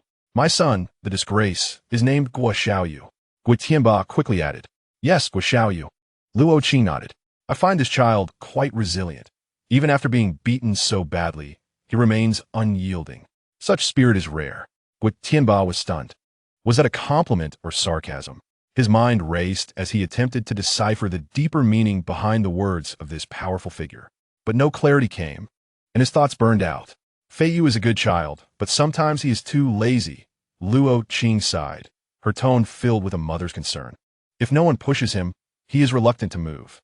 Even urging him to do household chores requires coaxing. What will happen if he encounters real danger in the future?" She halted, gazing down at Guo Tianba. "Therefore, I need someone to apply a bit of pressure on him." Guo Tianba stood there, mouth agape in confusion. "You mean, I want your son to continue seeking trouble with Feiyu?" Luo Qing's tone was flat. not just to cause trouble, but to be earnest about it. Utilize all the resources and means available to the Guo family. The hall fell into a deathly silence. Everyone questioned whether they had misheard. Have an enemy kill their own son? Is this something a mother would do? Madame Luo, you must be joking. Guo Tianba stammered, forcing a smile that looked more like a grimace. How could that ungrateful child be a match for the young master? I shall break his legs so that he dares not show his face before the young master again. Luo Qing frowned, clearly displeased. Do you not understand my words? I want him to attempt to kill Feiyu with all his might. She extended a finger, gently tapping Guo Tianba's forehead. Use any means necessary. Assassination, poisoning, encirclement, or betrayal. As long as it instills a sense of crisis in Feiyu and compels him to fight back, I will consider it a merit. Guo Tianba felt a chill surge from his soles to his head. He looked at the smiling woman before him and suddenly realized she was serious. This was more terrifying than the annihilation of the Guo family. Was she intending to use the Guo family as a whetstone to sharpen that E-grade little chef? But what if the young master were injured, or... Guo Tianba swallowed hard, afraid to utter the word death. Luo Qing chuckled lightly, a hint of pride flashing in her eyes. You think too highly of your Guo family. She straightened, her previously gentle demeanor transforming in an instant. An indescribable pressure of terror erupted from her being. In an instant, all the glassware in the Guo family mansion shattered into dust. Do you truly believe that with your ragtag bunch, you can kill my son Luo Qing? She looked down at Guo Tianba, her gaze disdainful. Tell your son to give it his all. Do not think about holding back. If you satisfy me, I will allow you to choose who among those present can survive. Luo Qing seemed to see through his thoughts, adding, if I discover that you are merely putting on a show for me. She did not finish her sentence, but cast a glance at the silent woman in black beside her. The woman stepped forward, raising her hand and gently grasping a structural pillar in the corner of the hall. Without a sound, the pillar, thick enough for two people to embrace, forged from high-strength alloy, instantly disintegrated into the finest dust. Guo Tianba's pupils contracted to the size of pinpricks. This was the fate of those who held back. If they were lenient, the consequences would be far worse than the fate of that pillar. Do you understand? Luo Qing withdrew her gaze, reverting to the image of a gentle mother. Understood. Understood. Guo Tianba nodded vigorously, like a chick pecking at rice. I shall arrange it. Mobilize all the family's death warriors and hidden agents for that ungrateful child. Provide him with the best equipment and the deadliest poisons. I guarantee that the young master will feel an adequate sense of crisis. He found it absurd to utter such words, as it was the first time in his life he had seen a parent demand that their own child be thoroughly punished. That's the spirit. Luo Qing nodded in satisfaction. Very well, that will be sufficient. Luo Qing clapped her hands and turned to leave. The hundreds of people in the Guo family remained kneeling on the ground, not daring to move until her figure vanished from sight. Outside the hall, the sun shone brightly. The woman in black, who had been following Luo Qing, halted. She raised her hand and lightly traced a line in the air. The space seemed to tear like fabric, revealing a deep, dark fissure. The chaotic spatial currents raged at the edges of the crack, yet they grew docile the moment they approached the woman. Madam, the woman's voice was hoarse, revealing her age. Are you truly at ease? Luo Qing paused, glancing back at her. Young master, despite the immense potential of your profession, it ultimately remains a mere occupation. The woman in black hesitated for a moment before voicing her concerns. Although those two young girls possess certain skills and that abyssal creature's juvenile form shows promise, they have yet to mature. She cast a glance back towards the Guo family mansion. While it may seem insignificant to you, the Guo family holds considerable influence in Wuji City. Should they choose to mobilize their resources, they could easily summon several second-tier professionals. Furthermore, with the potential for assassination and poisoning, those underhanded tactics, shouldn't someone remain by your side for protection? The woman in black stepped forward, slightly bowing her head. If it is inconvenient for you, I can stay behind. After all, I would only be watching from the shadows, and you would remain unaware of my presence. At a critical moment, I could protect you. Her concern was genuine. Though the boy's temperament was somewhat peculiar, he was still the apple of Madame's eye. If an unfortunate incident were to occur due to such a ridiculous trial, she could hardly fathom what Madame would become. Luo Qing looked at the woman in black and suddenly smiled. That smile held a hint of mischief and a touch of maternal pride. Hongya, How many years have you been by my side? For decades, came the soft reply from the woman named Hongya. For decades indeed, Luo Qing sighed. Do you truly believe I would gamble with my son's life? Hongya paused for a moment. Of course not. But there is no but. Luo Qing turned to gaze at the pitch-black rift in space. You can only see him as an E-rank chef. Thus I find no need to explain further. Besides, fledglings must be pushed off cliffs to learn to soar. Luo Qing stepped into the rift, and the chaotic energy parted to create a pathway beside her. As for safety, her voice emanated from the depths of the rift, gentle yet commanding. There is no need to consider such matters. Remember, his mother is named Luo Qing. Chapter 51. Lin Xuanyue. You hit me again. I detest you. The moment they entered the forest, everyone experienced a fleeting moment of disorientation.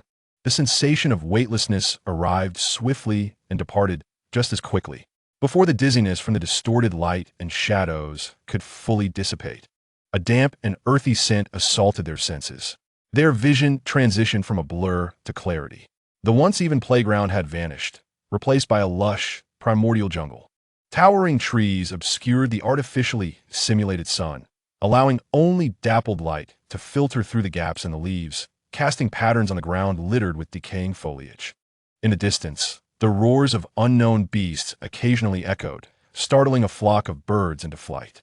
This was the pride of Wuji City's premier Awakener University, the simulated wilderness ecosystem. Surrounding them, glimmers of white light flickered, indicating that other candidates had been randomly teleported to nearby coordinates. Most individuals instinctively lowered their centers of gravity, warily surveying their surroundings or summoning weapons to seek shelter. After all, the education imparted in school taught that wilderness equated to death. Even in simulation, it could conceal deadly traps. Feiyu was an exception. He leisurely dusted off non-existent dirt from his uniform. His relaxed demeanor was more akin to a house husband returning from grocery shopping than a participant in a life-and-death assessment concerning his future. TSK. A sound filled with disdain came from beside him. Lin Xuanyue stood atop a moss-covered rock. Her long, straight legs beneath her shorts were strikingly pale. She slightly raised her head, flared her nostrils, drew in a deep breath, and then displayed unmasked disgust on her face. It was as if she had eagerly bitten into an apple only to discover it contained half a worm. This can be called wilderness? She lifted her exquisitely crafted foot, grinding it forcefully against the mossy ground, her tone laced with criticism. The ground is too hard and not slippery enough. True wilderness should have blackish red mud, where stepping down could squeeze out the stench of decay between your toes. Lin Xuanyue pointed at the canopy above, dense yet still allowing glimpses of the blue sky, her disdain intensifying. And the sky is too bright, too pristine. In genuine wilderness, one cannot see the sun, only colossal beasts soaring thousands of meters high. Their size could crush everyone in this forest with whatever they happen to drop. She turned away, casually brushing aside a cluster of bushes to reveal a trembling, low-level magical creature, her disdain nearly overflowing. The air fell off. Inhaling it brought no spice. Most absurdly, there were only branches of magical creatures here. Lin Xuanyue kicked a nearby stone. All magical creatures have branches, and most take on beastly forms. For instance, the abyssal species to which Lin Xuanyue belongs is the main lineage, with humanoid abyssal chanting beasts and other variations among its branches. There is no possibility of a royal bloodline appearing among the branches, so any clan's branch that cannot even be considered a slave is merely livestock. Moreover, there are no abyssal rifts from various clans. She spread her hands, delivering a conclusive evaluation. This place is nothing more than a child's playroom, devoid of even the thrill of imminent danger. For a top predator from the abyss, this human-cherished high-fidelity ecosystem is not only crude, but laughably dull. Slap! A sharp hand struck her forehead without mercy. Lin Xuanyue covered her head, looking somewhat aggrieved at Feiyu. Why did you hit me? I was only speaking the truth. I detest you. He paid no heed to her complaints, instead reaching into a portable tactical backpack of merely a few liters capacity. He unfurled a neatly folded waterproof map in his palm. It was densely annotated with various red and blue lines and dots, detailing even the concealed positions of sentinels beneath certain trees. What is this? Lin Xuanyue leaned closer, seeing that Feiyu was ignoring her. It's the internal structure of the exam venue. along with a magical creature distribution heat map. Feiyu pointed at the red areas on the map. Red indicates high-risk magical creature activity zones. Blue stands for water sources, and yellow represents areas with low-level communal magical creatures. Standing nearby in a vigilant posture, Hanya turned to observe the bright red military confidential stamp in the lower right corner of the map. That was the steel seal of the Wuji City Defense Force. Young master, Hanya's voice was as straight as an arrow. This is cheating. Cheating? Feiyu scoffed, tapping the bright red military seal on the map. This is called an information advantage. Look closely who provided this. Hanya had to tilt her head back, focusing on the familiar seal. The eldest young lady? Precisely. Feiyu retrieved the map and slowly folded it. Since it was provided by family, it is my legitimate asset, just like the knife in your hand, which was also given by the family. What? Do you intend to discard the knife and fight the magical creatures barehanded to be fair? Hanya opened her mouth, momentarily stumped by the illogical reasoning. But there is no but. Feiyu interrupted her, turning to glance at Lin Shuangyue, who was squatting nearby and drawing circles in the dirt. This little creature from the abyss muttered complaints about why she detested him and how hungry she was. This juvenile abyssal creature evidently held no reverence for the so-called examination.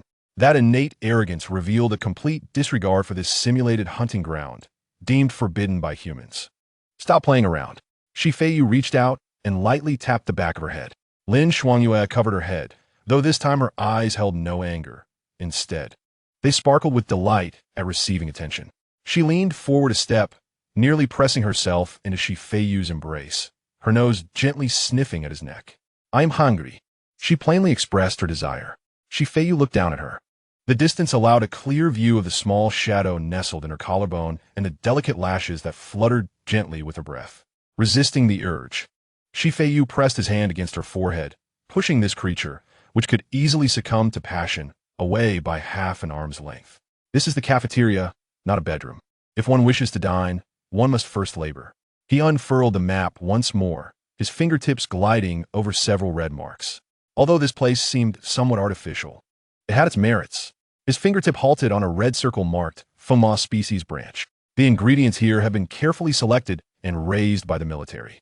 While the meat may lack the chewiness of wild game, it is commendably clean with minimal parasites. He lifted his gaze, surveying the two women before him. One was a top predator from the abyss, the other a killing machine honed by humanity's finest. Tossing these two formidable weapons into a throng of magical creatures no higher than level 20 would be akin to a dimensional strike. Pay attention. Our objective this time is not points. Feiyu retrieved a marker from his backpack.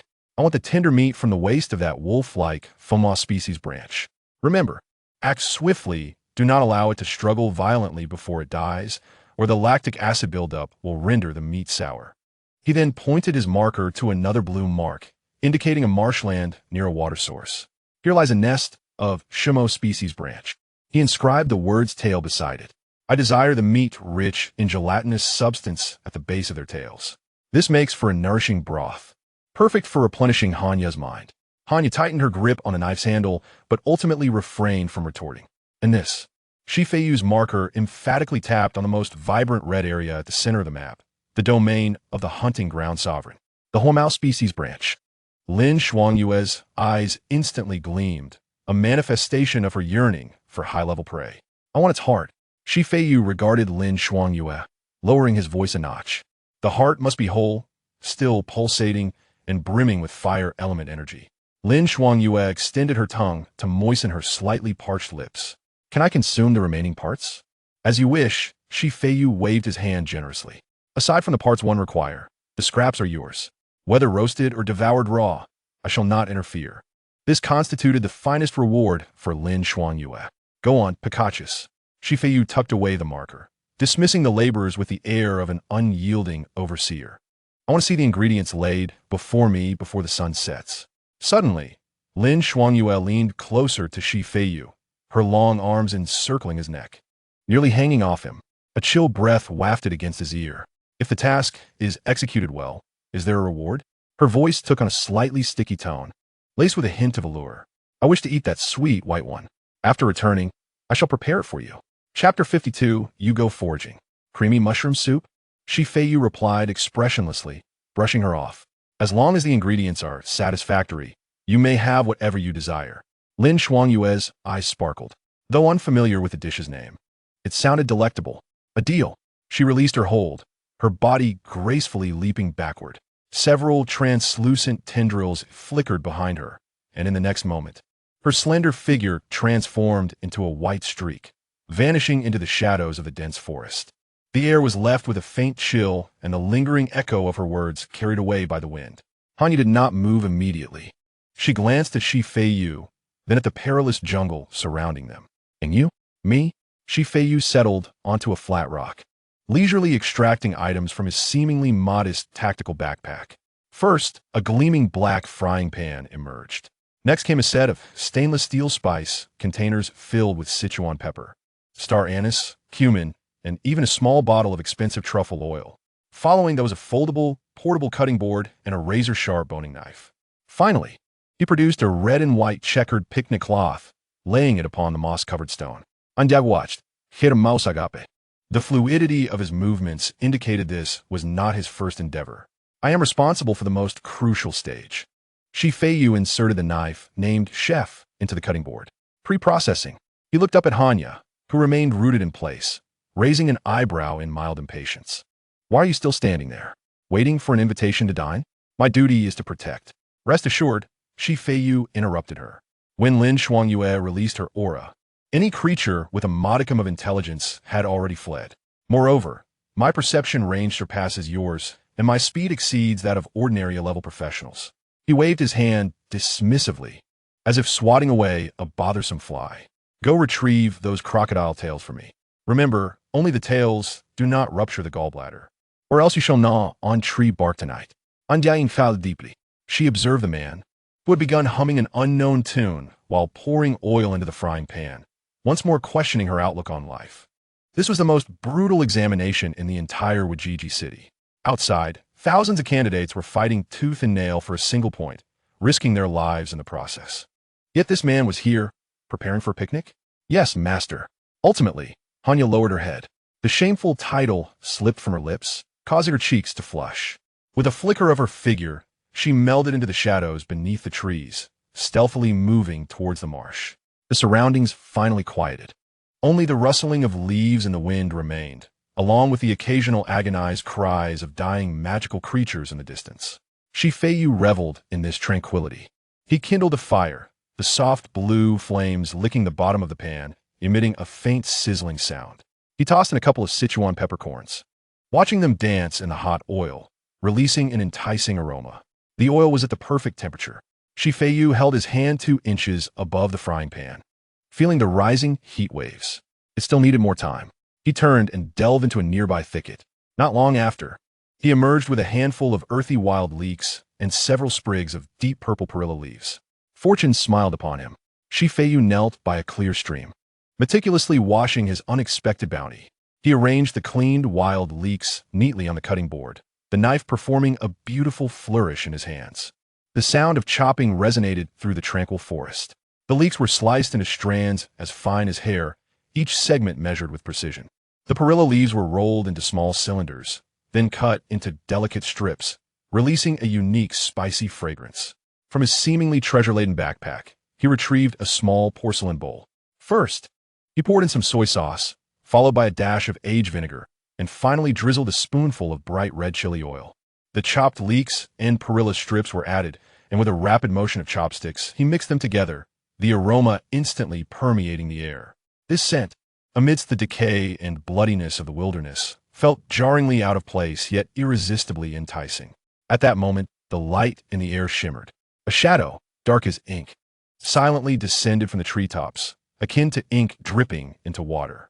Hanya landed without making a sound, kneeling on one knee, holding a string of crocodile tails strung together with vines. The severed ends were cleanly cut, still twitching slightly, indicating they had been freshly harvested. Master, Hanya placed the ingredients beside the picnic cloth. Her fitted combat suit was soaked through. The muddy water from the marsh had been shaken off with her spiritual energy. Yet moisture still clung to the fabric. The unique nanomaterial, upon absorbing moisture, clings closely to her skin, resembling a layer of deep black paint. The physique of an agile professional is typically lean, tailored for ultimate speed. After becoming drenched, Hanya embodies aerodynamics to the fullest extent, devoid of any superfluous fat or unnecessary contours. Droplets cascade from her damp hair tips, tracing a path down her elongated neck, gliding over her exquisitely sculpted collarbone, and continuing downward without obstruction, a true testament to smoothness. Beneath the tightly fitting fabric, only a few faint outlines of ribs and the striking definition of her abdominal muscles are visible, reminiscent of an underdeveloped youth. However, this extreme slenderness renders her a work of art. Feiyu's gaze shifted from the chopping board to Hanya, his eyes unreservedly surveying her figure before finally resting on the path of the sliding droplets. A vague sigh escaped his lips as he pondered a physics conundrum. He casually placed down the knife, his tone languid. The speed at which water droplets glide down your body must be considerably faster than on Lin Shuangyue, as there are no deceleration zones whatsoever. Hanya paused momentarily, then lowered her head to scrutinize her toes, her typically expressionless face betraying a hint of contemplation. According to fluid dynamics, she stated matter-of-factly, "You are correct. The lesser the drag, the greater the speed." Feiyu's lips twitched slightly. This woman truly is wooden. Her clothes are soaked. Unaware of Feiyu's exasperation, Hanya furrowed her brow, seemingly bothered by the damp fabric affecting her joint flexibility. In the next moment, her hand reached for the zipper at her neckline. With a decisive zip, the zipper was pulled halfway down, exposing a large expanse of pallid skin to the air. A layer of tightly wrapped black bandage constricted her slender form. "What are you doing?" Feiyu's eyelids flickered, and he vanished from his original spot. When he reappeared, he stood directly before Hanya, one hand firmly grasping her wrist to halt her downward motion. They were uncomfortably close. The cool, damp air emanating from Hanya enveloped Feiyu. Dehydration. Hanya raised her head, her hollow eyes locking onto Feiyu's. "Wet clothing increases wind resistance, which impacts my drawing speed. This is an examination venue, not your dressing room." Feiyu retorted peevishly, yet his grip on her wrist remained unyielding. His fingertips grazed Hanya's icy inner wrist, detecting a faint but rapid pulse. Moreover, Feiyu suddenly leaned closer. Hanya instinctively leaned back, her back pressing against the rough bark of a tree. Feiyu extended his other hand, hooking his finger around the black zipper, slowly pulling it upwards. The sound of the metal zipper sliding over the bandage echoed sharply in the still forest. Once the zipper reached the top, concealing the pale skin, Feiyu's finger inadvertently brushed against Hanya's delicate and fragile Adam's apple. Hanya's body shuddered involuntarily. A sensation of unprecedented electricity surged along her spine to her scalp, disrupting her breath and clouding her previously vacant gaze with a layer of bewildered mist. "Do not move." Feiyu released her wrist and retrieved a dry towel from his bag, placing it over her head. Then, through the towel, he rubbed vigorously as if drying a dog. "Dry off." Hanya stood there dazed beneath the tousled towel. The tingling sensation from her Adam's apple had yet to dissipate, only to be replaced by the rough yet warm contact from above. This feeling was not unwelcome. In fact, she yearned for him to touch her once more. Indeed, Hanya grasped the towel's corners, burying her face within it, her muffled voice emerging. "I will remain dry." Observing her ostrich-like demeanor, Feiyu chuckled softly before turning back to the steaming skillet. This wooden figure with a bit of guidance does not seem so dull after all. He picked up his chopsticks, redirecting his focus to the ingredients before him. Feiyu seized a crocodile tail, a prized ingredient. The tail of the level 20 water demon branch, iron-skinned crocodile, possesses firm meat and abundant collagen, particularly the flesh at its base, which is the most exquisite part of the entire crocodile. The chef's knife fell once more. The hard crocodile skin yielded effortlessly before the concept level blade, akin to slicing through tofu. The skin was entirely peeled away, leaving no morsel behind. The pale pink crocodile meat, crystalline and translucent, revealed distinct patterns as it was exposed to the air. With a flick of his wrist, Feiyu sent thin, gossamer-like slices flying into a white porcelain plate, each piece perfectly uniform in thickness, even allowing the plate's floral design to be visible through the meat. He heated the oil until it reached 70%, then slid the marinated crocodile slices into the pan. A rich aroma of meat erupted instantly, a result of the Maillard reaction between proteins and fats at high temperatures.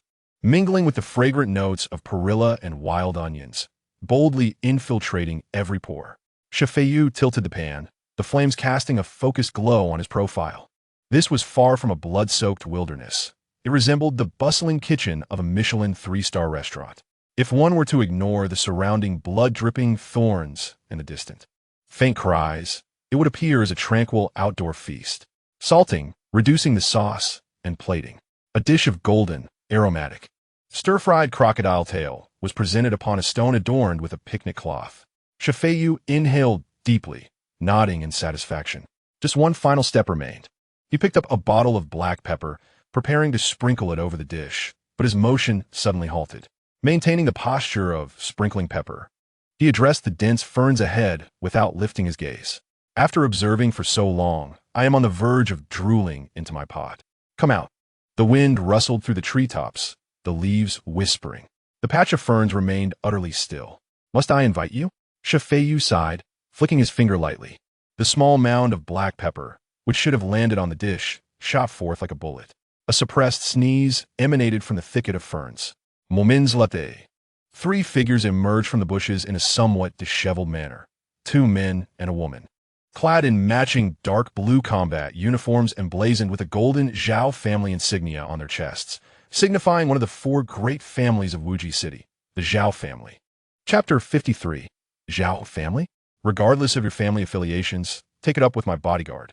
The leader, a square-faced man with a buzz cut, appeared to be in his early 20s, with dark skin and a meticulously trimmed stubble that lent him an air of composure.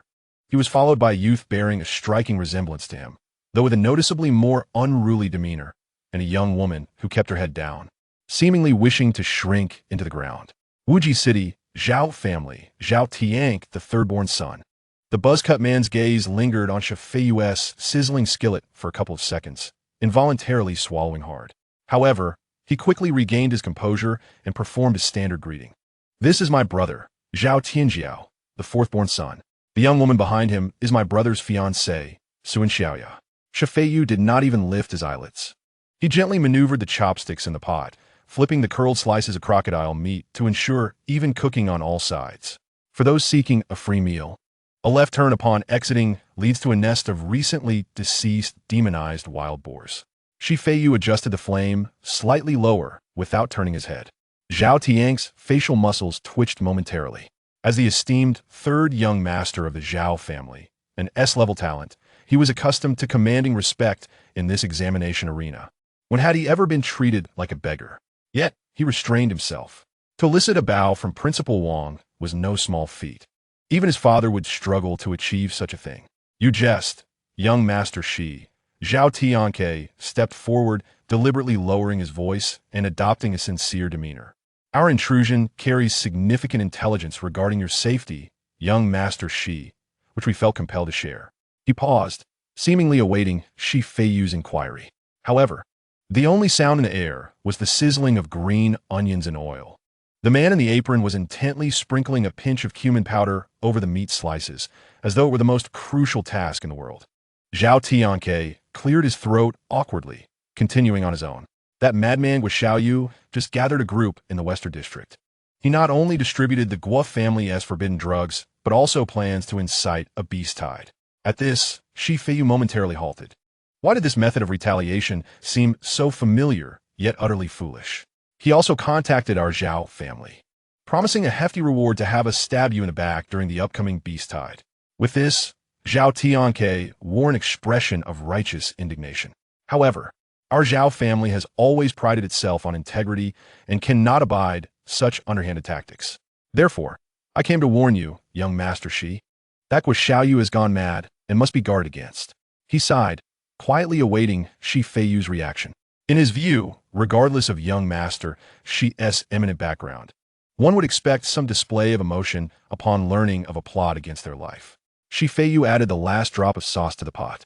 The rich aroma mingled with the distinct sweetness of the crocodile meat, filling the surrounding air. He turned off the portable gas stove, picked up a nearby damp towel to wipe his hands, and then leisurely turned around. His eyes, perpetually half awake, drifted past Zhao Tianke and lightly settled on Zhao Tianjiao, who wore an expression of indignation behind him. You say? Feiyu tilted his head, pointing at Zhao Tianke. Guo Xiaoyu intends to kill me? Absolutely. Zhao Tianke immediately interjected, fervently asserting, you previously incapacitated his exclusive. A light laugh interrupted him. Feiyu picked up his chopsticks and lifted a steaming slice of meat. He blew on it, but did not bring it to his own mouth. Instead, he offered it to Hanya, who had been silently standing nearby. Open your mouth. Hanya paused, seemingly caught off guard by the command. Yet, instinct took over her body faster than her mind. She unconsciously parted her pale lips, and the slice of meat was inserted. Is it delicious? Hanya mechanically chewed a couple of times, the fresh and spicy flavor exploding on her tongue. She nodded, her tongue instinctively licking the sauce from her lips. The motion was entirely natural, yet due to her damp clothing clinging to her form, it exuded a certain allure.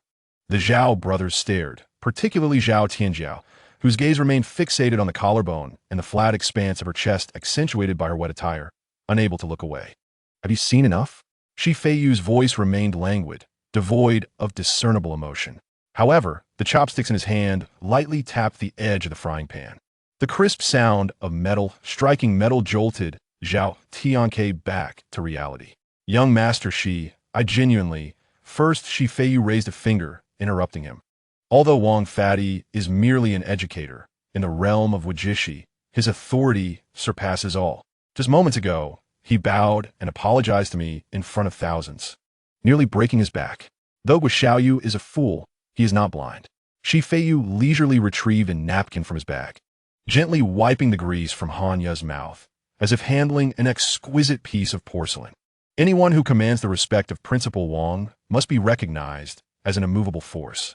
Yet you wish to assassinate me in an examination hall monitored by dozens of examiners and thousands of cameras? Do you think that is feasible? Zhao Tianke's expression shifted. The sincerity and composure that had once adorned his face began to peel away like paint stripped by acid. Second, Feiyu raised a second finger. If assassinating me is a guaranteed death trap, then why does your Zhao family bring this information? What do you aim to gain? He stepped closer. Despite being an ordinary individual without any spiritual energy fluctuations, his aura now pressed down upon the Zhao brothers, rendering them breathless. The only explanation was, Feiyu halted in front of Zhao Tianke, the distance between them scarcely half a meter. You wish to use Guo Xiaoyu as a pawn, or rather, you want him to take the fall. As long as I believe your intelligence, any subsequent attacks will be attributed to Guo Xiaoyu. And you, not only can eliminate the Guo family as a rival, but you can also gain favor with me, while conveniently. Feiyu's gaze swept over Zhao Tianke's somewhat stiff face, finally resting on the bulging storage pouch at his waist. Conveniently latch onto a hefty thigh, correct? Silence enveloped the scene. Only the sound of wind rustling through the leaves remained in the forest. A fine sheen of cold sweat broke out on Zhao Tianke's forehead. He had not anticipated that this seemingly inept second-generation heir, who only knew how to cook, could see through their schemes so quickly. You, Zhao Tianjiao, who had been holding back, could no longer contain himself. He was naturally hot-tempered, and Feiyu's words had rendered him red-faced with rage. Coupled with the embarrassment of having been caught peeking at Hanya, his rationality crumbled. Don't overstep your bounds. Zhao Tianjiao lunged forward, pointing an accusatory finger at Feiyu. My third brother came to help you out of goodwill, and you're here being sarcastic? Do you truly think that being blessed with good parents makes you invincible? This is the wilderness. If I wanted to kill you, fourth. Silence. Zhao Tianke's expression changed drastically as he reached out to cover his brother's mouth. But it was too late. Feiyu sighed. Such a simplistic tactic, with one playing the villain and the other the hero. He turned around, returning to the picnic blanket, and picked up a conceptual kitchen knife, meticulously wiping the blade with a clean white cloth. There are two things I detest. First, when someone hovers around me while I cook. Second, Feiyu paused, the blade reflecting his cold, emotionless eyes. The second, I dislike men watching me cook, especially those who are scheming and unattractive. Leave. The single word floated lightly, yet it ignited a powder keg of fury. Damn it. You think you're all that? Zhao Tianjiao roared, a surge of earthy spiritual energy erupting from him. He raised his fist, a gust of wind trailing behind, aimed directly at the back of Feiyu's head. Zhao Tianke wanted to intervene, but the proximity was too close for him to react in time. Watch out. The ever-silent Sun Xiaoya shrieked in terror. Yet, Feiyu did not even glance back. He simply reached for the expensive truffle oil, carefully dripping a drop onto the slices of meat on the plate. A faint sound, akin to a blade piercing flesh, resonated softly. Zhao Tianjiao's fist remained suspended in midair, mere centimeters from Feiyu's nape. Yet he could advance not a fraction further, for a hand had firmly seized his throat. The hand was pale and slender, seemingly delicate and fragile, but at that moment, its 5 fingers gripped like iron pincers, deeply embedding themselves into Zhao Tianjiao's neck. Hanya had appeared at Zhao Tianjiao's side, her clothes still dripping with water. The black, form-fitting combat suit accentuated her slender, yet powerful physique. One of her legs, with a slight bend at the knee, pressed against Zhao Tianjiao's waist, compelling the towering man to tilt his head back. In her other hand, a pitch-black tactical dagger hovered ominously above his left eye, mere millimeters away. Should Zhao Tianjiao dare to flutter a lash, the keen tip would swiftly penetrate his cornea, shattering his brain. Zhao Tianjiao's throat emitted a desperate wheeze, reminiscent of a bellows gasping for air. His face turned a shade of purplish hue from asphyxiation, his eyes wide with terror, fixated on the dagger so close at hand. Cold sweat trickled down his forehead, stinging his eyes, yet he dared not blink. "Let go!" He attempted to plead, but Hanya's fingers tightened sharply. A sickening crunch echoed, the sound of his throat bone being compressed to its limit. "Don't move." Hanya's voice was soft, devoid of inflection or emotion. It radiated an unmistakable intent to kill, an instinct honed through countless life and death struggles. In an instant, Zhao Tianjiao softened, the chill ascending from his spine, rendering his proud A-class Earth defense as fragile as paper. "No, please don't." Zhao Tianjiao finally grasped the gravity of the situation. His face turned pale, his knees nearly buckled beneath him. "Young Master Shi, it's a misunderstanding. A complete misunderstanding. My brother is ignorant. Please have mercy. Don't hold this against him." He never anticipated that the seemingly delicate bodyguard, trailing behind Feiyu, would possess such formidable strength. The burst of speed just moments ago had eluded even his S-class perception. Feiyu finally set aside the truffle oil, lifting a plate to his nose and inhaling deeply. "Ah, perfect." He turned, his gaze traversing the subdued Zhao Tianjiao, landing on the now dumbfounded Zhao Tianke. "Misunderstanding?" Feiyu chuckled lightly. "Had that punch landed, my dish would have been ruined. Do you have any idea how troublesome it is to prepare a crocodile tail? Do you know how difficult it is to control the heat?" Suddenly, Feiyu's expression turned cold. "Wasting food brings divine retribution, does it not?" Zhao Tianke shuddered, understanding the implication. This was not merely about the dish. It was a matter of life and death. He reacted swiftly, dragging the trembling Sun Xiaoya forward. "Quick, produce the items." Sun Xiaoya stumbled as she was pulled, a small cloth pouch slipping from her grasp and falling to the ground. The pouch opened, spilling forth several colorful crystals, magic cores produced only by magical beasts of level 5 or higher. "These are our recent spoils," Zhao Tianke stammered, his voice quivering. "Enough," Feiyu interrupted, surveying the array of magic cores on the ground with a flicker of disdain. "All low-grade materials. They might suffice for a broth, barely."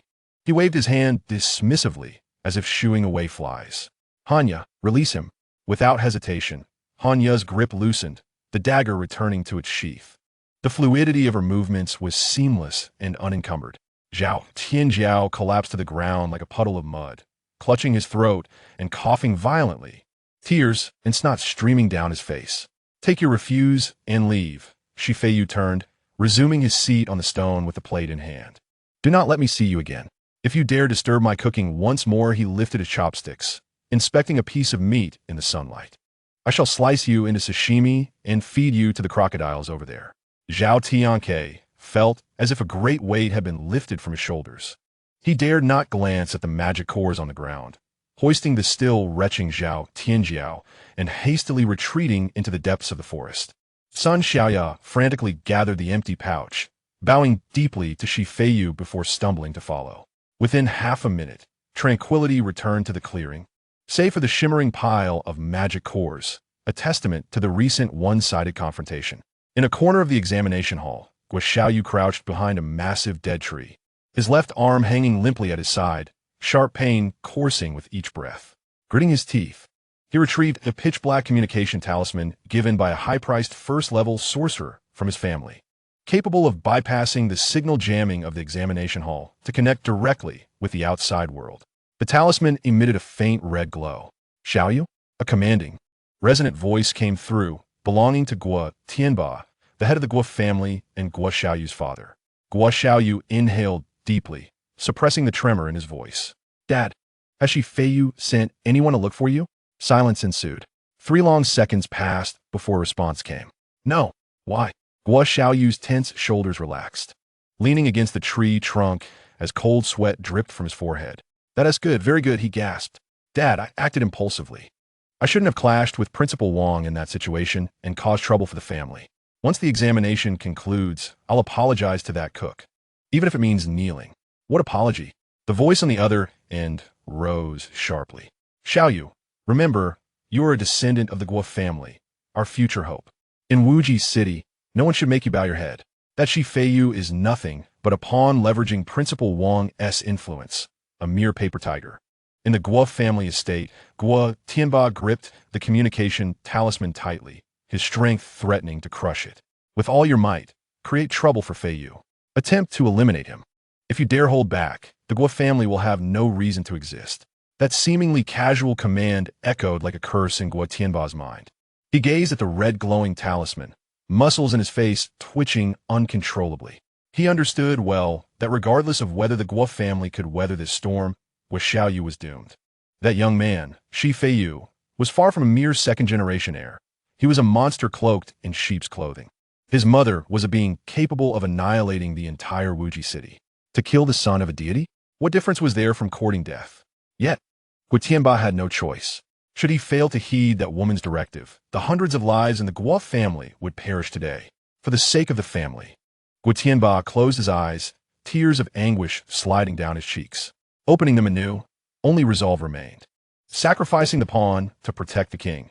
This was the choice that a family head must make. But Principal Wang, Guo Xiaoyu hesitated on the other end of the communication. Do not concern yourself with that fat fool. Guo Tianba roared into the talisman, spitting words in fervent anger. I have ascertained that his father is merely an unemployed drifter, and his mother has only a fleeting acquaintance with someone surnamed Wang. Such lowly insects that crawl from the depths can be easily crushed. Lies, all lies. Yet at this moment, Guo Xiaoyu remains blissfully ignorant of the truth. He feels a surge of fervor rushing to his head. So it was indeed like this. That wretched chef had merely been posturing all along. It is a shame he had let himself be frightened like a dog, hiding in this wretched tree hollow. Father, are you serious? Guo Xiaoyu's voice trembles with excitement. Of course it is true. Guo Tianba takes a deep breath, striving to ensure his tone remains steady and commanding. The sorcerer is currently pinpointing his coordinates, and the death warriors have infiltrated the area. Xiaoyu, you are my son. In this Wujishi city, anyone who dares to inconvenience, you shall face the wrath of their entire family. Go forth with abandon, just like those blind lower-class individuals before. Anyone who provokes my Guo family shall be slain. Even if the worst happens, I will bear the consequences for you. These words obliterated the last of Guo Xiaoyu's reservations. He sprang to his feet, causing his wounds to throb painfully, yet his face bore a savage grin. Excellent. Father, with your words, I feel at ease. That bastard. Guo Xiaoyu licked his cracked lips, the exquisite and frosty visage of Lin Xuanyue flashing in his mind, alongside the shadowy warrior who had followed Shi Feiyu. Once that chef is dealt with, those 2 women shall be at your mercy. Guo Tianba quickly interrupted. As long as it pleases you, anything shall suffice. Now, I must arrange the subsequent matters, so I will hang up. Beep, the communication was severed. Guo Tianba slumped to the ground, the talisman stone slipping from his grasp and shattering with a loud crack. He gasped for breath as if he were a dying fish. After a while, he slowly raised his head to regard the butler, who had kept his head bowed and remained silent. Go, Guo Tianba's voice was hoarse.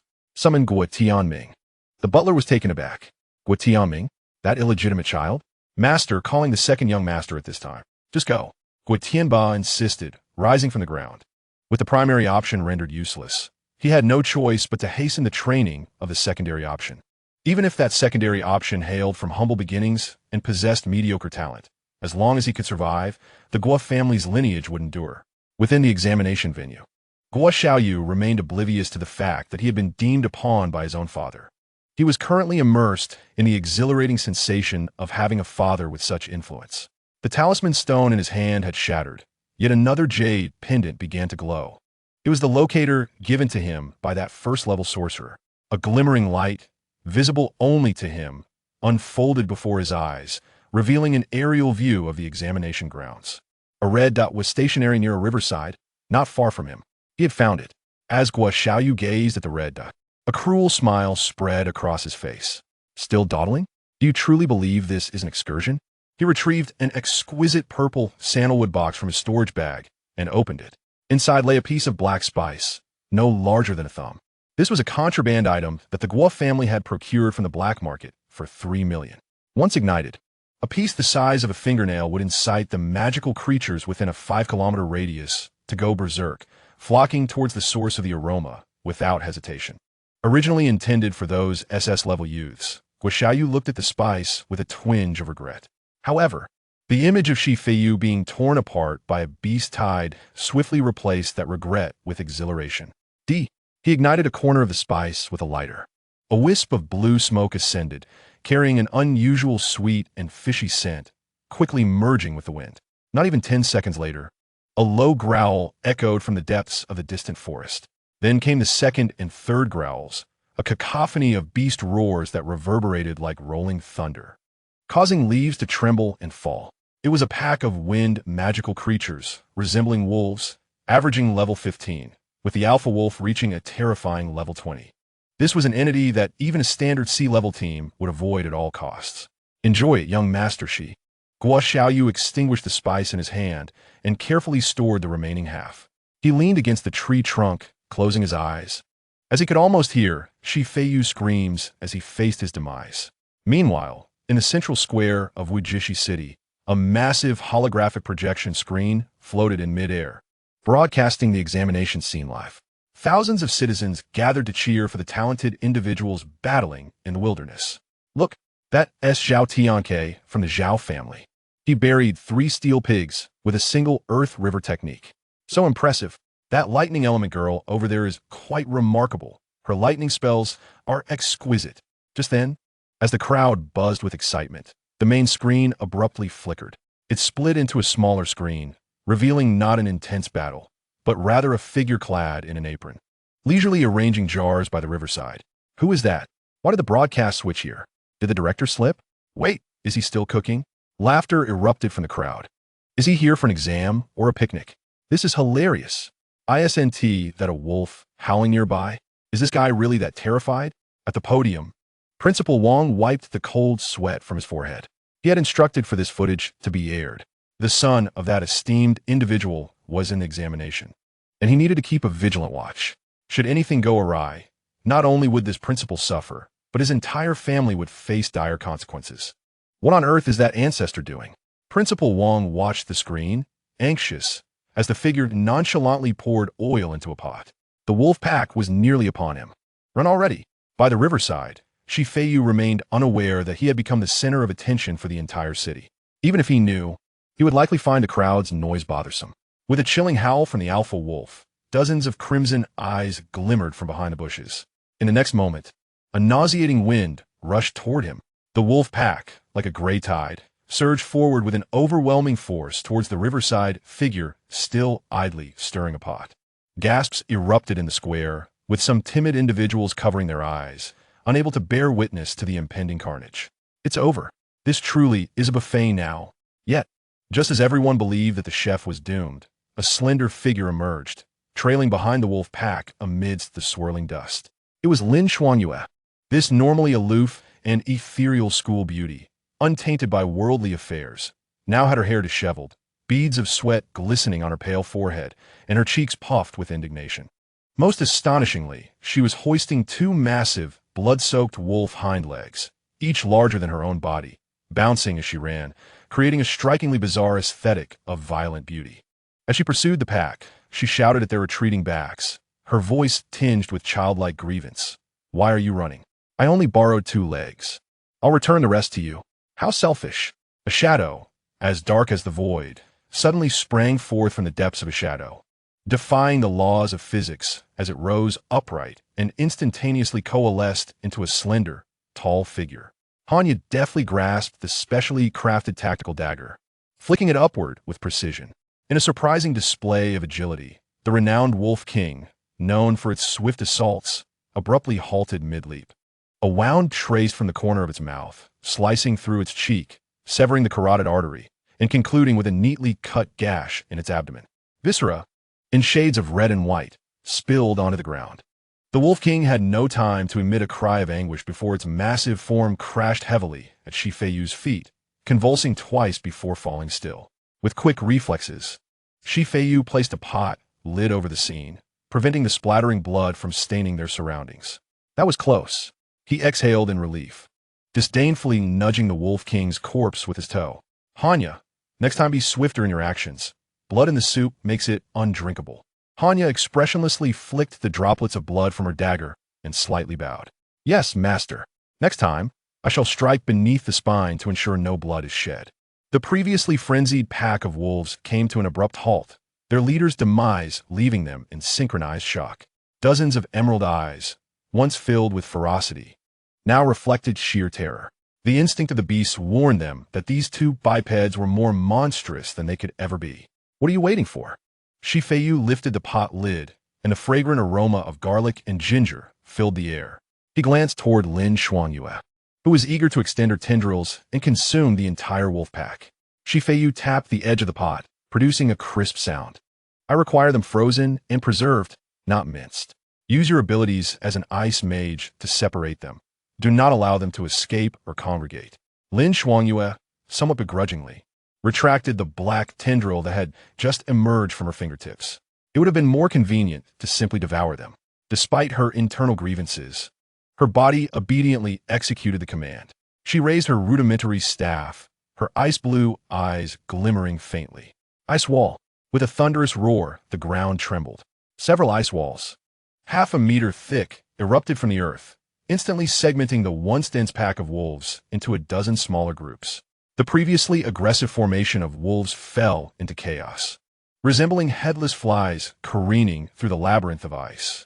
Hanya, serve the dish. Feiyu withdrew a seemingly ordinary kitchen knife, known as Pao Ding. Understood. Hanya's figure vanished once more. In the next moment, she materialized behind a solitary wind-speed wolf, attempting to leap over the ice wall, its body suspended in the air. A flash of darkness appeared. With precision, she severed the tenderest flesh at the nape of its neck, skin and bone alike. Hanya did not even reach out to catch it. Instead, she sent the piece of meat flying with a swift kick. The hefty chunk of wolf meat, weighing around 5 pounds, soared through the air towards Feiyu, while the wolf, upon landing, realized it was missing a piece and rolled on the ground, howling in agony. Feiyu paid it no mind, executing a flourish with the Pao Ding in the air. The cold gleam flickered.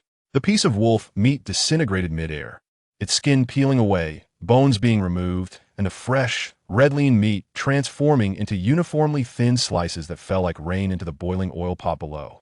Sizzle. The enticing sound of stir-frying filled the air. The fire is a bit low.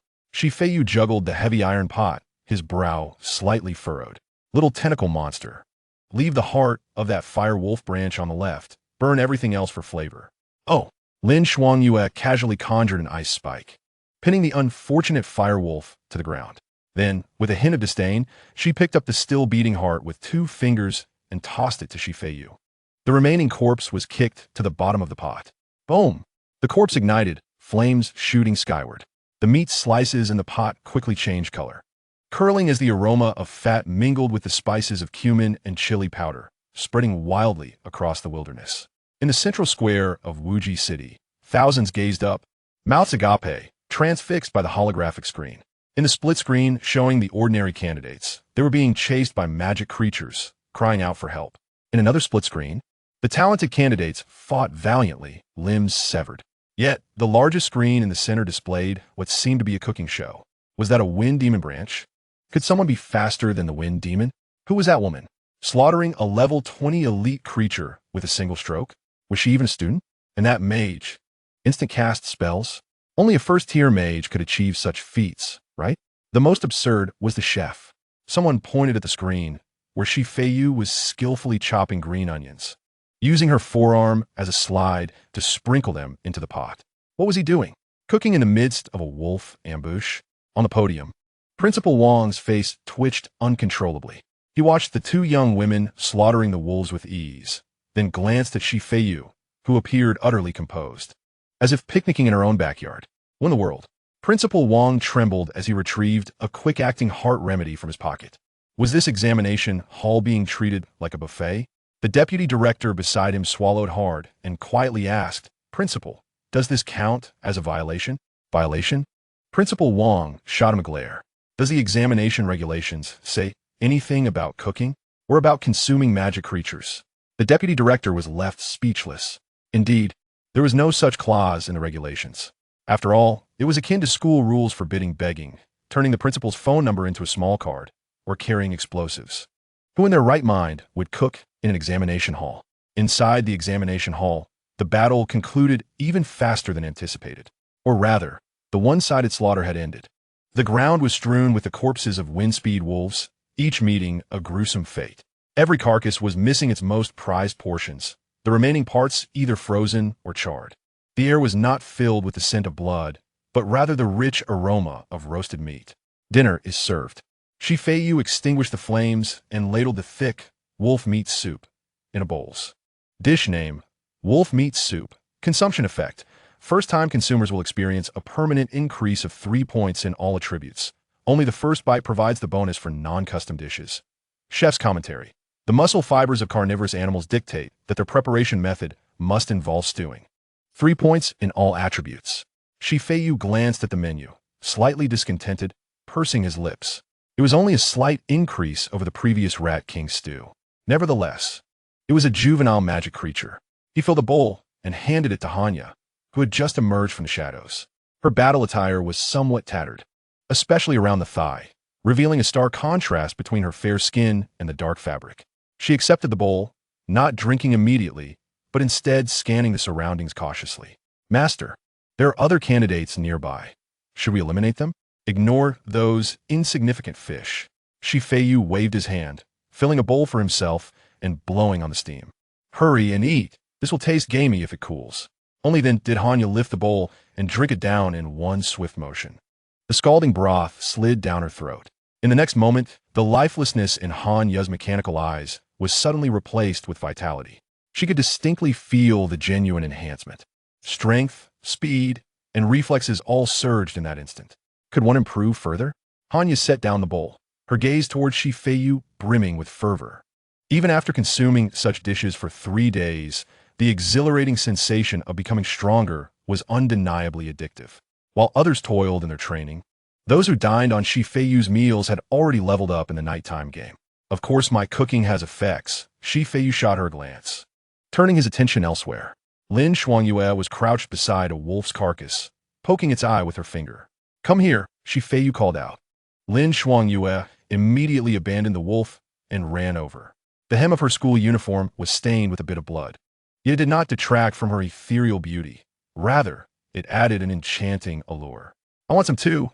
She fixated on the bowl in Feiyu's hand, her throat emitting a low rumble. "Open your mouth." Instead of handing her the bowl, Feiyu scooped a piece of tender wolf meat with a spoon and held it near her lips. Lin Shuangyue obediently opened her mouth, swallowing the morsel along with the spoon in Feiyu's hand. In the next moment, her eyes widened in surprise. Lin Shuangyue emitted a satisfied sound, her whole being softening as she leaned against Feiyu. "More, please. This meat is even tastier than that SSS grade." Feiyu nearly spilled the bowl on her face in surprise. "Close your mouth." He lowered his voice, glancing with some annoyance at the surveillance camera mounted on a nearby tree. "Do not speak of such things in public." Oh, Lin Shuangyue nodded obediently, then took advantage of his momentary distraction to lick his fingers swiftly. They were warm and moist. "Why do you enjoy licking my fingers so much?" Feiyu remarked with a hint of distaste, wiping his fingers on the grass. However, Lin Shuangyue remained silent, continuing to consume the meat with fervor, then held out the empty bowl, calling for another serving. Meanwhile, outside the examination site, within an unmarked black armored command vehicle, several officers clad in camouflage, adorned with insignia, sat around a screen. The atmosphere was heavy with tension. Is this the chef? The man seated at the head of the table was a middle-aged man with a stout figure and a buzz cut, dressed in a black tank top that strained against his muscles. He was Zhang Lai, the chief of logistics for the defense forces of Wajishi, and an observer dispatched by higher authorities. Yes, Minister Lei, an aide nervously brought up a set of data, his voice trembling. According to the analysis of the energy fluctuations after consuming that bowl of broth, the physical attributes of that S-grade Shadow Warrior have increased by approximately 2. And it appears stable, not a temporary enhancement. How much? Zhang Lai abruptly turned his head, his eyes, like brass bells, fixated on the aide. 2. Are you certain it is a permanent enhancement, not some stimulant or temporary buff? Yes. The aide wiped the cold sweat from his forehead. Moreover, there are no side effects. The vital signs of that Shadow Warrior are terrifyingly stable. Zhang Lai sprang to his feet, his flesh trembling with agitation. As the head of logistics for Wajishi's defense forces, he understood the implications all too well. Permanent attribut en lancement, even if it can only stack a few times. No, even if it cannot stack. It is still more potent than any potion circulating in the market. This lad, Zhang Lai stared at the figure on the screen, tidying up the pots and pans, his eyes gleaming as if gazing upon a mountain of gold. If this were a career path, our logistics department's alchemist would be doomed. He took a deep breath, suppressing his excitement. Encrypt this footage and classify it as top secret. Also, Zhang Lai turned to the aide, his tone grave. Investigate this lad's background. If he is clean, no matter the cost, we must recruit him into our defense forces. The aide hesitated for a moment. Minister, we have checked. There is nothing. However, he has a sister on the front lines named Shi Junyao. Zhang Lai's expression suddenly stiffened. After a full 3 seconds, he slumped back into his chair, waving his hand despondently. Then it is of no concern. Zhang Lai sighed, pulling out a cigar and placing it between his lips, his gaze still fixed on the screen. Though we cannot recruit him, what if we extend an invitation? He suddenly thought of something, his eyes landing on a large, specially made alloy cage in the corner of the command vehicle. Inside, a small yet menacing mutated creature lay, its eyes dull. Chapter 56, Retaliation continues. Deep within the forest, the ground covered in decaying leaves exuded a damp, musty odor. Guo Xiaoyu gasped for breath, his chest heaving violently, while his other uninjured hand gripped the tree, bark tightly. Damn it, damn it. The aroma of that meat broth was overpowering. Even from several kilometers away, the rich scent clawed its way into his nostrils. He could even hear the distant, despairing howls of the wolf pack, along with the rhythmic chopping sounds made by the chef. The wolf pack had failed. Guo Xiaoyu slammed his fist against the tree trunk, shaking loose a few dead leaves. Even beasts are afraid of that lunatic. He was unwilling to accept it. That pretty boy who only relied on women. That disgrace who treated the sacred examination like a picnic. Why could he indulge in gourmet meals while he had to hide like a rat, even losing an arm in the process? Young master, are you certain you want to proceed with this? A sinister voice emanated from the communication jade pendant. It belonged to a practitioner provided by the Guo family. Once you take this step, there will be no turning back. Shut up, Guo Xiaoyu growled, interrupting the other. I don't care about the examination or how many people die. I only want that chef dead. He lifted his head, gazing toward the fog-shrouded depression ahead. There were no birds or insects chirping. It was as silent as a grave. In the center of the depression lay a massive, pulsating ball of dark green vines, akin to a heart. Level 31, a growing vegetation-type demon. This was the only growing demon within the examination grounds.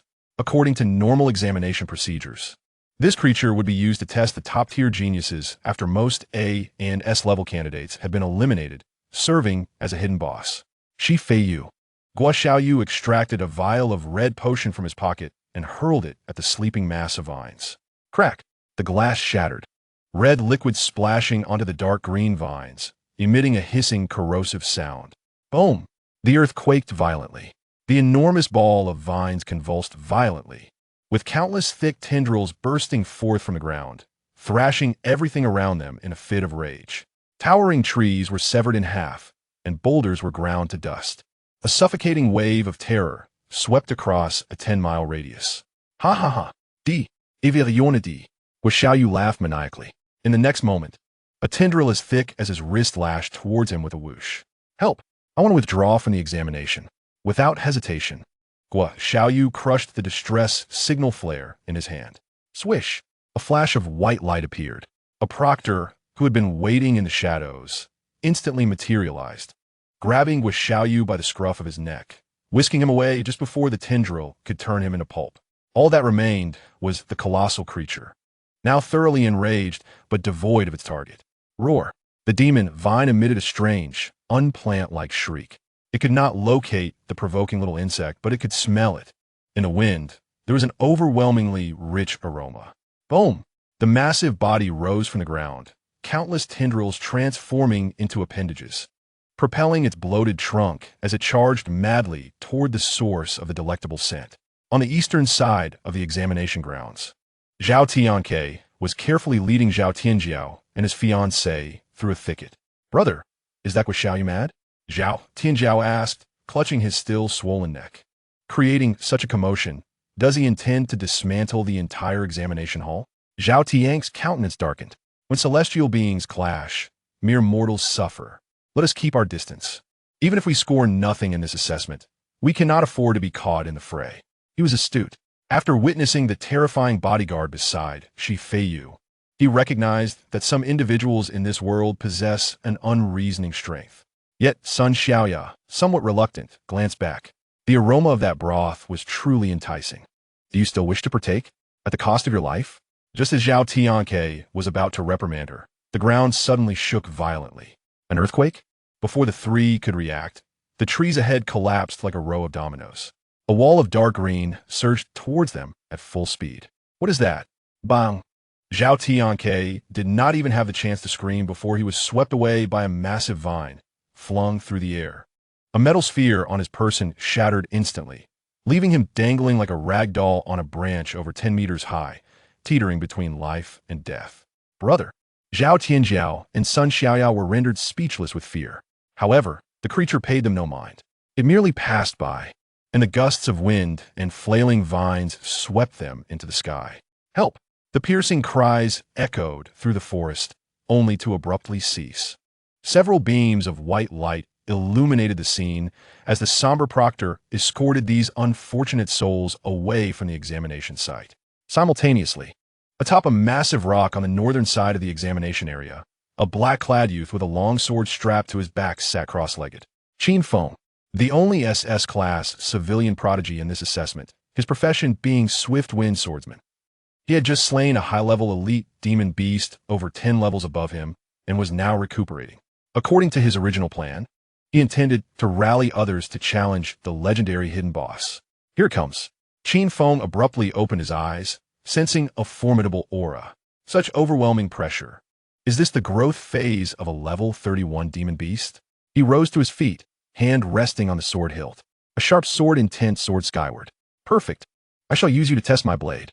Qin Feng inhaled deeply, his figure moving like lightning as he charged towards the massive beast barreling his way. Swift wind slash. Clang. The long sword was drawn, gleaming with a chilling light. This strike embodied his 18 years of relentless training, capable of slicing through steel and severing flowing water. However, with a snap, it was akin to swatting a fly. The vine creature did not even slow down, casually swiping one of its slender tendrils. The sword aura Qin Feng took pride and shattered instantaneously. He was sent hurtling back at a speed even greater than before, crashing heavily into a nearby rock. Uft! Qin Feng spat blood, his face blank with disbelief. Is this truly the disparity of levels? He was unable to withstand even a second of the opponent's assault. The monster disregarded his existence, continuing its relentless charge towards the source of the delectable aroma. By the creek, Feiyu was washing a pot.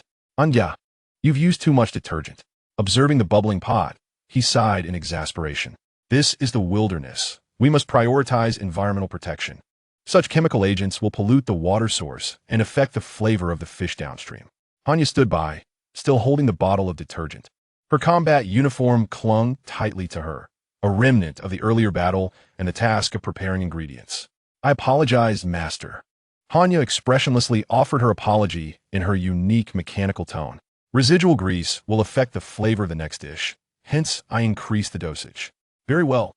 Just be mindful next time." Feiyu took the pot, rinsing it in the creek. Nearby, Lin Shuangyue lay sprawled on the grass. Her expensive school uniform skirt carelessly hiked up to her thighs, her slender legs swinging in the air. Holding the empty bowl that once contained broth, her delicate tongue meticulously licked the last remnants of soup from the bottom. The focus of her actions was enough to evoke a blush. Do you still want more? Lin Shuangyue raised her head, her expression lingering with desire. She gazed at Feiyu with a pitiful look, her lips still smeared with a glimmering trace of grease. That was an entire wolf, 50 pounds of meat. Feiyu turned the cleaned pot upside down on the rack, shaking off the water droplets from her hands. You consumed 40 pounds by yourself and still claim to be unsatisfied? Broth has its own belly. Lin Shuangyue protested, feeling wronged. Besides, you cooked it too soft. It digests quickly. In truth, it was simply too delicious. The exquisite flavor that sent shivers through her very soul made her abyssal bloodline rejoice. That was soup, not water. Feiyu shot her a glance. Moreover, merely consuming meat is insufficient. Your nutrition is unbalanced. You need to supplement with vitamins and dietary fiber. I do not eat greens. Lin Shuangyue immediately objected. She was a noble Wangzhou. Picky eaters do not grow tall. Feiyu reached out and flicked her on the smooth forehead. Furthermore, who claims that vegetables are unpalatable? When prepared properly, the textures of plants can be even more complex than those of meat. Lin Shuangyue covered her forehead, about to retort when suddenly, thud, thud, thud, the small stones on the ground began to quiver. The creek rippled with concentric waves. A potent gust, rife with the scent of earth and decaying vegetation, surged forth from the depths of the woods. Warning. Hanya instantly shifted into combat mode. She reversed her tactical dagger. Her body slightly crouched, akin to a top bow. 500 meters ahead, an extremely fast high-level demon beast is approaching. Immediate evacuation is advised. Lin Shuangyue also scrambled to her feet. She licked the grease from the corner of her mouth, her previously languid demeanor turning icy. Several shadowy black tendrils flickered behind her. How annoying. She glared towards the source of the disturbance, irritated at being interrupted from savoring the aftertaste of her meal. Evacuate? Feiyu remained unmoved. He leisurely drew the chef's knife from its rack, then retrieved a bottle of salad dressing from his backpack. Why should we evacuate? He gazed at the violently collapsing trees ahead, a slight smile curving his lips. Just moments ago, were you not lamenting about your hunger? Boom! With a resounding crash. The last row of trees was brutally smashed to pieces. A colossal shadow, towering 3 stories high, loomed before the trio, blocking out the sunlight. Countless dark green vines writhed in the air, each covered in barbs, dripping with purple venom. At the center of the mass of vines, a massive maw filled with sharp teeth gaped open. Roar! The stench of blood assaulted their senses. The terrifying pressure rendered the surrounding air seemingly stagnant. The live stream's chat exploded in fervor. What the hell? Level 31. Is this even a creature that can appear in a novice village? Even if the professionals in this examination are geniuses, they're still unrefined talents. Do they not fear for their lives? TCH, this place doesn't even have 1% of the dangers found in true wilderness. If they cannot pass such an assessment, how could they hope to repel demon beasts? Run. Why are you still dawdling? Yet, Feiyu did not flee. He merely tilted his head slightly, regarding the creature capable of obliterating an entire army with a discerning gaze. Rare ingredient detected, ghost vine mutant, ingredient level, premium, recommended cooking method, tossed, stir-fried, a system prompt appeared before him. Feiyu nodded in satisfaction. The quality is impressive, crisp, tender, and juicy, clearly a pure organic vegetable. He turned to the astonished Hanya and the bewildered Lin Shuangyue. What are you standing there for? Feiyu shook the salad dressing in her hand, preparing the ingredients. Chapter 57. Boiling water for cooking. A foul wind rushed at them as a main vine, as thick as an adult's waist and imbued with terrifying energy, came crashing down. The air was compressed, producing an ear-splitting bang. It was deafening. Lin Shuangyue frowned slightly, a flicker of impatience flashing in her icy blue eyes. Her previously languid posture on the grass instantly tensed like a taut bowstring. Her right hand clenched, the moisture in the air coalescing frantically. Buzz! An extremely sharp sword intent surged into the sky. This was not magic. It was a sword. A pristine, snow-white ancient sword, exuding a chilling celestial aura, began to take shape in her palm. Her SSS-level profession, Bai Jiansheng, his destined celestial sword. With the emergence of this sword, the previously rampant winds seemed to be severed, and the grass blades on the ground were silently sliced in half by an invisible edge. Lin Xuanyue's crimson lips parted as she prepared to cleave this disruptive creature in half. Suddenly, a warm hand unexpectedly pressed against her wrist. That world-destroying sword intent was instantly choked back, like a duck with its neck grasped. Lin Xuanyue was stunned. She turned to see Feiyu looking at her with a serious expression. Put away. Feiyu's voice was low but carried an undeniable authority. Why? Lin Xuanyue felt somewhat aggrieved, pointing at the raucous creature. It's noisy and ugly. I want to chop it into pieces. First, this thing is an ingredient, not trash. Feiyu released her wrist, casually pinching her smooth, tofu-like cheek, finding it quite pleasant. Second, are you afraid that others want to know that Long Fan is the one you killed? He lowered his voice to a volume audible only to the two of them. This sword is Long Fan's signature. If you draw it now, tomorrow I'll have to bring you meals in prison. Lin Xuanyue blinked, glancing at the still-forming celestial sword in her hand, reluctantly dispersing her spiritual energy. How about a scythe? She tentatively inquired. A massive scythe wreathed in black flames appearing faintly behind her. That was the weapon of the S-level Disaster Reaper. No, the fire attribute would ruin the tender texture of the plant fibers. Feiyu rejected again, sighing like a weary teacher facing a mischievous student. Listen, this is a remarkably rare, mutated ghost vine. Its juice is toxic, but if handled properly, its unique, refreshing taste is unparalleled by any ordinary vegetable. Saying this, he pulled out an unremarkable kitchen knife, Pow Ding, from his backpack. This dish is called cold mixed ghost vine core. It emphasizes freshness, crunchiness, and tenderness. Feiyu turned, his gaze sweeping over the two individuals behind him. Now, follow my instructions. Anya, present. Hanya, who had been silently standing in the shadows, straightened her back. Her tight combat suit, soaked in sweat from the earlier battle, clung closely to her figure, accentuating her streamlined physique, which, while flat, exuded explosive power. You need to sever all its nerve nodes. Feiyu pointed to several inconspicuous bulges on the massive body of the ghost vine. Remember, you must cut them all within 3 seconds. If you're slow, it will secrete bitter compounds, and the dish will be ruined. Also, do not let the juice spill everywhere. That is the essence. Understood, Master. Hanya did not hesitate in the slightest. Her body instantly morphed into a blurred shadow, blending into the dappled shade of the trees around them. The S-level Shadow Warrior talent activated. In the next moment, the ghost vine's wildly thrashing tendrils suddenly froze. Fine lines of blood appeared at the bulges, and moments later, several clusters of dark green nerve nodes were precisely excised and fell to the ground. The ghost vine emitted a silent, anguished howl.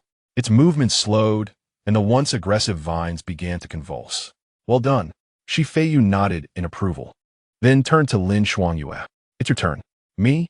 Lin Xuanyue pointed to herself, incredulous. She was a noble royal seed, the future Abyss Empress. Asking her to preserve a cabbage? I refuse. Lin Xuanyue turned her head away, crossing her arms, emphasizing her curves. I am a carnivore. Higher life forms never eat grass. Besides, this looks unappetizing, all green. It's food for insects. Her protests fell on deaf ears. Feiyu looked at her expressionlessly. If you don't work, then you want to have any portion of the main dish later. Moreover, being picky is a bad habit. We need vitamins and dietary fiber to promote gastrointestinal motility, enabling us to consume more meat. At the mention of more meat, Lin Xuanyue's ears perked up slightly. She turned back, casting a skeptical glance at Feiyu. Really? Indeed. Then tell me, a demon seed does not deceive another demon seed. A demon seed does not deceive another demon seed. Feiyu shook the kitchen knife in his hand. All right, hurry up and freeze its roots. Remember, just freeze the root system without damaging the main stem. I need to lock in its moisture, keeping it in that freshly unearthed state. Such a hassle, Lin Xuanyue muttered. Despite her words, her body moved honestly. She reluctantly took 2 steps forward, her bare feet stepping on the decayed leaves without picking up a speck of dirt. A terrifying chill suddenly erupted from her center. Crack! The previously humid and oppressive jungle's temperature plummeted to freezing point. White frost spread across the ground like a plague. The once rampant ghost vine suddenly felt a deep-seated shiver from its very soul. It wanted to flee, but the cold was too overwhelming. In an instant, the ground within 100 meters was frozen solid. The ghost vine's immense root system, buried deep underground, along with the moisture in the surrounding soil, was completely sealed off in 1 second. A crystal-clear ice prison firmly locked its lower half. This is incredible. Hanya emerged from the shadows, observing the scene with slightly narrowed pupils. This was beyond the magical energy reserve of an 18-level mage. The effortless control even surpassed many second transformation experts she had seen. In Feiyu's eyes, the sight was even more astonishing. The talent, all things are ingredients, activated automatically. In his vision, Lin Xuanyue's body was no longer a mere flesh and blood entity, but a precisely operating energy furnace, in a position where her slender abdomen should only harbor one career core. 3 blinding orbs of light were currently flickering. One orb was an exquisitely sharp platinum glow, belonging to the SS-level profession Sword Immortal. Another was a wild, unruly azure whirlwind, belonging to the S-level profession Wind Whisper, and the last was the career core of the Disaster Reaper. These 3 distinct and terrifying forces continuously supplied her with nearly limitless spiritual energy. Meanwhile, her original, Ice Mage, core appeared to be a mere disguise, perfectly concealing these formidable powers. What a gluttonous little creature, Feiyu mused internally. This was no mere mage. She was practically a humanoid, self-propelled nuclear arsenal. Hey, it's frozen. Lin Xuanyue turned back, lifting her chin towards Feiyu with a proud expression, as if demanding praise. How much longer? I'm hungry. Her long legs gently tapped on the icy surface, the hem of her skirt swaying slightly in the cold wind, revealing the delicate, snow-white skin on the inner thigh, almost blindingly bright in the dim forest. In an instant, Feiyu withdrew his gaze, the corners of his mouth curling into a professional smile. He held a somewhat rusty kitchen knife, akin to a gardener strolling leisurely in his backyard, as he ambled toward the colossal creature that had already been subdued. Although the Gui tongue could not move, its instinct for survival compelled it to lash out with the few remaining tendrils, attempting to strike at the approaching insect. Whoosh! A barbed vine lashed out like a venomous whip. Feiyu did not flinch. In that moment, his demeanor transformed. No longer the languid high school student, he became a master chef scrutinizing his ingredients. In his eyes, the vine was adorned with numerous faint lines, the very textures and growth patterns of the plant, revealing its most vulnerable structural points. This part is too aged. The texture is poor, he remarked quietly. With a casual flick of his wrist, the kitchen knife glided through the air. There was no flash of blade, nor any energy fluctuations. It was as if a hot knife had sliced through butter. The vine, capable of shattering rocks, silently snapped into 2 the moment it encountered the knife, the cut smooth as a mirror, not a single drop of sap escaping.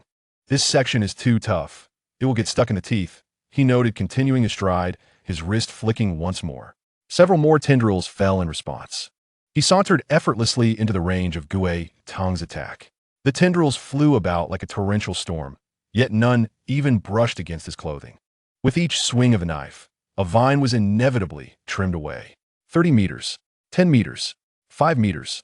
Feiyu stood before the main trunk of the Gui Tong, now reduced to a bare stick. It trembled in fear, emitting a mournful whimper from its gaping maw. Do not be afraid. Feiyu extended his hand, gently caressing its rough exterior, his tone soothing as if comforting a frightened lover. It will soon be well. As an ingredient, to be transformed into a delicacy is the greatest honor of your life. The moment his words fell, the knife flashed. Even Lin Xuanyue could not perceive the trajectory of his strike. The massive body of the Gui Tong suddenly stiffened. Then, with a whoosh, its thick, steel-like exterior peeled away neatly like a blooming flower, revealing a tender core, only as thick as an arm, wrapped in layers. It was a vibrant green, crystal clear, resembling the finest jade, exuding a faint fragrance. There was no trace of blood, only the pure essence of plants. Perfect. Feiyu caught the fallen core of the Gui Tong, nodding in satisfaction.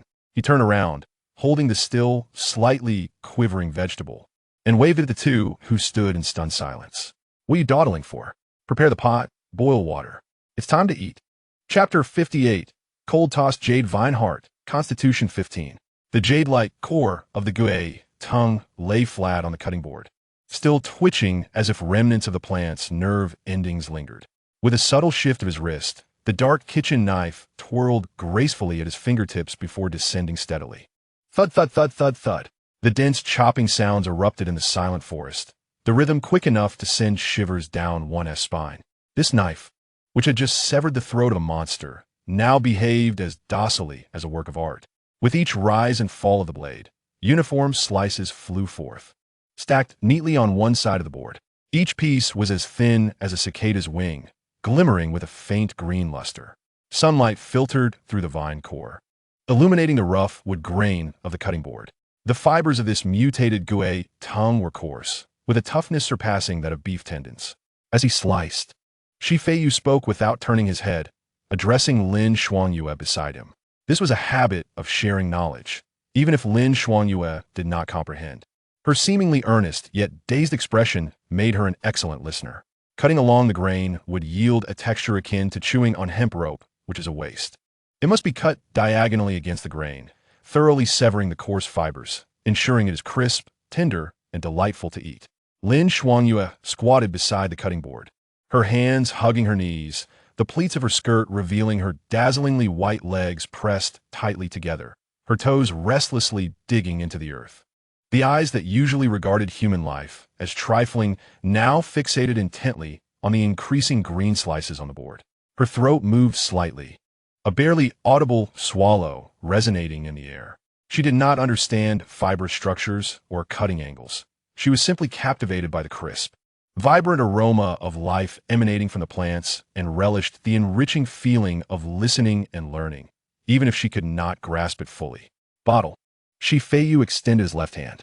Hanya, who had remained silently in the shade, swiftly retrieved a glass bottle from the side pocket of her tactical backpack and handed it over. The motion was so practiced it was almost painful to witness. Clearly, she had been enlisted as a sous chef quite frequently in recent days. Her combat attire clung damply to her form, outlining the slender yet powerful lines of her physique. Droplets of water cascaded from her hair, gliding down her collarbone and into the depths of her neckline.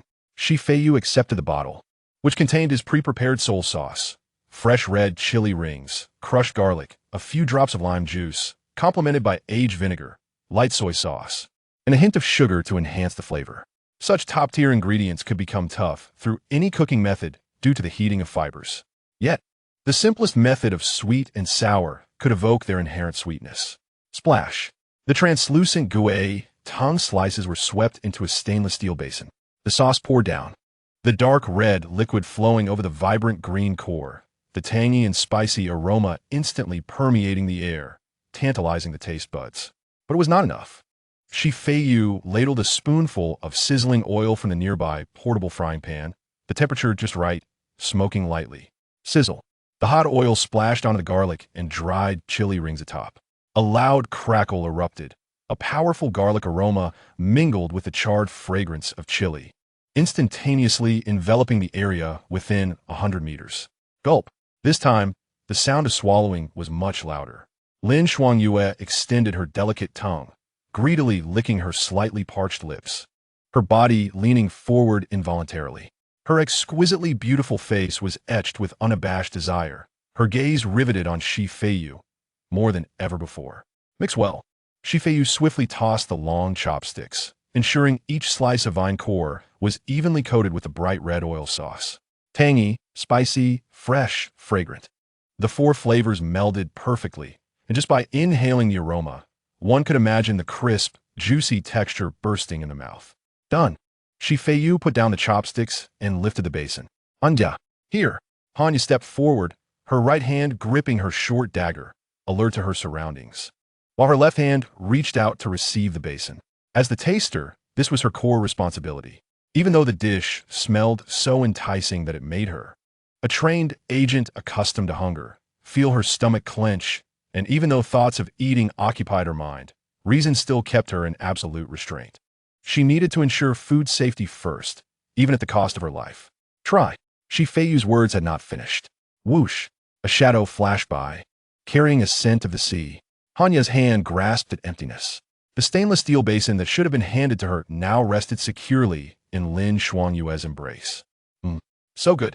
Lin Shuangyue was utterly indifferent to the nuances of dining etiquette, dismissing the notion of poison testing with contempt. As a creature of the abyss, nothing in this world could poison her. It simply had not yet come into existence. Without a hint of hesitation, she seized a generous handful of the dripping red, oil-soaked vine core and stuffed it into her mouth. The crisp, delightful crunch echoed in the air. The exquisite texture was simply unparalleled. The moment her teeth severed the vine core, the rich juices mingled with the tangy, spicy seasoning burst forth in her mouth, instantly dissipating the residual metallic taste left by the raw monster she had consumed earlier. Red oil trickled from the corner of her mouth, cascading down her pale hand and sliding toward her wrist, creating a scene imbued with an eerie beauty. "This is mine," Lin Shuangyue proclaimed her dominion with cheeks puffed full, her words muffled yet assertive. Her eyes, narrowed like crescent moons, brimmed with vigilance as she fiercely guarded the basin cradled in her arms, resembling a feral cat defending its meal. Hanya's hand froze midair. She turned her gaze toward the gluttonous girl before her, her fingers gripping the dagger so tightly they turned pale. This was her job. This thief. Enough. Feiyu observed the scene with a bemused expression. He understood precisely why Lin Shuangyue was so greedy. Though she appeared simple-minded, her instincts regarding food were astoundingly acute. She discerned that this delicacy bore no poison and was, in fact, a potent source of nourishment. Her body's instincts overwhelmed all else. Let her indulge. If she were to overeat, it would be considered an occupational hazard. Casually, Feiyu produced a small bowl, swiftly rescuing a portion from the basin while Lin Shuangyue paused to catch her breath and handed it to Hanya. "This is yours." Lin Shuangyue shot an irritable glare at Feiyu, a low protest rumbling in her throat. Yet, recognizing him as her caretaker, she refrained from biting him and chose instead to continue her fervent consumption. Hanya accepted the bowl, her eyes reflecting a complex mixture of emotions as she glanced at Feiyu. She said nothing, silently retreating to lean against a tree trunk. She picked up a piece and brought it to her lips. The moment she tasted it, she froze in awe. The sensation was exquisite, akin to drinking a refreshing ice-cold soda on a sweltering summer day or sinking into a warm spring after complete exhaustion. The muscle soreness and sluggishness from the earlier battle dissipated at an alarming rate. Even more astonishingly, she could distinctly feel a warm current bursting through her esophagus and coursing throughout her body. Her skin grew more resilient, and her muscle fibers restructured, becoming tighter and stronger. Feiyu elegantly sliced off another piece and savored it. The tangy, spicy flavor was indeed a superb cold dish. The system's notification echoed in her mind, indicating a permanent increase of 15 in constitution and a slight enhancement in toxin resistance. Only 15 points? Feiyu frowned slightly in dissatisfaction. Clearly, the bloodline strength and level of this ghost vine were insufficient. A complete ghost vine would yield at least a 50-point increase. Nevertheless, for Hanya and Lin Shuangyue at this moment, it was a rare and bountiful feast. Particularly for Hanya, those 15 points were enough to allow her, the fragile assassin, to endure another blow, thereby enabling her to serve him better. Is there more? Lin Shuangyue licked the basin clean, not leaving a single drop of red oil behind. She raised her head, her face smeared with red oil, radiating an insatiable desire as her nimble tongue swept across the remnants of the sauce on her lips. Her gaze fixed intently on Feiyu, as if still hungry and wishing to devour him whole. There's none left. Feiyu coldly shattered her fantasy, tossing a tissue at her face. Wipe that off. It's filthy. This was merely an appetizer. The main course would be discussed after the exams. Why can't that long-haired boy have any? Lin Shuangyue grumbled in mild indignation as she caught the tissue, yet her eyes sparkled at the mention of the main course. Ding, ding, ding. At that moment, 3 long chimes resonated throughout the wilderness testing ground. The assessment had concluded. The pale, blue energy shield that had enveloped the examination arena began to flicker and gradually dissipate. Feiyu brushed off the remnants from his hands, casually wiping the chef's knife on the edge of his clothing before sheathing it at his waist. He could not be bothered to tidy up the mess on the ground. A dedicated cleanup crew would soon handle the culinary refuse. Let us go. Feiyu turned, his gaze piercing through the thicket toward the exit of the examination ground. The languor in his eyes vanished, replaced by the cold intensity of a hunter watching its prey. After satisfying his hunger and thirst, it was time to attend to more pressing matters. Since Feiyu had dared to strike against him, it was high time to settle the score. Allowing him to take the exam was one thing. Permitting him to live was another. After all, Feiyu was a chef who held grudges. Chapter 59. My only goals are gastronomy and beauty at the exit of the examination ground. A massive alloy door slowly slid open. A group of examinees emerged, assisting one another as they stepped outside. Most appeared ragged, adorned with injuries. Some were even carried out on stretchers. The faces of each individual were etched with exhaustion and the relief of surviving a harrowing ordeal. This assessment was exceedingly brutal, a genuine combat experience that brought them perilously close to death. However, when all eyes settled on the last 3 individuals to emerge, an eerie silence enveloped the entire square.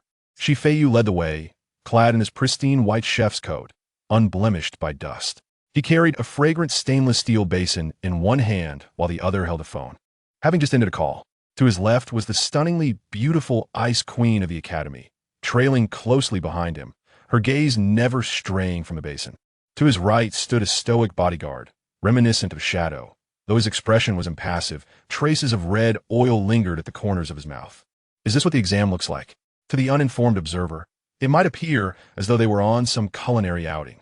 The hidden boss seemed intent on reminding this year's SS-level prodigies that there are always greater powers at play. How could one stuff their face with everything? Principal Wang was flabbergasted. In previous years, not even the likes of Shi Junyao had triumphed over the mature magic species as a candidate. Though her lack of teammates and the recent defeat of an SSS-level professional from the same cohort played a role, the Academy designed these magic species to temper the overzealous youth, preventing them from perishing due to arrogance in the face of genuine danger. And what of this year? They were casually tossed aside. What to do? The director beside him struggled to swallow, sensing an unprecedented challenge to his career. Principal Wang shot him a glare. What to do? They've been casually dealt with, and you still ask me that? Did the rules prohibit candidates from cooking in the examination ground? Did they forbid the consumption of magic species? The director was left speechless. Of course, the rules did not state such. For anyone with a modicum of common sense would struggle to conceive of such absurdity. At that moment, several figures, who had remained silent at the rear of the podium, began to stir. Leading them was a middle-aged man clad in a black vest, sporting a buzz cut and a face full of muscle. Zhang Lai, the head of the logistics department of the City Defense Army in Wujia City, strode purposefully down from the podium, flanked by several officers.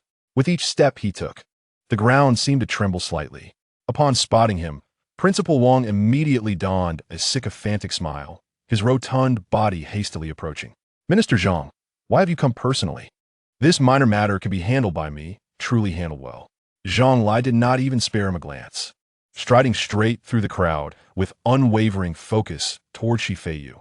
He had thoroughly scrutinized the young man named Feiyu through the surveillance footage. The calmness, the indifference towards the demonic species, and the presence of those 2 extraordinarily powerful female companions left a profound impression on him. However, what struck him the most was the bowl of broth capable of significantly enhancing the strength of an S-class shadow warrior. Now, he sought to ascertain whether this young man was merely engaging in trickery or truly possessed extraordinary abilities. The breaths of all candidates in the square momentarily halted. It was over. That chef was about to face dire consequences. Mischief in the examination hall had drawn the attention of the high-ranking officials from the city defense force. You are Feiyu? Zhang Lai stood before Feiyu, towering over him, casting a shadow that enveloped him entirely.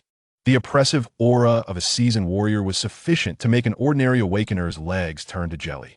Feiyu remained silent, merely drawing the stainless steel bowl closer to his chest as if guarding it from theft. This subtle gesture caused Zhang Lai to furrow his brow. I'm asking you a question. Do you know where you are? This is an entrance examination, not a picnic. Zhang Lai was seething with frustration. His anger was not genuine. Rather, it was a complex emotion of disappointment. Such remarkable talent and potent supportive abilities were being squandered on a barbecue in the examination hall. The assessment had already concluded, had it not? At last, Feiyu spoke, lifting his gaze to meet Zhang Lai's with a calm demeanor. I just finished the appetizer. I still need to prepare the ingredients for the main course. Zhang was taken aback. He had envisioned countless possible responses from the other party, pleas for mercy, arguments, or even invoking connections. Yet, he never anticipated that the person before him would still be preoccupied with food. Zhang Lai was about to explode when an unusual, tangy aroma wafted from the stainless steel bowl, invading his nostrils with an insistence that was hard to ignore. The scent was light, yet remarkably penetrating. Having lived for decades, indulging in both gourmet delicacies and the most unpalatable military rations, he swore he had never encountered a fragrance so tantalizing. At that moment, his seasoned body, accustomed to energy potions and high-protein synthetic meat, inexplicably began to salivate uncontrollably. Gulp. He heard the sound of his own throat swallowing, feeling a bit embarrassed. Would you like to try some? Feiyu, seemingly oblivious to his discomfort, naturally proffered the bowl. Inside lay the last few slices of verdant, glistening greens, enveloped in red oil and minced garlic. Liang bon fei ti tengxin. Zhang Lai stared at the contents of the bowl, his facial muscles twitching slightly. Was this boy provoking him? You must have seen this before, right? It's beneficial for the body, Feiyu added nonchalantly. If you don't eat it, I will. Before he could finish his sentence, Zhang Lai's hand shot out like lightning, snatching a slice from the bowl before Feiyu could react. Without a glance, he tossed it into his mouth, eager to discover the boy's trickery. In the next moment, Zhang Lai froze. Crack! The instant his teeth cut through the green slice. A chilling, crisp texture overwhelmed his mouth. Immediately, an incredible burst of juice exploded, unleashing a symphony of flavors: sour, spicy, fresh, sweet, intermingled with the aroma of garlic and a unique floral fragrance that assaulted his taste buds. Delicious. But that was not the most crucial aspect. The most significant revelation was that after the exquisite taste, a faint yet pure life, energy, surged into his body. His strength was rising. Although it was a mere fraction, it was a tangible and permanent enhancement. Zhang Lai's eyes widened in disbelief. He abruptly turned his head, fixating on Feiyu with a fervent gaze, as though he wished to devour him whole. The people around were startled, fearing that the minister might lash out. President Wang was so frightened he nearly collapsed. However, Zhang Lai's subsequent actions astonished everyone. He grabbed Feiyu's shoulder with such force that it almost crushed his bones, his expression shifting from elation to an almost frenzied desire. Young man, come with me to the City Defense Force. I will offer you the highest treatment. Whatever ingredients you desire, I will procure them for you. Don't mention the growth stage or the complete form of the demonic species. As long as it's in our warehouse, take your pick. Training facilities, exclusive laboratories, beautiful secretaries. If you just say the word, I will provide everything. This outburst silenced the entire square. President Wang was the first to panic, rushing over and clinging desperately to Zhang Lai's leg. Minister Zhang, you can't do this. He is just a child. He has a direct admit to our Wujia Awakener Academy. You cannot poach him. Get off. Zhang Lai kicked President Wang away, his gaze still locked on Feiyu. Leaning closer to Feiyu's ear, he lowered his voice, speaking with a tone brimming with temptation. Let me share a secret with you. Your sister, Junyao. She is in our border defense force. Just think, once you join, I can transfer you to her unit. The two of you in the same division. How delightful would that be? With her protective nature, who would dare to provoke you? Upon hearing the name, Junyao, Feiyu finally reacted, glancing at the seemingly deranged military official. Then, under the expectant gazes of everyone, he slowly shook his head. No interest. Why not? Zhang Lai was bewildered. He could not comprehend why this young man would reject such enticing conditions, which would make even seasoned professionals weep with longing. Feiyu sighed, as if he were speaking to a brick wall. My only goals are delicious food and beautiful women. He paused before adding, if I had prioritized, food comes first. Zhang Lai, President Wang, and all the candidates were left speechless. This reasoning was refreshingly unconventional, yet utterly irrefutable. It took Zhang Lai a full half-minute to emerge from his stupor. He released his grip, regarding Feiyu with a gaze akin to that of an alien, and after a long pause, finally managed to utter, you truly are sincere. What else? Feiyu regarded him, as if he were a simpleton. Am I supposed to solemnly declare that I have no interest in women and solely wish to grow stronger to protect humanity?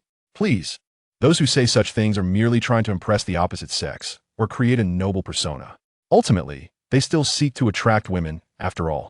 Zhang was taken aback by this refreshing perspective, instinctively asking, if you like beautiful women, why not express that? Feiyu nodded, not in agreement, but rather as confirmation of Zhang lack of understanding. Do you genuinely believe that others will sincerely praise your unwavering resolve after hearing you? Don't be foolish. He raised a finger and shook it. Everyone will just think you're hypocritical and a bit daft. Zhang was rendered speechless. He opened his mouth, realizing that his motivational rhetoric, which had always been effective in the military, now seemed utterly feeble in the face of this young man's unconventional reasoning. He even began to think that perhaps this young man had a point. A profound sense of helplessness washed over him. He gazed at the exceptionally handsome youth before him, and ultimately, all his excitement transformed into a long sigh. Very well. Zhang waved his hand and turned to leave, not daring to glance back at Feiyu. He feared that if he looked again, his worldview might shatter. He approached the podium, seizing the microphone from the hands of the director with a robust shout. Wang Pengzi, stop dawdling. Announce the results. Chapter 60, The Little Glutton Stealing Scores. Principal Wang finally regained his composure. His plump face shifted from red to white, then to a ghastly green. He glanced at Zhang retreating figure and then at Feiyu, who was engrossed in studying the empty basin, his flesh quivering in agitation. Ultimately, instinct for survival triumphed over his sense of shame. He scrambled back to the podium, snatched the microphone from the director, and his piercing cry shattered the silence. Silence. Everyone be quiet. I hereby announce the results of the admission qualification assessment for this year at Wajishi First Awakeners University. As his voice faded, the colossal holographic screen in the center of the square flickered to life. Names and scores of the examinees began to scroll rapidly, eventually coming to a halt. Thousands of eyes fixated on the screen, searching for their names and the much-coveted highlight. At the very top of the screen, resplendent in gold, read, First place, Qin Foam. Total score from Magic Core, 1274. A wave of astonished gasps erupted from the crowd. Over 1200? Did Qin Xiao just wipe out the Outer Demon Den? Truly deserving of his SS-level talent, this score has shattered records. However, many eyes quickly scanned down the list, seeking another name, the chef who had cooked in the examination hall, even attracting the attention of the City Defense Army's elite. Soon, they found it at the very bottom, nearly falling off the screen. 3,451st place, Feiyu. Total score from Magic Core, 0 points. The square plunged into a deathly silence. Everyone thought they were seeing things, with some rubbing their eyes vigorously. After a brief pause, uproarious laughter erupted like a tsunami. Ha ha ha. 0 points? I must be mistaken. After all that, he was just cooking in there? Not a single Magic Core picked up? This is hilarious. This is what you get for showing off. The elite of the City Defense Army just left, and now he shows his true colors? Is this what the privileged class does? Treat the examination hall as a dining hall and turn a blank sheet? The ridicule surged, brimming with schadenfreude. Just moments ago, Feiyu had basked in glory, and now they savored every moment of his downfall. Principal Wang felt darkness closing in, nearly succumbing to an aneurysm. He snatched the score sheet.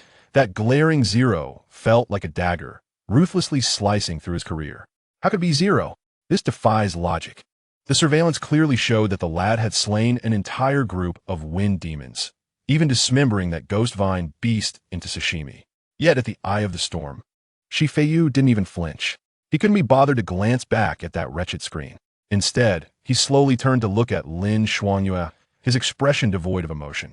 Lin Xuanyue felt uneasy under his gaze and instinctively straightened her posture. Then, feeling guilty, she averted her eyes to the stainless steel basin in Feiyu's arms, which was devoid of any remnants. Where are the magic cores? Feiyu's voice was soft, but carried an unsettling chill. Lin Xuanyue blinked her icy blue eyes, utterly bewildered. I asked you, what about the magic cores that dropped from those wind wolves and that vine? Oh, Lin Xuanyue recalled, sticking out her pink tongue to lick the red oil that clung to her lips, answering nonchalantly, not tasty, so I threw them away. After speaking, she pointed at the basin, mumbling softly, is there any more? This cold dish is so appetizing. I'm even hungrier now. Feiyu took a deep breath, exhaling slowly. Damn this wasteful girl. That was money. Credits for exchanging ingredients at the Awakeners University. He had just wanted to quietly scrape by with a passing score to continue researching how to turn monsters into dishes. Yet this abyssal creature, whose mind was filled solely with food and procreation, had ruined everything.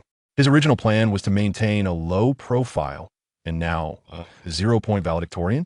It will be hard to avoid notoriety. Have you heard? This year's top student reward is a newly developed potion that permanently boosts all attributes by 10 points and allows the recipient to become the student representative. No way. Is that true?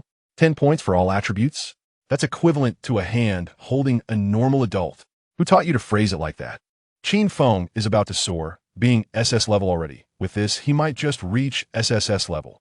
The murmurs of the crowd reached Shi Feiyu's ears. Young master, no, Feiyu classmate.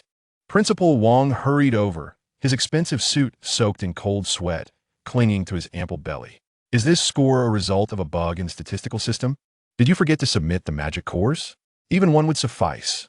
His titles oscillated between young master and classmate, appearing both ridiculous and pitiful. Shi Feiyu finally tore his gaze from Lin Xuanyue to glance at the nearly tearful fat man. No me stuck. I firmly acknowledge it. It's 0 points. But the magic cores. Threw them away. 2 words, succinct and straightforward, delivered a death sentence to Principal Wang. He felt the world spinning, his legs buckling, nearly collapsing to his knees. It was over, all over. If that esteemed person from Yundu learned that her son scored 0 at his own school, he'd be feeding magic beasts in the wilderness by tomorrow. Just as he faced the brink of despair, his rusty mind suddenly kicked into high gear. Wait a minute. The magic cores may be gone, but the deeds remain. The ghost vine beast, that hidden boss, turned into a cold dish. Principal Wang sprang up from the ground, snatching the microphone, his expression shifting from despair to fervent flattery, his transformation as swift as a Sichuan opera master. Silence. A voice erupted, piercing the air, causing the speakers to screech, and the square fell silent. Regarding the results of classmate Shi Feiyu, the examination committee requires an urgent supplementary explanation. Principal Wang straightened his back, striving to present himself as a fair and stern educator.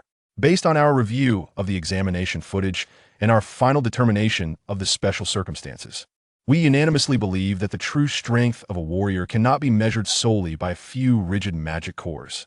He paused, his gaze sweeping the crowd, ultimately locking onto Shi Feiyu with an intensity akin to that of a father gazing at his beloved son. Classmate Shi Feiyu, in this assessment, faced the 31st level growth stage plant magic species, Ghost Vine Beast, which far exceeded the difficulty of the assessment, without flinching. He did not choose to flee, but instead eradicated it entirely with his own strength.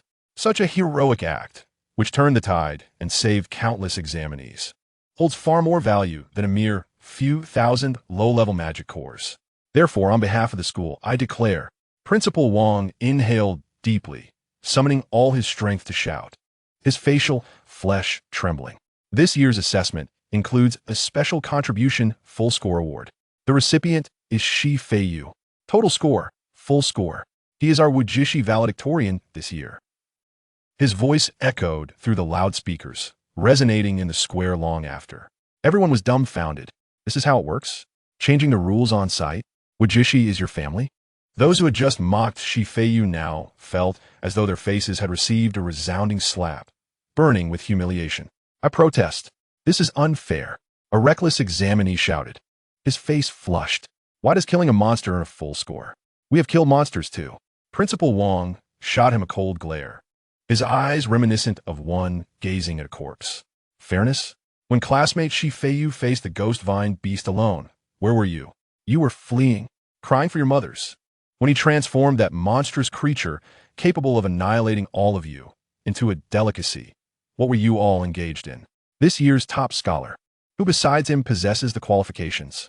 You? Or perhaps you? Principal Wang's fingers tapped rhythmically, causing those who had been the most raucous moments ago to shrink back in an instant. The entire venue fell silent. Although the process was absurd to the point of incredulity, the outcome was undeniably real. He single-handedly defeated the hidden boss and even consumed it. Unconvinced? Then you go slay one and eat it. Shi Feiyu's face had darkened to the hue of a burnt pot bottom. He now wished to thrust Principal Wang's head into that stainless steel basin, allowing him to truly savor what it meant to be a cold dish of a human head. That rotund man, in his bid to please himself, had willingly placed himself on the roasting spit. Lin Xuanyue, however, was quite pleased. She understood neither the concept of a top scholar nor the rules, but she grasped the essence of being first. She reached out her small hand, tugging at Feiyu's garment, her icy blue eyes sparkling with curiosity. Is there a reward for being first? She licked her lips and whispered, Can it be exchanged for meat? Feiyu shot her an exasperated glare. A reward? A reward only brings endless trouble. He gazed at Principal Wang's obsequious, contorted face. Observing the surrounding crowd's expressions of jealousy, awe, and inquiry, an unnamed fury surged within him. Under the astonished gaze of all present, Feiyu expressionlessly retrieved his phone. He then dialed a number. The call was almost instantly answered. A gentle voice, rich enough to evoke images of flowing water, resonated from the receiver, standing out distinctly in the quiet square. Hello, Feiyu. Have you finished the exam? Are you tired? Did you sustain any injuries? Should I send someone to bring you back to Yundu? It was Luo Qing. The people around him perked up their ears. Was he calling his mother? What was the purpose of this call at such a moment? To report success? To boast? Mom, Feiyu began, his tone laced with profound fatigue. What is it? My dear son, you don't sound very happy. Luo Qing immediately sensed the shift in her son's mood, her voice tinged with concern. No one is bullying me. Feiyu sighed. I'm merely informing you. Someone insists on making me the top scholar. Luo Qing chuckled lightly on the other end, finding it amusing. ISNT being the top scholar a good thing? Our Feiyu is so talented. ISNT it only natural for him to take the top spot? Even more impressive than your sister back in her day. Not good. Feiyu firmly rejected, his tone resolute. It's troublesome, exceedingly troublesome. He glanced at Principal Wang, who was already approaching with awards in hand, preparing to bestow upon him his honor, and continued speaking into the phone. I do not wish to be the scapegoat. Therefore, regardless of what happens next, do not interfere nor arrange any chaotic bodyguards or privileges for me. Is that understood? His words were delivered with unwavering certainty, even carrying a hint of command. Everyone stood dumbfounded. Was this young man admonishing his mother? And after having achieved the top scholar status? What kind of reasoning was this? There was a brief silence on the other end of the line from Luo Qing, followed by her indulgent laughter. Very well, I will heed your wishes. Pursue whatever you desire, as long as my Feiyu is happy. Feiyu responded with an affirmative grunt and promptly hung up. He stowed his phone away, lifting his gaze to meet Principal Wang's trembling, exhilarated face. Principal Wang held aloft a Zeton wood box containing an invaluable potion. She scholar, congratulations. This is the honor you rightfully deserve. A small token of appreciation from school. The collective breath of the audience halted. They awaited with bated breath for this newly appointed top scholar to accept this tremendous honor. However, Feiyu merely cast a fleeting glance at the box, akin to viewing a container of expired canned goods. Take it away. He turned, grasping Lin Xuanyue, who was still fixated on the prospect of food, and did not look back. I do not want it. Chapter 61. 0 points is still 0 points. Principal Wang's plump visage froze in midair, his arm holding the Zeton wood box suspended in indecision, resembling a comical wax figure. The commotion in the square abruptly ceased. The breaths of thousands seemed to vanish in that instant, as if everyone's minds had been forcibly unplugged, plunging into a void of silence. He refused? He actually declined? That was a rare potion capable of permanently enhancing all attributes by 10 points, a top-tier resource that was priceless in the market. For an awakener, yet to transition. This vial could double the foundational stats of a C-grade profession, even inciting jealousy among the offspring of prominent families to the point of murderous intent. How fragrant! An utterly inappropriate sound of swallowing shattered the silence. Lin Xuanyue tilted her head, fixating on the box. She did not quite comprehend the human concepts of top scholars and honors, but she could sense the pulsating energy within the wooden box. Pure, volatile. While it may not rival the exquisite flavor of the dishes crafted by Feiyu, anything that could be consumed was undoubtedly delightful. She instinctively extended her slender fingers, gently tugging at Feiyu's garment. You don't want it? She inquired softly, her tone imbued with a yearning for sustenance. She was even contemplating whether she could snatch it if Feiyu chose to decline. It smelled like grape-flavored jelly. Feiyu ignored her. feeling as though yet another trouble had joined his side. All she thought about was eating. Was this concoction intended for human consumption? It was meant for targets. He merely wished to conclude this farce promptly and find a serene kitchen to investigate how to best preserve the crisp tenderness of a newly acquired ghost vine core. He also intended to feed the ravenous cat at home, which was on the brink of starvation. Yet, Principal Wong before him clearly had no intention of allowing him that respite. She classmate. Principal Wong's corpulent face contorted into a smile that was more grotesque than sorrow. Cold sweat trickling down his layered chins, dampening his expensive collar. Are you jesting? This is a gesture of goodwill from the school. It is the honor you rightfully deserve. You not only defeated the Ghostvine demon, but also saved so many candidates. This honor, Feiyu finally faced him, his perpetually drowsy eyes now brimming with disconcerting clarity. Principal Wong, your kind intentions trouble me greatly. The murmurs that had lingered among the crowd fell silent, leaving only the sound of the wind stirring in the square. I entered the examination hall to abide by the rules and take the exam, not to play the hero, nor to participate in your performance of what constitutes a flexible bottom line. He stepped forward, compelling Principal Wong to instinctively retreat. My score is 0. It is indeed 0 points. I acknowledge this outcome, and I am quite satisfied. Feiyu's gaze drifted away from Principal Wong's nearly tearful face, slowly sweeping over the various expressions of the candidates below.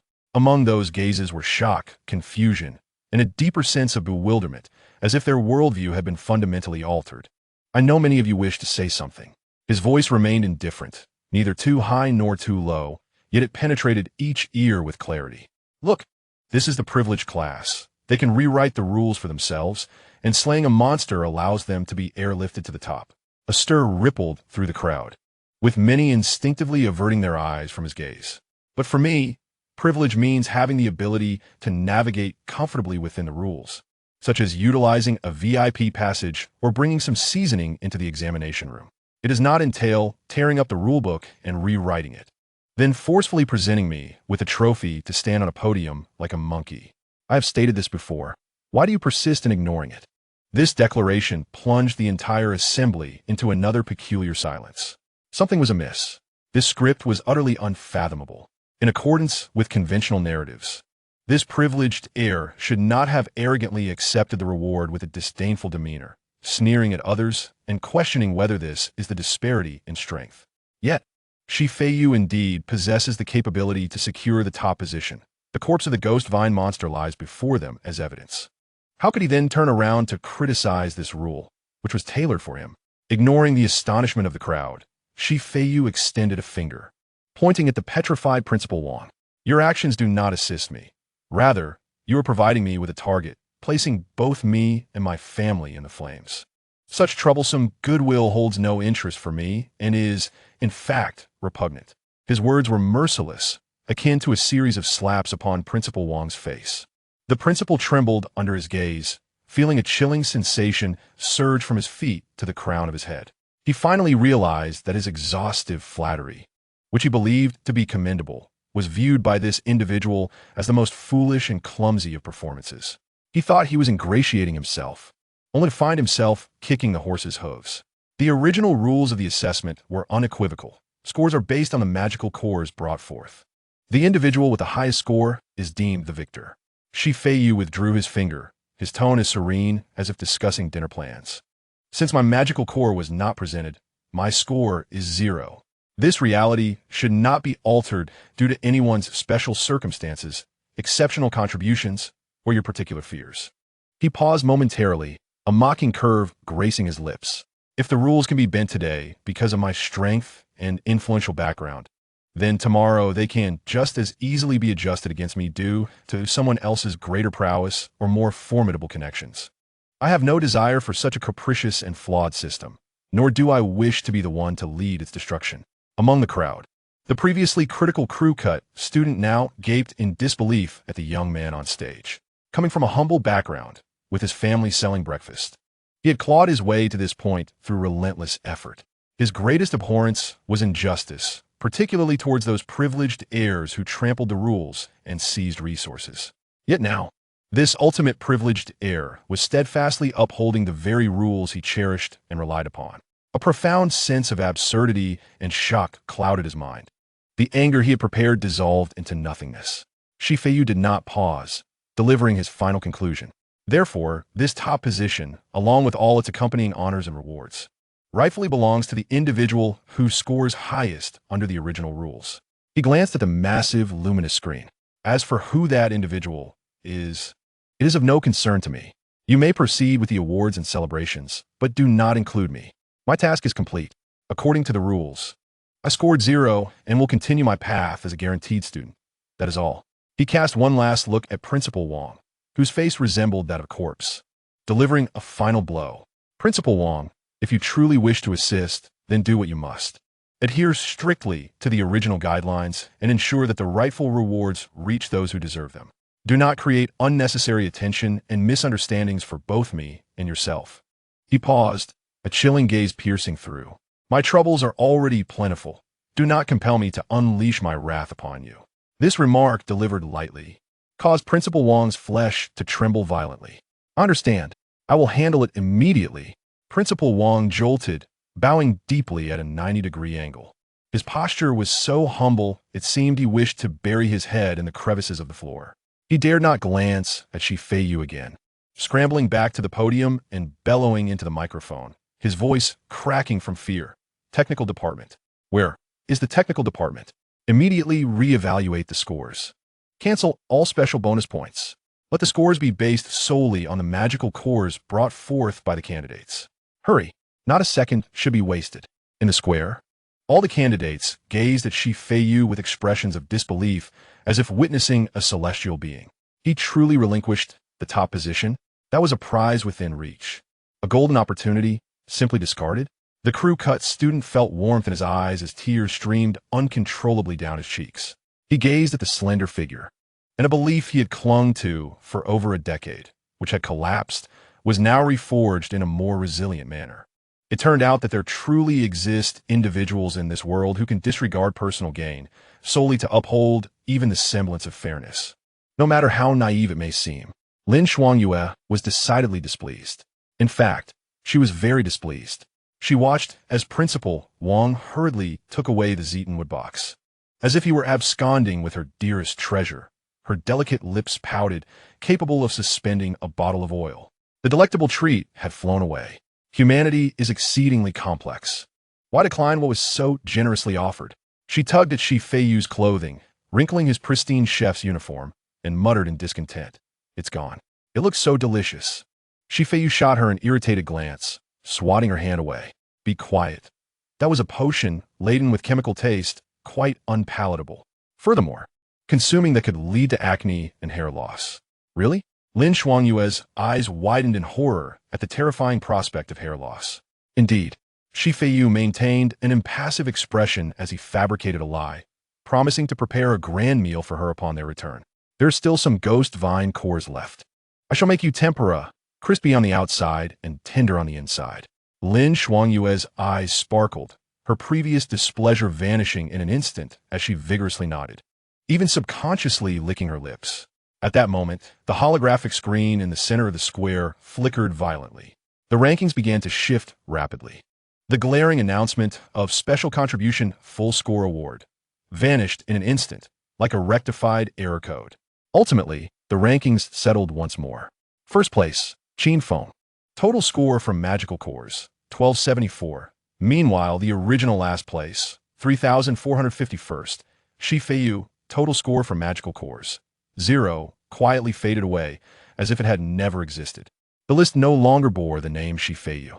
He had become a true specter, having arrived, stirred up chaos, and departed, leaving behind a tumultuous sea and a trail of disarray. Observing the now pristine leaderboard, Feiyu finally revealed a genuine smile. At last, he had shed the burden. Let's go home. With his hands in his pockets, he turned towards the school gate.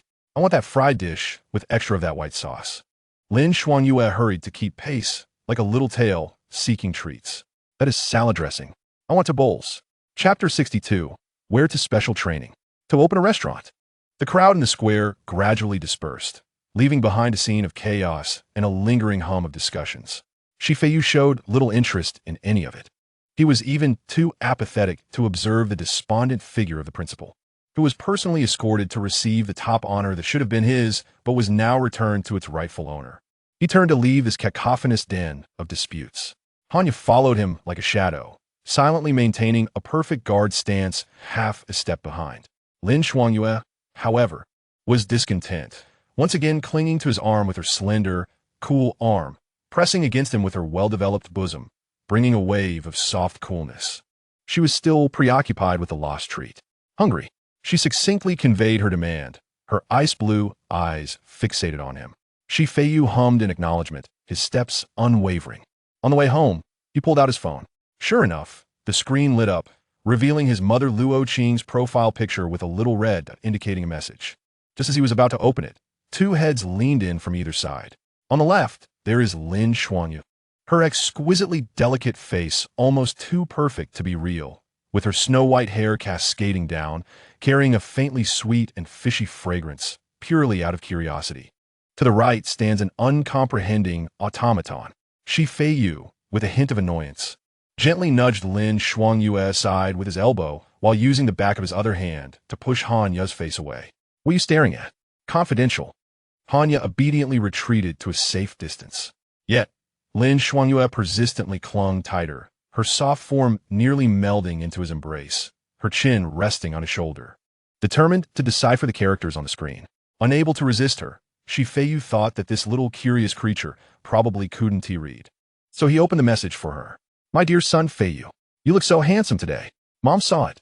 By the way, I've already taken care of your two little classmates.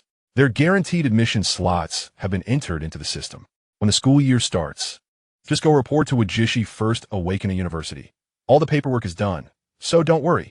A series of messages adorned with various sparkling emoticons, filled with Luo Qing's unique style, gentle, strong, yet slightly whimsical. A warmth coursed through Feiyu's heart. In this perilous world where everyone is on edge, having such a mother who can resolve everything is indeed an unparalleled fortune. He suddenly felt that he ought to do something for this immensely powerful mother.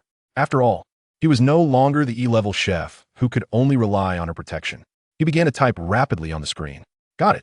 Do you happen to know any particularly formidable S or SS level powerhouses who have been stuck at a bottleneck for many years and cannot break through?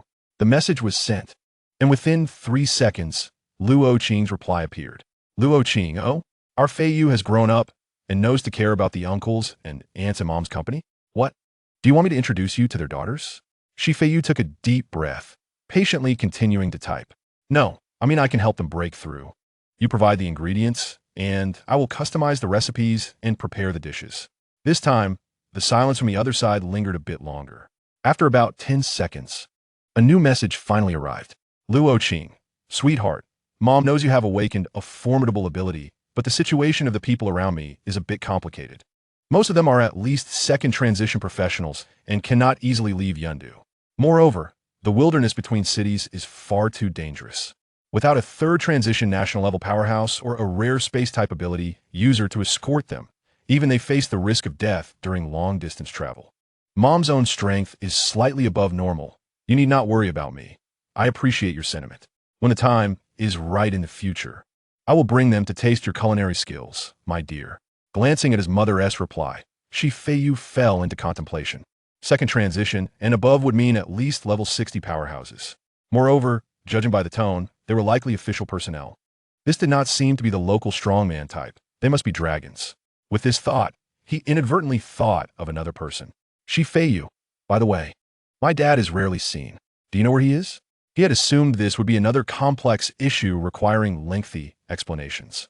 However, to his surprise, the moment he sent the message, a reply came immediately. Just one sentence. No emoticons, no affectionate address. Luo Qing, that deadbeat can go wherever he likes. I don't care. It would be best if he died out there. Feiyu's fingers froze on the phone. He could distinctly sense a surge of anger emanating from those terse words, as if they could shatter the phone screen. He had stepped on a landmine. This was the second time he had detected anger in the tone of his eternally gentle and composed mother. The first time was during an argument with Shi Junyao. He decisively abandoned the idea of pursuing this dangerous topic, his mind racing to find a safe diversion. Kitchen cuisine, yes.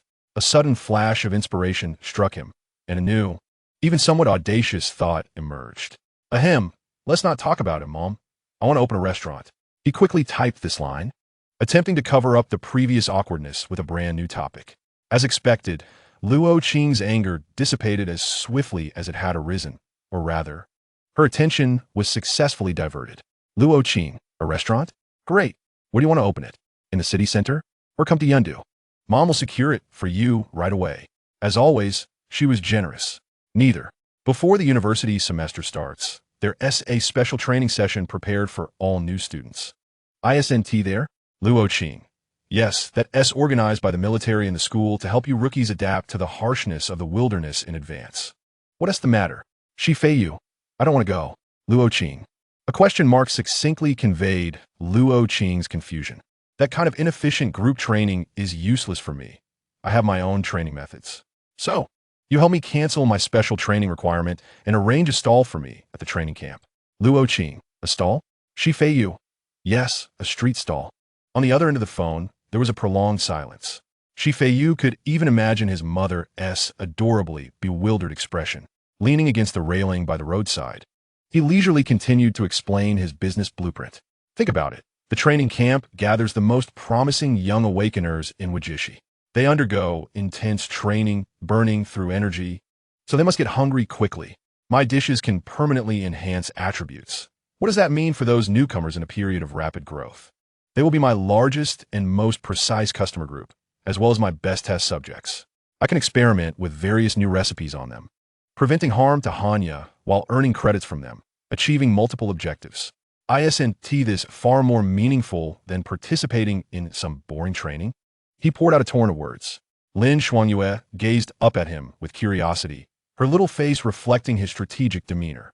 As Feiyu had guessed, she could not read. Hanya, however, was silently taking notes. Finally, Luo Qing's response arrived. Luo Qing. That seems to make some sense. Luo Qing. So you worked hard to get into university just to set up a stall selling skewers at the new student training camp? Feiyu. Not just selling skewers. Though I do have a little creature beside me who only knows how to thread them. He corrected her with precision. Luo Qing. All right, you call the shots. Luo Qing's reply was filled with affection and resignation. Luo Qing. I've spoken to the board of directors at Wajishi Awakener Academy about the training exemption and the venue permit. The City Defense Army will also be notified, so you need not worry. Feiyu. Love you, Mom. Mission accomplished. Feiyu contentedly put away his phone. He raised his head, gazing at the bustling street ahead, a smile curling at the corners of his mouth. Becoming a hero at the training camp, sweating and thriving alongside a bunch of kids? Don't make me laugh. As a chef, establishing a mobile kitchen in the largest hub of ingredients and clientele is undoubtedly the most astute choice. He turned his head, glancing at Lin Xuanyue, still clinging to him, softly murmuring about hunger. He then looked at Hanya, who stood upright, ready to eliminate anyone who threatened him. One was a security guard and skewer apprentice, the other a taste tester and dishwasher. Yes, his initial team was already set. Off he went. Feiyu took a step forward. Time to return home and prepare a grand feast for them. Chapter 63. Crafting gourmet cuisine. The fingerprint lock on the security door emitted a soft beep, signaling its opening. A familiar aroma mingled with a hint of danger wafted in, causing Feiyu to halt mid-step as he entered the foyer. The living room was brilliantly illuminated, and on the three-seater fabric sofa that rightfully belonged to him lounged an excessively elongated figure, Shi Junyao.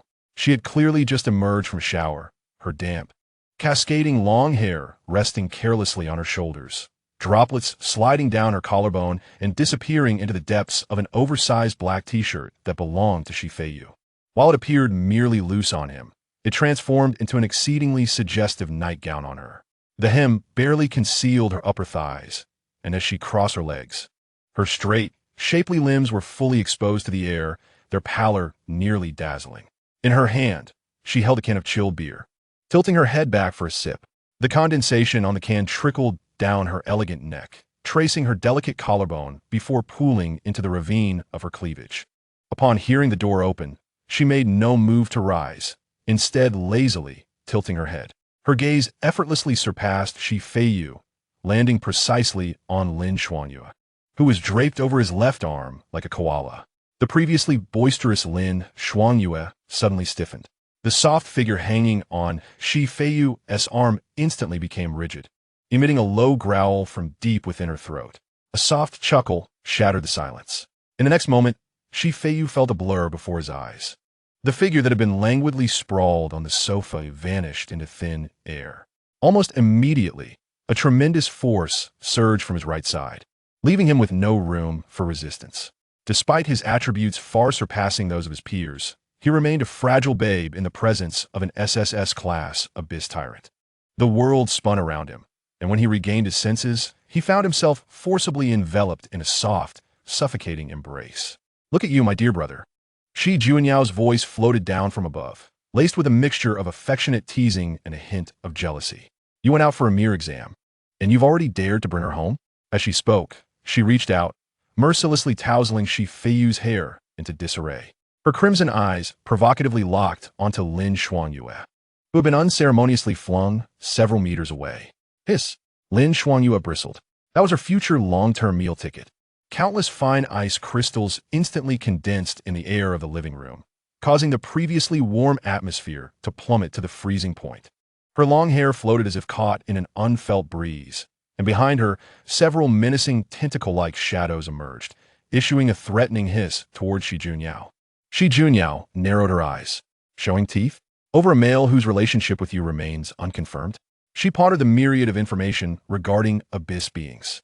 In their chaotic and malevolent society, the concept of partnership was virtually non-existent, let alone possessiveness. They sought out robust mates solely for the purpose of reproduction, a mere exchange of genes. After mating, the parties had no further ties. Such a possessive stance was entirely at odds with the behavioral logic of abyss beings. How intriguing. The murderous intent in Shi Junyu's gaze slightly receded. She was curious to see what sort of enchantment her foolish brother had cast upon this little tentacle creature, provoking emotions that should not exist in an inherently cold abyss being. As a living room threatened to turn into a scene of carnage, a hand struggled to extend from Shi Junyu's suffocating embrace, patting her arm. "Let go, I'm going to suffocate." Shi Feiyu's voice emerged muffled. Shi Junyao huffed, clearly displeased. Yet her grip loosened just enough to allow her brother's oxygen-starved head to emerge. He gasped for fresh air, casting a glance at Lin Xuanyue, whose face was a mask of fury, ready to transform into a tentacle monster. His brow furrowed slightly. "Real in those tentacles." His tone was flat but carried an undeniable air of authority. "Don't bare your teeth at my sister. It's impolite." Lin Xuanyue froze. Sister? Her brain, driven solely by instincts for feeding and reproduction, raced to comprehend this intricate human social vocabulary. In human understanding, a sister held a position of great esteem and priority. If she was the sister of his mate, then she too was her sister. The logic closed in on itself. In an instant, Lin Xuanyue's expression transformed into one of disconcerting obedience.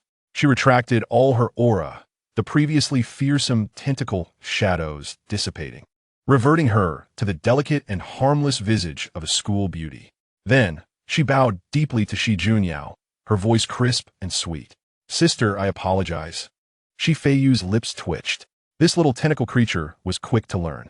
However, he could distinctly sense the soft, warm figure behind him stiffening. Following, that was an even more menacing drop in pressure. "Who is your sister?" Shi Junyu's voice was nearly squeezed out through clenched teeth. She clutched Shi Feiyu's neck with a grip strong enough to threaten suffocation. Her crimson eyes seemed to blaze with fire. "You dare call her sister before even crossing the threshold? Where did this wild child come from, acting so familiar?" The term sister made her skin crawl, akin to having her most cherished possession marked with someone else's reservation. "Do not call me that." Shi Junyao sneered, her long fingers lifting Shi Feiyu's chin, compelling him to meet her gaze. "I have only one brother, and no miscellaneous sisters." She deliberately emphasized the word brother, her tone heavy with possessive declaration. Shi Feiyu rolled his eyes. He could not fathom the workings of this woman's mind. Just moments ago, she had appeared murderous, and now, upon receiving an apology, she was even more enraged. Women, even those of SSS class caliber, were incomprehensible beings. He struggled to pry himself free from Shi Junyu's iron grip, escaping her embrace and hastily fixing his disheveled collar. "Enough of this," Feiyu declared, plopping down on the adjacent armchair, creating a safe distance from the two formidable women. Isn't the city defense force busy? He scrutinized Shi Junyao from head to toe. Her home attire suggested she had returned some time ago. What? Can't you come back to check on your beloved brother? Shi Junyao pouted in dissatisfaction, extending her long legs to rest unceremoniously on the coffee table, her fair ankles gleaming with a jade-like luster. She took another swig from her beer can, her gaze drifting. Things have been unsettled lately. Her voice lowered, the boisterousness from earlier fading into fatigue. The pressure on the defense line of the third-tier city was immense, particularly in the west at the city of Luoyang. A massive rift to the abyss had emerged there, resulting in an influx of demonic entities beyond acceptable limits. Luoyang, a third-tier city nearest to Wajishi and one of its satellite cities. If that place fell, Wajishi would be directly exposed to the onslaught of the wilderness demonic tide. So, Shi Feiyu regarded her. Orders have come down from above. Shi Junyao casually crumpled the empty beer can in her hand, expertly tossing it into the trash can several meters away. I'm leading a team there for support tomorrow. The atmosphere in the living room grew heavier. Supporting third-tier cities, especially in war zones beset by fissures, is tantamount to stepping into a meat grinder. Even an SSS-level powerhouse can find themselves exhausted in the face of an endless tide of beasts. Moreover, there may be a king-class demon lurking there. Oh, Shi Feiyu replied, his expression remaining unfazed. Be careful. His tone was rather detached. Shi Junyao cast him an annoyed glance, though a flicker of amusement danced in her eyes. She understood her brother's nature. Hard on the outside, but soft-hearted within, or perhaps more accurately, hard on the outside and dark-hearted. From behind her, she produced a small black velvet box, tossing it casually to him. He caught it deftly, feeling its weight in his hand. What is this? An inheritance? He quipped as he opened the box. The next moment, his pupils constricted slightly. Inside was not jewelry, but an ancient-looking spatial ring. What astonished him was the feedback from his talent. All things are ingredients upon contact with the ring. Detected numerous high-grade ingredients. Ingredient list. Complete. LV65. Infernal Demon Heart X1 Growth Stage. LV45. Aquatic Demon Leg Meat X20 Growth Stage. LV40. Giant Species Tenderloin X50T. The extensive list of ingredients nearly overwhelmed his vision. This is... Shi Feiyu looked up, slightly stunned, at Shi Junyao. These are spoils from recent days, she replied casually, flipping her hair as if she had just returned from the supermarket. I heard you were going to that training camp to set up a stall. Although it's filled with novices, they still have to venture into the wild. Your E-class physique, though it has shown some improvement, still seems as fragile as paper to me. She stood up, striding toward him with those long legs that could quicken anyone's pulse. As she approached, her unique fragrance enveloped him once more. She leaned slightly, resting her hands on the armrest beside him, effectively trapping him between herself and the sofa. The neckline of her loose t-shirt fell due to gravity, revealing a stunning sight that invaded his vision without restraint. Shi Feiyu averted his gaze, maintaining an expressionless demeanor. No peeking. It may lead to unwanted complications. These meats will suffice for a while, Shi Junyao remarked, undeterred by his avoidance, inching closer as her warm breath brushed against his ear. Stack up those attributes. And don't forget that infernal giant's heart. Her tone grew serious. That one is for me. I want you to prepare a meal for me before I depart and elevate one of my combat talents to SSS level. Shi Feiyu raised an eyebrow. So urgent? Indeed. Shi Junyao straightened, her eyes glinting with a fierce fervor and battle intent. There may be formidable adversaries in the city of Sunset. I don't want to be distracted worrying about a weak brother being bullied at home. She reached out a hand, her fingertip lightly grazing his cheek. The roughness of her fingertip, a testament to years of wielding a blade, was palpable. Listen well, Shi Feiyu. Stay alive until I return. If even a hair is missing. She glanced at Lin Shuangyu, who was staring hungrily at the spatial ring, and a cold smile crept onto her lips. I will turn all your little pets into sashimi. Lin Shuangyu shuddered, acutely aware that this female human was genuinely contemplating her demise, not in a predatory sense, but with a destructive desire to monopolize her mate. Shi Feiyu sighed, toying with the ring in his hand while feeling the surging energy within. The infernal giant's heart. A top-tier fire attribute ingredient. If handled appropriately, it could not only enhance this violent woman's talent, but also elevate his own physique significantly. He glanced at the little tentacle creature nearby, who could only utter cries of hunger. Perhaps he could prepare a treat for her as well, sparing himself from her constant drooling. Understood. Feiyu stood, donning the ring on his finger. I'll take a shower now.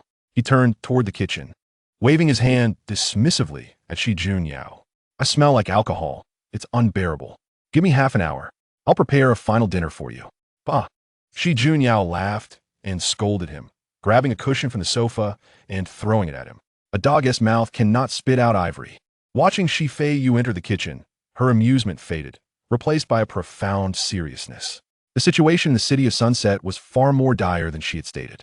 Rumors spoke of a gross stage king-class demon appearing there. Taking a deep breath, she turned towards the bathroom. She had to become stronger before leaving, no matter what. Chapter 64. Frying, boiling, steaming, braising, and stewing. 8 dishes and 1 soup. The sliding door of the kitchen isolated the subtle, yet dangerous tension between the 2 women in the living room. Feiyu placed the still pulsating dark red heart on the cutting board. Its size was outrageous, comparable to that of a basketball. The surface veins were not blue or purple, but flowed with a magma-like golden red. Each pulse radiated a suffocating wave of heat. This was the heart of a level 65 complete infernal demon. The air temperature rose dramatically, and a faint burnt smell wafted from the cutting board. Feiyu did not rush to wield his knife. He gazed at the heart, his fingers gently tapping the marble countertop. The last dish he prepared for that violent woman was raw lava heart, as she could withstand it. This time was different. This time, he needed to boost attributes, focusing on short, repeated, and substantial enhancements. No matter how resilient Shi Junyao was, she was just over level 40. Her stomach would not handle it well.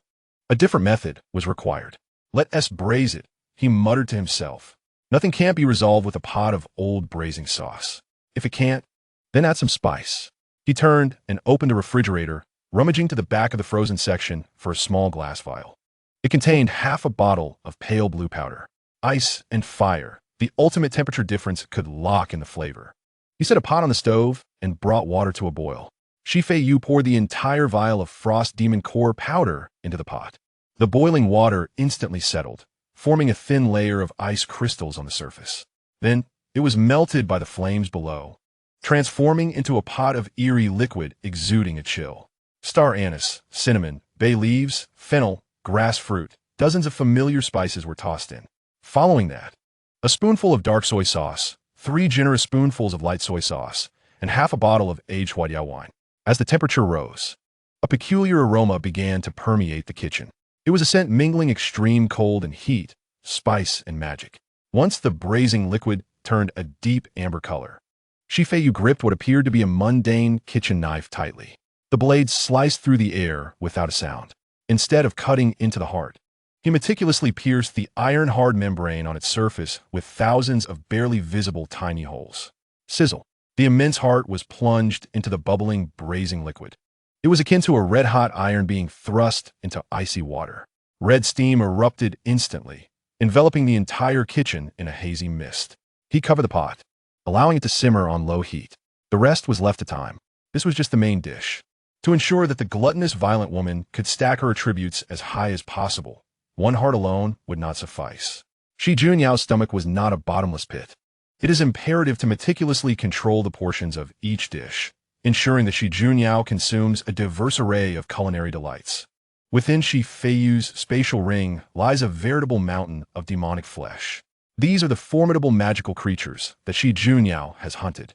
Though their tough hides and unpalatable texture pose challenges, they are of no concern. Given the assembly line nature of the task, artistry must be set aside. Feiyu rolled up his sleeves, his gaze becoming focused and indifferent. In his eyes, the grotesque bodies of these demons had been automatically deconstructed into countless lines and facets. The first dish, pan-fried, a piece of giant pork tenderloin, as large as a grinding wheel, was sliced into uniform 3-centimeter thick steaks. The frying pan was heated to a blistering temperature, requiring no oil. The moment the steak touched the bottom of the pan, abundant fat began to sizzle. Both sides turned a golden brown, sealing in the juices, with a sprinkling of coarse salt and black pepper. The second dish, stir-fried, the tendons of the giant species, so tough that even bullets could not penetrate, became as pliable as noodles under the deft hands of the chef. Shredded finely and paired with the spiciest chili peppers and Sichuan peppercorns, They were stir-fried over high heat. The bright red oil glistened, exuding a mouth-watering, numbing aroma that could remedy any lack of appetite. The third dish, braised. The tenderest liver of the feathered demon was sliced and coated. Hot oil was swiftly poured over the prepared sweet and sour sauce. The high temperature released the fragrance of vinegar, enveloping the liver in a crispy exterior while maintaining its tender interior, perfectly balancing sweet and sour flavors. The fourth dish, deep-fried. This was the simplest. The wings and legs of the feathered demon were coated in egg wash and breadcrumbs, then plunged into oil heated to 60%, frying until golden and crispy. Whether the nearby child was tempted or not was uncertain, but the little tentacled creature outside the door was certainly pressed against it. The fifth dish, steamed. The leanest leg meat of the muscular demon was minced. Combined with chopped water chestnuts and mushrooms, it was shaped into palm-sized patties and arranged on a plate, then steamed over high heat until thoroughly cooked. The once ferocious magical energy was calmed by the steam, resulting in a delicate texture that melted in the mouth. The sixth dish, boiled. Feiyu expressionlessly filled a pot with tap water and brought it to a boil. He then tossed in large chunks of the demon's hind leg meat without adding salt, scallions, ginger, or any seasoning. This was simply boiling meat in water. This method tested the inherent quality of the ingredients and preserved their primal energy. Observing the grayish-white meat rolling in the boiling water, Feiyu smirked. This was something even dogs would not eat. Yet for that woman who sought strength, this was the finest supplement. The seventh dish, braising. Bone-in ribs were chopped into small segments, blanched to remove the gamey taste. A caramelized sugar was prepared, into which the ribs were tossed until they were colored, with water added to cover the ingredients, then simmered on low heat for 40 minutes. Upon serving, the sauce was thick and rich, with the meat falling off the bone. The eighth dish, stew. Finally, a pot of soup. Thick leg bones were cracked open, revealing the milky marrow within. Boiled vigorously, the surface foam was skimmed off, and then simmered on low heat for 2 hours. The color of the soup became as rich as milk, garnished with a handful of chopped scallions. The 8 dishes were presented one after another from the kitchen, alongside the bubbling pot of braised heart, neatly arranged on the countertop. The aroma in the kitchen had reached a palpable intensity. The mingling sense of meat, oil, and magical energy formed an irresistible allure for any awakened being. The sliding door was quietly opened, revealing a furry little head. Lin Shuangyue had stealthily borrowed one of Feiyu's t-shirts, mimicking Shi Junyao. However, her eyes were fixated on the platter of fried meat strips. Her delicate tongue uncontrollably licked her lips as subtle swallowing sounds escaped her throat. Did she wish to eat? Without turning his head, Feiyu began untying his apron. Lin Shuangyue nodded vigorously, nearly squeezing herself through the door crack. The enticing aroma awakened her deep-seated cravings. As an abyssal being, eating was her greatest source of joy, especially when it came to Feiyu's cooking. This was prepared for that fierce woman. Feiyu turned around, leaning against the countertop, arms crossed, gazing at her with a knowing smile. His eyes unabashedly swept over her form, from her exquisitely delicate face, along her slender neck, and finally resting on the slight fleshiness delineated by her stockings. Lin Shuangyue pouted in grievance. She was well aware that it was meant for her sister. That terrifying female human currently sat at the apex of the household's food chain, although she longed to summon her tentacles and snatch away all the delicious food. Reason cautioned her that daring to touch that woman's territory could lead to her becoming a platter of sashimi. Not even a bite. Her voice was soft and melodious, laced with a hint of pleading. Leaning slightly forward, she revealed a breathtaking expanse of white skin at her neckline. For the sake of food, such a minor sacrifice seemed trivial. She had realized that Feiyu enjoyed watching her and had grown clever. Absolutely not. Feiyu firmly declined, completely disregarding the tempting offer before him. He was a principled chef. This entire table was filled with strength-enhancing dishes. That fierce woman was now at the SSS level, her physical prowess akin to that of a humanoid dragon. After this meal, it was likely that she would enhance her attributes significantly. As for this little tentacled creature, once Shi Junyao departed, she would eventually be fed to her fill. As Lin Shuangyue's expression morphed into one of near tears, Feiyu relented. You may have a leftover scraps. Oh. Although Lin Shuangyue still appeared somewhat reluctant, the light in her eyes instantly brightened. As long as she could eat, that was sufficient. She obediently withdrew her head, crouching at the door like a puppy guarding its bowl. Her gaze darted back and forth, following Feiyu's movements. Feiyu paid her no further mind. He turned his attention back to the array of demonic dishes, his thoughts shifting. A cascade of light blue data flowed across his retina, presenting a panel that even he found somewhat absurd. Name: Feiyu. Level: 8, 520,800. Occupation: demonic chef, unique mythical.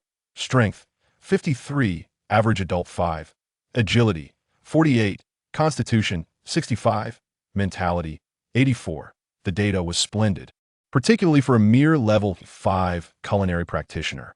These attributes were akin to a little monster cloaked in human skin. Yet in Feiyu's eyes, this was still woefully insufficient. He was acutely aware of his role.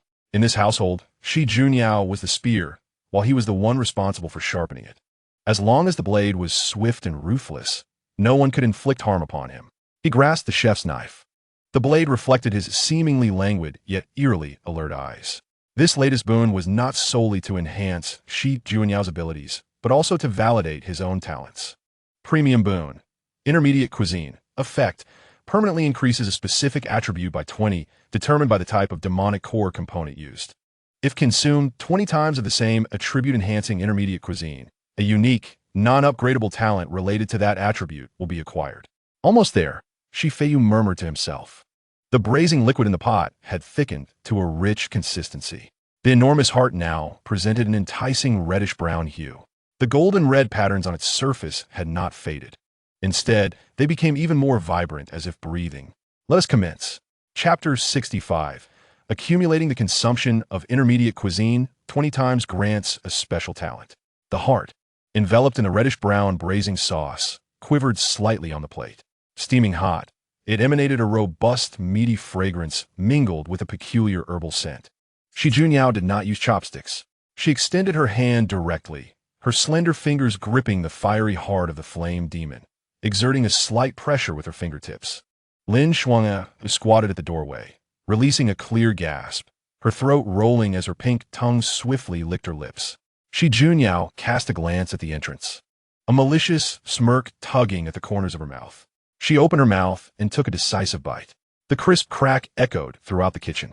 The thin membrane, which had been braised to a delicate crisp, broke under the pressure of her teeth. Following, there was a more subdued sound of chewing. Abundant juices overflowed in her mouth. For a moment, Shi Junyao paused. It was too hot. This was not merely a matter of high temperature. It was a searing heat that seemed to ignite her very soul. The violent fire elements of the flame demon exploded on her tongue, racing down her esophagus like a fire dragon burrowing into her stomach. Just as that burning sensation was about to spiral out of control, an extreme chill followed closely behind. It was the magic core powder of the frost demon. Ice and fire collided wildly on her taste buds, ultimately neutralizing into an indescribable delicacy. Gulp. Shi Junyao's throat moved as she swallowed. Detected target: Shi Junyao consuming high-grade delicacy, specially braised heart of the flame demon. Target's combat talent: Destruction Decree, S-Class. Evolves into Cataclysm Descending, SSS class. Feiyu leaned against the countertop, observing the pale blue notification that popped up on his retina, satisfied as he snapped his fingers. This was precisely it. This was the value of a chef. As long as the ingredients were formidable, no bottleneck could withstand the power of a meal. If there was, it would take 2 meals. Shi Junyao evidently felt the transformation within her body. Her previously pale cheeks suddenly flushed with color, beads of sweat forming on her forehead. This was a sign of surplus energy within her. Refreshing. She uttered a single word, her voice hoarse and trembling slightly. Then, she hastened her pace of consumption.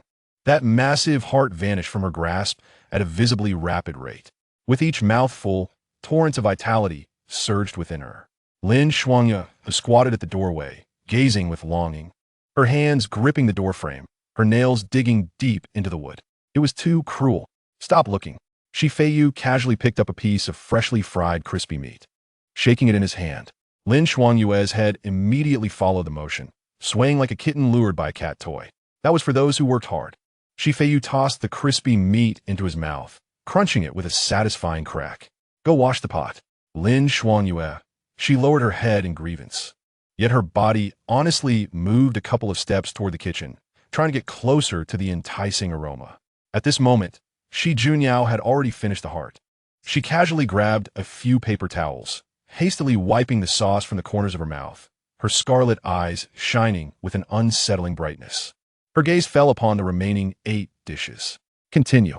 Feiyu pointed at the plate piled high with stir-fried tendon. Don't stop. It will taste bad if it gets cold. Without a word, Shi Junyao lifted the plate, devouring it like a whirlwind.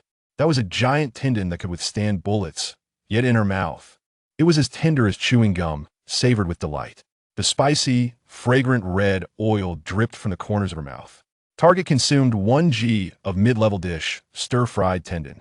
Permanence strength attribut 20. Target consumed 1 g of mid-level dish, stir-fried tendon. The first dish was gone. Shi Junyao let out a satisfied burp, reaching for the plate of sweet and sour magic liver. The sour and sweet flavors significantly alleviated the previous greasiness. Target consumed sweet and sour magic liver. Permanence strength attribut 20. The second dish was empty. Next came the steamed meatballs, soft and juicy. Target consumed steamed meatballs, permanent strength attribute 20. The third dish. The fourth dish. The kitchen was filled only with the sounds of chewing and clattering plates. Feiyu stood to the side, watching the data stream on the system panel flicker wildly, silently calculating. Was this woman's stomach a bottomless pit? That was the essence of an entire growing giant species, plus several components from high-tier magical species. A regular practitioner would likely explode from a single bite, yet she treated it like a buffet. As her consumption increased, Shi Junyao's aura became increasingly terrifying. The pressure that had initially receded began to uncontrollably emanate. The air in the kitchen grew thick and heavy. The spatula hanging on the wall started to tremble slightly. Even Lin Xuanyue, squatting at the doorway, waiting for a chance to scavenge, had to retreat slightly, a hint of fear crossing her face. This was a suppression of life levels, even though she was a deep abyss species.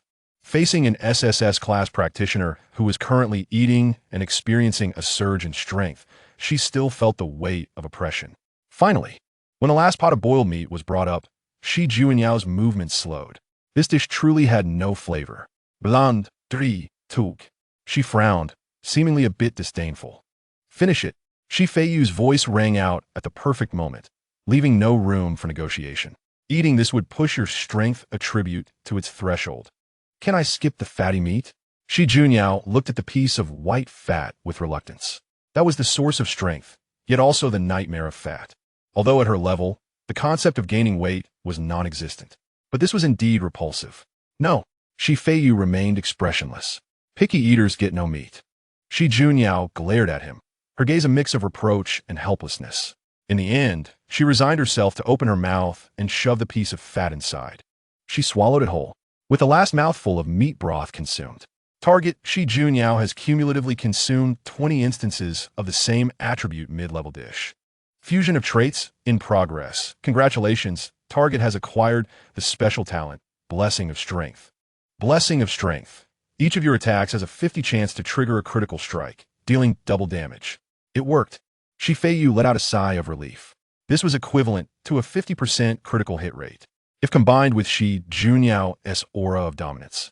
Even a fully formed magical species would kneel in submission after a single blow. Shi Junyao exhaled a long breath. The expelled air transformed into a white vapor arrow, creating a shallow dent in the ceramic wall opposite her. She slowly stood up.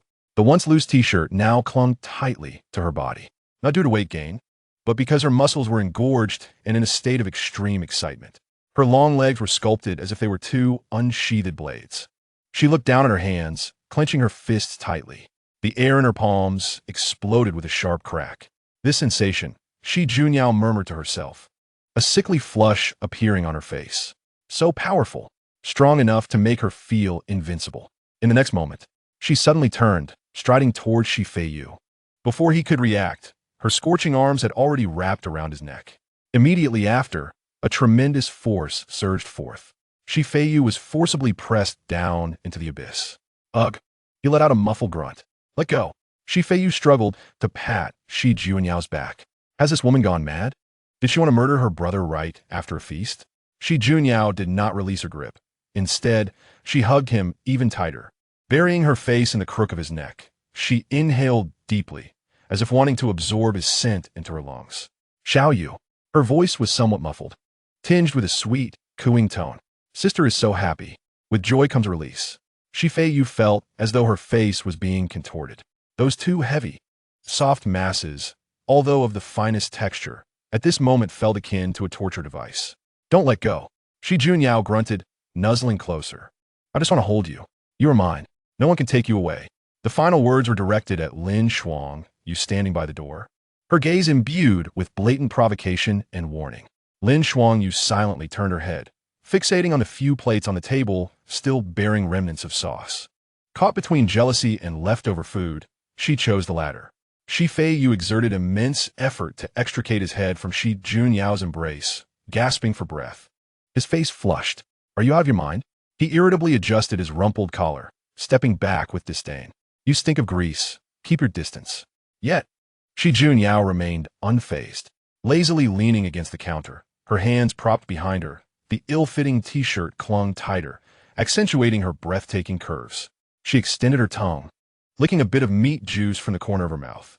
Feiyu, she squinted, a satisfied smile gracing her face. I feel like. She patted her flat, yet firm abdomen. You made me quite full. Just as he was about to take a sip of water to soothe his throat, Feiyu sputtered it out. Cough, cough, cough. He coughed violently, his expression one of horror as he stared at the audacious woman. Do you even know how to speak? If not, keep your mouth shut. Just admit you're stuffed. Feiyu felt his blood pressure rising. This woman was undoubtedly doing it on purpose. Such brazen words, if overheard by the stoic Hanya outside, would surely lead to some bizarre speculation. What difference does it make? Shi Junyao shrugged nonchalantly. After all, it was you who fed me. The more he tried to clarify, the worse it got. Feiyu took a deep breath, deciding to abandon reason with this rogue. He gestured at the mess on the table. Once you're full, just leave. That smell of sweat is unbearable. And when you go to Ri-Chung, don't die there. If you do, I'll stew this tentacle monster to accompany you in death. Just as Lin Shuang Yu was about to stealthily reach for the remaining meat tendon, her movement abruptly froze. What does that have to do with me? Hearing this, Shi Junyao's smile widened. She stood upright, walked in front of Feiyu, and gently adjusted his collar, her actions tender to an almost absurd degree. Don't worry. After eating all this delicious food, if I lose to those scraps, that would be truly embarrassing. With that, she lowered her head and planted a firm kiss on Feiyu's forehead, the sound crisp and clear. Wait for me. When I return, I'll bring you an even bigger gift. After speaking, she turned and departed, each step filled with a sense of power that made the floor slightly tremble beneath her. As the security door closed, the suffocating pressure in the kitchen finally dissipated. Lin Shuang Yu nearly teleported to the counter, her gaze fixated on the pristine plates, finally settling on the pot filled with braising sauce. There's still some broth, along with a bit of meat residue at the bottom. She lifted her head, her ice-blue eyes brimming with desire. Can I eat now? Feiyu looked at her foolish demeanor and sighed helplessly. Go ahead, it's all yours. No sooner had he spoken than Lin Shuang Yu seized the still steaming pot without a moment's hesitation, tipping it directly into her mouth, gurgling as she drank it down. It was a broth so hot that even Shi Junyao found it scalding, yet Lin Shuang Yu treated it as if it were cool water, licking the pot clean. You have consumed ice fire braising sauce. All attributes increased by 20. Even mosquito legs count as meat. Lin Shuang Yu set down the pot, satisfied, and let out a contented burp, her face radiating happiness. Though merely leftovers, they were leftovers prepared by Feiyu. It tastes so good. She extended her tongue, licking the sauce from her lips, before nuzzling against Feiyu's arm like a well-fed puppy. I'm still hungry. I want more. Feiyu pushed her head away in disdain. There's none left. Want something better? He pointed out the window, where the neon lights of Wuji City flickered in the distance. Beyond that lay endless wilderness. That depends on your performance tomorrow. The new student training camp is like an all-you-can-eat buffet. The corners of Feiyu's mouth curled into a meaningful smile. As long as you're willing to work, there will be plenty of meat. Lin Shuang Yu's eyes sparkled with a predatory glint. I'm going. She nodded vigorously. I'll work. I'll hunt. I'll eat. As long as it's what Feiyu says, it's the truth. If there's meat to eat, I'll kill anyone. Feiyu brushed off the remnants on his hands, turned, and removed his apron. All right, enough with the loyalty. Go wash the dishes. If they're not clean, there's no breakfast for you. Lin Shuangyu gazed at the greasy pile of plates and then at Feiyu's nonchalant retreating figure, letting out a silent sigh. The life of a tentacle monster is truly arduous. Chapter 66. A resounding slap, the phone vibrated. The screen lit up, displaying 3 unread messages in neat alignment. An acceptance letter from Wuji City's First Awakeners University, accompanied by enrollment credentials for Hanya and Lin Shuangyu. Feiyu slid his finger down, opening the attachment. A digital business license came into view. Feiyu Canteen, franchise. Scope of business: food service, food processing. Handling of demon ingredients. Location: booth number 001 at the new student training camp, Wuji City's First Awakeners University. A note in small print read: special sponsorship from Ms. Luo Qing, exempting all venue and management fees and granting exclusive rights to open flame cooking within the training camp. Feiyu shut his phone and tucked it back into his pocket. His mother was always reliable in her dealings. With this document, the muscle-bound, magic-obsessed training camp would no longer be a mundane training ground, but rather his restaurant. Those ravenous new awakeners would serve as the best guinea pigs and mobile wallets. Outside the car window, the scenery rushed past. A massive stone archway loomed ahead. Wuji City's First Awakeners University. The black sedan came to a slow stop at the campus entrance. Hanya was the first to exit, having swapped her tight black combat suit for casual attire. Yet her cold, unapproachable demeanor remained unmistakable. She held the car door open, and Feiyu emerged, stretching lazily. The air was thick with a restless hormonal scent. Everywhere, new students dragged suitcases, mingling with seniors who were either overly enthusiastic or haughtily aloof. Lin Shuangyu followed suit. Today, she donned a white dress, the hem barely covering the mid-thigh, exposing her long, slender legs that gleamed in the light. Her long black hair cascaded freely, and her ice blue eyes curiously scanned the crowd. So many people. She sniffed the air. Feiyu tapped her forehead lightly. Mind your manners. No eating here. Lin Shuangyu covered her forehead, looking aggrieved. I didn't say I wanted to eat. Oh, that was just a passing thought. Feiyu began walking toward the school gate. Just a few steps in, the commotion ahead caught his attention. By the side of the entrance, several students wearing red armbands were surrounding a few freshmen. It was a routine check by the student council. A male student with dyed blonde hair, wearing an unbuttoned school uniform and tilting his head, appeared disheveled as though he had just awakened. However, the emblem on his chest, signifying his status as a junior, was strikingly prominent. The 3 individuals surrounded by him seemed vaguely familiar. One was a buzzcut fellow who had previously clashed with Feiyu during an examination and had been silenced by his privilege arguments. Another was Qin Feng, the unfortunate soul who had his glory snatched away by Feiyu, only to be returned to him later. The last was a rotund boy, glistening with sweat as he wiped his forehead. What was this about routine checks requiring credits? The buzzcut student, with his neck craned, clutched his freshman card tightly. This stipulation was nowhere to be found in the freshman handbook. The blonde-haired student scoffed, pushing the buzzcut boy's shoulder. The latter stumbled backward, colliding with Qin Feng behind him. The handbook is rigid, and so are the rules. You might as well be dead, too. The blonde boy arrogantly tapped the buzzcut student's chest, his expression brimming with bravado. At Wujidian University, the student council embodies the rules. The special training camp is about to commence, and the seniors are merely helping you safeguard some credits to prevent frivolous spending within. It is for your own good. Do you comprehend the situation? Surrounding freshmen glanced curiously, but upon seeing the red armbands, they quickly averted their gaze and hurried away. No one wished to offend the student council so soon after enrollment. Qin Feng, with a stern expression, steadied the buzzcut boy. Step aside. A sharp aura began to emanate from him, hinting at the presence of an SS-level professional. The blonde boy's expression shifted momentarily, but quickly returned to its arrogant demeanor. Oh, an SS level? A top scholar?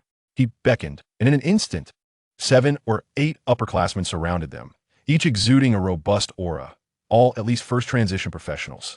Though none were SS level, their presence was imposing, a force that could not be countered by mere talent. The disparity in levels was palpable.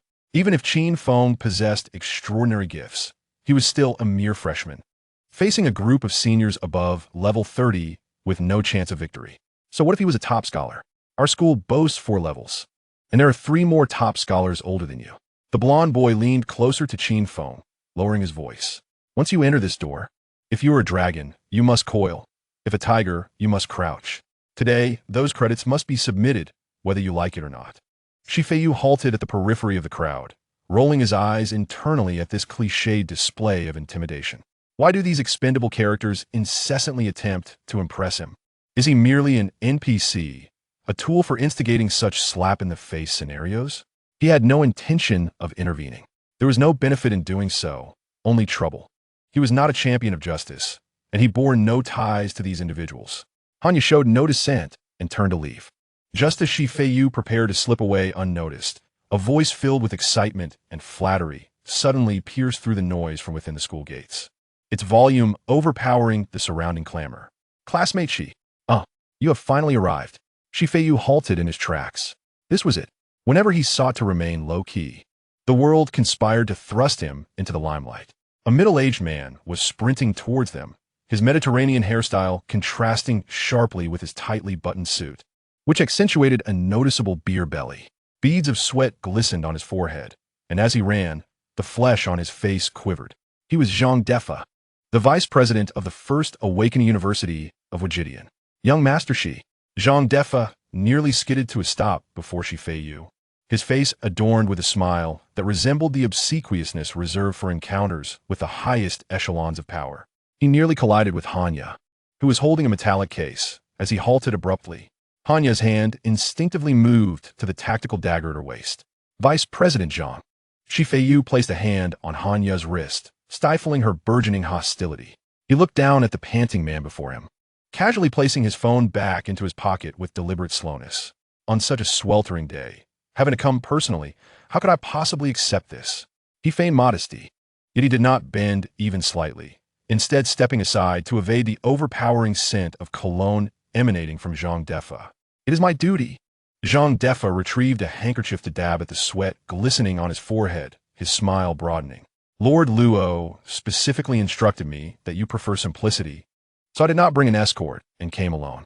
He glanced at the two individuals behind Feiyu. Upon seeing Hanya, his pupils constricted. An S-level shadow warrior.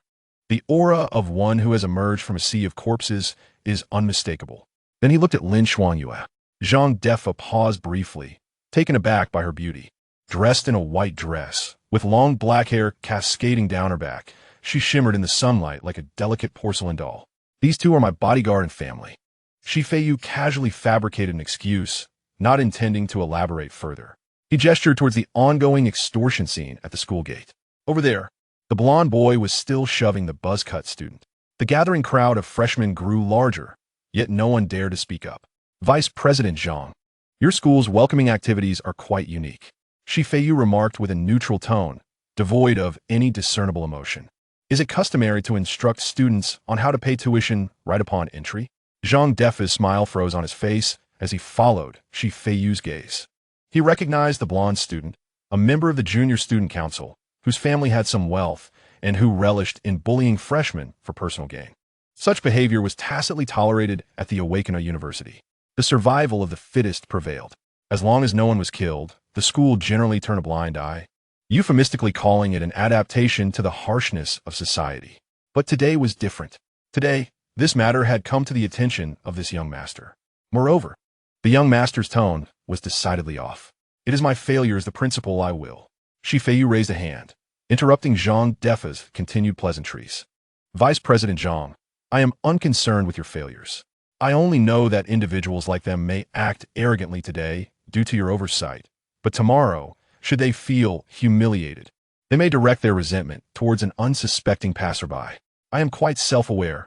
My unique constitution tends to attract trouble unbidden." Thus, Feiyu looked at Zhang Defa, his gaze devoid of any sympathy for Qin Feng and the others. Only impatience towards potential risks lingered in his eyes. "How you address your failure is your affair, but I hope the outcome is clean. I simply require that from this day forward, they avoid me and completely forget today's events. Do you comprehend my meaning, Vice President Zhang?"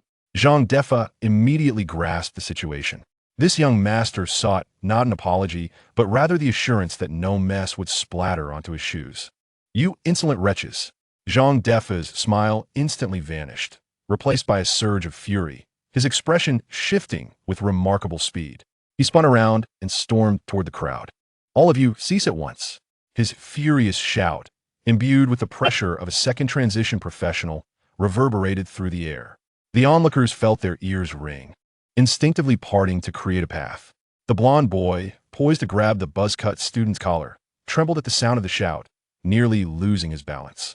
He turned to see Zhang Defa's face, which had turned pale. "Vice President?" Slap. Without a word, Zhang Defa delivered a resounding slap. The impact spun the blond boy around, half of his face visibly swelling and turning a deep shade of purple. A few blood-streaked teeth flew from the mouth, bouncing twice on the cement floor before rolling to Qin Feng's feet. The surrounding atmosphere was eerily silent. Those students who had initially followed the brash Huang Mao, feeling emboldened by his arrogance, now shrank back, wishing they could bury their heads in their pants. Zhang Defa covered his face, his mind utterly blank. He felt no pain, only a buzzing roar in his ears. "Do not call me." Zhang Defa pointed at him, saliva spraying his face as his chest heaved violently, the buttons of his suit nearly bursting. "From this moment on, you and your few cohorts are all expelled from the student council." He turned to the group of students wearing red armbands behind him, shouting, "Make a note. These individuals have severely violated school regulations, bullied freshmen, and tarnished the school's reputation. Deduct all existing credits. Cancel all qualifications for this semester's honors." One major demerit. Huang Mao and his companions were left dumbfounded. In the Awakener University, especially in such a prestigious institution, credits equated to life itself. They were the currency for exchanging resources, entering low-risk abyssal rifts, and even applying for graduation. Losing all credits meant erasing years of hard work, and they could even be expelled for insufficient credits. For these individuals of mediocre strength, that was more painful than death itself. "No, please, principal." Huang Mao, ignoring the excruciating pain on his face, knelt to the ground with a thud. He clutched Zhang Defa's pant leg tightly, his face smeared with snot and tears. "Principal, I was wrong. I truly was wrong. Please don't deduct my credits. My father is... Your father is of no consequence." Zhang Defa kicked him away with such force that Huang Mao rolled twice on the ground. He had no desire to hear such nonsense. He knew that if he failed to satisfy that esteemed individual today, he might be the one to be dismissed tomorrow. The few followers of Huang Mao also began to comprehend the gravity of the situation, collapsing to the ground. Some started to wail, while others attempted to plead with Qin Feng and the others, creating a scene of utter chaos. Feiyu stood to the side, hands in pockets, quietly observing the farce.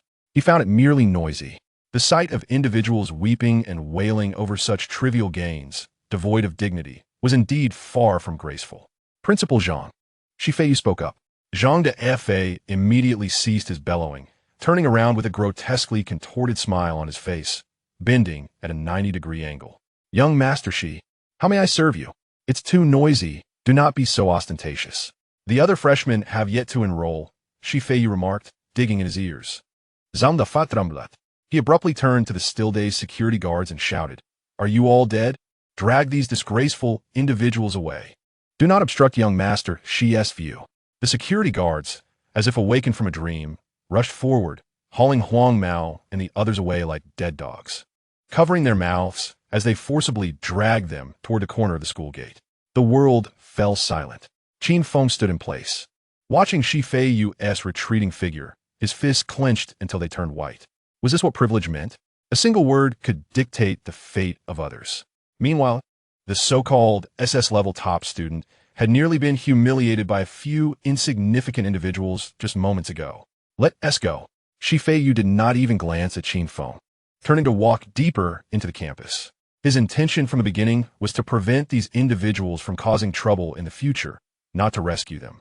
He took the opportunity to leave a good impression on the freshmen, so no one would accuse him of lacking proper upbringing. He despised the thought of others disparaging his beloved mother. "Principal Zhang, lead the way." Certainly. This way, please." Zhang Defa Riyadli Ranachat, his eager demeanor resembling that of a dutiful servant.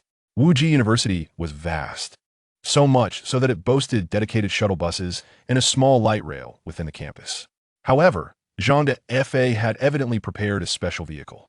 A long black business car was parked by the roadside, its door already opened. "Young Master Shi, as per Lord Luo's instructions." You have been arranged the finest standalone apartment in the training camp. Inside the car, Jean de Fa poured tea for Feiyu while carefully introducing the accommodations. It offers a tranquil environment, complete facilities, and even an independent training room and kitchen, surely meeting your requirements. Feiyu leaned against the genuine leather seat, playing with a golden key card inscribed with S001. Is there only one? He suddenly inquired. Zam the fa pausa. Instinctively glancing at Lin Xuanyue beside, Feiyu and Hanya in the passenger seat. Ah, Zang the fa wipat is sweat. The S-level apartment is indeed designed for single occupancy, but it is quite spacious with several rooms. I mean the keys. Feiyu shook the card in his hand. Oh, of course, there is more than one key. Jean de Fa hurriedly retrieved 2 additional key cards from his bag, which were originally intended for, your guests. He tactfully refrained from mentioning your lady. Although the girl in the white dress was closely attached to Feiyu, her clingy demeanor was evident to anyone. Yet, as long as Feiyu did not say anything, he would not presume to label her as Feiyu's girlfriend. Did he think this was a galgame? Just because a young master brought a girl along, it assumed they were secretly in love, waiting for an NPC like him to utter something that would lead them to become a couple. Jean de Fa cast a cautious glance at the slender Hanya beside him, confirming his suspicions. Who knew whether this young master preferred boys or girls? After all, his bodyguard was a handsome young man. The S-level apartment area was located at the deepest part of the campus, nestled between mountains and rivers, with an undeniably exquisite environment. The car stopped in front of a 3-story villa. Jean de Fa, displaying keen insight, did not exit the vehicle, but simply waved goodbye through the window. Young master, should you need anything, feel free to contact me. I shall not disturb your rest. The car sped away, as if eager to escape in case Feiyu truly had any demands. Feiyu stood at the villa's entrance, swiped the card, and entered. The interior was spacious, decorated in an extremely minimalist and cold style, with marble floors that gleamed. Although it was labeled a single apartment, it boasted a generous configuration of 200 square meters with 4 rooms and 2 living areas. Anya, getting a heavy books. Silently began inspecting every corner of the room, from the windows' blind spots to the layout of the ventilation ducts, and whether any furniture concealed listening devices. Her professionalism was strikingly impressive. Lin Xuanyue, however, displayed no such awareness. Upon entering, she kicked off her little white shoes, her bare feet touching the icy floor as she wandered about the new home like a lion surveying its territory. Ultimately, she flopped onto the enormous leather sofa in the living room. So soft, she hugged a cushion, rolling on it a couple of times, her skirt rising to reveal large swathes of snow-white skin and the lace trim of her white stockings. Much more comfortable than the wooden bed in the dormitory. She let out a satisfied sigh, her eyes narrowing to slits as she gazed intently at Feiyu. I want to live here too. Feiyu was in the kitchen checking the gas stove's flame. Hearing this, he did not turn around. No. Lin Xuanyue's rolling movements froze.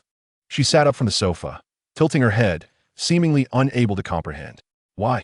This is a single apartment, Feiyu replied, opening the refrigerator, which was filled with fresh ingredients, clearly indicating his mother's meticulous arrangements. The school mandates that freshmen must reside in dormitories. However, Lin Xuanyue pointed at Hanya, who was inspecting the balcony on the 2nd floor. Why can she? She's a bodyguard. Feiyu closed the refrigerator door, turning to lean against the counter. Arms crossed. You are a student. Furthermore, he scrutinized Lin Xuanyue from head to toe. And you cannot afford the rent. Lin Xuanyue blinked. She glanced down at herself and realized she was indeed penniless. The magic core she had previously snatched had all been consumed.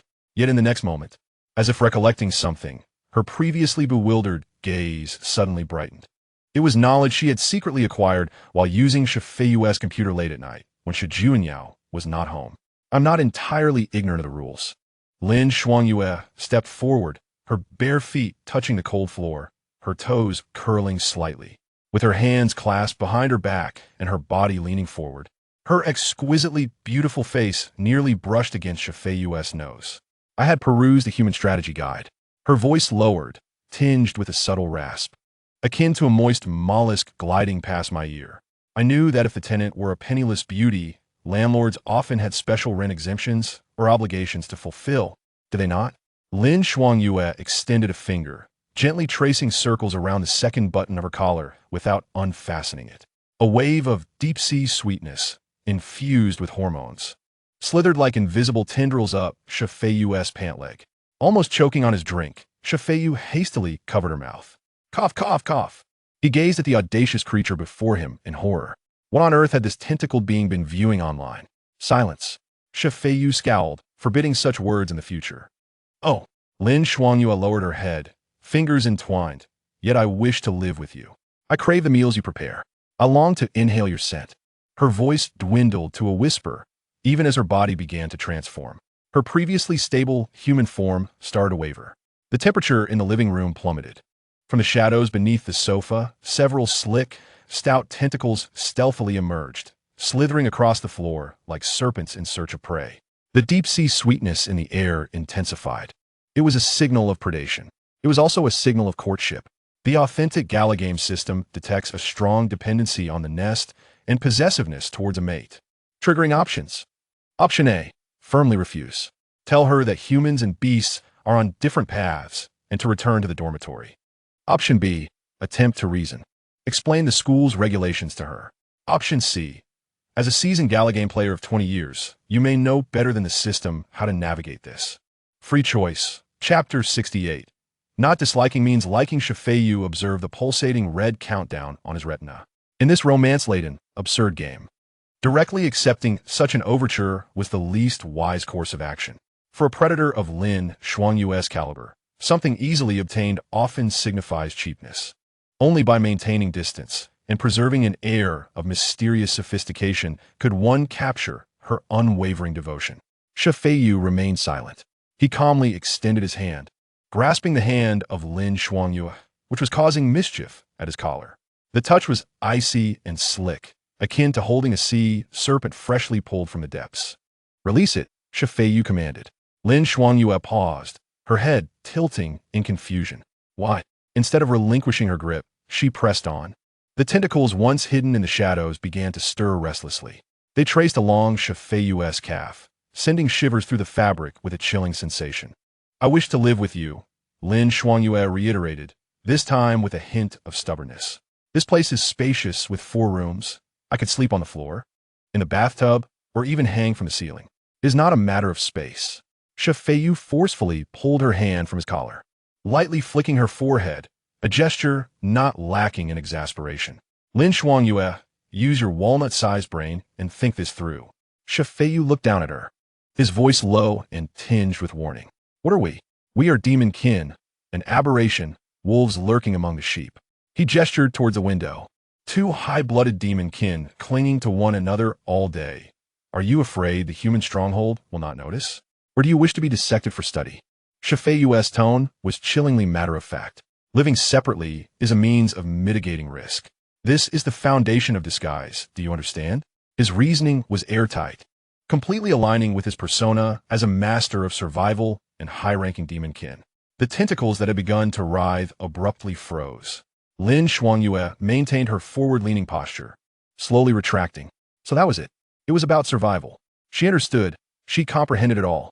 Yet, Lin Xuangyue lowered her head, fingers entwined, her voice barely a whisper. But I do not wish to be apart from you. Does that mean you dislike me? The air fell silent. Feiyu was taken aback. He had prepared a plethora of profound arguments, only to find this tentacled creature deviating from expectations. Dislike? Feiyu regarded the girl before him, head bowed like a small dog drenched in rain. How could one possibly dislike her? Such an exquisite ingredient, such an obedient tool, such a useful shield. At times, gazing into her clear, albeit somewhat naive eyes, he even found it quite amusing. But could he admit that? No. Once he acknowledged that he did not dislike her.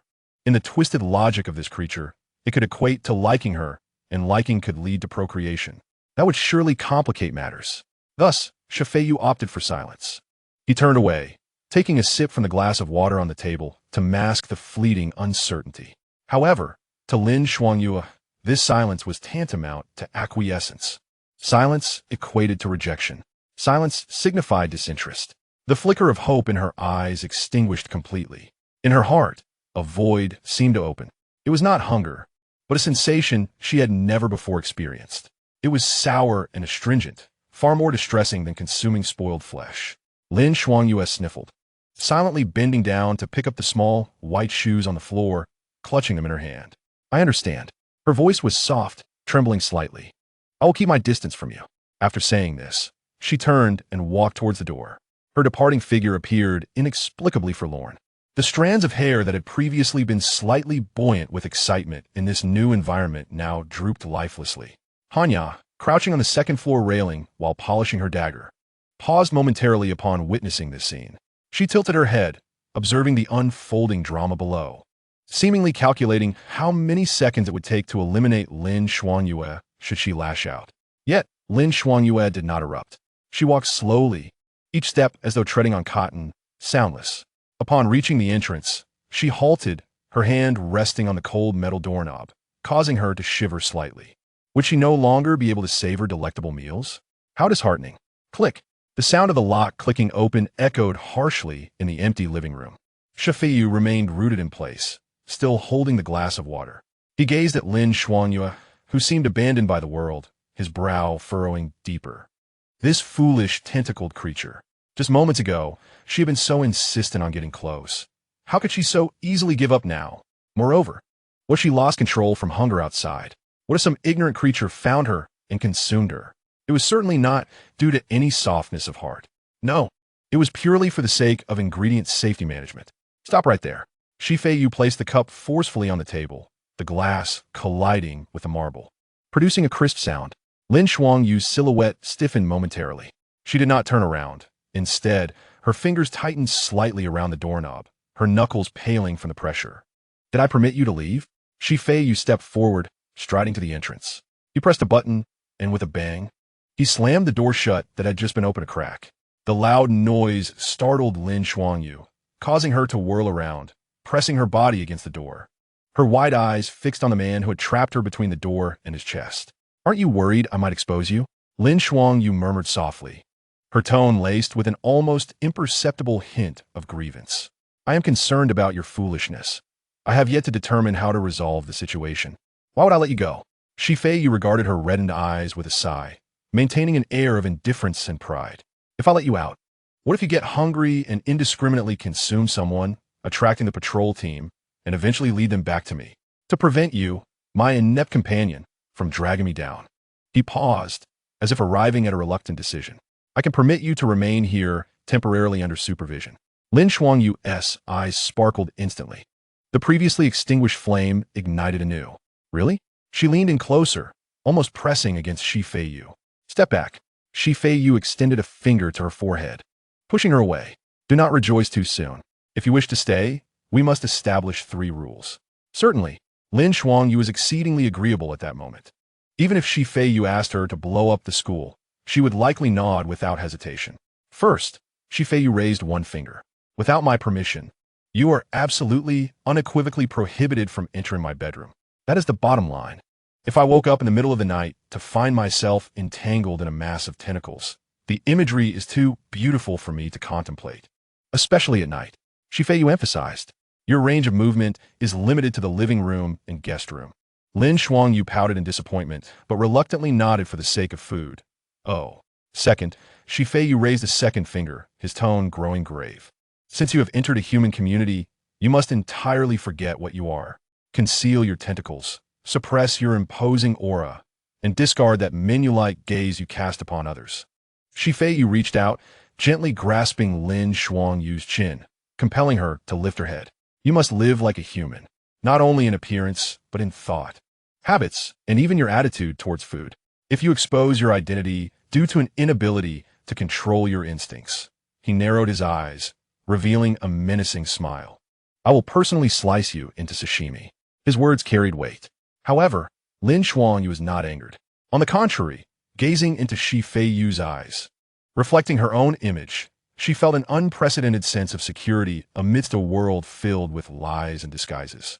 Only this person, who saw through all her facades, was still willing to establish rules for her, willing to teach her how to live like a human. This felt far more genuine than any sweet words. I can manage that, Lin Xuangyue replied earnestly. Excellent. Feiyu released his grip, satisfied with her attitude. What about the third rule? Lin Xuangyue asked eagerly. Shi Feiyu hesitated. He glanced at Lin Shuangyu's inquisitive expression and then at Hanya, who was silently perched on the second-floor railing, her ears perked up. The third rule, he squinted, a significant smile curling at the corners of his mouth. I will hold it in abeyance. I will add it when I think of it. This is the tyrannical clause that grants the landlord the final say. Lin Shuangyu did not mind. As long as she could stay, an IOU was nothing. She would even sell herself to him. With this major inconvenience resolved, Shi Feiyu felt a weight lift from his heart. He turned, casting his gaze toward the second floor. Hanya, who had been engrossed in the unfolding drama below, suddenly felt a chill down her back. And you? Shi Feiyu pointed at Hanya. The same rules apply. Your room is on the first floor, in the far corner, away from me. Also, I do not appreciate anyone staring at me while I sleep, not even a bodyguard. If I encounter someone, I will scream for help. If I cannot manage to call for help, your role is not to save me, but to find someone who can. Hanya jumped down from the railing, landing silently. She expressionlessly nodded. Understood, master. All right, let's go and pack our things. Shi Feiyu waved his hand. Lin Shuangyu cheered, grabbing her shoes and dashing barefoot upstairs. She had long set her sights on the room with the best lighting. Hanya silently carried the silver suitcase into the corner room, like a perfect shadow. With no complaints, the living room returned to silence. Shi Feiyu stood still, exhaling deeply. Although he had merely spoken a few words, he felt exceptionally fatigued. Is this the price of running a zoo? Shi Feiyu rubbed his brow and turned towards the door. Although he had resolved the accommodation issue, his purpose at this school extended beyond merely finding a nest for these two non-humans. He had more pressing matters to attend to. He had previously researched online and discovered that the esteemed library of Wuji City's First Awakened University housed a few ancient texts that had never been publicly disclosed.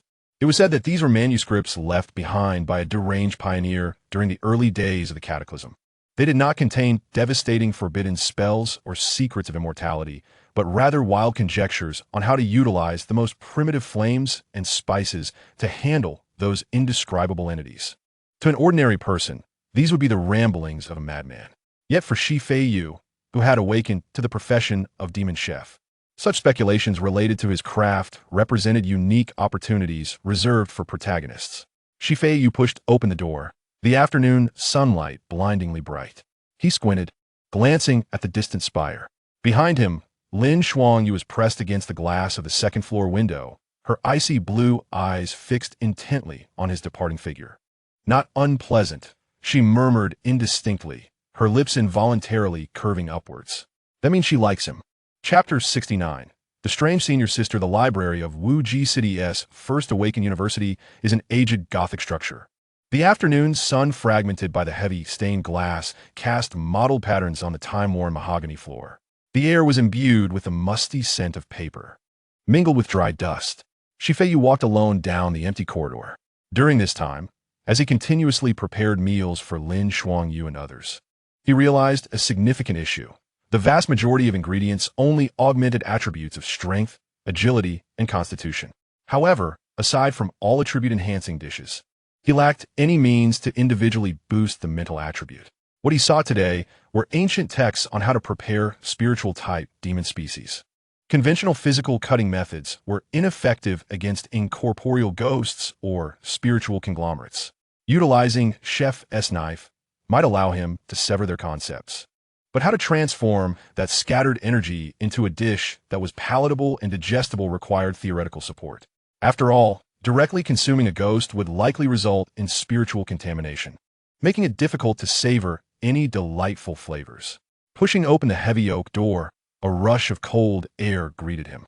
The hall was excessively spacious. Rows of towering bookshelves extended to the limits of his vision.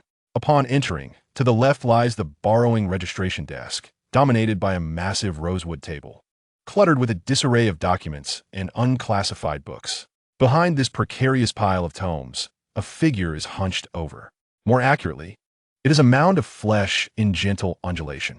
It is a woman, clad in a loose gray sweater, sprawled across the table in a manner devoid of decorum. Her long, wavy hair cascades haphazardly, obscuring much of her face, revealing only a neck as pale as porcelain, almost dazzling in its brightness. What captures one's attention most is her position. Due to her remarkable stature, she cannot fully align with the surface of the table. The round, soft sweater rests heavily upon the rosewood, casting doubt on the table's ability to withstand such weight. Gravity seems to lose some of its dominion over this woman, transforming into a form of pure visual violence. Feiyu halts, standing before the table. He refrains from speaking immediately, instead surveying the slothful librarian from head to toe. Her body fat percentage appears elevated, yet its distribution is decidedly unscientific. With a delicate frame and relaxed muscles, she bears no evidence of sustained physical exercise. Is such a physique truly reasonable? The thought of Lin Shuangyue as perfect. Mimetic form leads Feiyu to question whether this woman might also be a being of the abyss. Hello. He raises his hand, gently tapping the table twice with his knuckles. No response. The gray figure continues to rise and fall with each breath. He increases the force of his taps. Knock, knock, knock. This time, there is a reaction. A muffled sound escapes from beneath the tangled hair. Slowly, the woman shifts, not rising but laboriously turning her head, revealing a face framed by black-rimmed glasses. The glasses hang askew on her nose, her eyes squinting lazily from behind the lenses, exuding an air of languor, as if she has just awakened from a centuries-long slumber. The library is closed, she mutters, waving her hand dismissively, as though swatting a fly, suggesting he should take his leave without further ado. Feiyu glances at the wall clock. It is 2:30 in the afternoon. If his memory serves him right, the school library is supposed to be open 24 hours. He places his student card on the table. Moreover, it is within normal working hours. The woman ceases her movements. She maintains her side-lying position, staring at the student card for a full 5 seconds. Then, taking a deep breath, accompanied by a subtle sound of fabric shifting, she finally straightens up at a leisurely pace. At that moment, the undulating waves beneath her sweater suddenly bounce with newfound freedom. Mingyu yawns, adjusting her glasses that threaten to slide down her nose. A freshman? She glances at Feiyu and then at the card on the table. Today's students have no consideration for the elderly. Do you not know that a nap is a second life for beauty? I only know that if I sleep any longer, I might prematurely develop dementia due to insufficient blood flow to the brain. Feiyu replies, his expression impassive. I wish to enter the ancient text section. Row 4 of Area C. Mingyu's hand, which had been massaging her neck, freezes. Her previously unfocused eyes suddenly sharpen, scrutinizing Feiyu with renewed intensity. The lazy aura dissipates, replaced by a keen examination. The ancient text section? She leans forward, propping her elbow on the table, her chin resting in her palm, her figure inching closer. That area is filled with lunacy. Those who enter often emerge quite deranged. Mingyu appraises Feiyu, her tongue moistening her dry lips. You don't seem like a madman, little freshman. I'm a chef, he calmly responds, seeking recipes. A chef? Mingyu blinks, momentarily taken aback, then chuckles softly, as if she has heard a delightful joke. Searching for recipes in such a place? Feiyu wishes to cut through the banter. Registration. Open the door. He reaches for the student card on the table. At that moment, a hand unexpectedly reaches out, seizing his wrist. Feiyu's pupils dilate slightly. How swift! With his current dynamic vision, he failed to catch how this woman made her move. Just a second ago, she had been languidly resting her chin on her hand. Now, her long fingers grip his pulse point like a vice. Her hand is warm, delicate, and devoid of calluses, yet her fingertips possess an unusual adhesive quality. Pressing firmly against the skin, don't be hasty, Mingyu insists, not releasing her grip. Instead, she uses the leverage to rise, leaning over the expansive table, her exquisitely disheveled face drawing near to Feiyu. The distance between them shrinks to a breath's length. He can even catch the scent of aged ink mingled with a sweet, cloying perfume. It is reminiscent of ripe peaches on the verge of decay, sweet yet perilous. Little freshman, you carry an intriguing scent, Mingyu whispers, her voice low and gravelly, heat wafting over Feiyu's ear, prompting a shiver. It smells somewhat fishy. Her fingers glide along the inside of his wrist, trailing lightly over his artery. Have you met any peculiar girls lately? Feiyu's heart skips a beat. Yet, his expression remains unchanged. Even as he does not resist her grip, he merely lowers his gaze to her face, which is now mere inches away. Through her glasses, he can see a glint of something in Mingyu's eyes. It is neither lust nor curiosity, but an almost ravenous exploration. This woman is not simple. To serve as a librarian in an institution brimming with genius, she cannot merely be a decorative vase. Has she detected the scent left by Lin Shuangyue? Or perhaps she has sensed the mark of the abyss. Regardless of which, now is not the time to reveal anything. Feiyu's mind races. He neither retreats nor blushes, but calmly raises his other hand, adjusting Shun Mingyu's glasses, gently pushing her face away from his. Senior, he sighs, his voice laced with resignation and disdain. Such a method of flirting seems a relic of the past. Even the Annies at the market wouldn't use such an outdated excuse to choose watermelons. Shun Mingyu stares in surprise, evidently unprepared for this freshman's reaction to such an overt advance. Auntie? Her facial muscles twitch slightly. If I were you, rather than pondering the brand of shower gel on this little freshman, I would first wipe the drool from the corner of your mouth. Seizing the opportunity, Feiyu retracts his hand and retrieves the student card. Also, you're pressing on the registration form. While silicone may be elastic, paper will wrinkle. With that, he doesn't spare a glance at Shun Mingyu, whose face is transformed into a myriad of expressions as he turns and strides toward Area C. Never mind. I shall find it myself. No need to trouble you for directions. Feiyu walks steadily. Only when his figure disappears behind the towering bookshelves does Shun Mingyu regain her composure. She straightens up, glancing down at her chest. There is no drool, merely a slightly wrinkled sweater.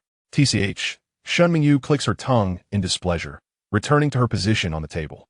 The languid posture returned to her, as if the momentary surge of pressure and speed had merely been an illusion. She buried her face in the crook of her arm, her fingers unconsciously tracing circles on the table. Shower gel? A soft whisper echoed in the empty hall. That is not the scent of shower gel, my dear junior. Shun Mingyu turned her head, glancing at the shadowy depths of Area C, her eyes narrowing slightly behind her lenses, a glimmer of amusement flickering within. Is it a species of the abyss? Chapter 70. The second potential target, Shun Mingyu. The ancient text area in Zone C lay at the innermost part of the library. A heavy iron gate stood ajar, adorned with a sign declaring that entry was prohibited for non-researchers. Without a change in expression, Feiyu pushed the door open. Rules are unyielding, but humans are not, especially when the living individual is backed by a mother whose influence can bend the principal to her will. The majority of the words on such signs can be interpreted as polite suggestions. The illumination in the ancient text area was even dimmer. Only a few rays of sunlight struggled through the high stained glass windows, casting visible columns of light in the air, where countless specks of dust danced and floated. He approached the index desk and noticed a touchscreen device, its surface marred by numerous scratches. With his fingertips gliding across the screen, he began to input keywords: spiritual entity, ghost, psychic conglomerate, vengeful spirit.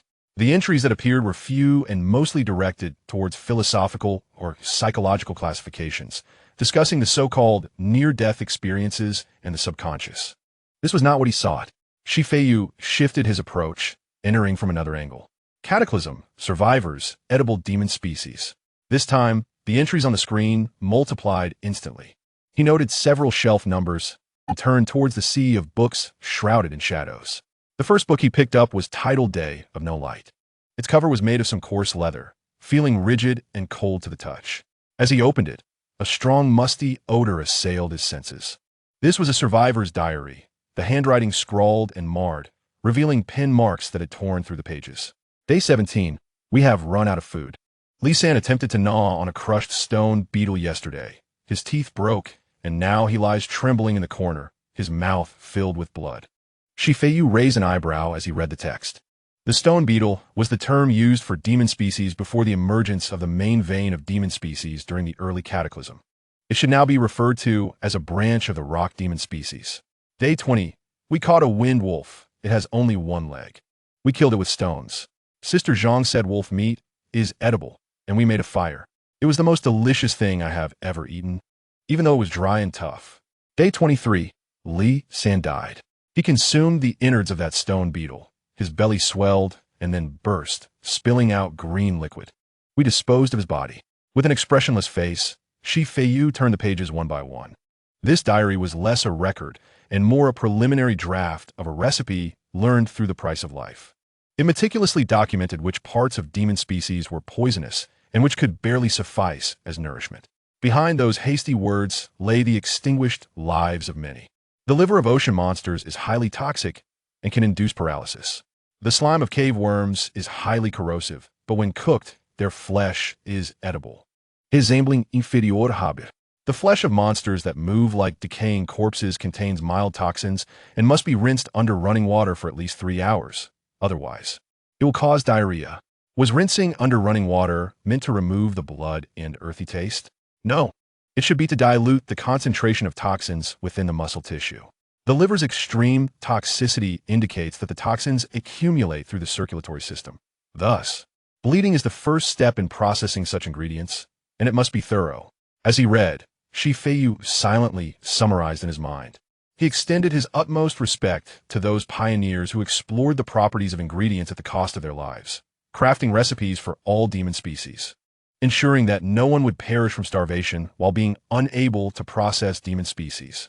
He then closed Day of No Light and returned it to its place. Although the contents were precious, they offered no assistance for his current predicament. Those predecessors faced tangible demon species with flesh and blood. He picked up another book titled Outline for Resource Reutilization in the Early Cataclysm. This book resembled an official research report, with superior paper and print quality. The information contained was more systematic. Experiment number 734. The energy neutralization reaction between the explosive lizard and the frost turtle. Dropping the blood of the explosive lizard into the bodily fluids of the frost turtle will produce a violent energy annihilation phenomenon, releasing a large amount of harmless water vapor. Preliminary determination. This reaction can be utilized to create a simple emergency firefighting device. Feiyu paused momentarily. Energy neutralization? Is this not akin to the acid-base neutralization in cooking or utilizing the properties of different ingredients to eliminate off flavors and enhance taste? For instance, using lemon juice to mask fishy odors or cooking wine to enhance fragrance. This discovery invigorated him. If the toxin of one demon species could be neutralized by the bodily fluids of another, could it mean the creation of an entirely new compound seasoning, transforming a highly toxic substance into exquisite flavor? This was the pinnacle of culinary artistry. He became engrossed, his mind racing as it constructed countless outrageous culinary combinations. The innate talent for perceiving all things as ingredients reached its zenith at that moment.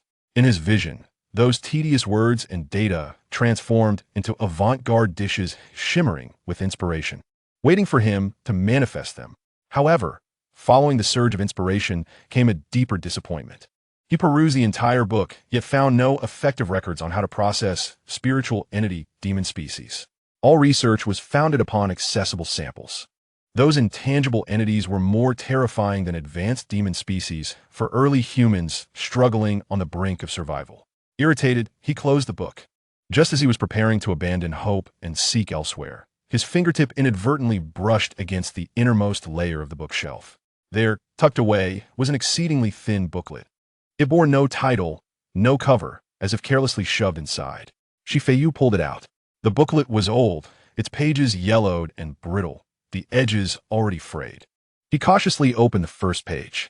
An incomplete record of abnormal phenomena before the Great Cataclysm, internal circulation.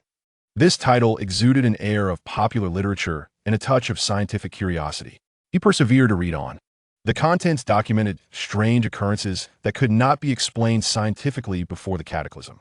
In the old city of XX, there was a phenomenon of people walking in circles for hours on the same street. Visitors at XX Mountain Scenic Area captured unidentified floating objects resembling translucent jellyfish. A well-known entrepreneur claimed to have received divine inspiration in a dream, subsequently undergoing a drastic personality change and beginning to hoard resources.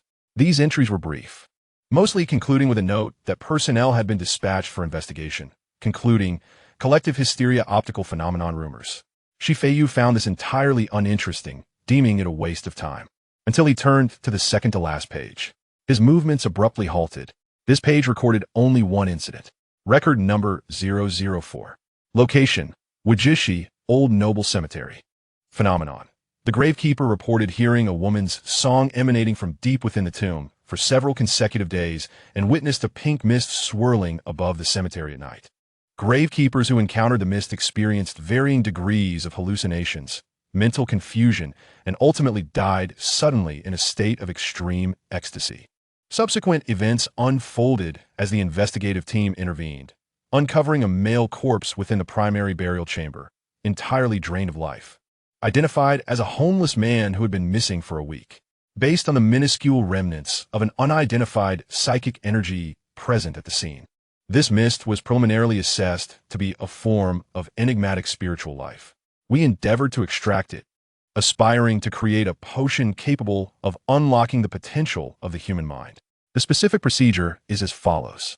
Behind the detailed procedure lay a vast area obscured by thick layers of black ink, repeatedly smeared to the point of obliteration. The ink was applied with such ferocity that it seemed the writer wished to erase these words from existence entirely. The paper itself bore deep scars, nearly on the verge of tearing apart. Feiyu's heart skipped a beat. He had found it. This was precisely it. The description of a spiritual entity, the pink mist, instantly reminded him of Lin Xuanyue, who had been lingering at his home, as well as the languid librarian he had just encountered. Most crucially, extraction. In the culinary lexicon, these two words equate to the preparation of broth or the simmering of sauces. Someone had previously attempted to manipulate this spiritual entity. But why was the procedure crossed out? Was it due to a disastrous failure resulting in dire consequences? Or was it because the success was so astonishingly shocking that it was deliberately concealed by those in power? Feiyu's breath quickened. He brought the fragile paper closer to his eyes, attempting to discern even the faintest clue from the inky darkness. Yet it proved futile. The ink had completely permeated the fibers of the paper. Not a trace remained visible, let alone any words. What to do? Surrender? No.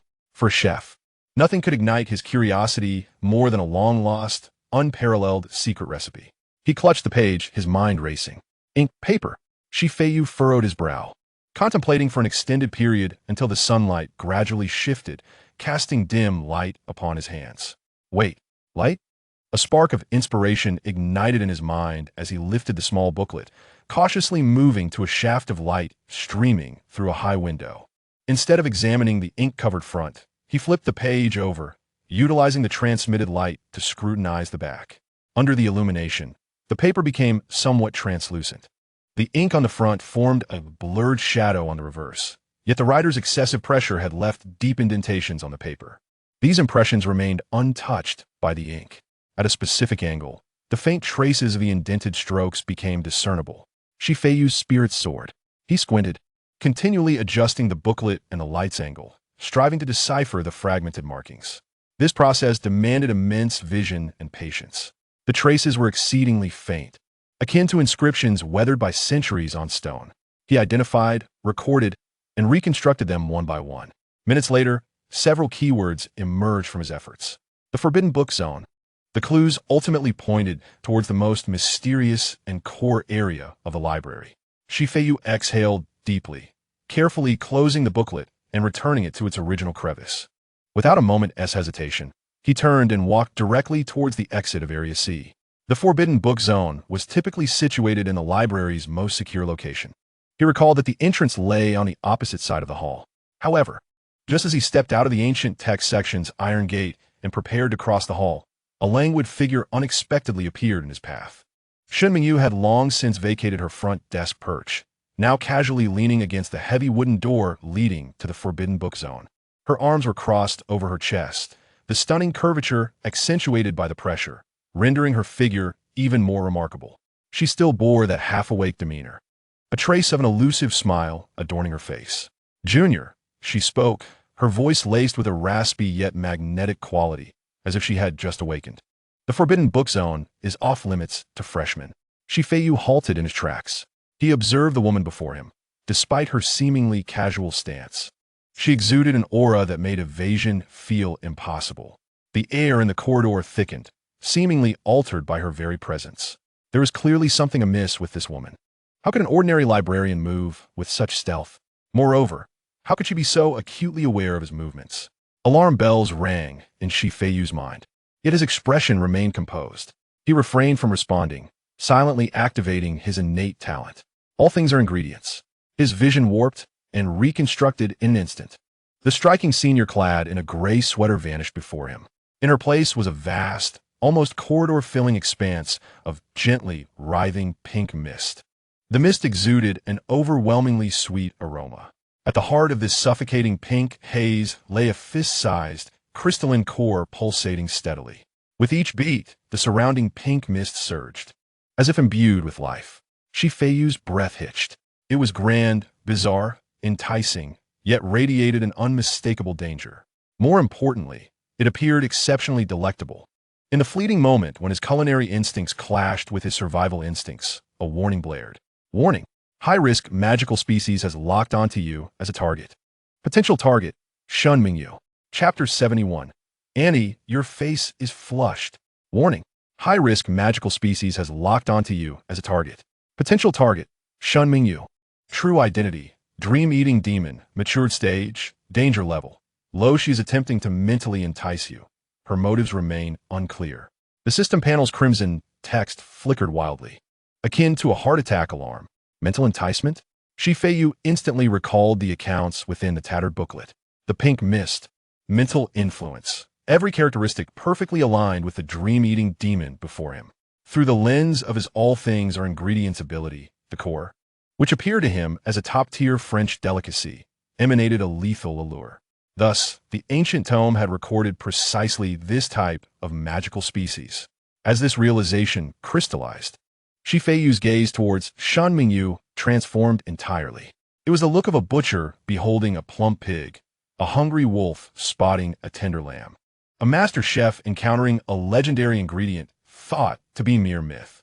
It was fervent, greedy, replete with unabashed possessiveness and hunger. Lazily leaning against the door, preparing to relish the amusing fluster on her junior's face, Shun Mingyu suddenly shivered without warning. A chilling sensation caused her skin to tighten. What was happening?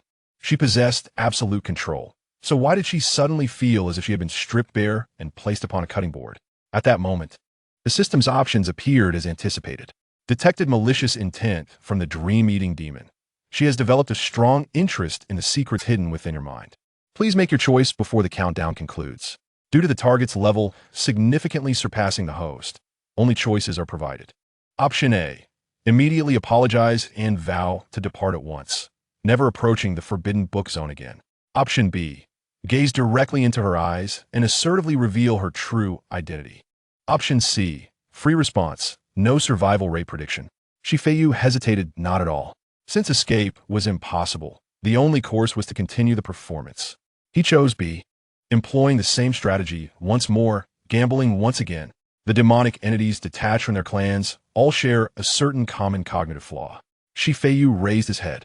The expression on his face, which had previously scrutinized the ingredients, instantly transformed into one of serene understanding. He gazed directly into Shun Mingyu's alluring peach blossom eyes, the corners of his mouth curving slightly upward. Senior, or perhaps I should refer to you as the dream-eating demoness residing in the ancient noble cemetery, feasting on dreams? The moment the words left his lips, the languor and mirth on Shun Mingyu's face froze like a surface of ice. Her eyes, which usually held a hint of haziness, widened in shock.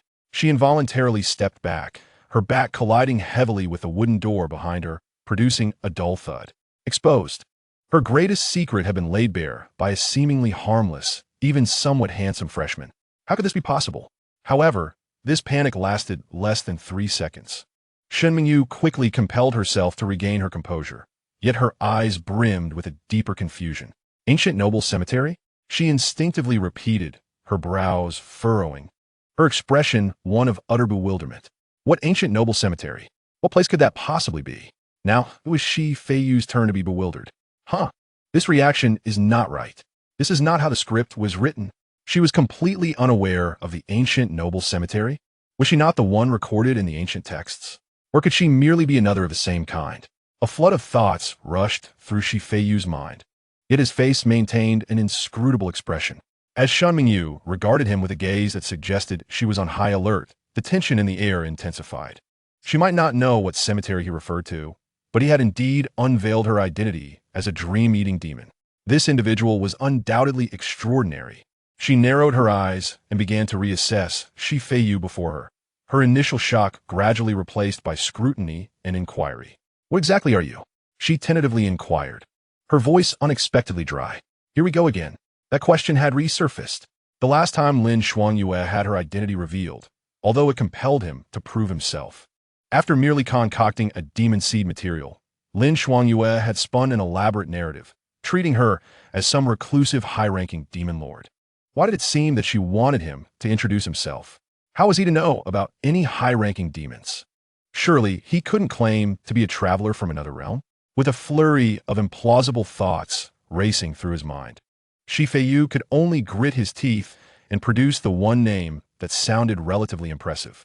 He feigned profundity, chuckling lightly, and slowly uttered 3 words, abyssal species. Abyssal species? Shen Mingyu repeated, her brows knitting tighter. No, that couldn't be right. The abyssal species were known for exuding an aura of chaos and decay.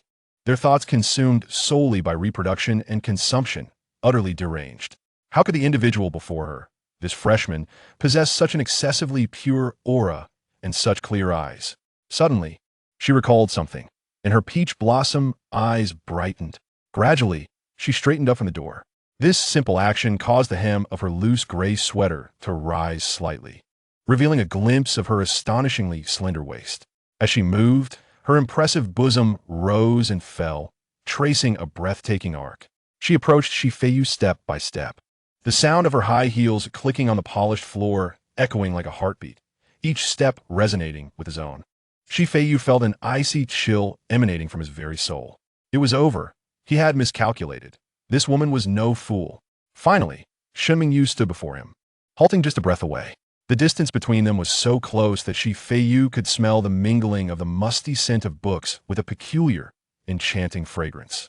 She leaned in slightly, her stunningly beautiful face hovering near his, her breath as fragrant as orchids.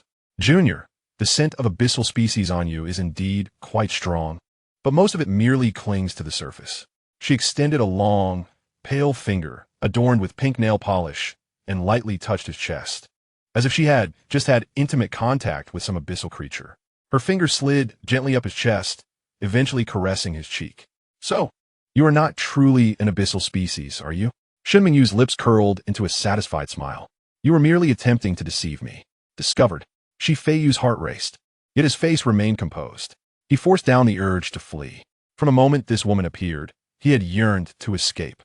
However, an invisible field of mental energy had already ensnared him in place. He could not escape.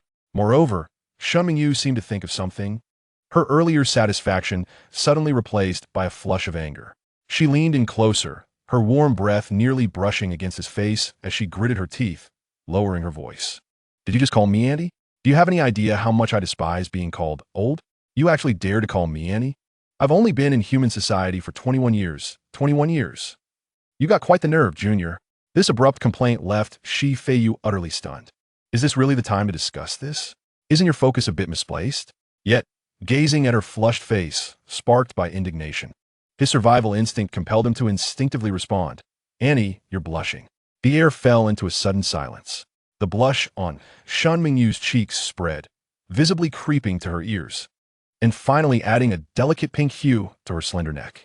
She straightened abruptly, taking a deep breath, her magnificent curves appearing even more breathtaking with the movement. She had been played. This seemingly harmless junior had toyed with her from beginning to end. Not only had he revealed his identity, but he had also dared to tease her face to face. Unforgivable. A tremendous mental pressure erupted violently. Shen Mingyu gazed at Feiyu, whose facade of calmness could not conceal the growing panic in his eyes, a smile of both anger and amusement gracing her lips. She moved her palm away, only to place it back on top of his head, her fingers splayed as she gently tousled his hair. The gesture was affectionate, yet her words carried an unsettling undertone. Very well, since you refuse to speak, I shall personally uncover the truth. Her tone grew increasingly tender and sweet, laced with an undeniable authority. What secrets lie within that little head of yours that grant you the audacity to call me Auntie? Before she finished speaking, an overwhelming, terrifying mental force surged from her palm, forcefully penetrating the depths of Feiyu's mind. Chapter 72. Feiyu is actually pregnant? Feiyu felt as though his consciousness was being stripped away. The sensation was peculiar, devoid of pain. Rather, It resembled being forcefully imbued with a cup of warm, honeyed water in the depths of winter, sweet, viscous, and enveloping his rationality in a suffocating sense of ease. He yearned to struggle, but found that even the strength to move his fingers had been drained away. His vision began to blur, the once clear world now coated in a layer of pink. At the center of his vision was Shun Mingyu's exquisite face, so near that he could count the individual lashes of her thick eyelashes and discern the swirling pink radiance encircling her pupils. And that fragrance, the aroma, a peculiar blend of musty old paper and an exotic floral scent, enveloped him like a tangible tendril, eagerly invading his nostrils. With a sudden thud, Feiyu felt the defenses of his mind utterly collapse. There was no violent clash of consciousness. He simply rolled his eyes back and slumped down, his body yielding to gravity. In the fleeting moment before darkness engulfed him, his last thought echoed, "Oh no, I haven't cleared my browser history." Shun Mingyu withdrew her hand, languidly flicking her wrist, her captivating peach blossom eyes, often shrouded in a dreamy haze, now startlingly alert. She gazed down from her elevated position at the unconscious junior at her feet.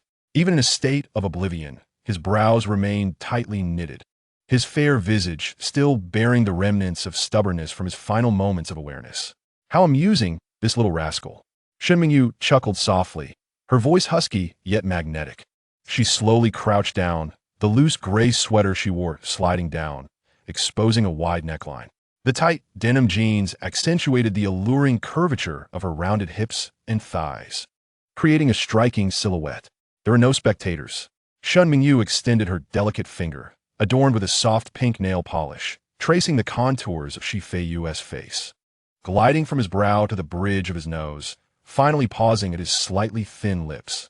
A gentle pressure was applied. Soft, warm. Such an intriguing gaze, she murmured, recalling the way he had looked at her moments ago.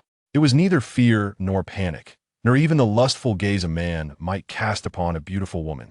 It was hunger, unveiled, as if a wolf starved for 3 days had laid eyes upon a plump lamb. Why would an ordinary human man regard her with such an expression? Shun Mingyu's confusion deepened. From the instant Feiyu had stepped through the library doors, she had been awakened, or perhaps roused by the atmosphere. In this realm steeped in the scent of decaying tomes, Feiyu was akin to a living piece of fresh meat, exuding an intense, sweetish aroma unique to the abyssal species. Such a scent might elude the average human, but for a dream eater like her, who fed on emotions and psyche, it was akin to igniting a lighthouse in the darkness. It was overwhelming, unreasonably potent.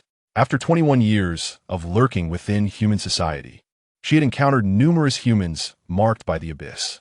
She vividly recalled her first year in Wajishi, encountering a somewhat dazed woman in this very library, who bore a similar scent. The intensity of the aroma on that woman was approximately 20%. Yet this young man? Shun Mingyu leaned closer to Feiyu's neck, inhaling deeply like a puppy. 50%, or perhaps even higher. This was utterly absurd. Logically, a human afflicted to such a degree by abyssal essence should have long since transformed into a branch of the abyss or become a mere shell of their former self. But this young man? He was vibrantly alive, his mental acuity alarmingly pure, even taking the time to research in a library and daring to flirt with her. This defied all reason. Shun Mingyu furrowed her brow. She was well acquainted with the abyssal entities, gluttony, reproduction. Their minds fixated solely on these two pursuits. They regarded humans merely as sustenance or breeding grounds, never engaging in any profound interactions.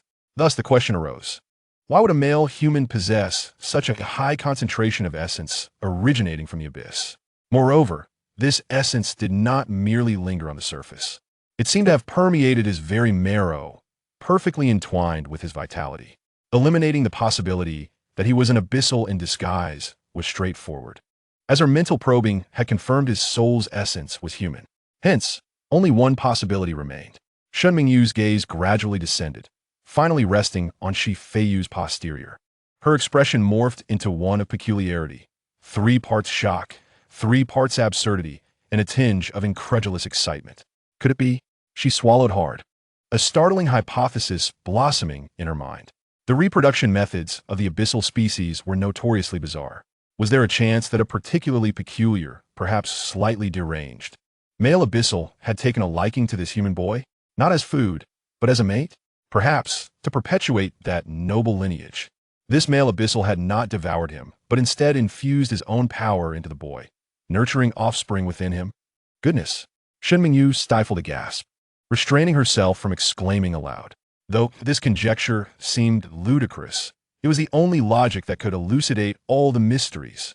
Only a being gestating abyssal progeny could emanate such a rich essence from within. It would also explain why he, despite being so deeply affected, still retained his human reason. How unexpected. Shen Mingyu's perspective on the unconscious Feiyu shifted dramatically, transforming from that of a predator assessing prey to one of a protector of the vulnerable. There was even a hint of strange sympathy and admiration. At such a young age, he had become a male nurturer, and for such a tentacled creature, what immense sacrificial spirit or perverse love this must entail. The male abyssal and a human man? Oh my! Shen Mingyu felt her mind tremble, overwhelmed by this shocking gossip. She began to envision a large, tentacled male creature tenderly embracing this human youth, who blushed deeply. Unable to contain herself, she erupted into laughter, her expression brimming with wicked amusement. She reached out, carefully brushing her hand against Feiyu's abdomen through his clothing. Whether it was a trick of the mind or not, she could distinctly feel a faint, elusive pulse of life from the abyss. Confirmed, this was undoubtedly a pregnancy. Poor child. Shen Mingyu sighed, her initial intent to tease tempered considerably. After all, bullying a pregnant man would not bode well for her reputation. Furthermore, should she provoke that male overlord behind him, her delicate frame would not withstand the consequences. Yet, a mischievous glint flickered in her eyes. She was still curious about which male abyssal had such peculiar tastes. Moreover, what secret lay hidden within his mind? If not clarified, she would surely be restless tonight. With that thought, Shen Mingyu hesitated no longer. She gently closed her eyes, a mesmerizing pink rune illuminating her brow. A vast reserve of mental energy transformed into countless invisible threads, forcefully penetrating the threshold of his consciousness through her palm resting on his forehead. The invasion of the mind commenced, a realm of chaos. This was Shen Mingyu's initial impression upon entering Feiyu's consciousness. Typically, the consciousness spaces of ordinary individuals are either chaotic fragments of memory akin to a library or labyrinthine corridors filled with defensive mechanisms. However, Feiyu's consciousness space was shrouded in a gray mist, eerily tranquil. Shen Mingyu cautiously maneuvered her mental tendrils, sifting through the irrelevant surface memories. She found it surprisingly effortless, because Feiyu seemed to have set up little in the way of defenses, or perhaps she was simply unprepared. Soon, she arrived at the core area of this consciousness space. However, when she beheld the scene before her, she was utterly stunned. Deep within the consciousness space lay two distinctly different whirlpools of memory. The one on the left displayed a cold, steely blue-gray hue, exuding an air of detachment and strangeness, as if it originated from another dimension. The one on the right, however, was a vivid crimson, brimming with bloodshed and chaos. These two whirlpools resembled two rivers that would never intersect, yet they miraculously converged within the mind of this young man. Shen Mingyu slowly approached the consciousness entity of Feiyu. Observing this incredible sight, she extended her finger and gently tapped Feiyu's forehead, a devilish smirk of amusement and surprise curling at her lips. Oh, you possess two distinct memories? Let me see what treasures lie within. With that, Shen Mingyu reached towards the blue whirlpool. Chapter 73. The system may not manifest, but my blade remains. However, the moment her fingertip made contact with the swirling blue-gray mist, a sudden change occurred. Shen Mingyu felt as if her finger had plunged into a rapidly spinning meat grinder. A terrifying, repulsive force erupted from the center of the whirlpool without warning. This was not merely an energy shock. It felt more like an absolute oppression and rejection from a higher level of existence. With a gasp, Shen Mingyu's exquisite visage turned pale in an instant, a muffled groan escaping her throat. She was as though struck by an invisible hammer, uncontrollably propelled backward. In the hazy consciousness space, she traced a chaotic parabolic arc, finally managing to stabilize herself several dozen meters away. Trembling, she raised her hand. Her once ivory-white fingertip was now charred black, emitting wisps of smoke and trembling slightly. Upon closer inspection, her finger had even cracked. The piercing pain, however, swiftly replaced the astonishment in Shen Mingyu's eyes with an almost twisted excitement and a sense of revelation. Indeed, she gently blew on her scorched fingertip, watching as the wound healed rapidly under the nourishment of her mental energy, her playful smile deepening, even acquiring a hint of a rosy blush. I knew it. How could an ordinary human child possess a mental barrier so formidable that even I cannot shake it? This power does not belong to him. She lifted her gaze, peering deeply at the still, slowly rotating blue-gray whirlpool that exuded a cold, detached aura. That moment of contact, though fleeting, had allowed her to distinctly sense its essence, domineering, powerful, and imperious. It bore the indelible mark of a king standing atop an abyss. How enviable, such possessiveness! Shen Mingyu chuckled, covering her mouth as a series of melodious giggles echoed through the vast consciousness space, imbued with a mischievous, gossip-laden atmosphere. To prevent others from prying into your past, you've planted such a level of chastity locked deep within your soul, and this lock has only just begun to loosen? It seems your dear brother has kept you tightly guarded.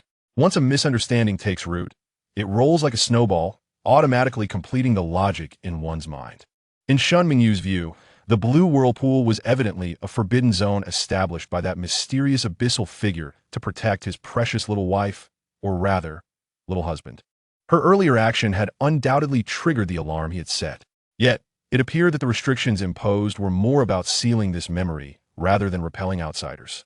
After all, if the Great One truly wished for no one to touch it, the consequences of her previous action would have been dire. All right. Shen Mingyu shrugged, her loose gray sweater slipping down one shoulder, revealing her smooth, fair skin, casting a flirtatious glance at the blue whirlpool. Since that side is heavily guarded, I shall not force my way in.